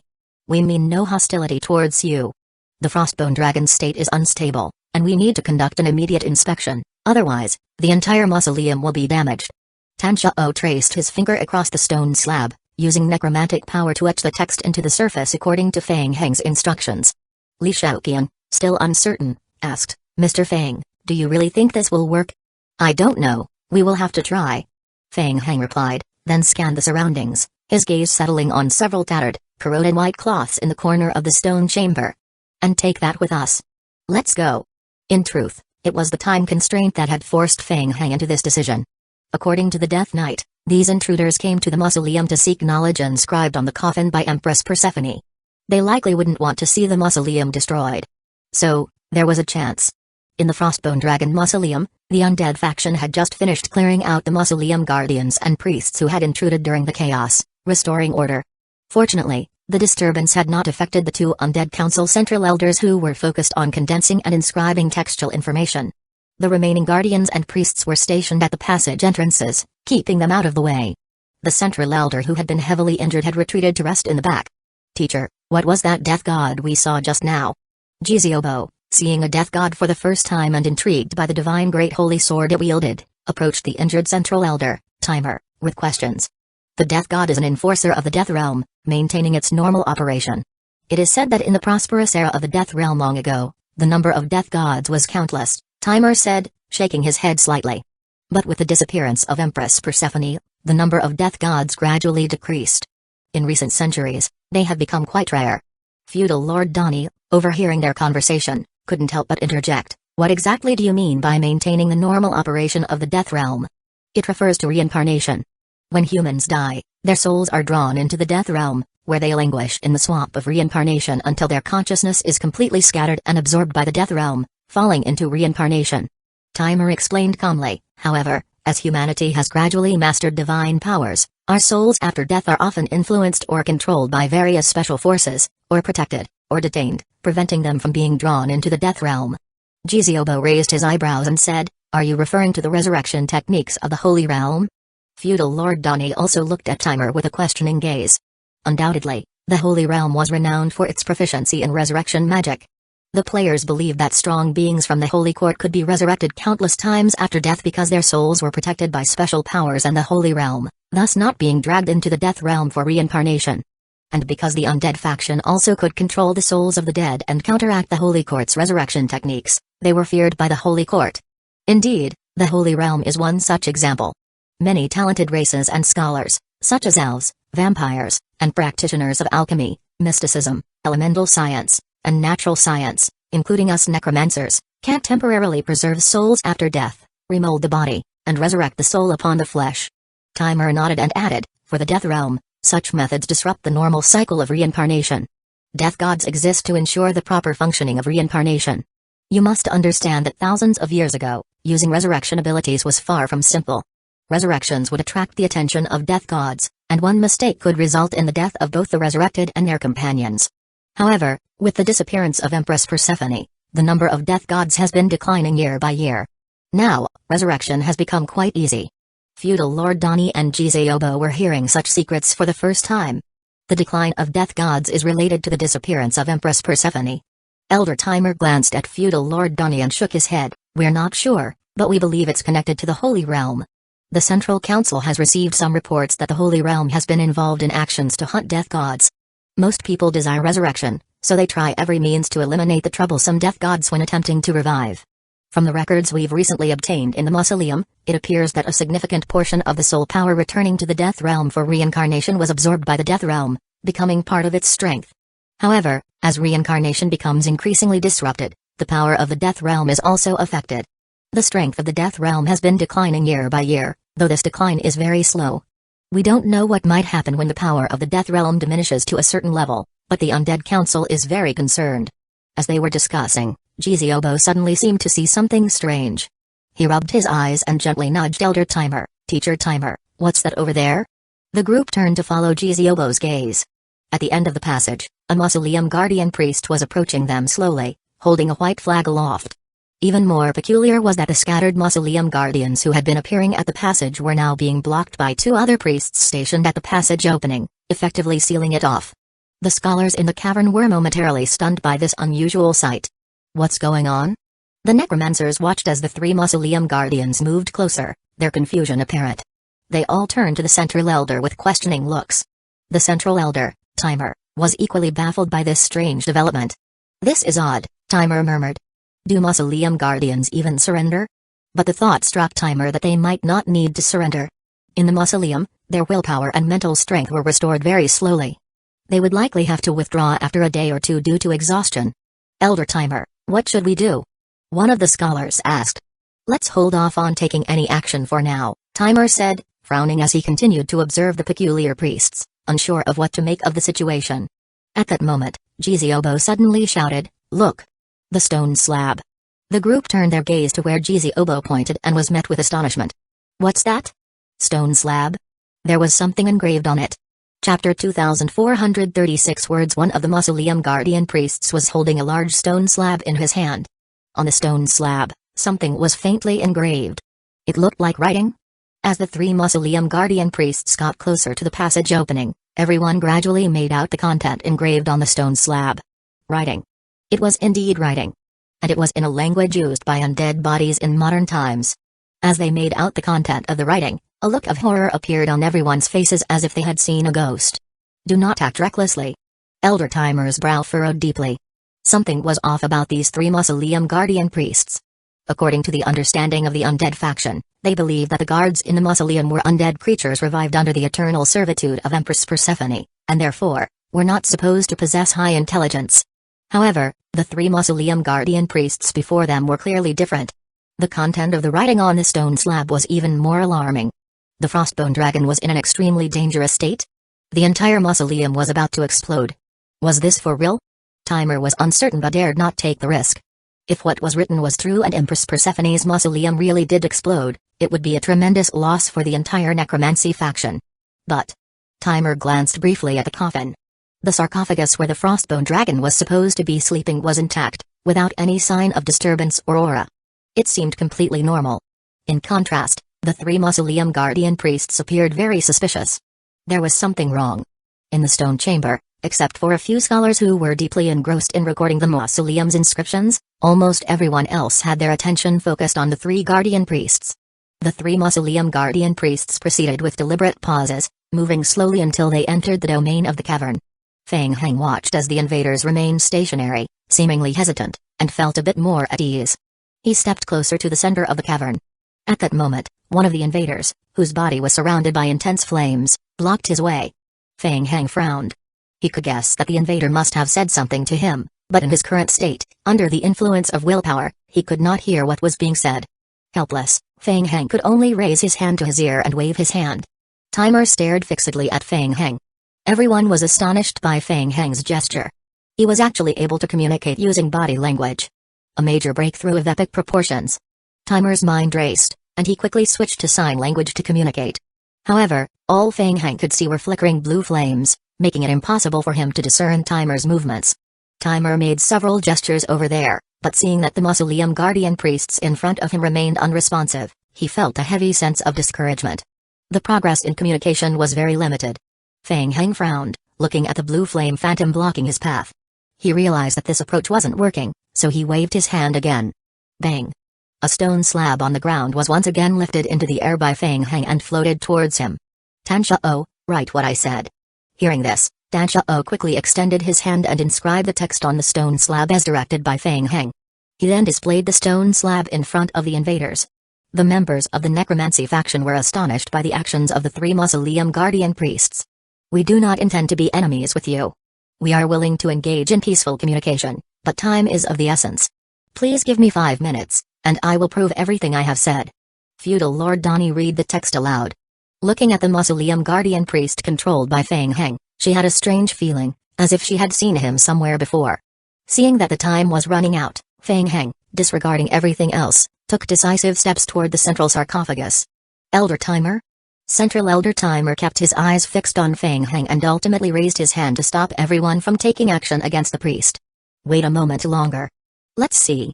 They watched as the mausoleum guardian priest slowly approached the sarcophagus and stood in front of it. The priest began to extend his hands slowly and recite in a rhythmic tone. Huh? Timer's expression changed as he heard the text being chanted by the priest. He immediately shouted, "Quick! Record what he is saying. Hurry!" At that moment, everyone in the hall focused their attention on the text being recited by Feng Heng. Meanwhile, Jiziobo remained intensely focused on Feng Heng. The priest's chanting sounded as if it came from deep within his body, the tone indiscernible.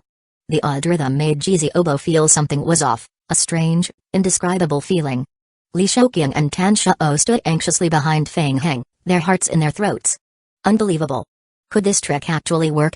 Li Shouqiang swallowed nervously, watching the channeling bar appearing above Feng Heng's head, and silently prayed. Just hold on a little longer. Please don't get discovered.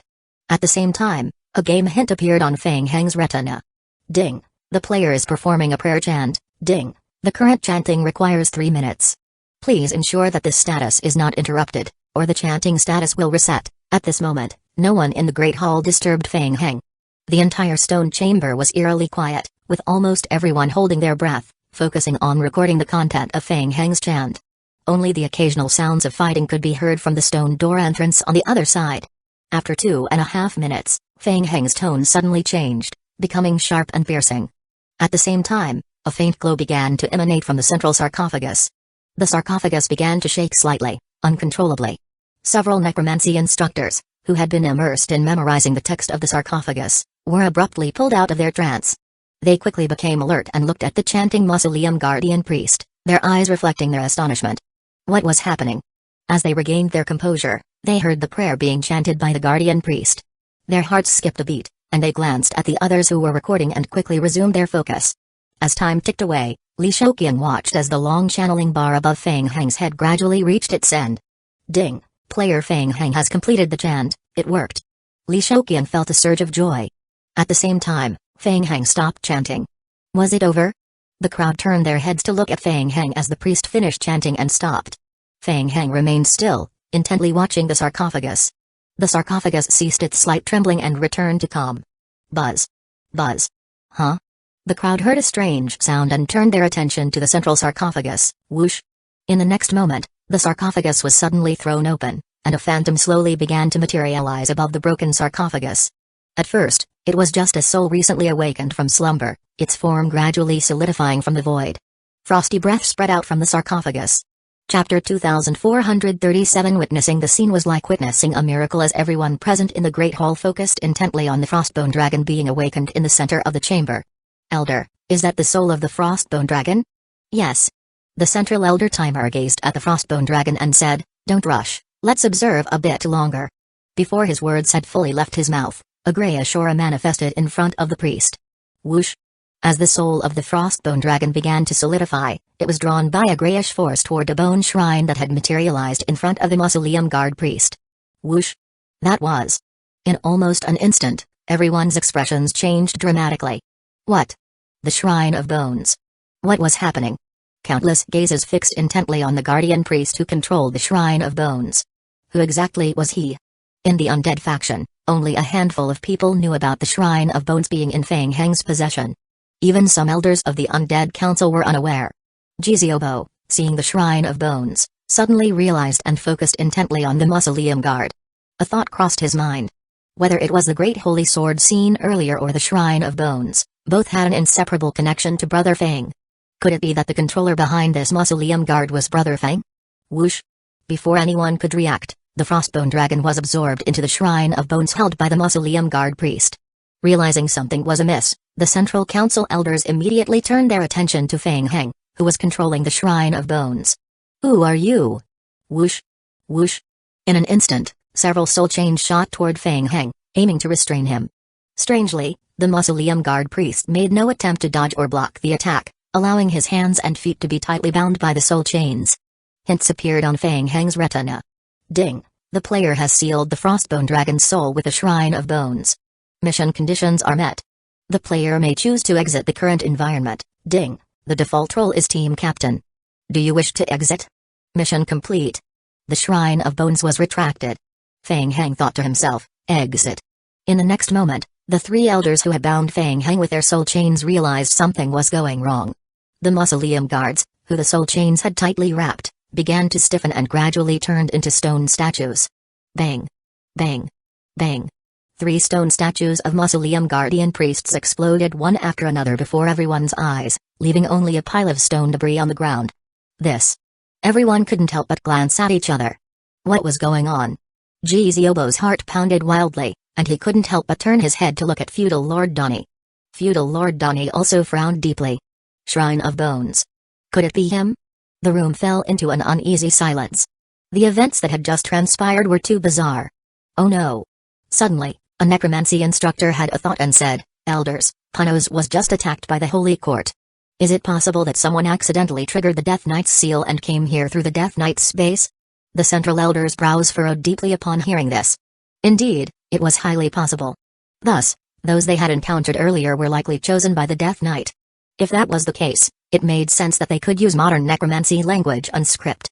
For thousands of years, the undead faction had been concealing information about the Death Knight's space to prevent more necromancy from being misled by the power of Empress Persephone and going astray. But someone always ended up accidentally coming into contact with the Death Knight's space. They often didn't survive for more than 6 months. The crowd fell into silence once again. Another Central Elder spoke in a deep voice, Very well, let's leave it at that for now. We can investigate Panos' matter when we return and naturally clarify it.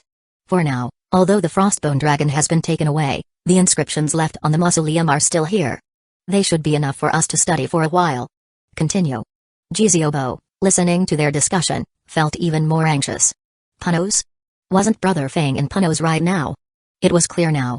Jiziobo was now almost certain that the mausoleum guard priest was indeed controlled by Fang Heng. Absolutely certain. Jiziobo's heart pounded heavily. He rushed over to Elder Timer, who was resting after sustaining injuries, and asked urgently, Elder, what did you mean by the Death Knight's seal? What is it? It's a long story. Starting from tens of thousands of years ago, Death Knight spaces began to appear across various worlds. Ancient necromancy believed that the Death Knight spaces were summoned by Empress Persephone to select her servants. At first, we didn't know the details of the Death Knight spaces. Many people attempted to enter these spaces and faced numerous trials from the Death Knights. In the end, only a small portion of them were granted the power given by Empress Persephone and ascended to become Death Gods. Death Gods. Jiziobo's heart skipped a beat. He pressed on, Elder Timer, are you saying that the mausoleum guard priest we saw was controlled from behind and has become a Death God? Very likely. Elder Timer nodded, reflecting on what had just occurred. He continued, however, how he appeared in the Death Realm and in front of us remains unclear. I suspect it may be a form of remote manifestation, somewhat similar to how we enter the Death Realm through rituals. Jiziobo scratched his head, feeling this was less important compared to the Death Gods. He interrupted Elder Timer's musings and asked, the Death God we saw wasn't very strong, was it? Why should we seal the Death Knight? Isn't it better to gain Empress Persephone's power? Elder Timer looked at Jiziobo with a serious expression and warned, never enter the Death Knight space. As far as I know, all Death Gods who entered the Death Knight space and passed the Death Knight's trials are dead. Jiziobo listened and immediately felt his heart leap into his throat. What are the negative effects? Firstly, as I mentioned before, Death Gods are tasked with obeying Empress Persephone's orders and maintaining the operation of the Death Realm. But with her disappearance, Elder Timer sighed and continued, you are somewhat aware of the current state of the Death Realm. Various factions have their methods of revival, and relying solely on the power of a few Death Gods to steal souls from large factions is nearly impossible. Moreover, factions also actively hunt Death Gods to achieve their own revival goals. Chapter 2438 Duty. If a Death God is unable to fulfill their duties, their strength will decline very rapidly. The more they fail to complete their missions, the weaker they become, and the weaker they are, the less likely they are to complete their tasks, leading to a vicious cycle. Eventually, if they reach a critical point, the Death God may perish due to their inability to fulfill their responsibilities. Jiziobo listened intently, his expression serious as he nodded slowly. How to put it? Hearing this, he felt a bit relieved. Given Brother Fang's abilities, completing his KPIs shouldn't be a problem, right? He could probably find some soft targets for soul revival, and survival would be no issue. He might even exceed his KPIs. The second crucial point is that after absorbing Empress Persephone's power, a frost imprint is left in the sea of consciousness. This imprint enhances most necromantic skills significantly, making the power boost very apparent for necromancers. However, it also brings substantial negative effects. Seeing Elder Timer's expression suddenly become extremely grave, Obo's heart, which had just settled, tensed up again. He anxiously asked, "What does the negative effect refer to?" "Possession of the will." The central elder continued, looking towards one of the exits of the stone chamber. Mausoleum guards and priests were still stumbling through the passageways. The Death Realm is an extremely orderly race, where superiors have absolute control over subordinates. Through the power of the imprint, superiors can manipulate subordinates via the possession of the will ritual. Moreover, if one's own will is not strong enough and is eradicated. The central elder paused, then, like those puppets, one becomes a complete puppet of the superior. Puppets? Obo's face turned pale at the thought. This was terrible. It meant that if the Death Knight wished, they could replace Feng Heng's will and control his power at any time. Death Knight space. Feng Heng and his two companions returned to the space once more. The Death Knight sat high upon a throne.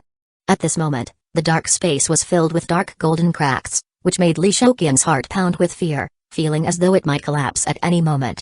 The Death Knight's gaze was fixed on Feng Heng as he slowly spoke. "Feng Heng, the Shrine of Bones?" Feng Heng nodded and formed an imprint with his hands in front of him. Whoosh! The Shrine of Bones appeared before him. The seal was lifted. The Frostbone Dragon's soul spilled out from the Shrine of Bones, rapidly condensing into a physical form in midair. "Carrion, you've been asleep for a long time. The Empress needs us to fight again. This time, it's against the Holy Realm." The Death Knight observed the rapidly recovering Frostbone Dragon and nodded slightly, muttering to himself. He then raised his hand and waved it forward. Whoosh! Whoosh! Whoosh! Several stone doors materialized in front of them. In the next moment, a massive amount of undead aura energy burst forth from the stone doors. The dense black aura spread out in an instant, partially obscuring their vision. Feng Heng looked up at the Death Knight. "Don't say anything. Enjoy the rewards given by Empress Persephone." The Death Knight continued, looking coldly at the Frostbone Dragon, which was quickly taking form. "Since you've already become a death god, there's no need to use the Shrine of Bones for energy conversion. You've managed to secure 8 minutes for yourselves. After 8 minutes, it will be time for the final battle." Li Shoqian and Tan Shuo immediately stopped delaying, quickly forming imprints with their hands to absorb the undead aura energy. Feng Heng's gaze lingered on the Frostbone Dragon, which was floating and condensing in front of him. "Carrion. Is that its name?" Feng Heng did not hesitate. He quickly brought his hands together in front of him. Whoosh! Whoosh! The black undead aura energy in the Death Knight space formed a massive vortex, funneling into Feng Heng's body with intense force. Game notifications flashed rapidly. Ding! The player is currently absorbing undead aura energy. The player gains Death God Bloodline experience points, 1293. Ding! The player is currently absorbing undead aura energy. The player gains Death God Bloodline experience points, 3688. Ding! The player's commander level Death God Bloodline has been upgraded to level 2, indeed. As the Death Knight had said, after advancing through necromancy to become a death god, Feng Heng could still feel the chilling power within the aura, but it no longer affected his sea of consciousness. As the undead aura energy was wildly absorbed, the floating ice crystal elite imprint in the sea of consciousness rapidly condensed and grew. From the size of a grain of rice, it quickly condensed to the size of a thumb. In less than 8 minutes, the energy that had spread throughout the Great Hall had been mostly absorbed by Feng Heng. The entire space was now enveloped in a layer of frost. Whoosh! The Death Knight's eyes flickered with 2 icy blue flames. Meanwhile, in the center of the Great Hall, the Frostbone Dragon had fully restored its soul body and even materialized into a physical form. The Death Knight slowly withdrew the long sword embedded in the ground, stood up from the throne, and looked at Feng Heng with a cold expression. "Feng Heng, I need to borrow your strength," the Death Knight said. "I can temporarily leave the death space with my consciousness, but after that, I won't be able to control the Frostbone Dragon just with my will. Therefore, I need you." Feng Heng's heart skipped a beat and he asked, "What do you mean?" "Remember the possession state you experienced in Empress Persephone's mausoleum?" The Death Knight continued, "I will temporarily enter your will in that manner, using your body to leave the Death Knight space and engage in battle with the Holy Realm." Feng Heng instinctively wanted to refuse. Being controlled? It didn't sound like a good deal. "Don't underestimate yourself. You have great potential," the Death Knight said, seeing Feng Heng's hesitation and thinking he was worried about his own strength. "And besides, I am here. We can't lose this battle." Whoosh! The Death Knight threw his massive sword toward Feng Heng. Feng Heng reflexively caught it. Bang. The Death Knight's longsword was extremely heavy. Ding. The player acquired an item. Death Knight's Frost Longsword. Item. Death Knight's Frost Longsword. Description. The sword of Death Knight rays, containing the powerful will of the Death Knight. Fang Heng's mind stirred as a voice emerged from the sea of consciousness. No time to waste. Let's begin. Ding. The player has triggered mission The Battle Will of the Death Knight. Mission name, The Battle Will of the Death Knight. Mission difficulty, SSS. Mission description, the Death Knight's space is under threat. The Death Knight wishes to use your strength to fight against the Holy Realm. Mission requirements, agree to the Death Knight's temporary will possession and assist the Death Knight in defeating the Holy Realm's pursuers. Mission reward? If they could eliminate the troublesome pursuers from the Holy Realm. Fang Heng quickly considered his options. Allowing the Death Knight to temporarily possess his will wasn't out of the question. Chapter 2439 Collision Punos. A large number of Holy Realm purifiers gathered around the ceiling stone pillar. As the adjudicator Orkney and his group chanted their spells, the central death space within the ceiling stone pillar gradually dissolved, creating ripples that spread outward, forming spatial folds. Norbert and his two subordinates stood in the corner of the Great Hall, carefully observing the stone pillar. From the energy aura released by the space, it was clear that the Death Knight space would soon explode. At that point, Fang Heng and the two necromancy players who had fled inside would be released from the space. With better luck, they would be severely injured. With worse luck, they would be outright finished. At least from Norbert's perspective, the Holy Realm adjudicator Orkney was very confident that Fang Heng would survive. Suddenly, Orkney, who was leading the suppression of the Death Knight space, changed his expression and loudly warned, "Be careful. It's Fang Heng. They're about to break free." The space within the pillar emitted unusual ripples. Uninterrupted white light enveloped the pure black, flashing in the space. Boom. In the next moment, a breath of frost mixed with the aura of death overflowed from the central space passage. Including Orkney, the Holy Realm purifiers all stepped back. In the next moment, a figure flashed out from the space. Fang Heng. Orkney immediately recognized Fang Heng, and a fierce gleam erupted in his eyes. After chasing for so long, finally, they were about to catch him. Attack. As soon as the words left his mouth, dozens of dark golden chains shot toward Fang Heng, attempting to entangle and lock him. Bang. Bang. Bang. Just as the golden chains were about to reach Fang Heng, they were deflected by a faint blue wave of power. What was that? Orkney's gaze fixed on Fang Heng, and a hint of wariness gradually appeared in his eyes. Fang Heng's eyes blazed with blue flames as he slowly raised his hand. A dark-colored ancient bronze longsword slowly condensed in his grasp. As the longsword condensed, dark frost armor rapidly formed around Fang Heng's body, and an astonishing chill leaked out from the Death Knight space behind him. Orkney's perception alerted him, and his expression grew extremely grim. He shouted, "Fall back behind me." Boom. The enormous frostbone dragon shot out from the Death Knight space in the sky. Boom. Boom. Boom. Boom. The main city of Keitanshul in the undead faction had recently concluded its defensive battle. With only the strength of two deputy tower masters, it was impossible to resist a large number of purifiers and night legions from the Holy Realm. After the player teams failed their mission, they withdrew in droves, gathering towards the direction of Frost Hell. With the main city destroyed, it was hard for the players not to feel disheartened. The undead faction was proving to be ineffective. Just look at the Holy Court. Forced by the situation, everyone had no choice but to look for a turning point in their dire straits. It was uncertain who proposed the idea first, but players began to pin their hopes on using the power of Frost Hell to resist the Holy Court, hoping for more time. After all, there were shady rifts in Frost Hell that might be able to counter the Holy Realm. As players continued their retreat, suddenly, nearly everyone felt a violent tremor beneath their feet. Boom. Immediately afterward, a deafening explosion was heard coming from the direction of the main city of Keitanshul. What was happening? The retreating players turned their gaze toward the Tower of Bones area, and their faces instantly showed astonishment. What? The entire Tower of Bones domain was engulfed in massive dust clouds, and amidst the swirling dust, a gigantic figure was seen hovering high in the air. A dragon. The colossal dragon, with wings fully extended, measured several hundred meters in length. Roar. Accompanied by the dragon's roar, the blue frost-imbued death aura rapidly spread outwards from the dragon's vicinity. Anyone still in the Tower of Bones area was almost instantly swept away by the force of the aura. In just a few seconds, the intense frost waves dominated the entire sky above Keitanshul's main city. The undead faction players, watching from a distance, exchanged looks of astonishment and growing hope. This power clearly did not originate from the Holy Court. Could it be? Reinforcements had arrived? The undead faction was fighting back? Damn it. It was too far to see clearly. In the city sky, the frostbone dragon beat its wings to maintain its hovering state. Feng Heng sat atop the dragon's head, with blue flames flickering in his eyes. At this moment, his will was coiled within the sea of consciousness. He could see the outside world clearly from within the sea of consciousness. The Death Knight's will and power had completely taken over his body. The Death Knight looked down at his hands with a sense of disbelief. Strength, agility, spirit, perception. All attributes were extraordinarily superior. Even the most crucial undead talent was unprecedentedly powerful. This talent was something he had only seen in the exalted Empress Persephone.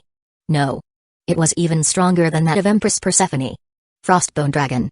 The Death Knight heard the sound, slowly raised his head, and looked towards the distance. Under the protection of the Holy Shield, Orkney and his team were stationed centrally. At this moment, the Frost and Death dual attributes aura spilling from the Frostbone Dragon were continuously eroding the outer layer of their holy defense shield. The shield emitted a constant series of sizzling sounds. Orkney's eyes were filled with extreme caution as he stared at the Death Knight. The Frostbone Dragon. The dragon that had previously destroyed several high-tier worlds of the Holy Court. Why was it here? Orkney's expression fluctuated between grim and uncertain. The worst-case scenario had come to pass. The Death Knight's escape from the space was already considered an extremely unlikely event in their plan, but the cautious Orkney had still accounted for it and made preparations. However, the appearance of the Frostbone Dragon completely disrupted his plans. Facing the immense pressure emanating from the Frostbone Dragon, Orkney spoke in a deep voice, "Which Death Knight under Empress Persephone are you?" "You." The Death Knight slowly raised his long sword and pointed it directly at Orkney. "You are not worthy to know my name." Roar. The Frostbone Dragon beneath him let out a roar and flapped its wings, charging directly at Orkney and his group. Orkney's pupils constricted. Even through the Holy Shield, he could still sense a tremendous corrosive force pressing against him. Divine Binding. Descend. Orkney immediately formed an imprint with his hands in front of him. Under the immense coercion, his face twisted in strain. Golden light surged. A giant-sized phantom of a kneeling deity rapidly condensed into shape in front of Orkney and his team. The Frostbone Dragon slammed into it with full force. A thunderous crash. Boom. Chapter 2440. The collision. The violent ripples generated by the collision even tore apart the surrounding air. The chilling aura of death and the spreading holy light of God rapidly dissipated. The statue of God trembled violently under the berserk impact of the dragon, with fine cracks spreading quickly over its entire surface. Boom. The statue of God shattered. Golden fragments exploded outward at high speed, only to rapidly fade under the domain aura of the Frostbone Dragon. PFFT. Orkney spat out a mouthful of blood and was hurled backward like a kite with a broken string. Sir. The purifiers who had accompanied him were alarmed. In their understanding, it was almost impossible for the Holy Realm's adjudicator to be defeated, yet they saw Orkney gravely injured by a single blow from the dragon. They immediately rushed towards the severely injured Orkney. At that moment, Feng Heng, engaged in a ritual within the Sea of Consciousness, felt a jolt upon seeing the situation outside. The Death Knight was so powerful? One strike was enough to severely injure Orkney. Chase them. Feng Heng initially wondered why they weren't pursuing, but upon closer inspection, he noticed that fine cracks had also appeared on the outer armor of the Death Knight. I see. Feng Heng realized that the two sides were actually evenly matched, with the Death Knight being slightly stronger. However, the Death Knight's ability to fight while possessing another's body limited the Frostbone Dragon's full potential. Meanwhile, Orkney and his group were also affected by the undead power of the Puno's world, resulting in a significant reduction in their strength. Hey, if I remember correctly, your name is Feng Heng, right? Feng Heng's heart stirred upon hearing the call from the Death Knight's Sea of Consciousness. Very impressive, your strength. The Death Knight's voice was laced with a hint of approval. He continued gravely, I will fulfill your wish. I will help you eliminate every single person in the Holy Realm. But as you can see, I need to fully possess your body's strength. What? Do you remember what I told you? Apart from will, nothing is eternal, everything decays over time. You are no different. Rather than slowly deteriorating with time, why not achieve something more meaningful? The Death Knight's tone grew darker. Remember my words as the final reward for the use of your body. What? Feng Heng's pupils contracted sharply, and he suddenly felt the Death Knight's willpower rapidly washing over his Sea of Consciousness. In the name of Empress Persephone, surrender your vessel and take pride in it. The ice crystals that had been dwelling in the Sea of Consciousness abruptly surged, emitting a faint blue ripple. Almost simultaneously, the Death Knight's willpower began to invade through the imprint of the ice crystal. This was bad. Feng Heng realized in a flash that the Death Knight was trying to seize control of his body and was attempting to seal his will. He couldn't let this happen. Feng Heng reacted immediately, channeling his mental strength to seal off the ice crystal imprint. Why resist? As a follower of Empress Persephone, you should be honored. The Death Knight's voice grew impatient. Since you are so obstinate, I will utterly annihilate your will. Whoosh! The ice crystal suddenly erupted, sending a chilling aura rapidly spreading through the sea of consciousness.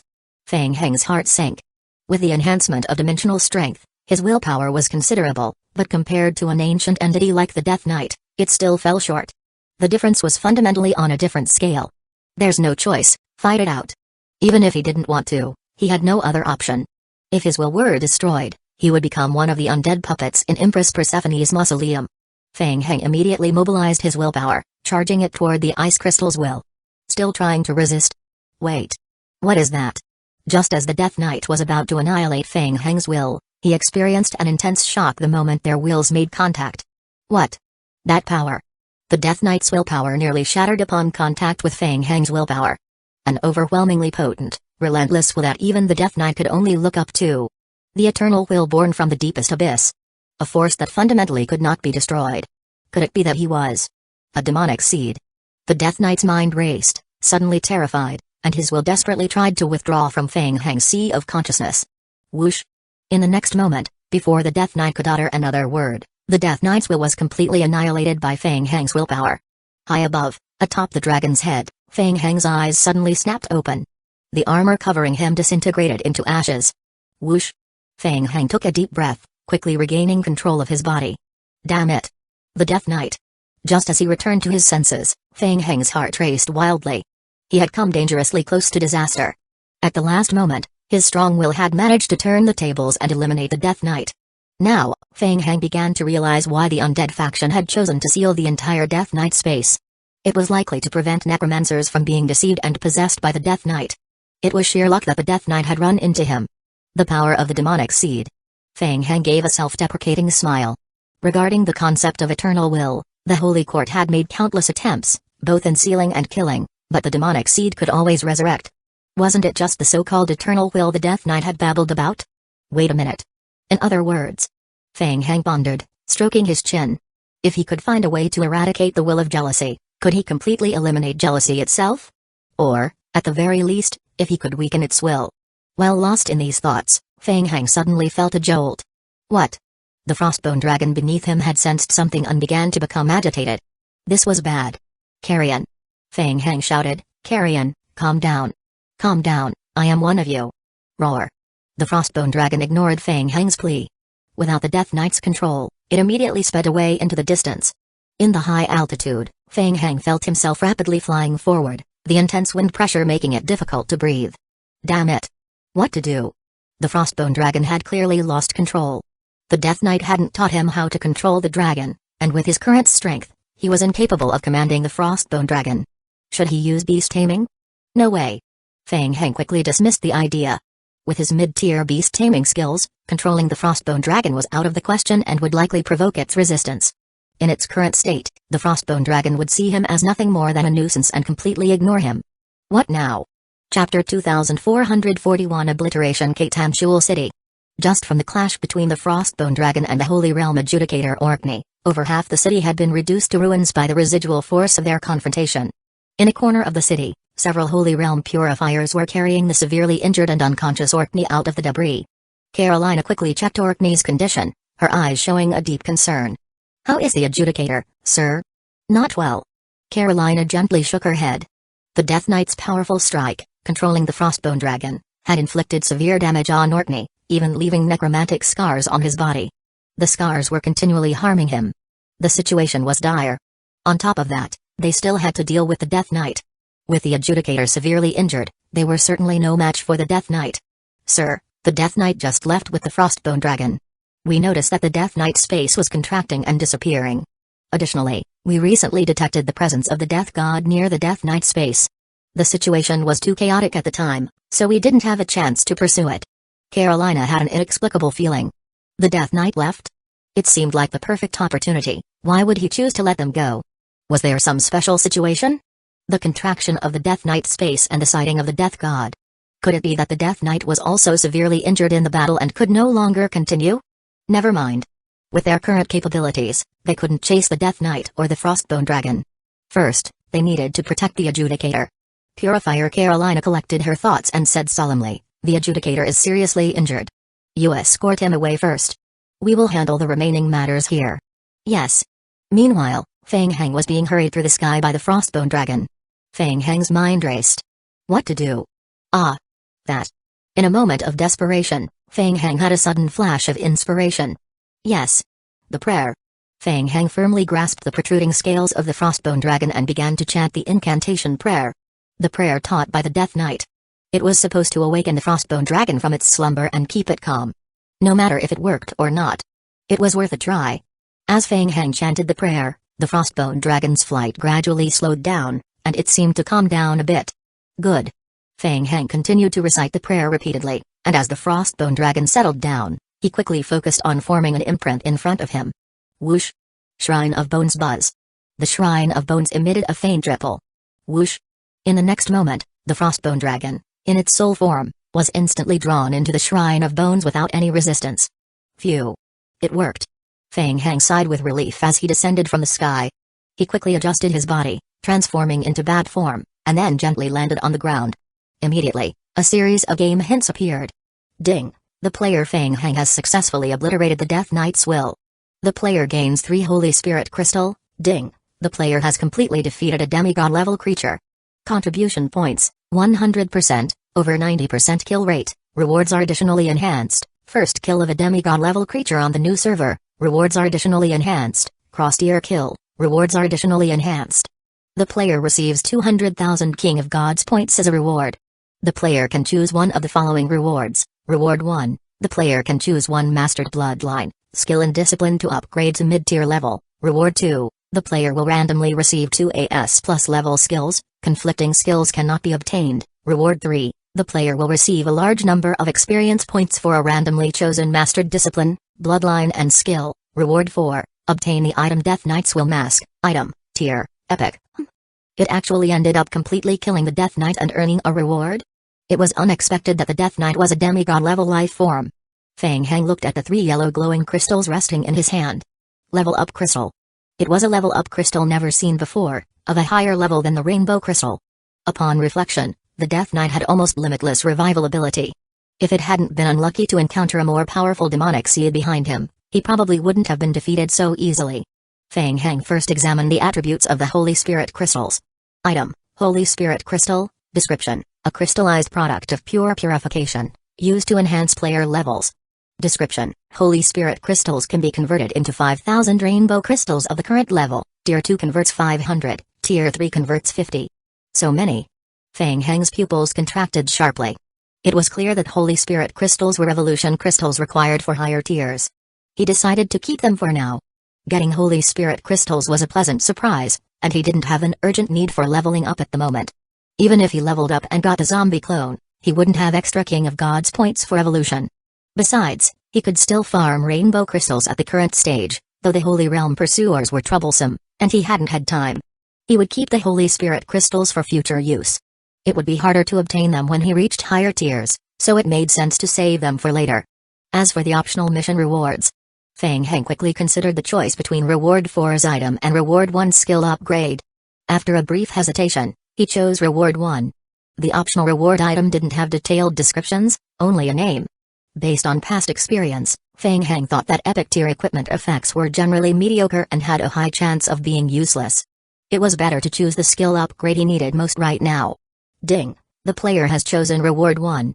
Please select a skill to upgrade to mid-tier level. Ding! The player has chosen the Elementary Academic Integration skill for the upgrade. The player's current skill, Elementary Academic Integration, has been upgraded to the mid-tier level. Skill Mid-tier Academic Integration level, Max. Description, a step on the endless ladder of academics, allowing players to better harmonize various disciplines and bloodlines to find their unique path. Description, this skill is not an academic type skill and cannot be leveled up further. The player can seek other methods to advance the skill. Skill Additional Attributes. For each academic or bloodline skill mastered, basic attributes increase by 1.5. For each advanced or higher academic or bloodline skill mastered, all attributes increase by 3. Skill Additional Description 1. When learning some conflicting disciplines, the additional experience points required can be significantly reduced, reduction related to attributes and skill levels. Skill Additional Description 2. Actively using this skill can change the player's current main state, making it present a specific main state, academic, bloodline, or special modification, while hiding other states. After switching, the player will experience the corresponding state's enhancement or weakening effects.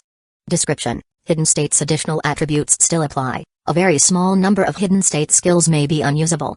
Chapter 2442. Dejected Feng Heng immediately focused and tried it out. Indeed, after the academic integration skill level had been upgraded, the backlash effect on his mental strength in the Sea of Consciousness had diminished significantly. This confirmed that Teacher Guowo's deduction was correct. Feng Heng felt somewhat reassured. The problem was not major, being able to diagnose the cause was sufficient.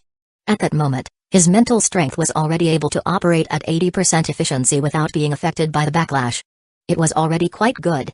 Moreover, after upgrading to mid-tier academic integration, he was able to save a significant amount of experience points required for skill upgrades. This was far better than drawing an epic level item.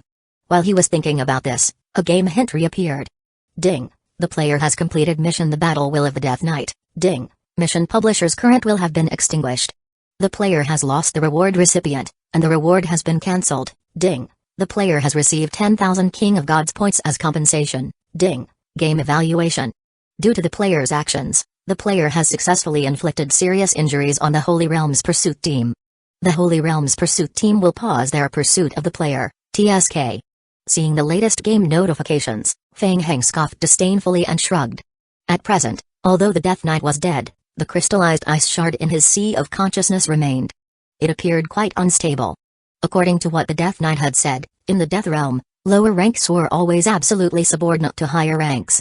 Since the Death Knight could use this crystal to invade his Sea of Consciousness and attempt to extinguish his will, then other Death Knights could potentially do the same. Even those above the Death Knights. For example, the former master of the Death Realm, Empress Persephone, must have had similar abilities. If he were to encounter her, would she be able to exert some form of control over him? It seemed that a battle of wills between the demonic seed and Empress Persephone was inevitable. Feng Heng gave a self-deprecating smile and shook his head with some resignation. After receiving the boost from dimensional energy, he did feel a bit inflated, easily dealing with the world of forests. But now, facing the wills of these ancient legendary creatures, he still felt like a lamb to the slaughter. He would have to take things one step at a time.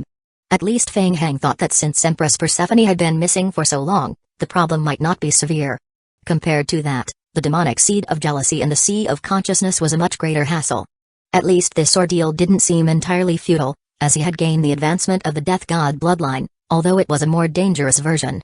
Additionally, there was the Frostbone Dragon sealed within the Shrine of Bones. Sealing it in the Shrine of Bones was relatively easy. Once it was suddenly released, it might still have some unexpected effects. With that in mind, Feng Heng looked up and surveyed his surroundings. The Frostbone Dragon, having lost control, had flown quite a distance and was now outside the main city of Keitanchul. As for what came next, the purifiers from the Holy Realm might still be pursuing him. To be safe, Feng Heng decided to make a quick escape. He pursed his lips.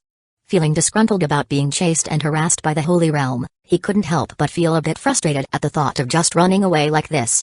Perhaps he should find a few isolated targets to vent his anger on and pick on some easy prey. With that thought, Feng Heng quickly headed back toward the Keitanchul main city area. When he left the Death Knight space, he instructed Li Shouqiang and Tan Shao to take advantage of the chaos caused by the Death Knights to escape. They were to meet up at a hidden location outside the city once everything settled. Given the level of chaos and their death god forms, they should be able to get away without major issues. It was not a problem. After flying for a full hour, Feng Heng, in his bat form, finally returned to the designated area on the outskirts of Keitanchul where he had arranged to meet Li Shouqiang and Tan Shao. Seeing Feng Heng's return, Li Shouqiang and Tan Shao let out a sigh of relief and emerged from their hiding place. "Mr. Feng, we were starting to worry about you," Li Shouqiang said. "Indeed," Feng Heng shrugged nonchalantly. "Ran into a bit of trouble, but it's been sorted out. By the way, how's the situation now? We've been keeping an eye on things from here. Some of the Holy Realm forces have left, but there are still quite a few remaining." Li Shouqiang and Tan Shao had witnessed the intense battle and, after escaping, had hidden here to observe. They had seen several flashes of descending light, indicating that part of the Holy Court forces had departed. Feng Heng mused, thinking that it was likely the Holy Realm's adjudicator, Orkney, who had left. "There's also some not-so-good news to share with you both," Feng Heng continued. Li Shouqiang's expression tightened at the mention of bad news. "What's that?" Mr. Fang, don't scare me. It's about the Death God bloodline and the Ice Crystal imprint. Fang Heng then briefly explained the situation involving the Death Knight's attempt to seize his body and erase his will, as well as his own suspicions about the potential threats. After hearing this, Li Shouqiang and Tan Shao exchanged glances and fell silent. Well, that was quite the revelation. No wonder the undead faction wanted to lock away the Death Knight. It turned out he had set so many traps in secret. It was like a bottomless pit. Realizing this, Li Shouqiang and Tan Shao turned to look at Fang Heng. Wait a minute. So, Fang Heng's physical strength and talent had reached a level that even the Death Knight envied and wanted to seize? You two, what are you looking at me for? It's nothing. I just think the problem isn't that big, Li Shouqiang said with a shrug. Anyway, since Empress Persephone and her subordinates are mostly dead, the chance of them targeting us is quite small. True. Li Shouqiang continued, besides, we're not that high level. The Death Knights from the Death Realm probably wouldn't bother with us. Fang Heng nodded in agreement and said, it's best you think that way. So, there's something I'd like to ask you to help with. What is it? Haha, I mean, if, in the future, you come across Death Knights or Empress Persephone's subordinates, try to find a way to inform me. We can work together to fool them into trying to possess my body. The two of them looked at Fang Heng, their mouths slightly open. Wow. They suddenly felt that dealing with Empress Persephone was less troublesome compared to dealing with Mr. Fang. Fang Heng chuckled to himself, feeling quite satisfied. Considering the significant gain from defeating the Death Knight, and with no real cost except some initial anxiety, it was definitely a win. Next time, he would certainly seize the opportunity again. After the brief discussion and jokes, Fang Heng refocused. So, what's the situation in the city now? We carefully checked earlier. The remaining Holy Realm Purifiers and the Night Legion are still occupying the main city area and don't seem to be planning to leave. Mr. Fang, I heard that the player teams are all retreating to Frost Hell to use its power to counter the Holy Realm Purifier Legion. Should we join them? Chapter 2443 Sneaking in Frost Hell. The Shady Rift. He was quite familiar with the place. Fang Heng couldn't help but lower his head in thought. Since he couldn't find the instructor at the moment, he might as well follow up on the situation in Frost Hell. As he was pondering, a crimson game warning appeared on the retinas of the three of them. Warning, the player's current mission Death God's KPI has started timing. The countdown will end in 30 days, and the mission will be evaluated.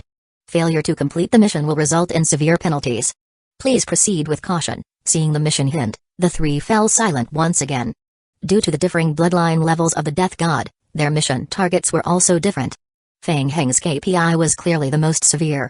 As for tracking souls, it was something they had never done before, so they had no way to gauge the difficulty of the mission. Li Shouqiang and the others turned their gaze toward Fang Heng. Mr. Fang, this mission. Fang Heng nodded slightly. He had almost forgotten. After advancing to the Death God, there were still related missions to complete. Fang Heng couldn't help but lift his head and look toward the city in the distance. Guiding souls back to the Death Realm for reincarnation. It seemed that, after finishing this month's KPI, he would have to rely on the Holy Realm's people. Alright, you two head back to Frost Hell first. I will stay here and see if I can blend in. We will meet up in Frost Hell later. Li Shouqiang furrowed his brows slightly and asked, Mr. Fang, you're going in alone? Don't worry, I have a way. It won't take long. Okay, then we will return to Frost Hell to check the situation. Go ahead. Fang Heng waved his hand, watching Tan Shao and the others leave, then quickly changed his appearance. Ding, the player is using the Divine Prank skill. The player is currently using a simulated character identity. The current character has no faction and is not involved in any faction, since the Holy Realm's pursuers had stopped chasing and the Premonition's prophecy books couldn't find him. He could now use the Holy Weapon's power to blend in and investigate. Fang Heng walked into the shattered Keitanchu main city. The city had been heavily damaged by the residual battle effects of the Frostbone Dragon. Most of it was in ruins. The Holy Court had occupied the central fortresses of the city and stationed guards at all the city's entrances. Soon, Fang Heng was stopped by a Holy Court guard. I am a follower of the Holy Court and have important intelligence about the undead. I wish to report it in person to the esteemed ones from the Holy Realm. The guard at the entrance, upon seeing Fang Heng's Book of Creation and confirming his identity, stepped aside. Follow me. A guard led Fang Heng into the fortresses. Sir Carolina is in the council hall discussing important matters. Please keep quiet and avoid making a disturbance. Fang Heng followed the path leading to the council hall. The doors of the hall were slightly ajar, and voices could be heard from within the Great Hall. Sir Carolina, the undead faction has already gathered in Frost Hell. Regarding Feng Heng's heart skipped a beat. That voice sounded so familiar. As he was thinking, the voice suddenly stopped. The two holy court guards standing at the entrance of the Great Hall also turned their heads and looked at him. I have urgent news and need to see the esteemed ones from the Holy Realm. Feng Heng quickly adjusted his facial expression and said in a deep voice, it's very important and requires immediate reporting. The guards furrowed their brows, and a cold voice from within the Great Hall spoke up. Let him in. Thank you. Feng Heng nodded, quickly entering the Great Hall, and soon saw Norbert reporting to the purifiers from the Holy Realm. The moment he saw Norbert, Feng Heng understood everything. Well. So it's you. No wonder it was so coincidental. It turned out that from the very beginning, encountering Norbert was a trap. The Holy Court was quite skilled at planting internal spies. While Feng Heng was inwardly plotting his revenge, he maintained a calm demeanor, approaching with a respectful bow. Greetings to the Oracle of the Holy Realm. I am. Pausing momentarily, Feng Heng added with a hint of humility, you may refer to me as Bei Mu. Carolina, seated at her desk, felt the holy aura emanating from Feng Heng. Her tone carried a hint of surprise. I didn't expect to see a follower of the Holy Light in this place. To come so urgently, is there an important matter that needs to be reported? Feng Heng steadied himself and said, are the esteemed oracles from the Holy Realm here to find Feng Heng? I have news about him. Carolina's pupils contracted sharply as she asked, speak. Feng Heng has returned alone to Frost Hell and is currently seriously injured. Carolina's eyes narrowed slightly as she pondered this information. Norbert also directed his gaze toward Feng Heng, who was disguised as Bei Mu, feeling a bit puzzled. It was surprising that someone from the Holy Court would dare to stay in Punos. Moreover, he had never heard of this person before. Norbert thought for a moment and continued, Sir Carolina, I will go investigate Frost Hell right away. Norbert, it might not be suitable for you to go. Feng Heng shook his head, looking at Norbert and advising, 2 necromancy scholars from the Federation are heading to Frost Hell. Your faith in the Holy Light might become known in Frost Hell very soon. Norbert's face darkened instantly. The clone had leaked information. This was a disaster. He had thought that as long as he made everything seamless, he could continue to blend in with the undead faction. Unexpectedly, something went wrong. Reflecting on the entire process, Norbert felt he hadn't done anything wrong. Yet, the outcome was still a revelation. He could only blame the enemy for being too cunning. Norbert sighed deeply, feeling a sense of helplessness. Feng Heng quickly suppressed his holy aura and converted it into natural elemental energy, nodding, Sir Carolina, I can find a way to infiltrate the undead faction to gather some information, but I won't be able to gain full trust from them. Therefore, I can only operate on the periphery and won't be able to access core intelligence or accurately determine Feng Heng's location. Thank you, Bei Mu. Your information is very important to us. Feng Heng's severe injuries present us with an opportunity. Although Lord Orkney is not here, with our current abilities, it's not a problem to eliminate the remaining undead forces in Frost Hell. The only concern is... Carolina paused and shook her head, the Frostbone Dragon. The Death Knight space has been completely evolved, and the Death Knights have disappeared. However, the Frostbone Dragon's whereabouts remain unknown, and entering the Shady Line domain recklessly could be risky. We can only stay in Punos for a maximum of 24 hours through the descent ritual. If we leave during this time, we won't be able to return. So, I need you to help me with one thing. Chapter 2444. The letter. Carolina thought for a moment, picked up a piece of paper and a pen from her desk, and quickly wrote a note. After sealing it carefully, she handed the envelope to a Holy Realm Knight standing beside her. Norbert, deliver this letter to Bishop Will at the Holy Light Cathedral. Follow any instructions given by Bishop Will. Yes, ma'am. Norbert respectfully took the envelope from the Holy Realm Knight. Bei Mu. Feng Heng stepped forward and responded, yes. Norbert's identity might cause some trouble during the delivery. Accompany him to ensure the letter reaches its destination. Understood. Ding. The player has triggered a mission delivering the letter. Mission name, delivering the letter. Mission difficulty, F. Mission requirements, accompany Norbert and deliver Carolina's handwritten letter to Bishop Will at the Holy Light Cathedral. Mission reward, favorability rating, Holy Court faction reputation. Feng Heng glanced at the mission and began to ponder. Originally, he had planned to investigate the next steps of the Holy Realm's actions, find a way to lure them into Frost Hell and use the Shady Line to trap them. Instead, he found himself inexplicably involved in a mission for the Holy Court faction.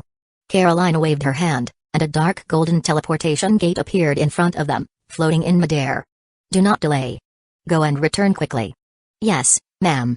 Norbert respectfully tucked the letter away, glanced back at Feng Heng, nodded slightly, and stepped into the teleportation gate. Feng Heng followed closely behind.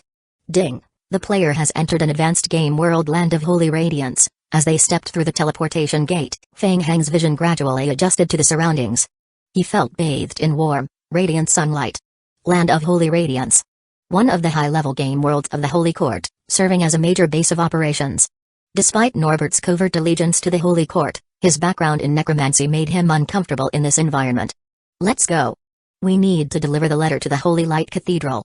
Carolina had used a fixed-point teleportation passage, so upon arrival, they appeared directly in the city center where the cathedral was located. The city's inhabitants were all followers of the Holy Court. Norbert quickly grabbed a passerby to ask for directions. It's that way. The young man pointed toward a towering structure in the heart of the city. That's the Holy Cathedral. It's Sunday, so there are many worshippers here today. You don't look like locals. You must have come from outside for worship. Since it's already quite late, it might be too late to get in now. I suggest you wait for the next service. Got it, thanks. Norbert barely had time to listen, quickly acknowledging and pulling his subordinate along. Let's go. Soon, Feng Heng and the others arrived hurriedly at the entrance of the cathedral. The Holy Light Cathedral was located in the city center and covered an area of about half a football field. Despite its size, the queue of believers waiting to enter for worship wrapped around the cathedral several times. Let's go over there, Norbert directed as he led Feng Heng to an internal passage, stopping in front of two high-tier Holy Court guards at the entrance. We are here on the commission of Purifier Carolina, and we need to deliver an urgent letter to Bishop Will personally, Norbert said, handing over the envelope. This is the letter, and it must be delivered directly to Bishop Will. The two high-tier Holy Court guards examined the envelope carefully but did not immediately let them pass. Clearly, they harbored doubts about Norbert's identity. Norbert's undead aura was unmistakable, and it was difficult to dispel the suspicion it aroused. Everyone's gaze towards Norbert and his subordinate was marked with undisguised skepticism. Feng Heng quietly asked, "Did Carolina not provide any proof of identity?" "No," Norbert replied, visibly irritated, thinking to himself that Feng Heng was present at the time. Feng Heng raised his hand and showed the Book of Creation to the guards. He then turned to Norbert and asked quietly, "They don't seem to be hostile towards me. Should I try taking the letter in alone?" Norbert thought for a moment before shaking his head slightly. He was uneasy about Feng Heng's unclear background. Seeing Norbert's mistrust, Feng Heng shrugged and fell silent. He was curious about the contents of the letter but had not had a chance to even touch it, as Norbert had kept it securely throughout their journey. After several rounds of negotiation, the guards relented after making the necessary inquiries and allowed them to enter the Holy Light Cathedral. They were led to a lounge at the entrance to wait while the chief guard was notified. Despite being told they could rest, a few Holy Court guards remained stationed outside the lounge's door to keep watch. Norbert and his companions grew increasingly impatient as they waited. Knowing that the purifiers from the Holy Realm could only stay in Panos for 24 hours, if they did not complete the mission within that time frame, they would have to return to the Holy Realm. And what about him? What would he do? If he failed the mission, not only would he lose any benefits promised by the Holy Court, but he also wouldn't be able to stay in the undead faction. It would be a complete disaster. At this point, Norbert had no way out. Feng Heng, on the other hand, occasionally focused his gaze on Norbert. He had been severely wronged by Norbert in the Death Knight space. He was looking for an opportunity to exact some revenge. Let's start with this letter delivery mission. Norbert, waiting here is not a solution. They seem to be least hostile towards me. I will try to communicate with them. Although Norbert did not fully trust Feng Heng and was reluctant to let him cause more trouble, there didn't seem to be any other option.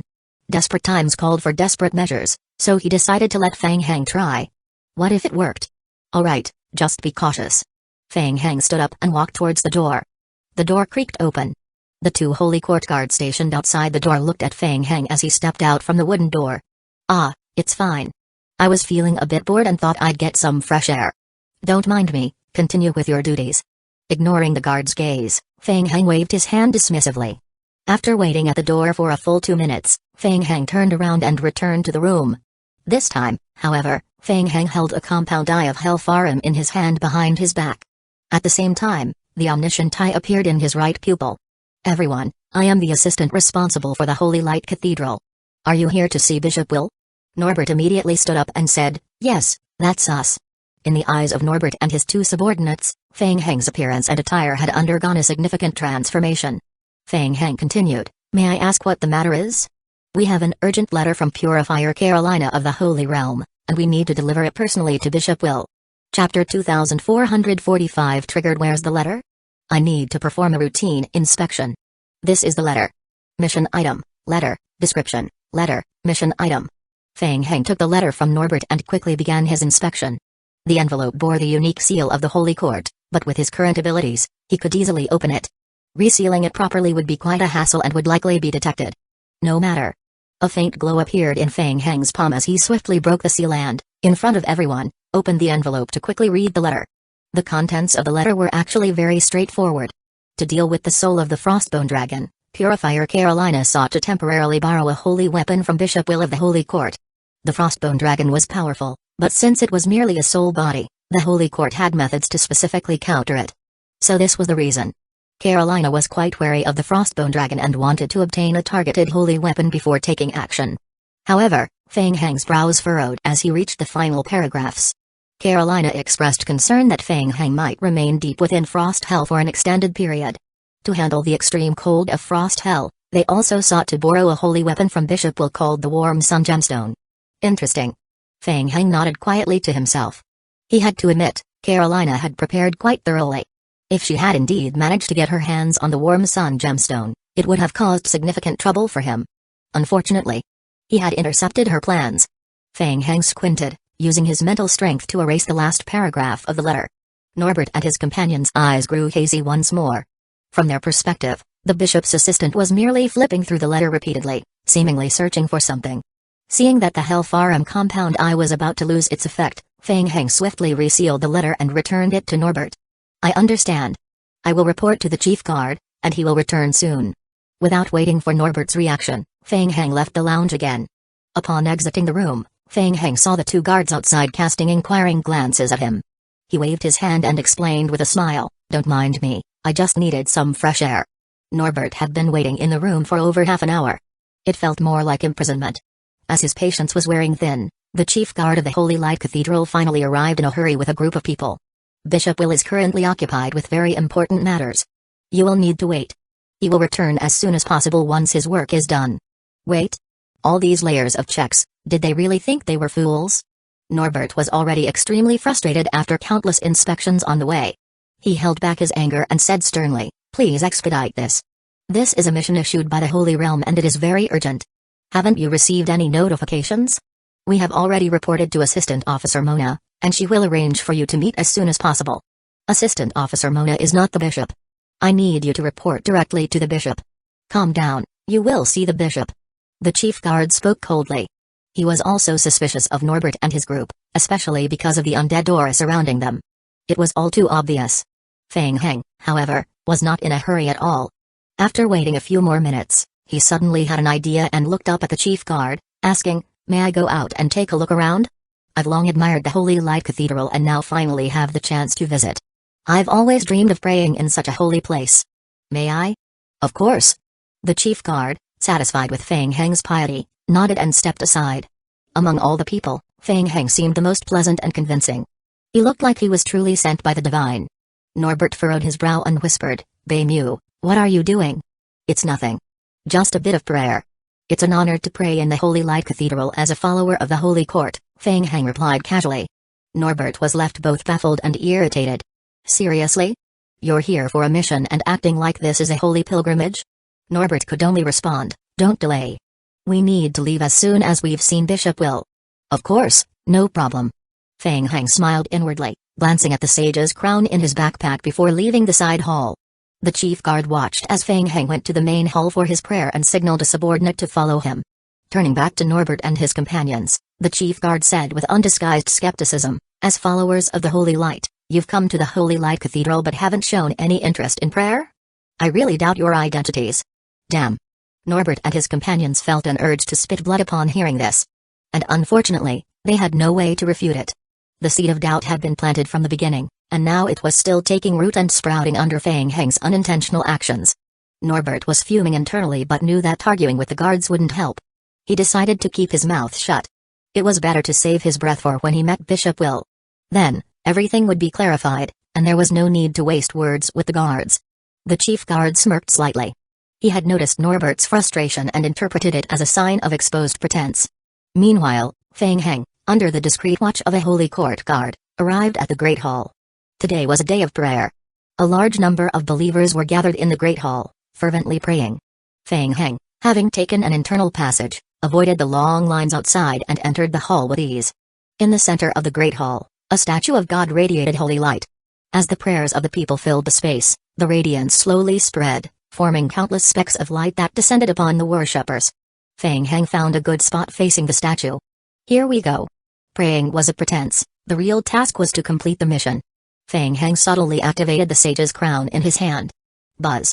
The crown emitted a faint glow. Feng Heng closed his eyes and focused on his prayer. At that moment, as if in resonance, the golden light in the Great Hall began to converge towards Feng Heng. Huh? What's happening? The other worshippers quickly noticed Feng Heng's unusual situation and turned their gazes toward him. In almost no time, a multitude of holy light spots enveloped Feng Heng. Simultaneously, the sage's crown in his hand began to rapidly dissolve, transforming into countless tiny particles that merged into his body. Ding! The player has triggered the mission Great Sage Advancement Trial. Mission name, Great Sage Advancement Trial. Mission description, Special Bloodline Advancement Mission. Mission requirements 1. Reach at least Master level in Sacred Study, and have a Spirit attribute above 500. Mission requirements 2. Bind a Temple of Zeus with a rating of SS or above, currently established Temple of Zeus with a rating of A+, and as a Great Sage, accept the power of faith. The number of believers must reach at least 5,000.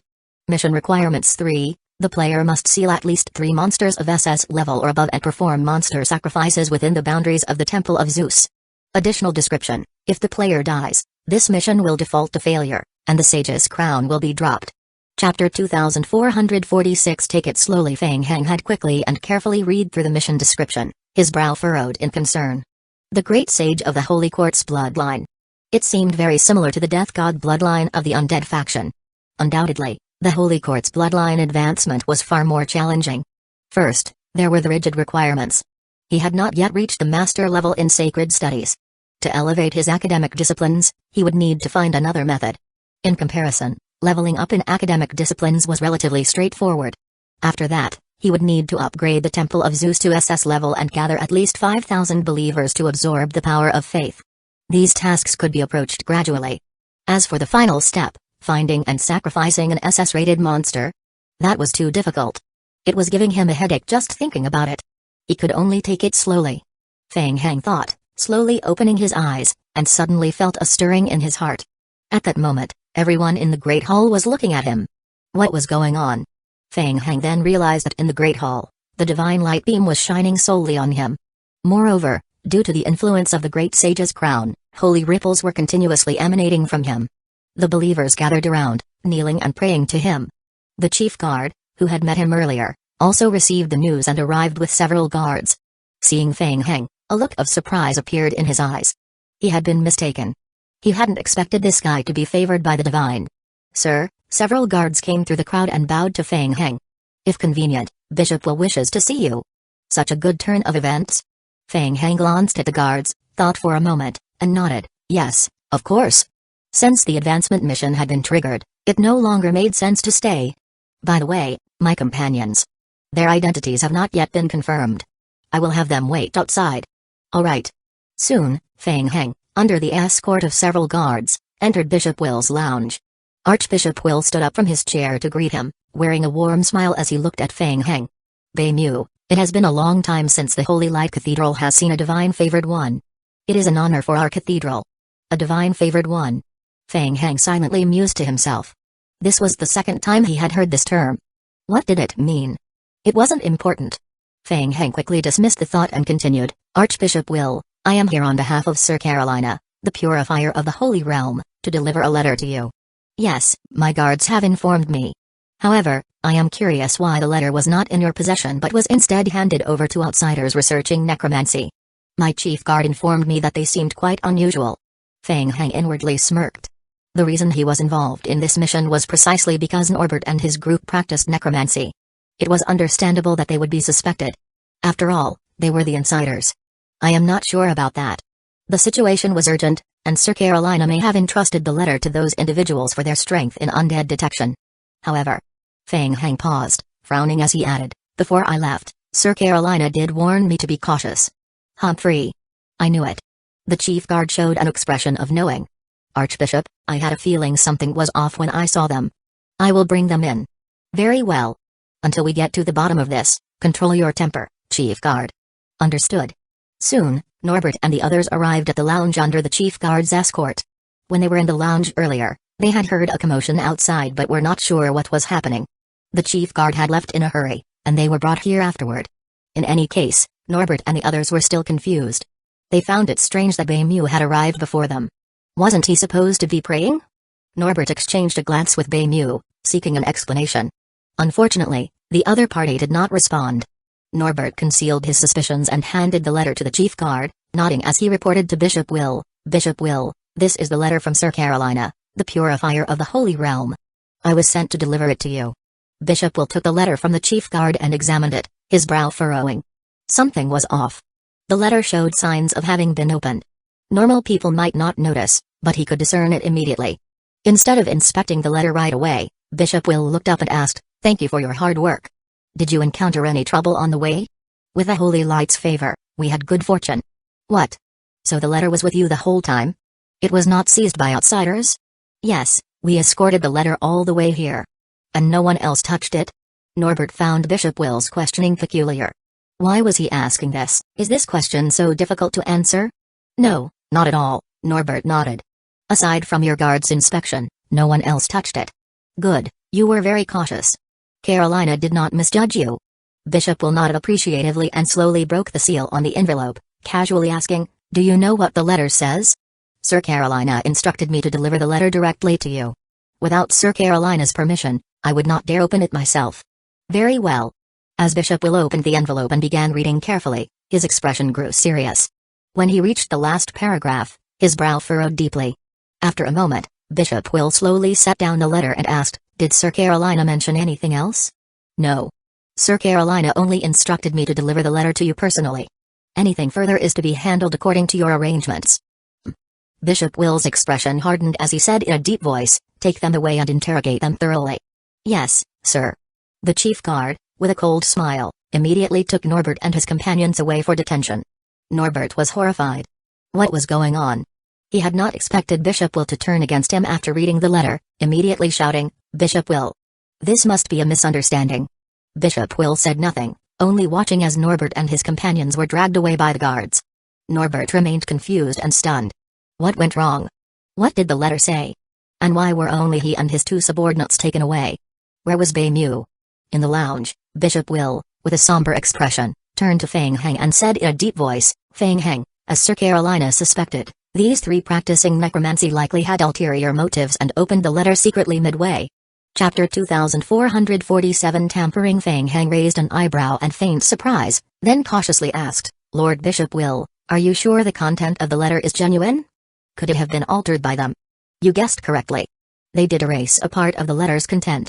Fortunately, their method of erasure was not sophisticated enough. I've already used my mental strength to recover the text." Fang Heng's heart sank. Damn it. The Holy Realm had such means? Bishop Will shook his head and said, "Fortunately, we were prepared and detected the issues with those individuals in advance. Beimyu, I have 2 items of trust that I need you to deliver to Sir Carolina. I've already instructed someone to fetch them. Since we cannot access the teleportation passage to Punos, I will need you to make another trip. Duty calls. I will do my utmost to complete it." Fang Heng nodded in response. The so-called items of trust were probably the 2 holy artifacts that Carolina had borrowed from Bishop Will. Otherwise, why not simply take the 2 holy artifacts and disappear? After a moment, 2 attendants entered the lounge carrying a wooden box about 1 meter long. They approached Fang Heng and presented it to him. Fang Heng respectfully picked up the wooden box from the tray, weighing it in his hands. It was quite heavy. Item, Emblem of the Holy Court. Description: this item was a mission item, protected by a holy seal. Forcibly breaking the seal is highly likely to result in damage to the item. Ding. Players who completed the related mission received letters, triggering the next phase of the mission. Escort the emblem. Mission name: Escort the emblem. Mission difficulty: F. Mission requirements: deliver Will's emblem to Carolina. Mission reward: reputation points with the Holy Court, favorability rating with Carolina. Fang Heng glanced at the game prompt and then looked up at Bishop Will, saying, "Lord Bishop Will, the situation in Punos is urgent. I will take the items and head back immediately." "Very well. Go, and send my regards to Sir Carolina," Bishop Will said, raising a hand to signal his attendants. "Escort Mr. Beimyu back." "Understood." Thank you. Fang Heng nodded, slinging the wooden box over his shoulder and following the guards as they left the lounge. So, what comes next? As Fang Heng accompanied the guards to the teleportation point, he quickly pondered his options. Both holy weapons were sealed, and forcibly breaking them would likely damage the seals, rendering them practically useless. Perhaps it was better to treat them as mission items and return them to Carolina? Or should he continue to play the long game? Norbert and his group were already trapped, and with the Holy Court's surveillance lost, Carolina would have no choice but to trust him. He might even gain additional missions or find another way to exploit the situation against the Holy Court. Fang Heng knew very well what he was doing. The Frostbone Dragon was sealed within the Shrine of Bones and, at least for now, could not assist in battle. Whether or not the Holy Court had holy weapons made little difference. As for the Warm Sun Gemstone, it was indeed a significant threat. However, Fang Heng soon came up with a plan. Thank you, you can leave it here. I will manage the rest myself. Leaving the Holy Light Cathedral, Fang Heng dismissed the church guards, parting ways with them and quickly moving to a deserted corner within the city. Whoosh! He spread his hand, and the Book of Oaths materialized in his palm. Energy absorption. As the Book of Oaths emitted its ripples, flecks of dark golden light flowed out from the wooden box, swiftly integrating into the Book of Oaths. Let's drain you halfway first. Panos. With a flash of light, Fang Heng reappeared in the hall, opening his eyes. Carolina was still seated behind her desk. Why are you alone? What happened to Norbert and the others? How did things go? She inquired. Sir Carolina, there was a slight issue during the delivery of the letter. Fang Heng recounted the prepared explanation. Norbert and his associates had tampered with the letters and even attempted to lay their hands on the holy weapon. Fortunately, Archbishop Will intervened and intercepted them. Currently, Norbert and his group are imprisoned in the Holy Light Cathedral. As he spoke, Fang Heng handed over the wooden box to the Holy Realm guard standing beside Carolina. Carolina frowned upon hearing this. Problems with Norbert and his group? She was somewhat skeptical. Upon reflection, it was true that Fang Heng had previously used the Death Knight Space's power to evade the Adjudicator's pursuit. Could this be related to Norbert? There was some possibility. Carolina took the wooden box from the guard, scrutinizing it carefully. She confirmed that the box showed no signs of having been opened. Opening the box, she touched the staff and the Warm Sun Gemstone contained within. What was this? The staff's power had been significantly reduced. It was still usable, but its effectiveness was greatly diminished. Restoring it would require some time. As for the Warm Sun Gemstone, Carolina could clearly sense that a substantial portion of the gemstone's power had been drained.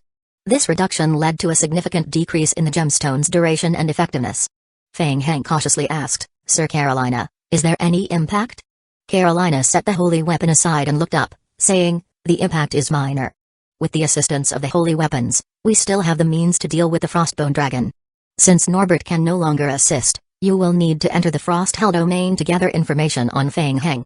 I will follow with my team shortly. Yes, sir. Fang Heng immediately nodded in response. Ding. After completing the mission Escort the Emblem, the player gains 500 favorability rating with Carolina and 5,000 reputation points with the Holy Court. Hint, the player has triggered a new mission, Investigate Fang Heng's whereabouts. Mission name, Investigate Fang Heng's whereabouts. Mission difficulty, S. Mission description, the Holy Realm is pursuing Fang Heng. There are reports that Fang Heng is currently staying in Frost Hell. The player is tasked with going to Frost Hell to investigate any clues regarding Fang Heng's whereabouts. Mission requirements, find clues about Fang Heng's location. Mission reward, reputation with the Holy Court, favorability rating with Carolina. Seeing the mission hint, Fang Heng couldn't help but chuckle to himself. An investigation on him? How interesting. The periphery of Frost Hell was bustling with players and various undead forces from Panos gathering together. The atmosphere was heavy and tense. The Holy Realm's purifiers had been aggressive, having completely destroyed the Tower of Bones. Although the sudden appearance of the Frostbone Dragon had momentarily boosted the players' spirits, it was short-lived. Soon after, news spread that the Frostbone Dragon had completely vanished. The Holy Realm had fully occupied Catanchul, the main city of Panos. With no other options, players were forced to retreat deeper into Frost Hell to escape the dire situation. However, getting closer to Frost Hell meant enduring its harsh negative effects. At this time, the city lord of Frost Fortress, Hornlow, had become a significant hope for the players and the major factions within Panos. Having been stationed in Frost Fortress for many years, it was hoped that he might have a way to counter the Holy Realm. Yet, the response received was deeply disappointing. Chapter 2448. Dealing with it from a distance, Fang Heng transformed into a bat and sped towards the Frost Fortress, where he joined Li Shouqian and Tan Shuo outside. "How's the situation?" "It's grim," Li Shouqian replied with bad news right away. City Lord Hornlow has already learned about the crisis in Punos. He still insists on preventing players from entering the depths of Frost Hell, and he shows no intention of holding the line with the major factions. It seems he's preparing to deal with the Holy Realm on his own. Is that so? Feng Heng rubbed his chin, finding it somewhat unusual. Shouldn't they be uniting all forces to counter the Holy Realm? It's as they say, but I don't think City Lord Hornlow is as straightforward as he appears. There might be other plans in place, Dan Shuo remarked, glancing at Feng Heng. "Mr. Feng, do you have any new updates?" "From what I know, the Holy Realm has managed to acquire 2 holy weapons. One is intended for dealing with the Frostbone Dragon, and the other is meant for invading Frost Hell." Feng Heng paused for a moment before adding, "Also, the Holy Realm's target in Punos this time is me, so they will definitely come after me." This was troublesome. Li Shouqian and Dan Shuo exchanged glances, silent and puzzled. It was strange and perplexing. What had Feng Heng done to offend the Holy Court so severely that the Holy Realm was willing to go to such lengths to deal with him? Unfortunately, there was no choice but to take things one step at a time. "Let's go and inquire about the situation with City Lord Hornlow," Dan Shuo said. In fact, Li Shouqian and Tan Shuo had just attempted to visit City Lord Hornlow earlier. The guards at the entrance had informed them that the City Lord was not seeing anyone and had even advised them to leave to avoid any trouble. This time, with Feng Heng leading the way personally, the reception was noticeably different. Upon seeing Feng Heng, the guards promptly escorted him into the fortress to meet the City Lord. City Lord Hornlow and Feng Heng were old friends. Initially, Feng Heng had helped find Hornlow's family emblem. Later, while Feng Heng had stayed in Frost Hell to cultivate necromancy, Hornlow had offered assistance, and Feng Heng had also completed several related missions for Frost Fortress, becoming quite familiar with him. The 3 of them were guided into the lounge. When they first saw City Lord Hornlow, he was reclining in a lounge chair, reading a book, and appeared quite relaxed. This sight gave Li Shouqian a glimmer of hope. Was the City Lord so calm even with the Holy Realm at their doorstep? Perhaps he had some kind of backup plan? "Feng Heng? You haven't left yet?" City Lord Hornlow was somewhat surprised to see Feng Heng. He set aside his book and shook his head. "I thought you had already left Punos. Why haven't you gone?" The seal the Holy Realm had placed on Punos affected most players, and Hornlow thought that, given Feng Heng's expertise in spatial science, finding a way to leave wouldn't be difficult for him. Feng Heng smiled and replied, "City Lord, you haven't left either. I am different." City Lord Hornlow waved his hand dismissively and said, "For generations, the Hornlow family has been entrusted with the responsibility of guarding Frost Hell. If I were to leave, what would become of Frost Hell? Word is that you've refused help from players and major factions. Are you planning to take this on alone? Protecting Frost Hell by yourself? The disparity in strength between us and the Holy Realm is immense. If they truly come for Frost Hell, we certainly won't be able to withstand them, even with the addition of players and other factions. The more people there are, the more sacrifices there will be. It's not necessary. If unrelated parties disperse, Frost Hell will be less conspicuous. It might even survive until the undead faction regains its composure and can offer assistance in a few days." City Lord Hornlow had a clear understanding of the situation and revealed his plan to Feng Heng without reservation. It was clear they couldn't win, and they weren't even trying to. "If the Holy Realm's target is Frost Hell, then I will lead my subordinates and personal guards to retreat into the depths of Frost Hell. Given our knowledge of the area, our limit would be to reach the Shady Line domain. And if the Holy Court continues to pursue..." City Lord Hornlow's eyes flashed with a glint of murderous intent. "I will break all the seals in Frost Hell to protect it. At that time, even the Holy Realm will suffer significantly." Feng Heng and the others fell silent. This was serious. City Lord Hornlow was prepared to go down in flames. If things went as planned, Hornlow would surely die in Frost Hell, while the Holy Realm might not. City Lord Hornlow had clearly resolved himself to a death or glory scenario. In this case, there was indeed no need for assistance from other players or factions. For Hornlow, they would only be a burden. Expelling the players and factions was, in fact, a form of protection for them. As for the scathing comments from players, Hornlow had never cared. Li Shouqian couldn't help but admire Hornlow's sense of duty. Feng Heng shrugged and said, "You don't need to be so pessimistic. Perhaps we still have a fighting chance?" Hornlow looked at Feng Heng with curiosity. "What do you mean?" "I've confirmed that the Holy Realm is on its way to Frost Hell, and their target is only me. I have a way to deal with the Holy Realm, but I will need your help." "Their target is you?" Hornlow was surprised, disbelief flashing in his eyes. The Holy Realm had expended immense effort to end Apunos, which would disrupt the balance between the undead and the Holy Court. The undead faction had already been highly dissatisfied with the Holy Court for years, held in check only by the upper echelons of the Central Council.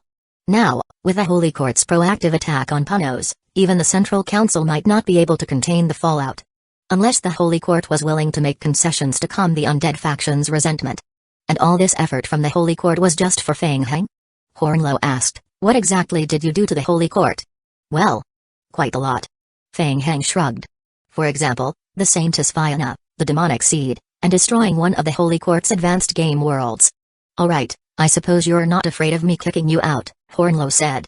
"So do you have a better suggestion?" "Your plan was perfect, but unfortunately, the Holy Realm's target is me.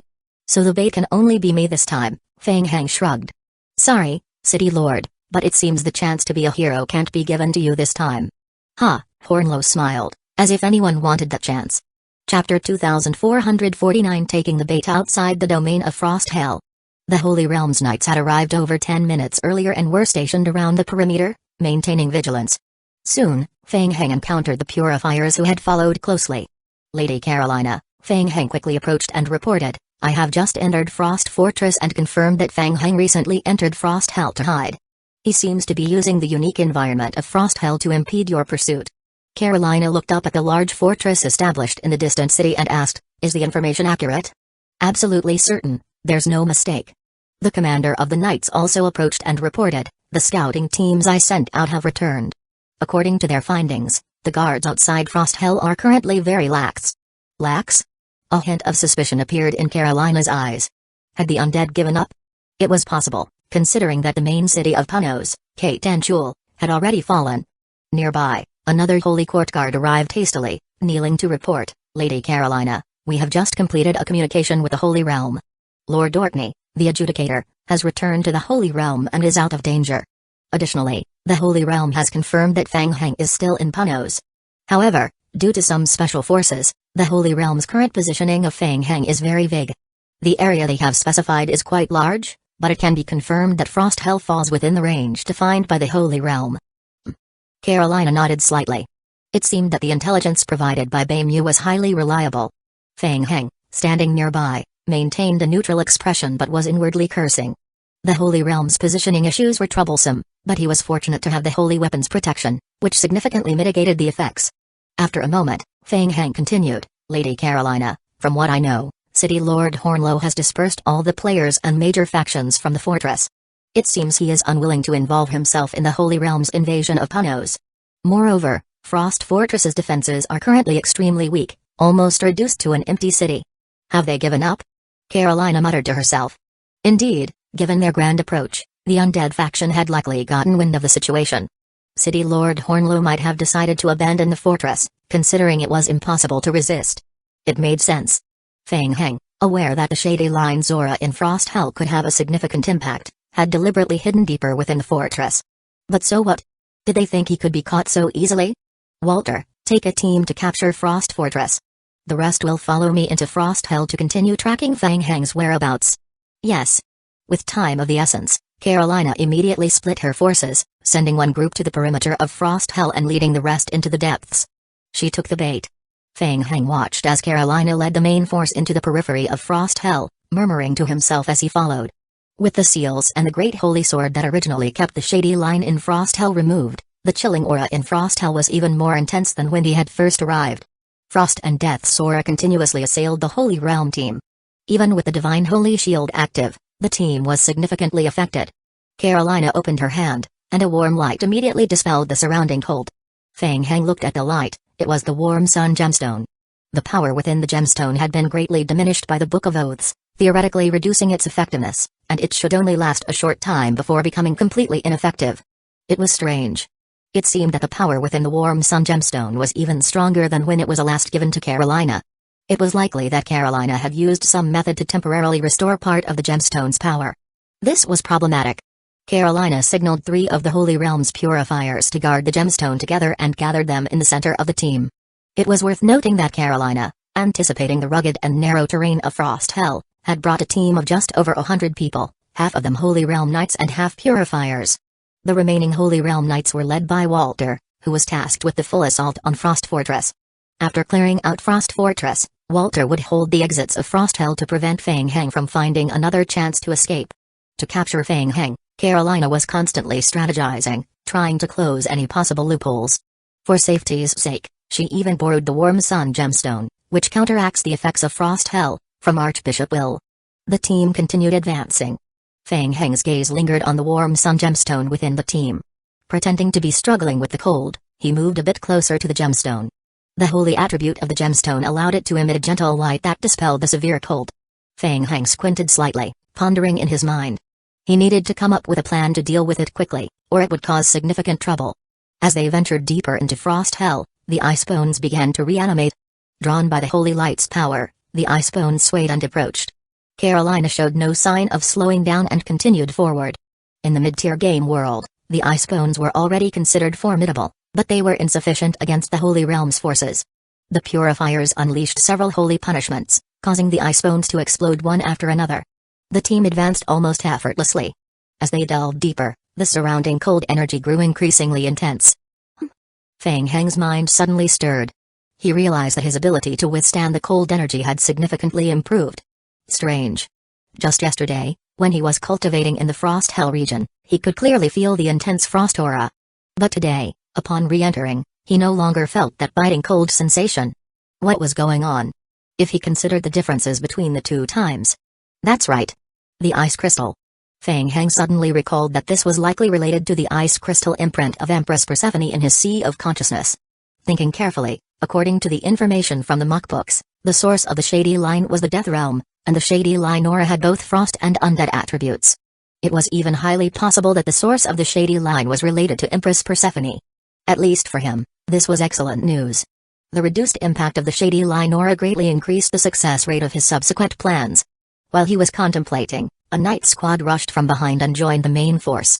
Lady Carolina, a knight commander reported, City Lord Hornlow of Frost Fortress has withdrawn from the fortress. The remaining guards in the Frost Hell area are very lax. We have completely occupied it, and Commander Walter is currently clearing out the remaining undead. After that, he will personally block all exits of Frost Hell. Chapter 2450 Giving Up. It seems the undead have given up on Frost Hell, Carolina said, looking up. Let's continue forward. Yes. Enduring the harsh cold of Frost Hell, the group slowly advanced deeper into the realm. The temperature dropped even further. Hearing the knight's report, Fang Heng knew it was time for him to act. Before proceeding, he needed to deal with the Warm Sun Gemstone. Fang Heng, pretending to be unable to withstand the cold, carefully approached the central area where the Warm Sun Gemstone was located. 3 purifiers guarded the gemstone at the center. At first, they did not pay much attention to Fang Heng's approach, seeing him as merely an ordinary believer with a limited ability to withstand the cold aura of Frost Hell. Taking advantage of their lack of vigilance, Fang Heng boldly moved closer to the Warm Sun Gemstone. It's so cold. He exaggeratedly shivered, cautiously observing the expressions of the purifiers, and reached out to gently touch the Warm Sun Gemstone. Hey, believer. Don't touch. One of the purifiers called out to stop him. Sorry. I am just so cold, Fang Heng replied, pulling back his hand and shivering. The purifier scrutinized Fang Heng for a moment and warned, stay nearby, but don't touch. Alright. Fang Heng abandoned the idea of directly handling the gemstone and moved a few steps closer to it. Since he couldn't touch it directly, he would have to think of another approach. Got it. Fang Heng's eyes narrowed as he came up with a new plan. Whoosh. Fang Heng concentrated his mental strength, channeling it through the ice crystal imprint in his Sea of Consciousness, and directed it towards the Warm Sun Gemstone. The nearby purifiers suddenly sensed a chilling aura emanating from Fang Heng's direction and looked around in confusion. Where did that come from? Was it coming from outside? Before they could investigate further, the Warm Sun Gemstone emitted a gentle ripple of energy, dissipating the cold aura. The purifiers furrowed their brows, but not detecting any other anomalies, they refocused their attention on the undead creatures intermittently appearing around them. Perfect? Seeing that his plan was effective, Fang Heng felt a surge of satisfaction and continued to pour his aura into the Warm Sun Gemstone, accelerating the depletion of its internal strength. The gemstone appeared normal externally, but Fang Heng knew well that its internal power was rapidly waning. The team continued to advance slowly, nearing the inner depths of the Shady Line. By this point, the external cold had diminished to an extremely low level. Fang Heng, noticing the timing was right, shivered as he approached Carolina and said, Lady Carolina, I received information earlier that we are getting close to the source of the shady line deep within the cave. Feng Heng is likely hiding inside. Carolina nodded, carefully examining the inner region of the cave. It's so cold here, I can't bear it any longer. Alright, you've done well. I will arrange for someone to escort you back to Frost Fortress. Carolina did not doubt him. An ordinary believer who had managed to reach this point under the team's protection was already commendable. Thank you, lady. Feng Heng expressed his gratitude repeatedly and left with the escort of 2 Holy Realm Knights. Ding. The player has completed the mission guide to Frost Hell. Ding. The player's current mission rating, C. The player has gained favor with Carolina, and received 4,000 Holy Court reputation points. As the 2 Holy Realm Knights escorted Feng Heng away, the game prompts flashed rapidly across his retina. Got it. Feng Heng licked his lips with satisfaction. Suddenly, the Knight's instincts kicked in as they felt a chilling aura suddenly emanating from Feng Heng. Whoosh. What? In an instant, Feng Heng's body twisted in the air, forming a dark whirlpool. In a flash, a shadowy death god phantom emerged from the whirlpool. So close. Whoosh. With a whoosh, the black scythe sliced through the air. Bang. The outer divine shields of the 2 Holy Realm Knights exploded instantly, shattering and sending debris flying in all directions. Whoosh. Feng Heng's form blinked out and reappeared behind the Holy Realm Knights. With a swift motion, he swung the death god scythe once more. Pursue. Bang. In practice, Feng Heng gained a clearer understanding of the death god scythe skill. He realized an advantage he had almost overlooked. The death god scythe was a skill without a cooldown. Each attack dealt high mental strength damage, and combined with a tier 1 blink effect, it allowed for continuous, uninterrupted use of the skill as long as his mental strength and agility attributes were sufficient. The effect was explosive. Feng Heng's figure flickered around the Holy Realm Knights. Several strikes later, the barrier around the Holy Realm Knight shattered with a resounding boom, and a bloody gash appeared on his neck. The Holy Realm's Knight's eyes glazed over with a deathly gray. Death? Death God? The other knight, alarmed, drew his Holy Knight Commander sword, but before he could react, Feng Heng had already vanished into the air and reappeared behind the knight. In a blink, the dark scythe slashed through the air once more. The Death God's form continued to flicker around the Holy Realm Knights. In less than half a minute, the second knight's holy shield exploded, and he fell under the relentless assault of the Death God's scythe. Ding! The player has slain 2 Holy Realms Guardian Knight. The player has received a Tier 3 Brilliant Crystal, Death Gaze. Whoosh! Feng Heng's eyes were suddenly shrouded in a deathly gray. In an instant, his vision turned black and white. In the air, the souls of the 2 Holy Realm Knights floated clearly. 2 soul bodies were drawn by a special force, slowly drifting towards a dim spatial point in the sky. A holy shield enveloped the periphery of their soul bodies. Previously, intercepting these souls would have required a constant assault with undead abilities to wear down the outer holy shield. It was quite a troublesome task. Humphrey. Stay here. Feng Heng raised his hand toward the souls of the 2 Guardian Knights. His hand closed tightly. The Death God's bloodline ability was activated. Death Realm, Reap. Boom. Boom. Boom. Under the effect of the skill, the holy shields around the soul shattered instantly. Whoosh. Whoosh. The centers of the 2 souls rapidly developed white vortexes that absorbed them completely. Done. After all, reaping was the Death God's primary function. The skill proved to be highly effective. Ding. The player has guided 2 tier souls into the Death Realm. The player gains 20,000 Commander level Death God Bloodline experience points. Chapter 2451 Cleaning Up. Seeing the game hint, Feng Heng was momentarily intrigued. Quite a bargain? Killing 2 monsters earned him 20,000 experience points? Recovering from his Death God state, Feng Heng checked the game hint again. The current mission KPI required completing 200 soul bounties per month, with 50 of those being S level or higher. Normal Holy Realm Knights did not meet the S level standard. It seemed that a purifier of a higher tier than the Holy Realm Knight would be needed to meet the requirements. Pondering this, Feng Heng shifted his gaze from the Holy Realm Knight's corpse, quickly reverted to his bat form, and sped toward the Frost Fortress. Periphery of the Frost Fortress. According to the plan devised by Feng Heng and City Lord Hornlow and his team had taken refuge in an underground secret fortress outside the Frost Fortress. They were waiting for Feng Heng's return to launch a counterattack and attempt to reclaim the Frost Fortress. As Feng Heng had anticipated, the Guardian team left in the fortress by the Holy Realm was not very numerous.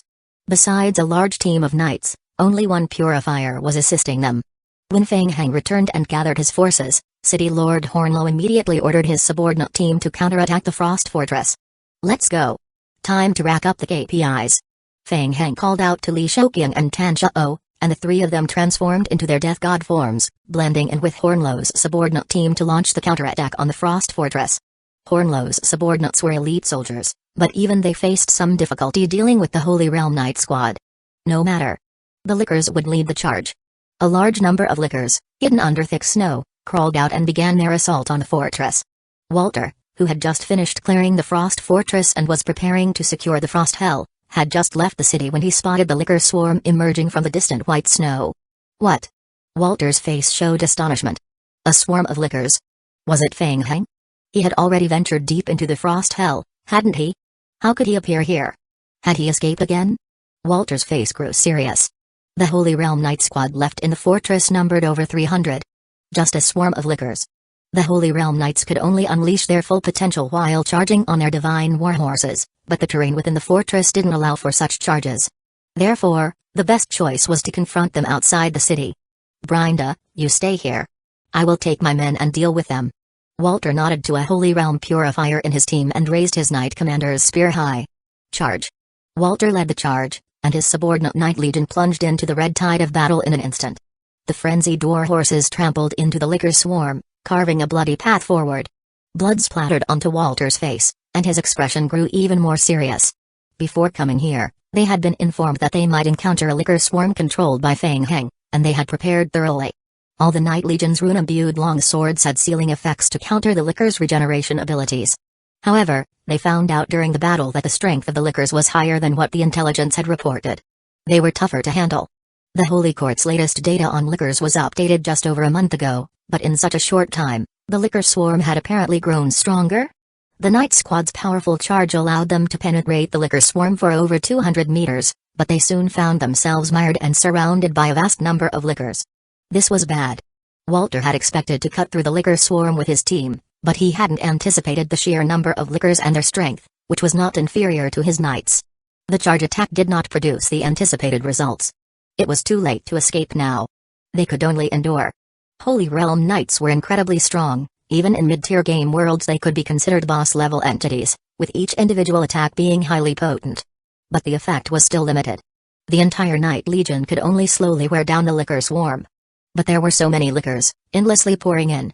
It was impossible to clear them all in the short term. Meanwhile, the strength of the entire Knight Legion was continuously being depleted. Nearby, City Lord Hornlow's eyes widened in astonishment as he observed the Holy Realm Knights sinking into a quagmire. In just under half a year, Fang Heng's power had already reached this level? Fire arrows. Yes. From the rear of the team, a dense barrage of bone spike arrows rained down on the battlefield. The bone spike arrows, infused with special runes, could inflict additional damage to the Holy Realm Knights' shields. As for the Lickers, if they were accidentally harmed, so be it. Tan Shao and Li Shouqiang had joined the battle.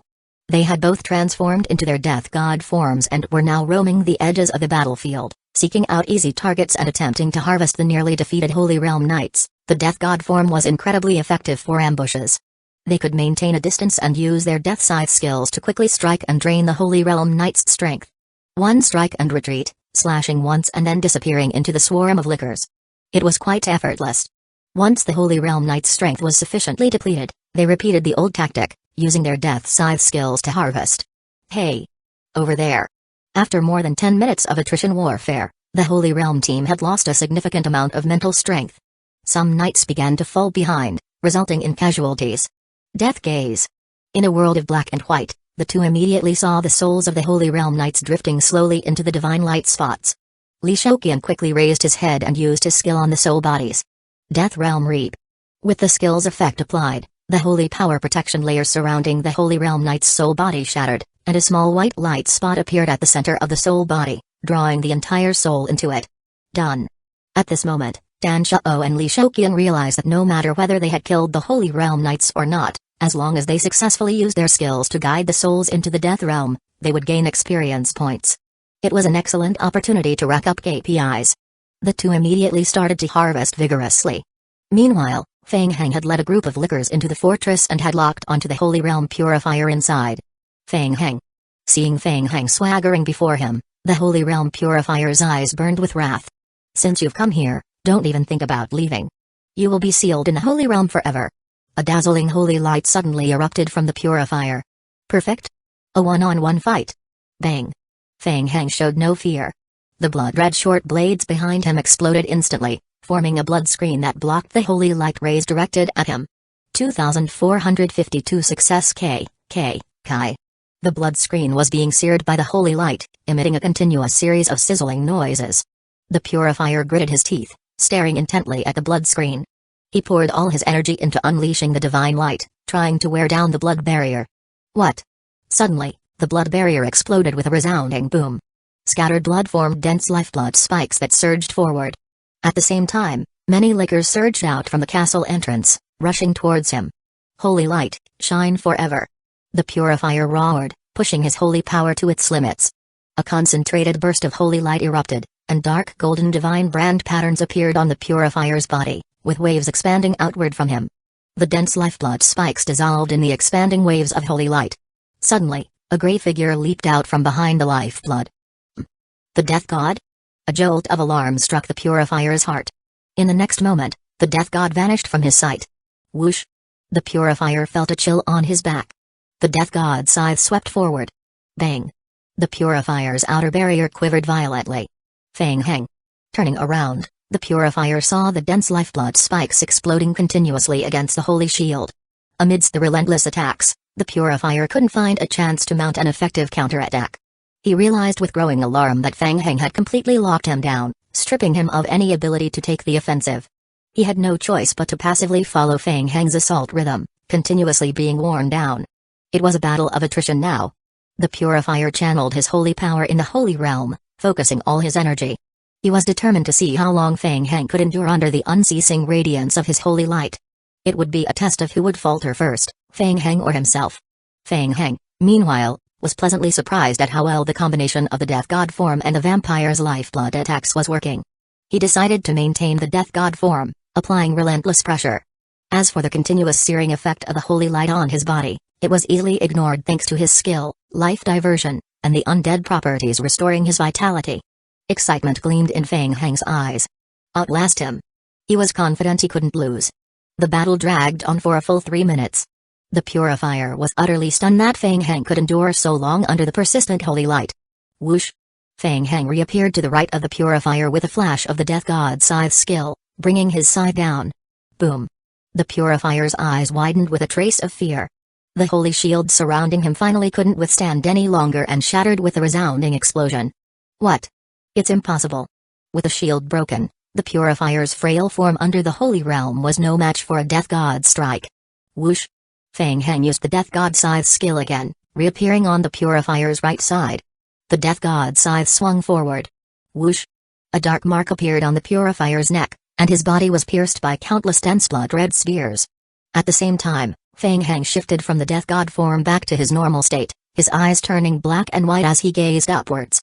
The purifier's soul was being enveloped by a holy shield of divine light, rapidly ascending into a dark golden space. Hey! A cold smile appeared at the corner of Feng Heng's mouth as he raised a hand towards the sky. Bang! The holy shield enveloping the purifier's soul abruptly shattered. A white point appeared at the center of the soul body, quickly drawing the purifier's soul into it. At the same time, several game notifications popped up. Ding! The player has guided a soul, S level, under special conditions into the Death Realm, gaining Commander level Death God Bloodline experience points plus 500,000, S level. Just as he had suspected, the purifier's strength had reached S level in the game's assessment. It seemed that the KPI for this month would be fine. Moreover, an S level soul body was quite valuable, providing enough to earn 500,000 skill experience points. Feng Heng licked his lips, contemplating that if he could capture even stronger souls, the increase in skill experience might be even greater. With that thought, Feng Heng turned around and waved his hand towards the purifier's corpse. Ding! The player has obtained a Tier 3 Brilliant Crystal. Unfortunately, nothing else dropped besides the brilliant crystal. A bit disappointing. Feng Heng looked around and lightly raised his hand. The lickers in the fortress hall immediately dispersed to search for any remaining Holy Court forces within the Frost Fortress. What had just occurred was merely an appetizer. The main event was the purifiers led by Carolina in the Holy Realm. To ensure the plan went smoothly and to prevent any leaks, no one in this place could be left alive. Hey! The Holy Realm wanted to hunt him down? Of course, they could try. But they'd better be prepared to pay a hefty price and even face a counterattack. Let's go. Time to check things out. Feng Heng transformed into the Death God form once again and made his way to the entrance of the Frost Fortress. At this moment, the Holy Realm Knights were surrounded by lickers and continued to resist fiercely. To maximize their combat effectiveness, City Lord Hornlow and his group had not joined the front lines but were instead providing long-range support from behind, using arrows to wear down the outer shields of the remaining Knight squad. Tanshao and Li Shaoqian, however, fought valiantly, using the advantages of the Death God form to continually reap the lives of the Holy Realm Knights. Feng Heng, Hornlow noted as he saw Feng Heng retreating alone from the fortress. How did it go with the purifier? Do you need our help? It's all taken care of. Hornlow raised an eyebrow, his eyes reflecting a hint of surprise. So fast? In just a few months, Feng Heng's strength had reached the point where he could easily eliminate a purifier in one-on-one combat? Hornlow immediately signaled his subordinates to enter the Frost Fortress to investigate. The fortress has long been tasked with guarding the Frost Hell. My ancestors established 7 layers of ceiling blocks deep within the shady line, gradually weakening the cold energy of the Frost Hell, Hornlow explained. If all the seals were to be undone. Hornlow glanced at Feng Heng with some concern and said, it might not only be the Holy Realm that would be unable to withstand the cold, but even we would struggle against its onslaught. It's fine. I can handle it. Since it needed to be done, Feng Heng decided to commit fully. Moreover, with the imprint of Empress Persephone now in his sea of consciousness, his resistance to cold aura had significantly increased. It was worth a try. Even if he failed. At worst, they would all perish together. After all, he had the resurrection binding with Abakaya. It was manageable. As for the dropped items, they could be retrieved immediately upon resurrection. As they spoke, several guards who had inspected the lower levels of the fortress hurried back and reported, City Lord, we have checked. The sealing facilities below are intact and adjustments can be made to the seals. Feng Heng turned to Hornlow and said, in that case, proceed as planned. Hornlow nodded decisively, understood. 2453 Ambush. Feng Heng looked again and saw that the strength of the Holy Realm Knights outside the fortress had been almost entirely exhausted. Knight Commander Walter was gasping heavily, still leading his subordinates in a desperate attempt to break through a blood-soaked path and escape. However, the sheer number of lickers was overwhelming. There were simply too many to kill. Walter could only feel his strength gradually waning. It seemed that death was just a matter of time. And yet, he hadn't even seen a shadow of Feng Heng. Walter was unwilling to accept this fate. Whoosh! Feng Heng's form twisted rapidly in the air, shifting into the Death God form, and surged towards the battlefield. The Death God Scythe. Under the enhancement of the blink skill, the scythe cut through the air, leaving dark streaks of light. Feng Heng swiftly harvested the lives of the Holy Realm Knight Legion, continuously gaining experience points through his Death Realm summoning skill. Hornlow watched with astonishment as the Holy Realm Knights fell one by one in the center of the battlefield. So, it was the Death God. Had Feng Heng also transformed into the Death God? Was the appearance of the Frostbone Dragon also related to him? Half an hour later. In the Frost Hell Cavern, as Carolina and her team ventured deeper into the shady line caverns, the air around them grew increasingly cold and piercing. The outer defense shield continued to emit the sizzling sounds of ice crystals shattering. At a distance, Feng Heng watched them from the shadows of a dark cavern. Li Shaoqian and Tan Shao followed closely behind, but they remained in their Death God forms. The ice imprint could counteract much of the shady line environment's effects, but as they neared the depths, even they began to struggle. Then, they were pleasantly surprised to discover that in the Death God form, they were completely immune to the freezing effects. A pleasant surprise. Mr. Feng, their progress is slowing down. Have they noticed something? Li Shaoqian asked.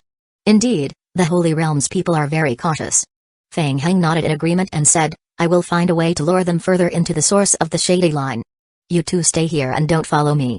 Once the battle starts, move in at the right moment. No problem, leave it to us. Li Shaoqian responded confidently, his gaze falling greedily on the team of purifiers and Holy Realm Knights ahead. After all, it's about following Feng Heng's lead to rack up the KPIs. It's simple. Thus, encountering a good direct superior in a company was crucial. Tan Shao nodded and said, Mr. Feng, the Holy Realm's perception is quite strong, so be careful. Understood.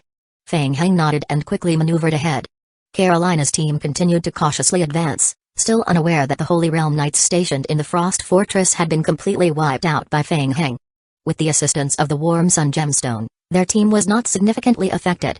However, the Icebone's creatures that emerged around them caused some trouble, though these were minor issues.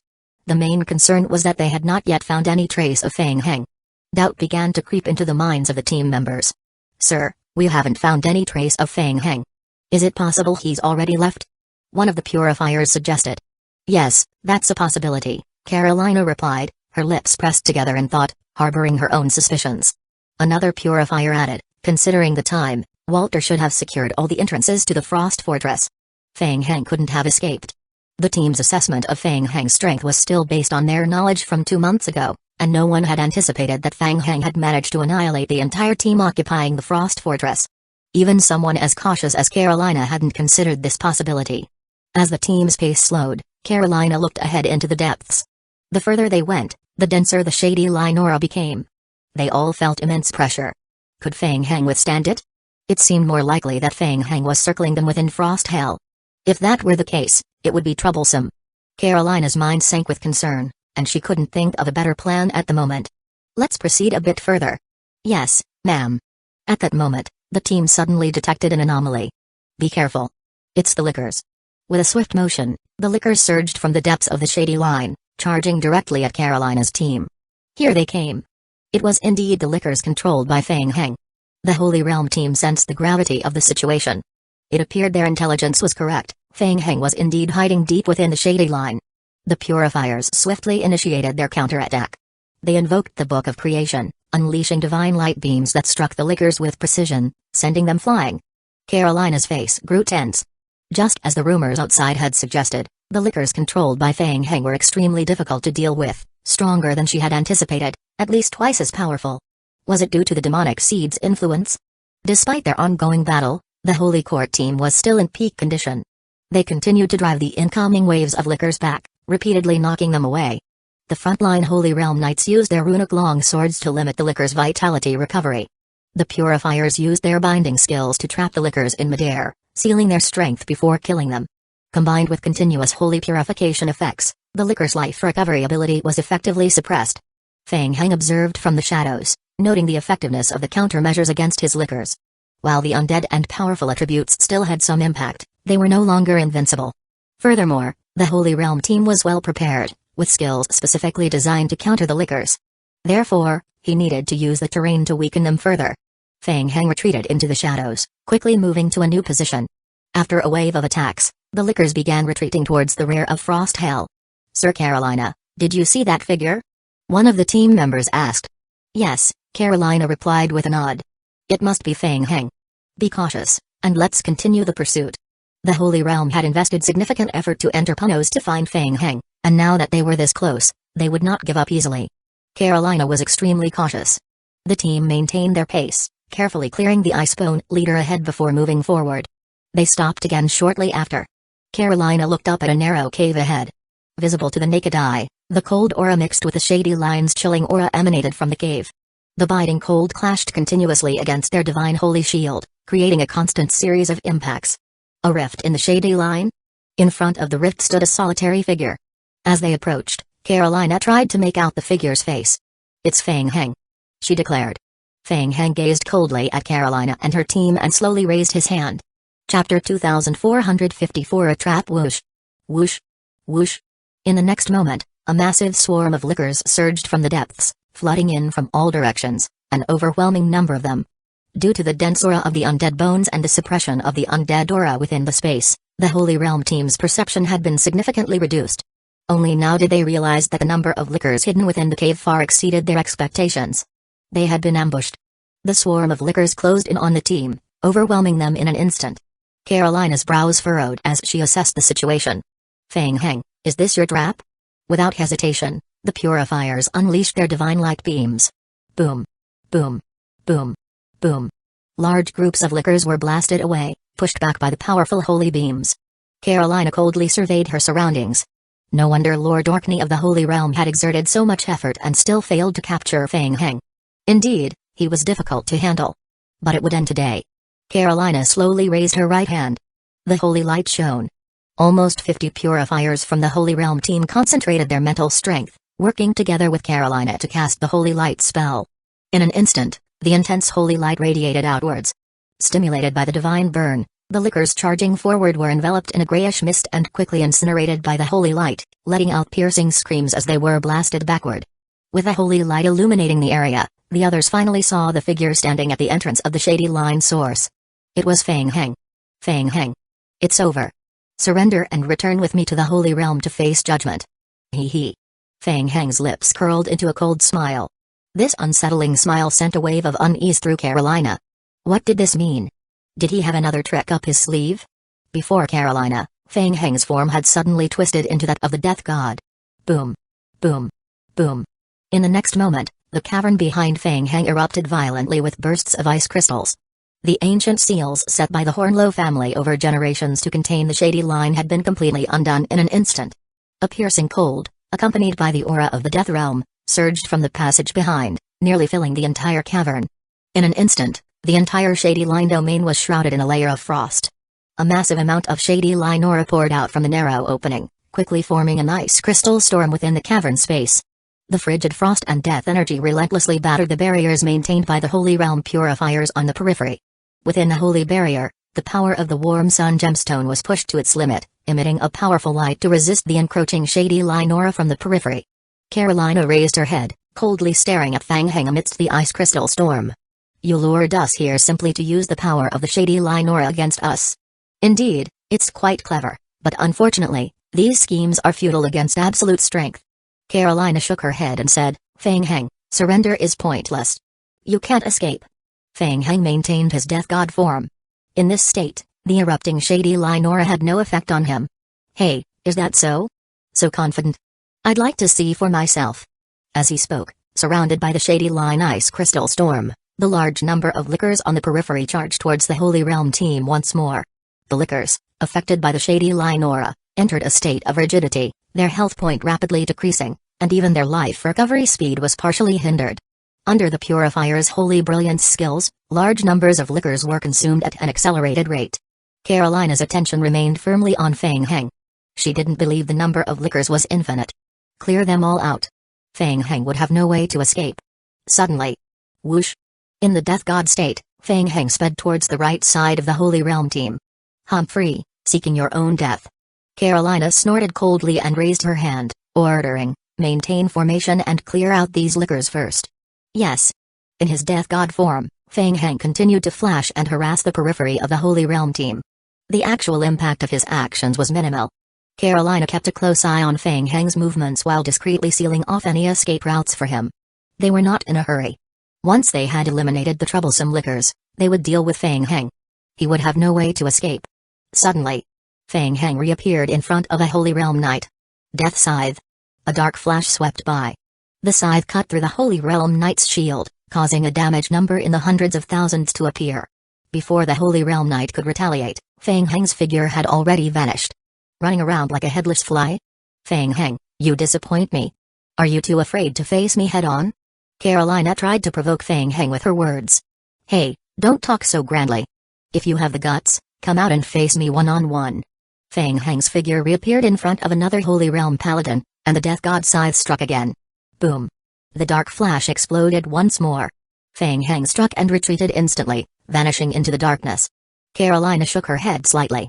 To her, Fang Heng's best choice now was to fight desperately and try to escape. She was prepared for that. Yet, Fang Heng did not do so and continued to harass them. Perfect? Delaying time suited her plans. But then, what? Suddenly, Carolina noticed something, her brow furrowing. It was, turning around, she saw that the warm sun gemstone, protected by 3 purifiers in the center of the team, had suddenly started to flicker with erratic light. What? Carolina's heart sank instantly. This was bad. The warm sun gemstone had malfunctioned. When they obtained the warm sun gemstone, it was already in a damaged state with much of its internal energy depleted.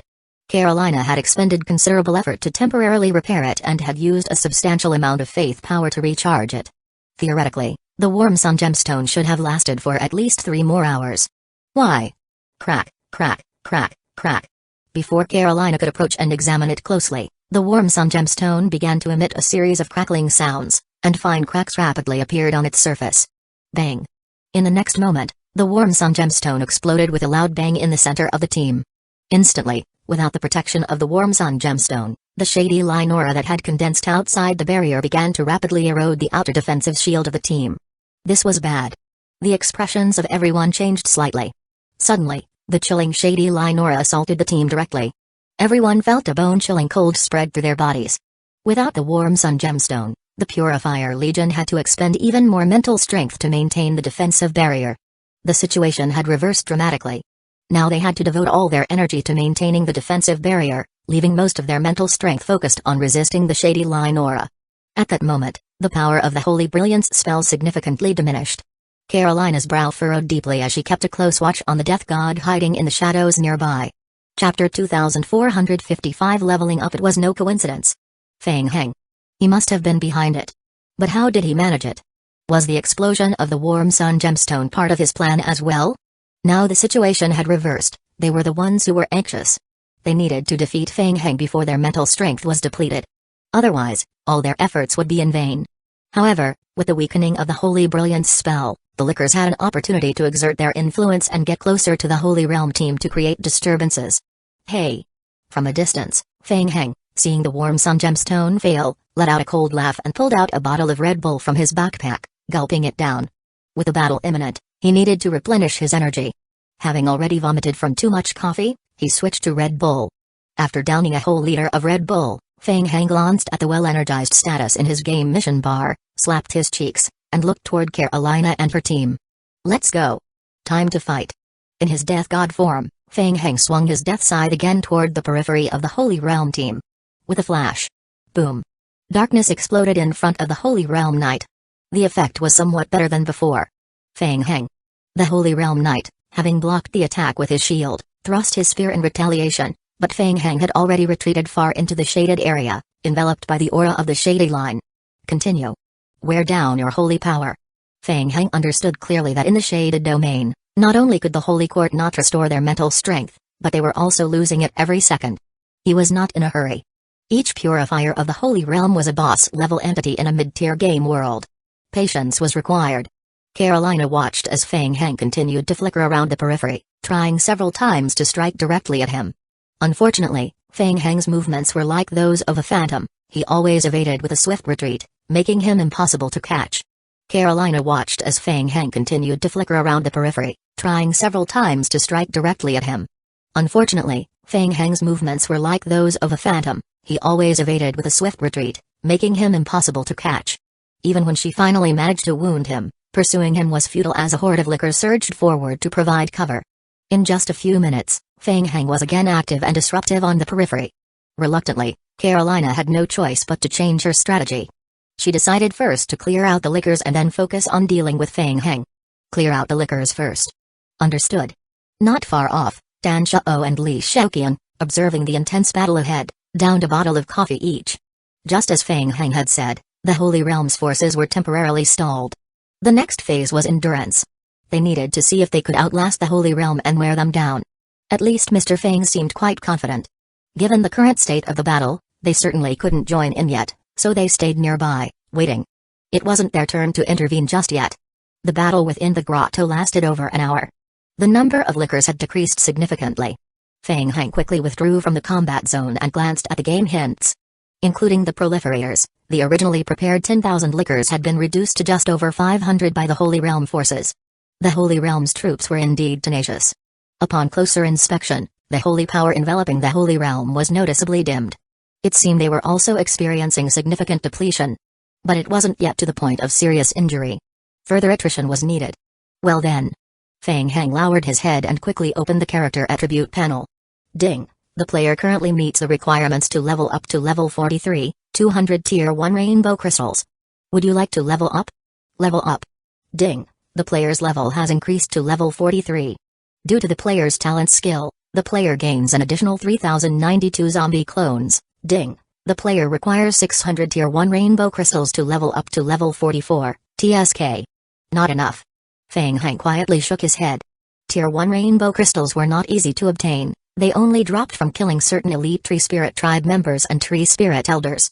Even though Feng Heng had recently cleared out the 3 major Tree Spirit clans, he had only accumulated a little over 400 tier 1 rainbow crystals. He could only level up once. The 3,000 plus ordinary zombie clones gained from the level up were limited and insufficient against the Holy Realm forces. So he would need to use that. Feng Heng opened his game mission panel and accessed the 3 Holy Spirit crystals he had obtained from extinguishing the Death Knight's will. Holy Spirit crystals were high-level upgrade items that could be exchanged for a large number of rainbow crystals. They were indeed very precious. But who cared? He had kept them precisely for emergencies. Time to use them. Ding. Using one Tier 1 Holy Spirit crystal converts to 5,000 Tier 1 rainbow crystals. Ding. The player now meets the requirements for leveling up to level 44. Would you like to proceed with a level up? Level up. Ding. The player's level has increased to level 44. Due to the player's talent skill, the player gains an additional 4,683 zombie clones. Ding. The player now requires 1,000 Tier 1 rainbow crystals to level up to level 45. Do you want to continue? Continue leveling up. Ding. The player's level has increased to level 45. Due to the player's talent skill, the player gains an additional 5,619 zombie clones. Ding. The player now requires 3,500 Tier 1 rainbow crystals to level up to level 46. Do you want to proceed? Level up again. Ding. The player's level has increased to level 46. Due to the player's talent skill, the player gains an additional 6,743 zombie clones. Ding. The player now requires 50 Tier 2 rainbow crystals to level up to level 47, still not enough. At this point, he decided to level up further, right to the top. Fang Heng exchanged the remaining 2 Holy Spirit crystals for Tier 2 rainbow crystals to continue his level up. Ding. Using 2 Tier 1 Holy Spirit crystals converts to 1,000 Tier 2 rainbow crystals, more. Continue. Ding. The player's level has increased to level 47. Due to the player's talent skill, the player gains an additional 8,092 zombie clones. Ding. The player now requires 250 Tier 2 rainbow crystals to level up to level 48. Ding. The player's level has increased to level 48. Due to the player's talent skill, the player gains an additional 9,710 zombie clones. Ding. The player now requires 500 Tier 2 rainbow crystals to level up to level 49. Ding. The player's level has increased to level 49. Due to the player's talent skill, the player gains an additional 11,652 zombie clones. Ding. The player now requires 2,500 Tier 2 rainbow crystals to level up to level 50. Ding. The player's zombie clone count is now 69,911. The growth had plateaued. After consuming all 3 Holy Spirit crystals, Fang Heng's level had risen to level 59. He couldn't level up any further. He had gained a total of 7 levels. Looking back, the rewards for leveling up were indeed substantial. His zombie clones had increased from around 20,000 to about 70,000, adding over 50,000 new zombie clones. More than double. In an instant, the ground around Fang Heng churned, and a mass of zombie clones erupted from the roiling earth. The awakened zombie clones surged toward the Holy Realm forces. The massive, continuously regenerating horde of zombies filled the entire cavern passage, leaving no room to spare. The Holy Realm forces, witnessing this overwhelming wave, were momentarily stunned. Chapter 2456. Waning. After spending such a long time clearing out the lickers, a massive new wave of zombie creatures was summoned. Was there truly no end to this? Moreover, the number of these zombie creatures was so vast that they nearly filled the entire field of vision with their dense ranks. Hold steady. Carolina shouted, trying to calm her team. Hold steady, deal with them slowly, don't rush. The zombie creatures are far weaker than the lickers. Carolina's words temporarily restored calm to the team. Indeed, the zombie creatures were significantly weaker than the lickers in terms of mobility and attack power. However, their high health point and self-recovery capabilities were still troublesome. With no way to escape the densely packed zombie horde, even trying to retreat now would be difficult without carving a path through the mass. In the distance, Danzō and Li Shoqian exchanged looks, their eyes reflecting their astonishment. So many. From their perspective, the Holy Realm team of over 100 people seemed like a drop in the ocean amidst the sea of zombies. The endless tide of zombies continued to surge toward the center, wearing down the already dwindling strength of the Holy Realm team. Fang Heng stood on the periphery of the Holy Realm team and observed for a moment. Such a densely packed horde of zombies would keep the Holy Court occupied for quite a while. Continue. Old tactics. Fang Heng once again entered the Holy Court team's periphery in his death god form, blending into the zombie horde and persistently harassing the Holy Realm Knights. As time passed, the zombie horde was rapidly depleted under the Holy Brilliance spell. Fang Heng couldn't help but admire the Holy Realm team in his heart. Their strength was indeed formidable. If it had been another team, they would have crumbled long ago. Yet, the Holy Realm team was still managing to maintain substantial combat strength. After more than an hour of continuous fighting, a significant portion of the 50,000 zombies had been cleared. At the same time, the strength of the Holy Realm team was gradually being worn down by the ongoing battle. Their mental state had noticeably declined compared to earlier. Focus. We're almost there, just a little longer and we will clear out the zombies.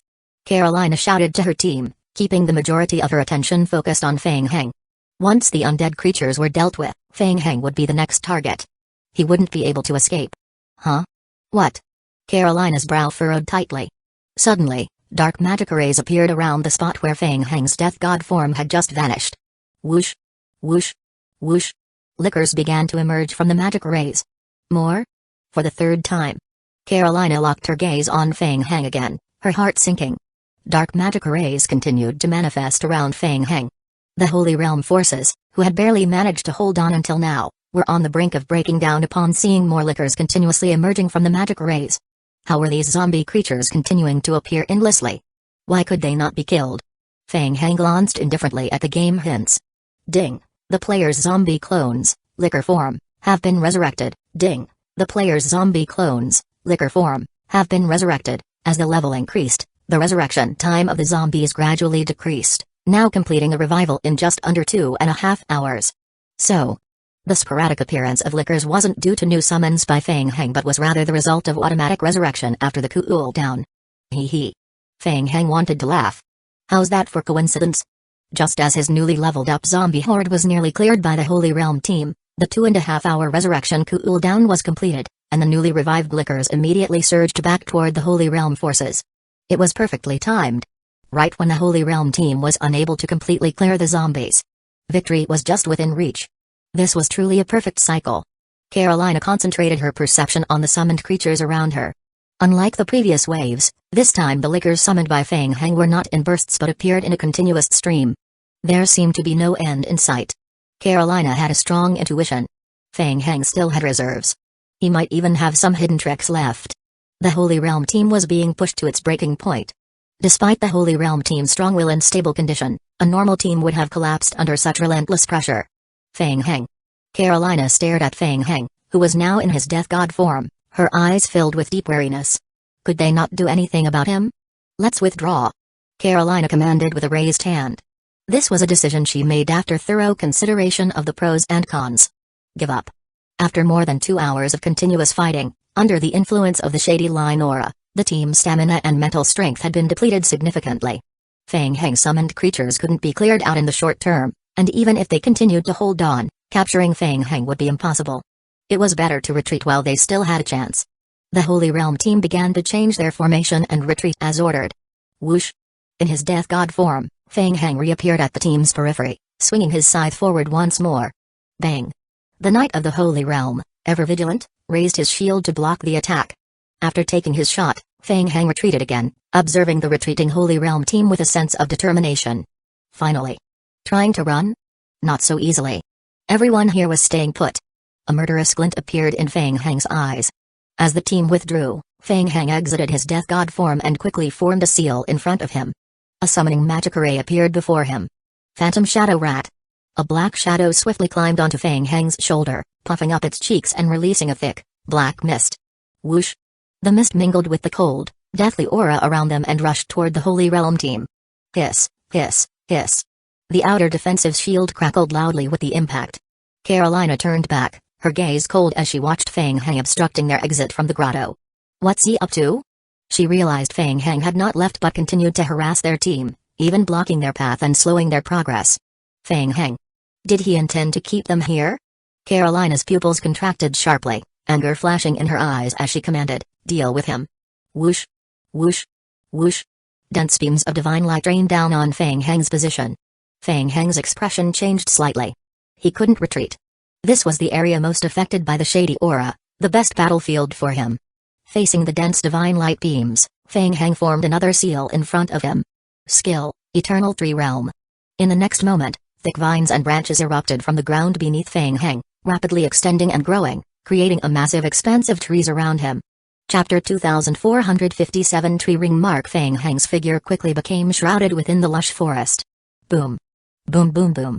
The incoming divine light beams struck the thick tree branches, exploding on impact. Carolina looked up, her eyes showing surprise. That was a domain-based ability. Tree Realm. Carolina murmured to herself. Ahead, A large area of forest was completely blocked by a dense network of tree roots and vines, obstructing their path forward. From within the tree realm, an unsettling aura leaked out. Kai. Kai kai kai. In the next moment, numerous thin vines shot out from the thicket. Bang. Bang bang. The roots viciously pierced and struck against the shield covering the outer layer of the Holy Realm's Legion, causing repeated heavy impacts before being repelled. Carolina's expression darkened considerably. The situation was looking grim. Feng Heng had mastered a domain-based ability. When had this happened? Had he obtained it from the world of forests? The Holy Realm's intelligence had been shockingly outdated. What was even more troubling was that Feng Heng had directly used his domain ability to completely block their route of retreat. No. Given Feng Heng's current capabilities, he couldn't maintain the domain control for long. In other words, they only needed to hold out for a while. As Carolina was pondering how to respond, her brows suddenly furrowed deeply. The tree realm domain ahead was rapidly shaking and growing, actually spreading toward their team. Not good. Carolina's pupils constricted. Holy fire. Block them. The purifiers of the Holy Realm, not daring to be careless, all cast their spells at the encroaching thicket. Boom. Boom boom boom. The holy fire crashed into the rapidly spreading thicket. Immediately, flames clung to the foliage, burning intensely and momentarily halting the advance of the trees. Had they succeeded in repelling it? Before the team could catch their breath, they suddenly felt a violent tremor beneath their feet. Countless dense tree spikes rose from the ground below them. At the same time, they sensed an invisible pressure on their bodies, reducing their full strength to only 70%. Kai. Kai kai. The spikes rising from beneath slammed heavily against their barrier but still couldn't break through the defensive shield. Whoosh. Whoosh whoosh. Rapidly growing branches and vines swirled toward them from all directions. In the blink of an eye, the defensive barrier surrounding the periphery of the Holy Realm team was encased in layers of dense tree roots, converging in the center. They were engulfed by a vast expanse of entangled trees. Creak. Creak. The tree roots and vines tightened rapidly toward the center and the pressured holy barrier emitted creaking sounds. The attack from the vines and roots had a corrosive effect. Carolina's expression changed slightly. The purifiers continued to cast holy fire at the encroaching vines and roots around them. Boom. Boom boom boom. It was effective. The external tree roots and vines, under the effect of the holy fire, burned rapidly as if severely wounded and retreated quickly. However, new vines and tree roots immediately grew up from the ground, surrounding the barrier once again. Bang. After several repeated assaults, in less than half a minute, the outer barrier of the Holy Realm team could no longer withstand the damage and shattered with a bang. The shattered holy shield released a searing divine light, instantly purifying and dispersing a large area of surrounding trees. Not good. With the outer barrier destroyed, the chilling shady aura directly affected the Holy Realm Legion. The bone-chilling cold invaded their bodies. They had to forcefully use holy power to dispel it. Whoosh. Whoosh whoosh. The peripheral vines and roots continued to spread, stabbing toward the Holy Realm team. Be careful. Everyone move aside. Without the large barrier's protection, Carolina finally realized that they were completely surrounded by a dense forest. What was even worse was that spikes kept erupting from beneath their feet, stabbing out from the shadows in all directions. The Holy Realm Knights found themselves completely at a loss in this situation. They were not adept at large-scale evasion, so while they tried to flee, those who couldn't escape raised their shields to endure the damage. The purifiers used holy fire to attack, inflicting significant damage on the vines and roots with the flame and divine power, but it was mostly for self-preservation. The crisis had appeared so suddenly that after the outer barrier shattered, the entire Holy Realm team was thoroughly scattered. Boom. Boom boom. In the midst of the trees, Feng Heng observed from the shadows. Very well, the Holy Realm team's formation has been shattered. The opportunity had arrived. Feng Heng's eyes locked tightly on Carolina. Capture the leader first.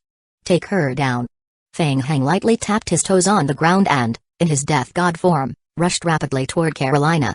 Carolina, in a state of panic, was retreating under the protection of two purifiers, trying to exit the domain's range and regroup the scattered team. Suddenly, Carolina sensed a familiar aura emanating from her right. It was Feng Heng. Carolina turned her head and fixed her gaze on the rapidly approaching figure in the distance. She could already see Feng Heng's phantom in his death god form. Carolina had to admit that Feng Heng's battle instincts were incredibly sharp, making this a prime opportunity for him. But it was also her chance to eliminate Feng Heng. It was coming at just the right moment. As long as he was taken down, the tree realm domain would naturally shatter. Carolina's face turned cold as she rapidly condensed her holy power, preparing to deliver a fatal blow to Feng Heng. Her divine power surged rapidly. This was her chance. Carolina's eyes locked onto the shadow. It was almost time. During the previous battle, she had already estimated the range of the Death God's attack. As soon as Feng Hang entered her attack range, she could strike first and deliver a lethal blow. At the very least, she could severely injure him. Whoosh! What? Carolina's pupils constricted as she suddenly felt a chill at her neck. Boom! The holy protection before Carolina exploded suddenly. Under the burst of divine light, both Carolina and Feng Hang were thrown backward. What just happened? Carolina looked at Feng Hang's death god form being thrown back, cold sweat beading on her forehead. Feng Hang's attack had completely caught her off guard. He had been far out of the attack range, yet he had covered a significant distance and struck before she could react. Fortunately, the protective necklace granted by the great sage had saved her life at the last moment. At the same time, Feng Hang was also sent flying by the explosion, quickly adjusting his body in midair. Ding! The player has consumed one year ring imprint, year ring acceleration. Feng Hang was using this ability for the first time in this domain state and was still unfamiliar with it. Acceleration meant that his movement state could be greatly sped up in an extremely short time, with two main effects. First, it allowed him to close the distance to the enemy rapidly and catch them off guard. Second, acceleration increased his impact force, significantly boosting the explosive power of his attacks. For instance, the Death God's scythe attack just now had its effect increased by at least 5 times compared to its normal state. Chapter 2458 Cooperation. Feng Hang guessed the skill's effect and focused his gaze on Carolina. Excellent. Let's keep going. As Carolina was caught in confusion, she looked up and saw Feng Hang rapidly approaching her once again. Her heart skipped a beat. This was bad. If he landed another hit like that, she could not let Feng Hang get close. She needed to create more distance between them. Carolina quickly raised her hands and formed a seal in front of her. Holy light blazed once more. 2 gigantic hands emerged from behind Carolina and reached toward Feng Hang in midair. Feng Hang observed the approaching phantoms. He could vaguely make out the intricate patterns covering the giant hands. If hit, there was a high chance of being subjected to a special sealing effect. The phantom hands were enormous, and their reach was almost unavoidable. Earring. Time dilation. Whoosh. Feng Hang immediately felt the time flow in the surrounding domain slow down several times. It was somewhat similar to the passive skill bullet time, but with an even more pronounced effect. Moreover, with time slowed, his speed remained unaffected, and the effects were even stacked with bullet time. He could dodge. With the enhancement of the earring effect, Feng Hang rapidly descended, lightly touching the ground with his toes before leaping backward with great speed. $1 that's. Carolina stared intently at Feng Hang, who had escaped from the grip of the holy light skill. This is the power of the domain. The 2 gigantic hands reaching for Feng Hang slowed visibly as they neared him, giving him enough space to escape. It's a dual domain ability of spatial and natural elements. Carolina's brow furrowed tightly. She suddenly realized that Feng Hang's domain ability was more troublesome than she had imagined. In the next moment, the 2 giant hands closed in on Feng Hang. Boom. Boom. Boom. Boom. Golden light exploded, and the ripples from the explosion shattered the surrounding trees into pieces. Kai. New vines and roots surged from the ground, rapidly spreading to fill the area affected by the skill explosion. Feng Hang darted out from behind the explosion's epicenter. It was only then that he realized the ear ring, the time-slowing skill, affected only the environment and skills within the world of forest's domain, roughly a 100-meter radius around him. Well, it was still quite effective. After 2 skill releases, Feng Hang confirmed that ear ring had an acceleration effect on himself but only a deceleration effect on the surrounding environment and not on enemies. Whoosh! After successfully dodging the massive attack, Feng Hang turned and surged towards Carolina once more. Carolina spoke with a grave tone, "Assist me." "Yes." 2 purifiers behind Carolina focused their mental energy, condensing it into an imprint before them. Divine Wrath, Seal of the Swordstorm. In an instant, a multitude of dark golden rune blades materialized in the space around Carolina. Within seconds, thousands of these dark golden runic swords hovered in the air. Humphrey. Feng Hang snorted coldly. The opponent controlled the densely packed golden runic long sword, aiming to limit his movements. Trying to delay time? Waiting for the domain skill to end? In your dreams. Ibakuya. Feng Hang shouted and charged toward Carolina. Kai. As the sword rain, hovering in midair, detected Feng Hang's approach, it all turned to shoot at him. Boom. Boom boom. In the next moment, Ibakuya's vine roots surged wildly from the ground beneath him, rising rapidly until they formed a sturdy wooden barrier blocking Feng Hang's way. Bang. Bang bang bang. A multitude of runic long swords slammed into the physical root barrier created by Ibakuya, exploding on impact. Layers of vines quickly condensed behind, continuously blocking the incoming runic long swords. Carolina's brows were tightly furrowed. The battle had once again turned into a test of endurance. She had been too careless. Feng Heng was far more troublesome than she had imagined. In the absolute disadvantage of the domain terrain, coupled with having expended too much mental strength earlier, she felt that in a battle of attrition, she was already at a disadvantage. If it were in a different location, in a fully optimal state, she would never lose. Whoosh! The densely packed runic long swords exploded into waves of divine holy light, and suddenly, a shadow flashed out from the ripples. It was Feng Heng. Carolina's pupils instantly constricted, and she immediately realized the danger. Be careful. As soon as the warning left her lips, Carolina saw the dark shadow before her explode. Boom! Her protective holy shield shattered. Divine rejection. The automatically erupting divine holy light ripples released a surge of powerful force, propelling everything around Carolina outward. Feng Heng felt an overwhelming force attacking him.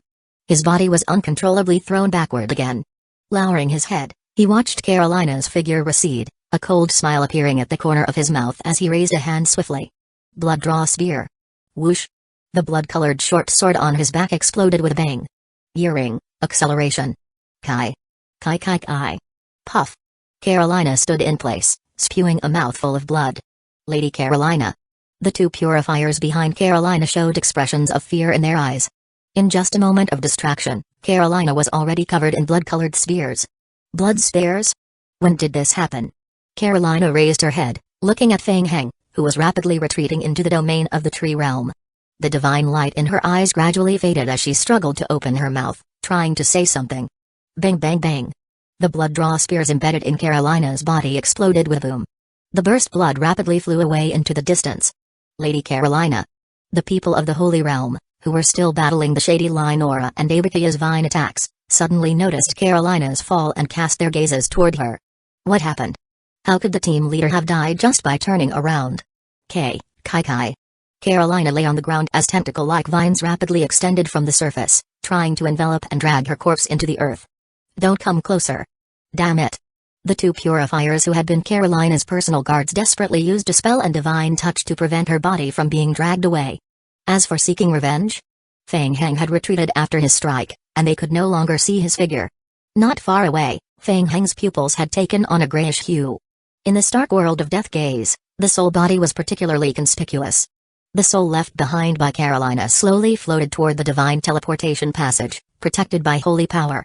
Feng Heng slowly raised his hand toward the sky, aiming it at Carolina. Back in the days before he became a death god, he could see soul bodies through his necromancy death gaze ability, but he was unable to see the divine teleportation passages in space.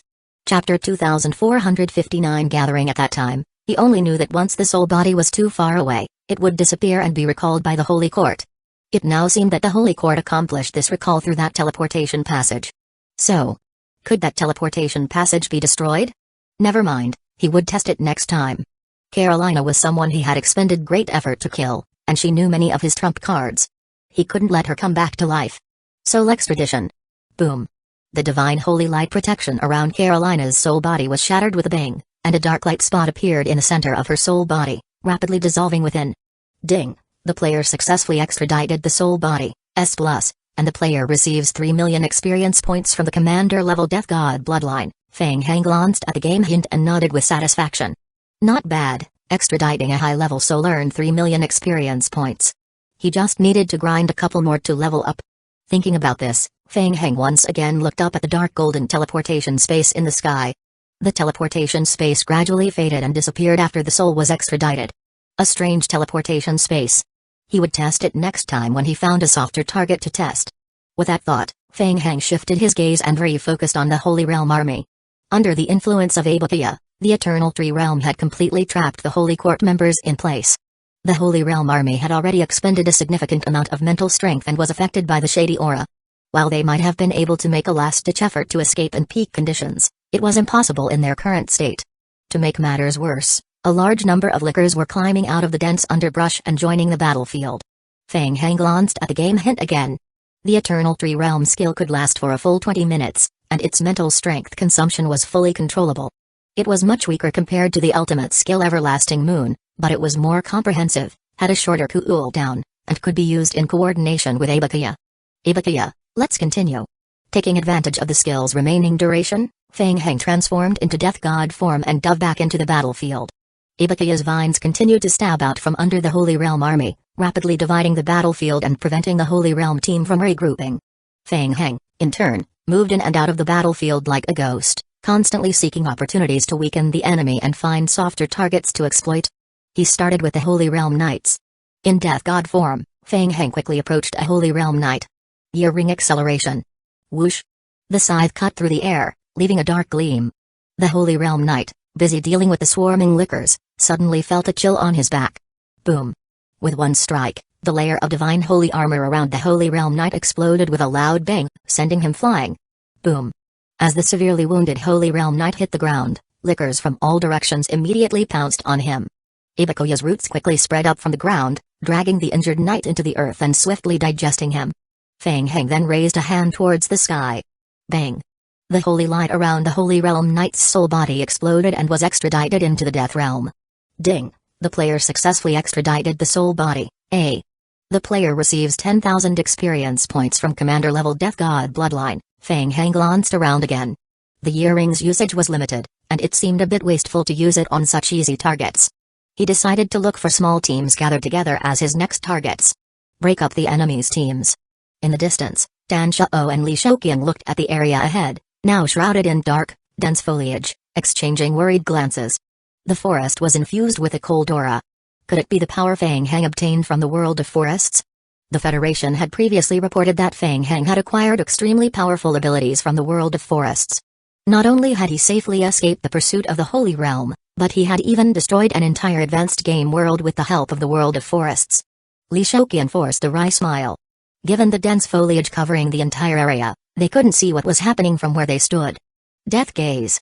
The two of them simultaneously used the Death Gaze skill to observe. It was evident that the entire Holy Realm team had been trapped in the central area of the forest. From time to time, soul bodies rose and were extradited into the Death Realm. Li Shoqian asked, "Should we go up and help?" "Yes, Mr. Feng told us to act when the time was right, and it seems about that time now." Danzō nodded in agreement. "Let's approach carefully." "All right." The two maintained their Death God forms and cautiously approached the forest domain. Ibukiya recognized the auras of Li Shoqian and Danzō, so there was no hostility towards them. Soon, Li Shoqian and Danzō realized that the forest domain was entirely on their side and was still dealing with the Holy Realm Knights. Their faces lit up with pleasure. The opportunity to boost their KPIs had arrived. Li Shoqian, excited, nodded and said, "Let's go find some easy targets." "Charge." "Yes. Let's go." After torturing the Holy Realm army for a full 20 minutes, the Eternal Tree Realm skill finally began to dissipate. In those 20 minutes, Feng Heng had managed to eliminate about half of the Holy Realm team. The remaining Holy Realm team quickly regrouped and moved toward the center, working together to activate their Holy Shield to resist the shady aura. At this point, a layer of visible frost had covered their bodies. The Holy Realm purifiers looked around and saw that the periphery was now densely packed with lickers. As their mental strength gradually depleted, the intensity of the holy skills they cast could no longer completely eliminate the lickers. Moreover, Feng Heng continued to flash in and out of sight in his Death God form. Could they escape? The remaining members of the Holy Realm team wore bitter expressions. They could feel their bodies growing weaker and weaker, both in terms of stamina and spirit. Feng Heng, along with Li Shoqian and Danzō, was in no hurry. Utilizing the immunity to the shady line aura provided by the Death God form, they continued to circle the Holy Realm team, harassing and depleting their resources. As time passed, they slowly reaped lives and completed the Death God's KPI. Li Shoqian was very excited. These were purifiers of the Holy Realm. He had never imagined that he would have the chance to grind down such high-level boss creatures one day. After nearly another hour, with the last Holy Realm purifier being overwhelmed by the lickers, Li Shoqian approached Feng Heng, turning to look at him with some lingering excitement. After this wave, their KPIs were thoroughly completed, and their Death God bloodline skills had leveled up several times. Sticking with Mr. Feng was definitely the way to go. "Mr. Feng, these were the main forces of the Holy Realm, right? With them gone, the remaining Holy Realm teams outside shouldn't be much of a threat. Should we continue to clean up the rest?" "Yes, indeed." Feng Heng nodded slightly. A small portion of the Holy Realm team was still gathered in the main city of Keitanchul. Once the 24-hour period was up, they would return to the Holy Realm. If they were going to kill them, they needed to act quickly. Feng Heng thought about this and glanced at the game hint. The soul of the S-level purifier had already met the mission requirements. They just needed to defeat a few more minor enemies to complete the mission. Chapter 2460 Retreat. Additionally, this wave had also dropped a significant number of Tier 3 rainbow crystals. He was getting close to leveling up. Feng Heng raised a hand, and the numerous crystals on the ground flew into his palm. You two go back and find City Lord Hornlow to reactivate the Shady Line Magickery. I will check inside first. Inside? Li Shouqian and Danzō exchanged glances, their eyes showing a hint of suspicion. Was he referring to the central part of the Shady Line Rift? Danzō thought Feng Heng might have another mission that was not suitable for public knowledge. He gave Li Shouqian a signal to avoid pressing further and nodded, saying, "All right, Mr. Feng. Be careful. We will head to Frost Fortress and wait for you." Feng Heng nodded, and he and Danzō parted ways. He quickly made his way towards the depths of the Shady Line Rift. Previously, he had observed the Shady Line Rift up close, but that was when the rift had been mostly sealed. Since obtaining the Great Holy Sword, a terrifying Shady Line aura had leaked from the rift, preventing him from approaching the depths for a close inspection. This time was different. With the Death God form, his resistance to the Shady Line had greatly increased. At least now, he was completely unaffected by the negative effects of the Shady Line within its range. Perhaps this time, he could observe up close. Feng Heng slowed his pace. In his Death God form, he floated almost as if levitating in midair, slowly drifting towards the Shady Line cavern. He had arrived. Upon entering the Shady Line cavern, Feng Heng frowned slightly. He still couldn't sense any impact from the Shady Line aura. It seemed he was completely immune. Feng Heng pondered this and slowly lifted his gaze. At that moment, a large amount of white fog was continuously pouring out from the Shady Line rift in the center of the cavern. Feng Heng continued to approach, lowering his head to observe the cracks left on the ground. A fine, tiny rift. The area around the rift was completely sealed in ice. An aura of extreme cold from the Death Realm emanated from the rift. Feng Heng floated closer for a detailed observation. The game hint suddenly appeared on his retina. Ding. The player has discovered a Death Realm crevice passage. Ding. Status check successful. Under the current conditions, the player can use this passage to enter an unknown Death Realm domain, Death Realm. Teleportation passage. Feng Heng murmured softly to himself. From what he understood, the game world was divided into high-tier, mid-tier, and elementary levels. But the Death Realm, similar to the Holy Realm, was clearly a world stronger than high-tier. Its status was transcendent. Should he enter the Death Realm now and take a look? In fact, he already had coordinates to the Death Realm. When he completed a mission, he received rewards in the form of world coordinates. These were for the Death Realm, the Land of Eternal Sleep, and the alternate dimension Hell. Victor had also tested the 3 coordinates. Currently, entering the Death Realm and the alternate dimension Hell would consume a large amount of resources, requiring not only King of Gods points but also additional materials. For example, entering the Death Realm required void gemstones. Additionally, each entry into the Death Realm was time limited. It seemed that using the rift before him to enter the Death Realm required no resources at all. There was no need to rush. As for the Land of Eternal Sleep, it was an undead world where Jiziobo had once stayed. Feng Heng had obtained this world unexpectedly. According to Jiziobo, the Land of Eternal Sleep had completely decayed and had no value for exploration. Unless he wanted to develop connections with the higher-ups of the Undead Central Council. After some thought, Feng Heng decided against entering the Death Realm immediately. He wasn't yet familiar with the Death Realm, the Death God form, or even the so-called Empress Persephone. Once this matter was concluded, he would consult his mentor for more details and then explore the Death Realm later. Time to go. He would focus on grinding monsters. He would head back to continue clearing out the remaining Holy Court soft targets in Punos. In the Holy Realm. The news of Orkney's severe injuries and return from his pursuit of Feng Heng quickly spread throughout the Holy Realm. The great sage, Aladdin, came to check on Orkney's condition and learned the general details of the situation from the purifiers who had escorted him back. Feng Heng. Aladdin murmured. The Holy Realm had invested a considerable amount of time in preparations for this operation, even risking a complete rupture with the undead to take action. Yet, in the end, their efforts failed, and they hadn't managed to capture Feng Heng. Feng Heng's rate of growth was alarmingly rapid. Aladdin's eyes were filled with apprehension. In recent years, the power of the demonic seed had been expanding, showing signs of becoming uncontrollable. I am sorry, great sage. Orkney, this is not your fault. Aladdin shook his head, stopping Orkney from continuing. Rest well. The appearance of the Frostbone Dragon was not something we had anticipated. As for Feng Heng, we can address him later. Focus on your recovery first. Great sage. Yes. I deeply feel that my strength is insufficient to complete the mission you assigned. While unconscious from his injuries, Orkney had thought about many things. Initially, when he first encountered Feng Heng, crushing him had seemed as simple as squashing an ant. Then came a series of cat-and-mouse games. Until this time, Orkney had never expected to return severely injured. Though Feng Heng had not inflicted these wounds directly, his rapid growth was enough to instill fear.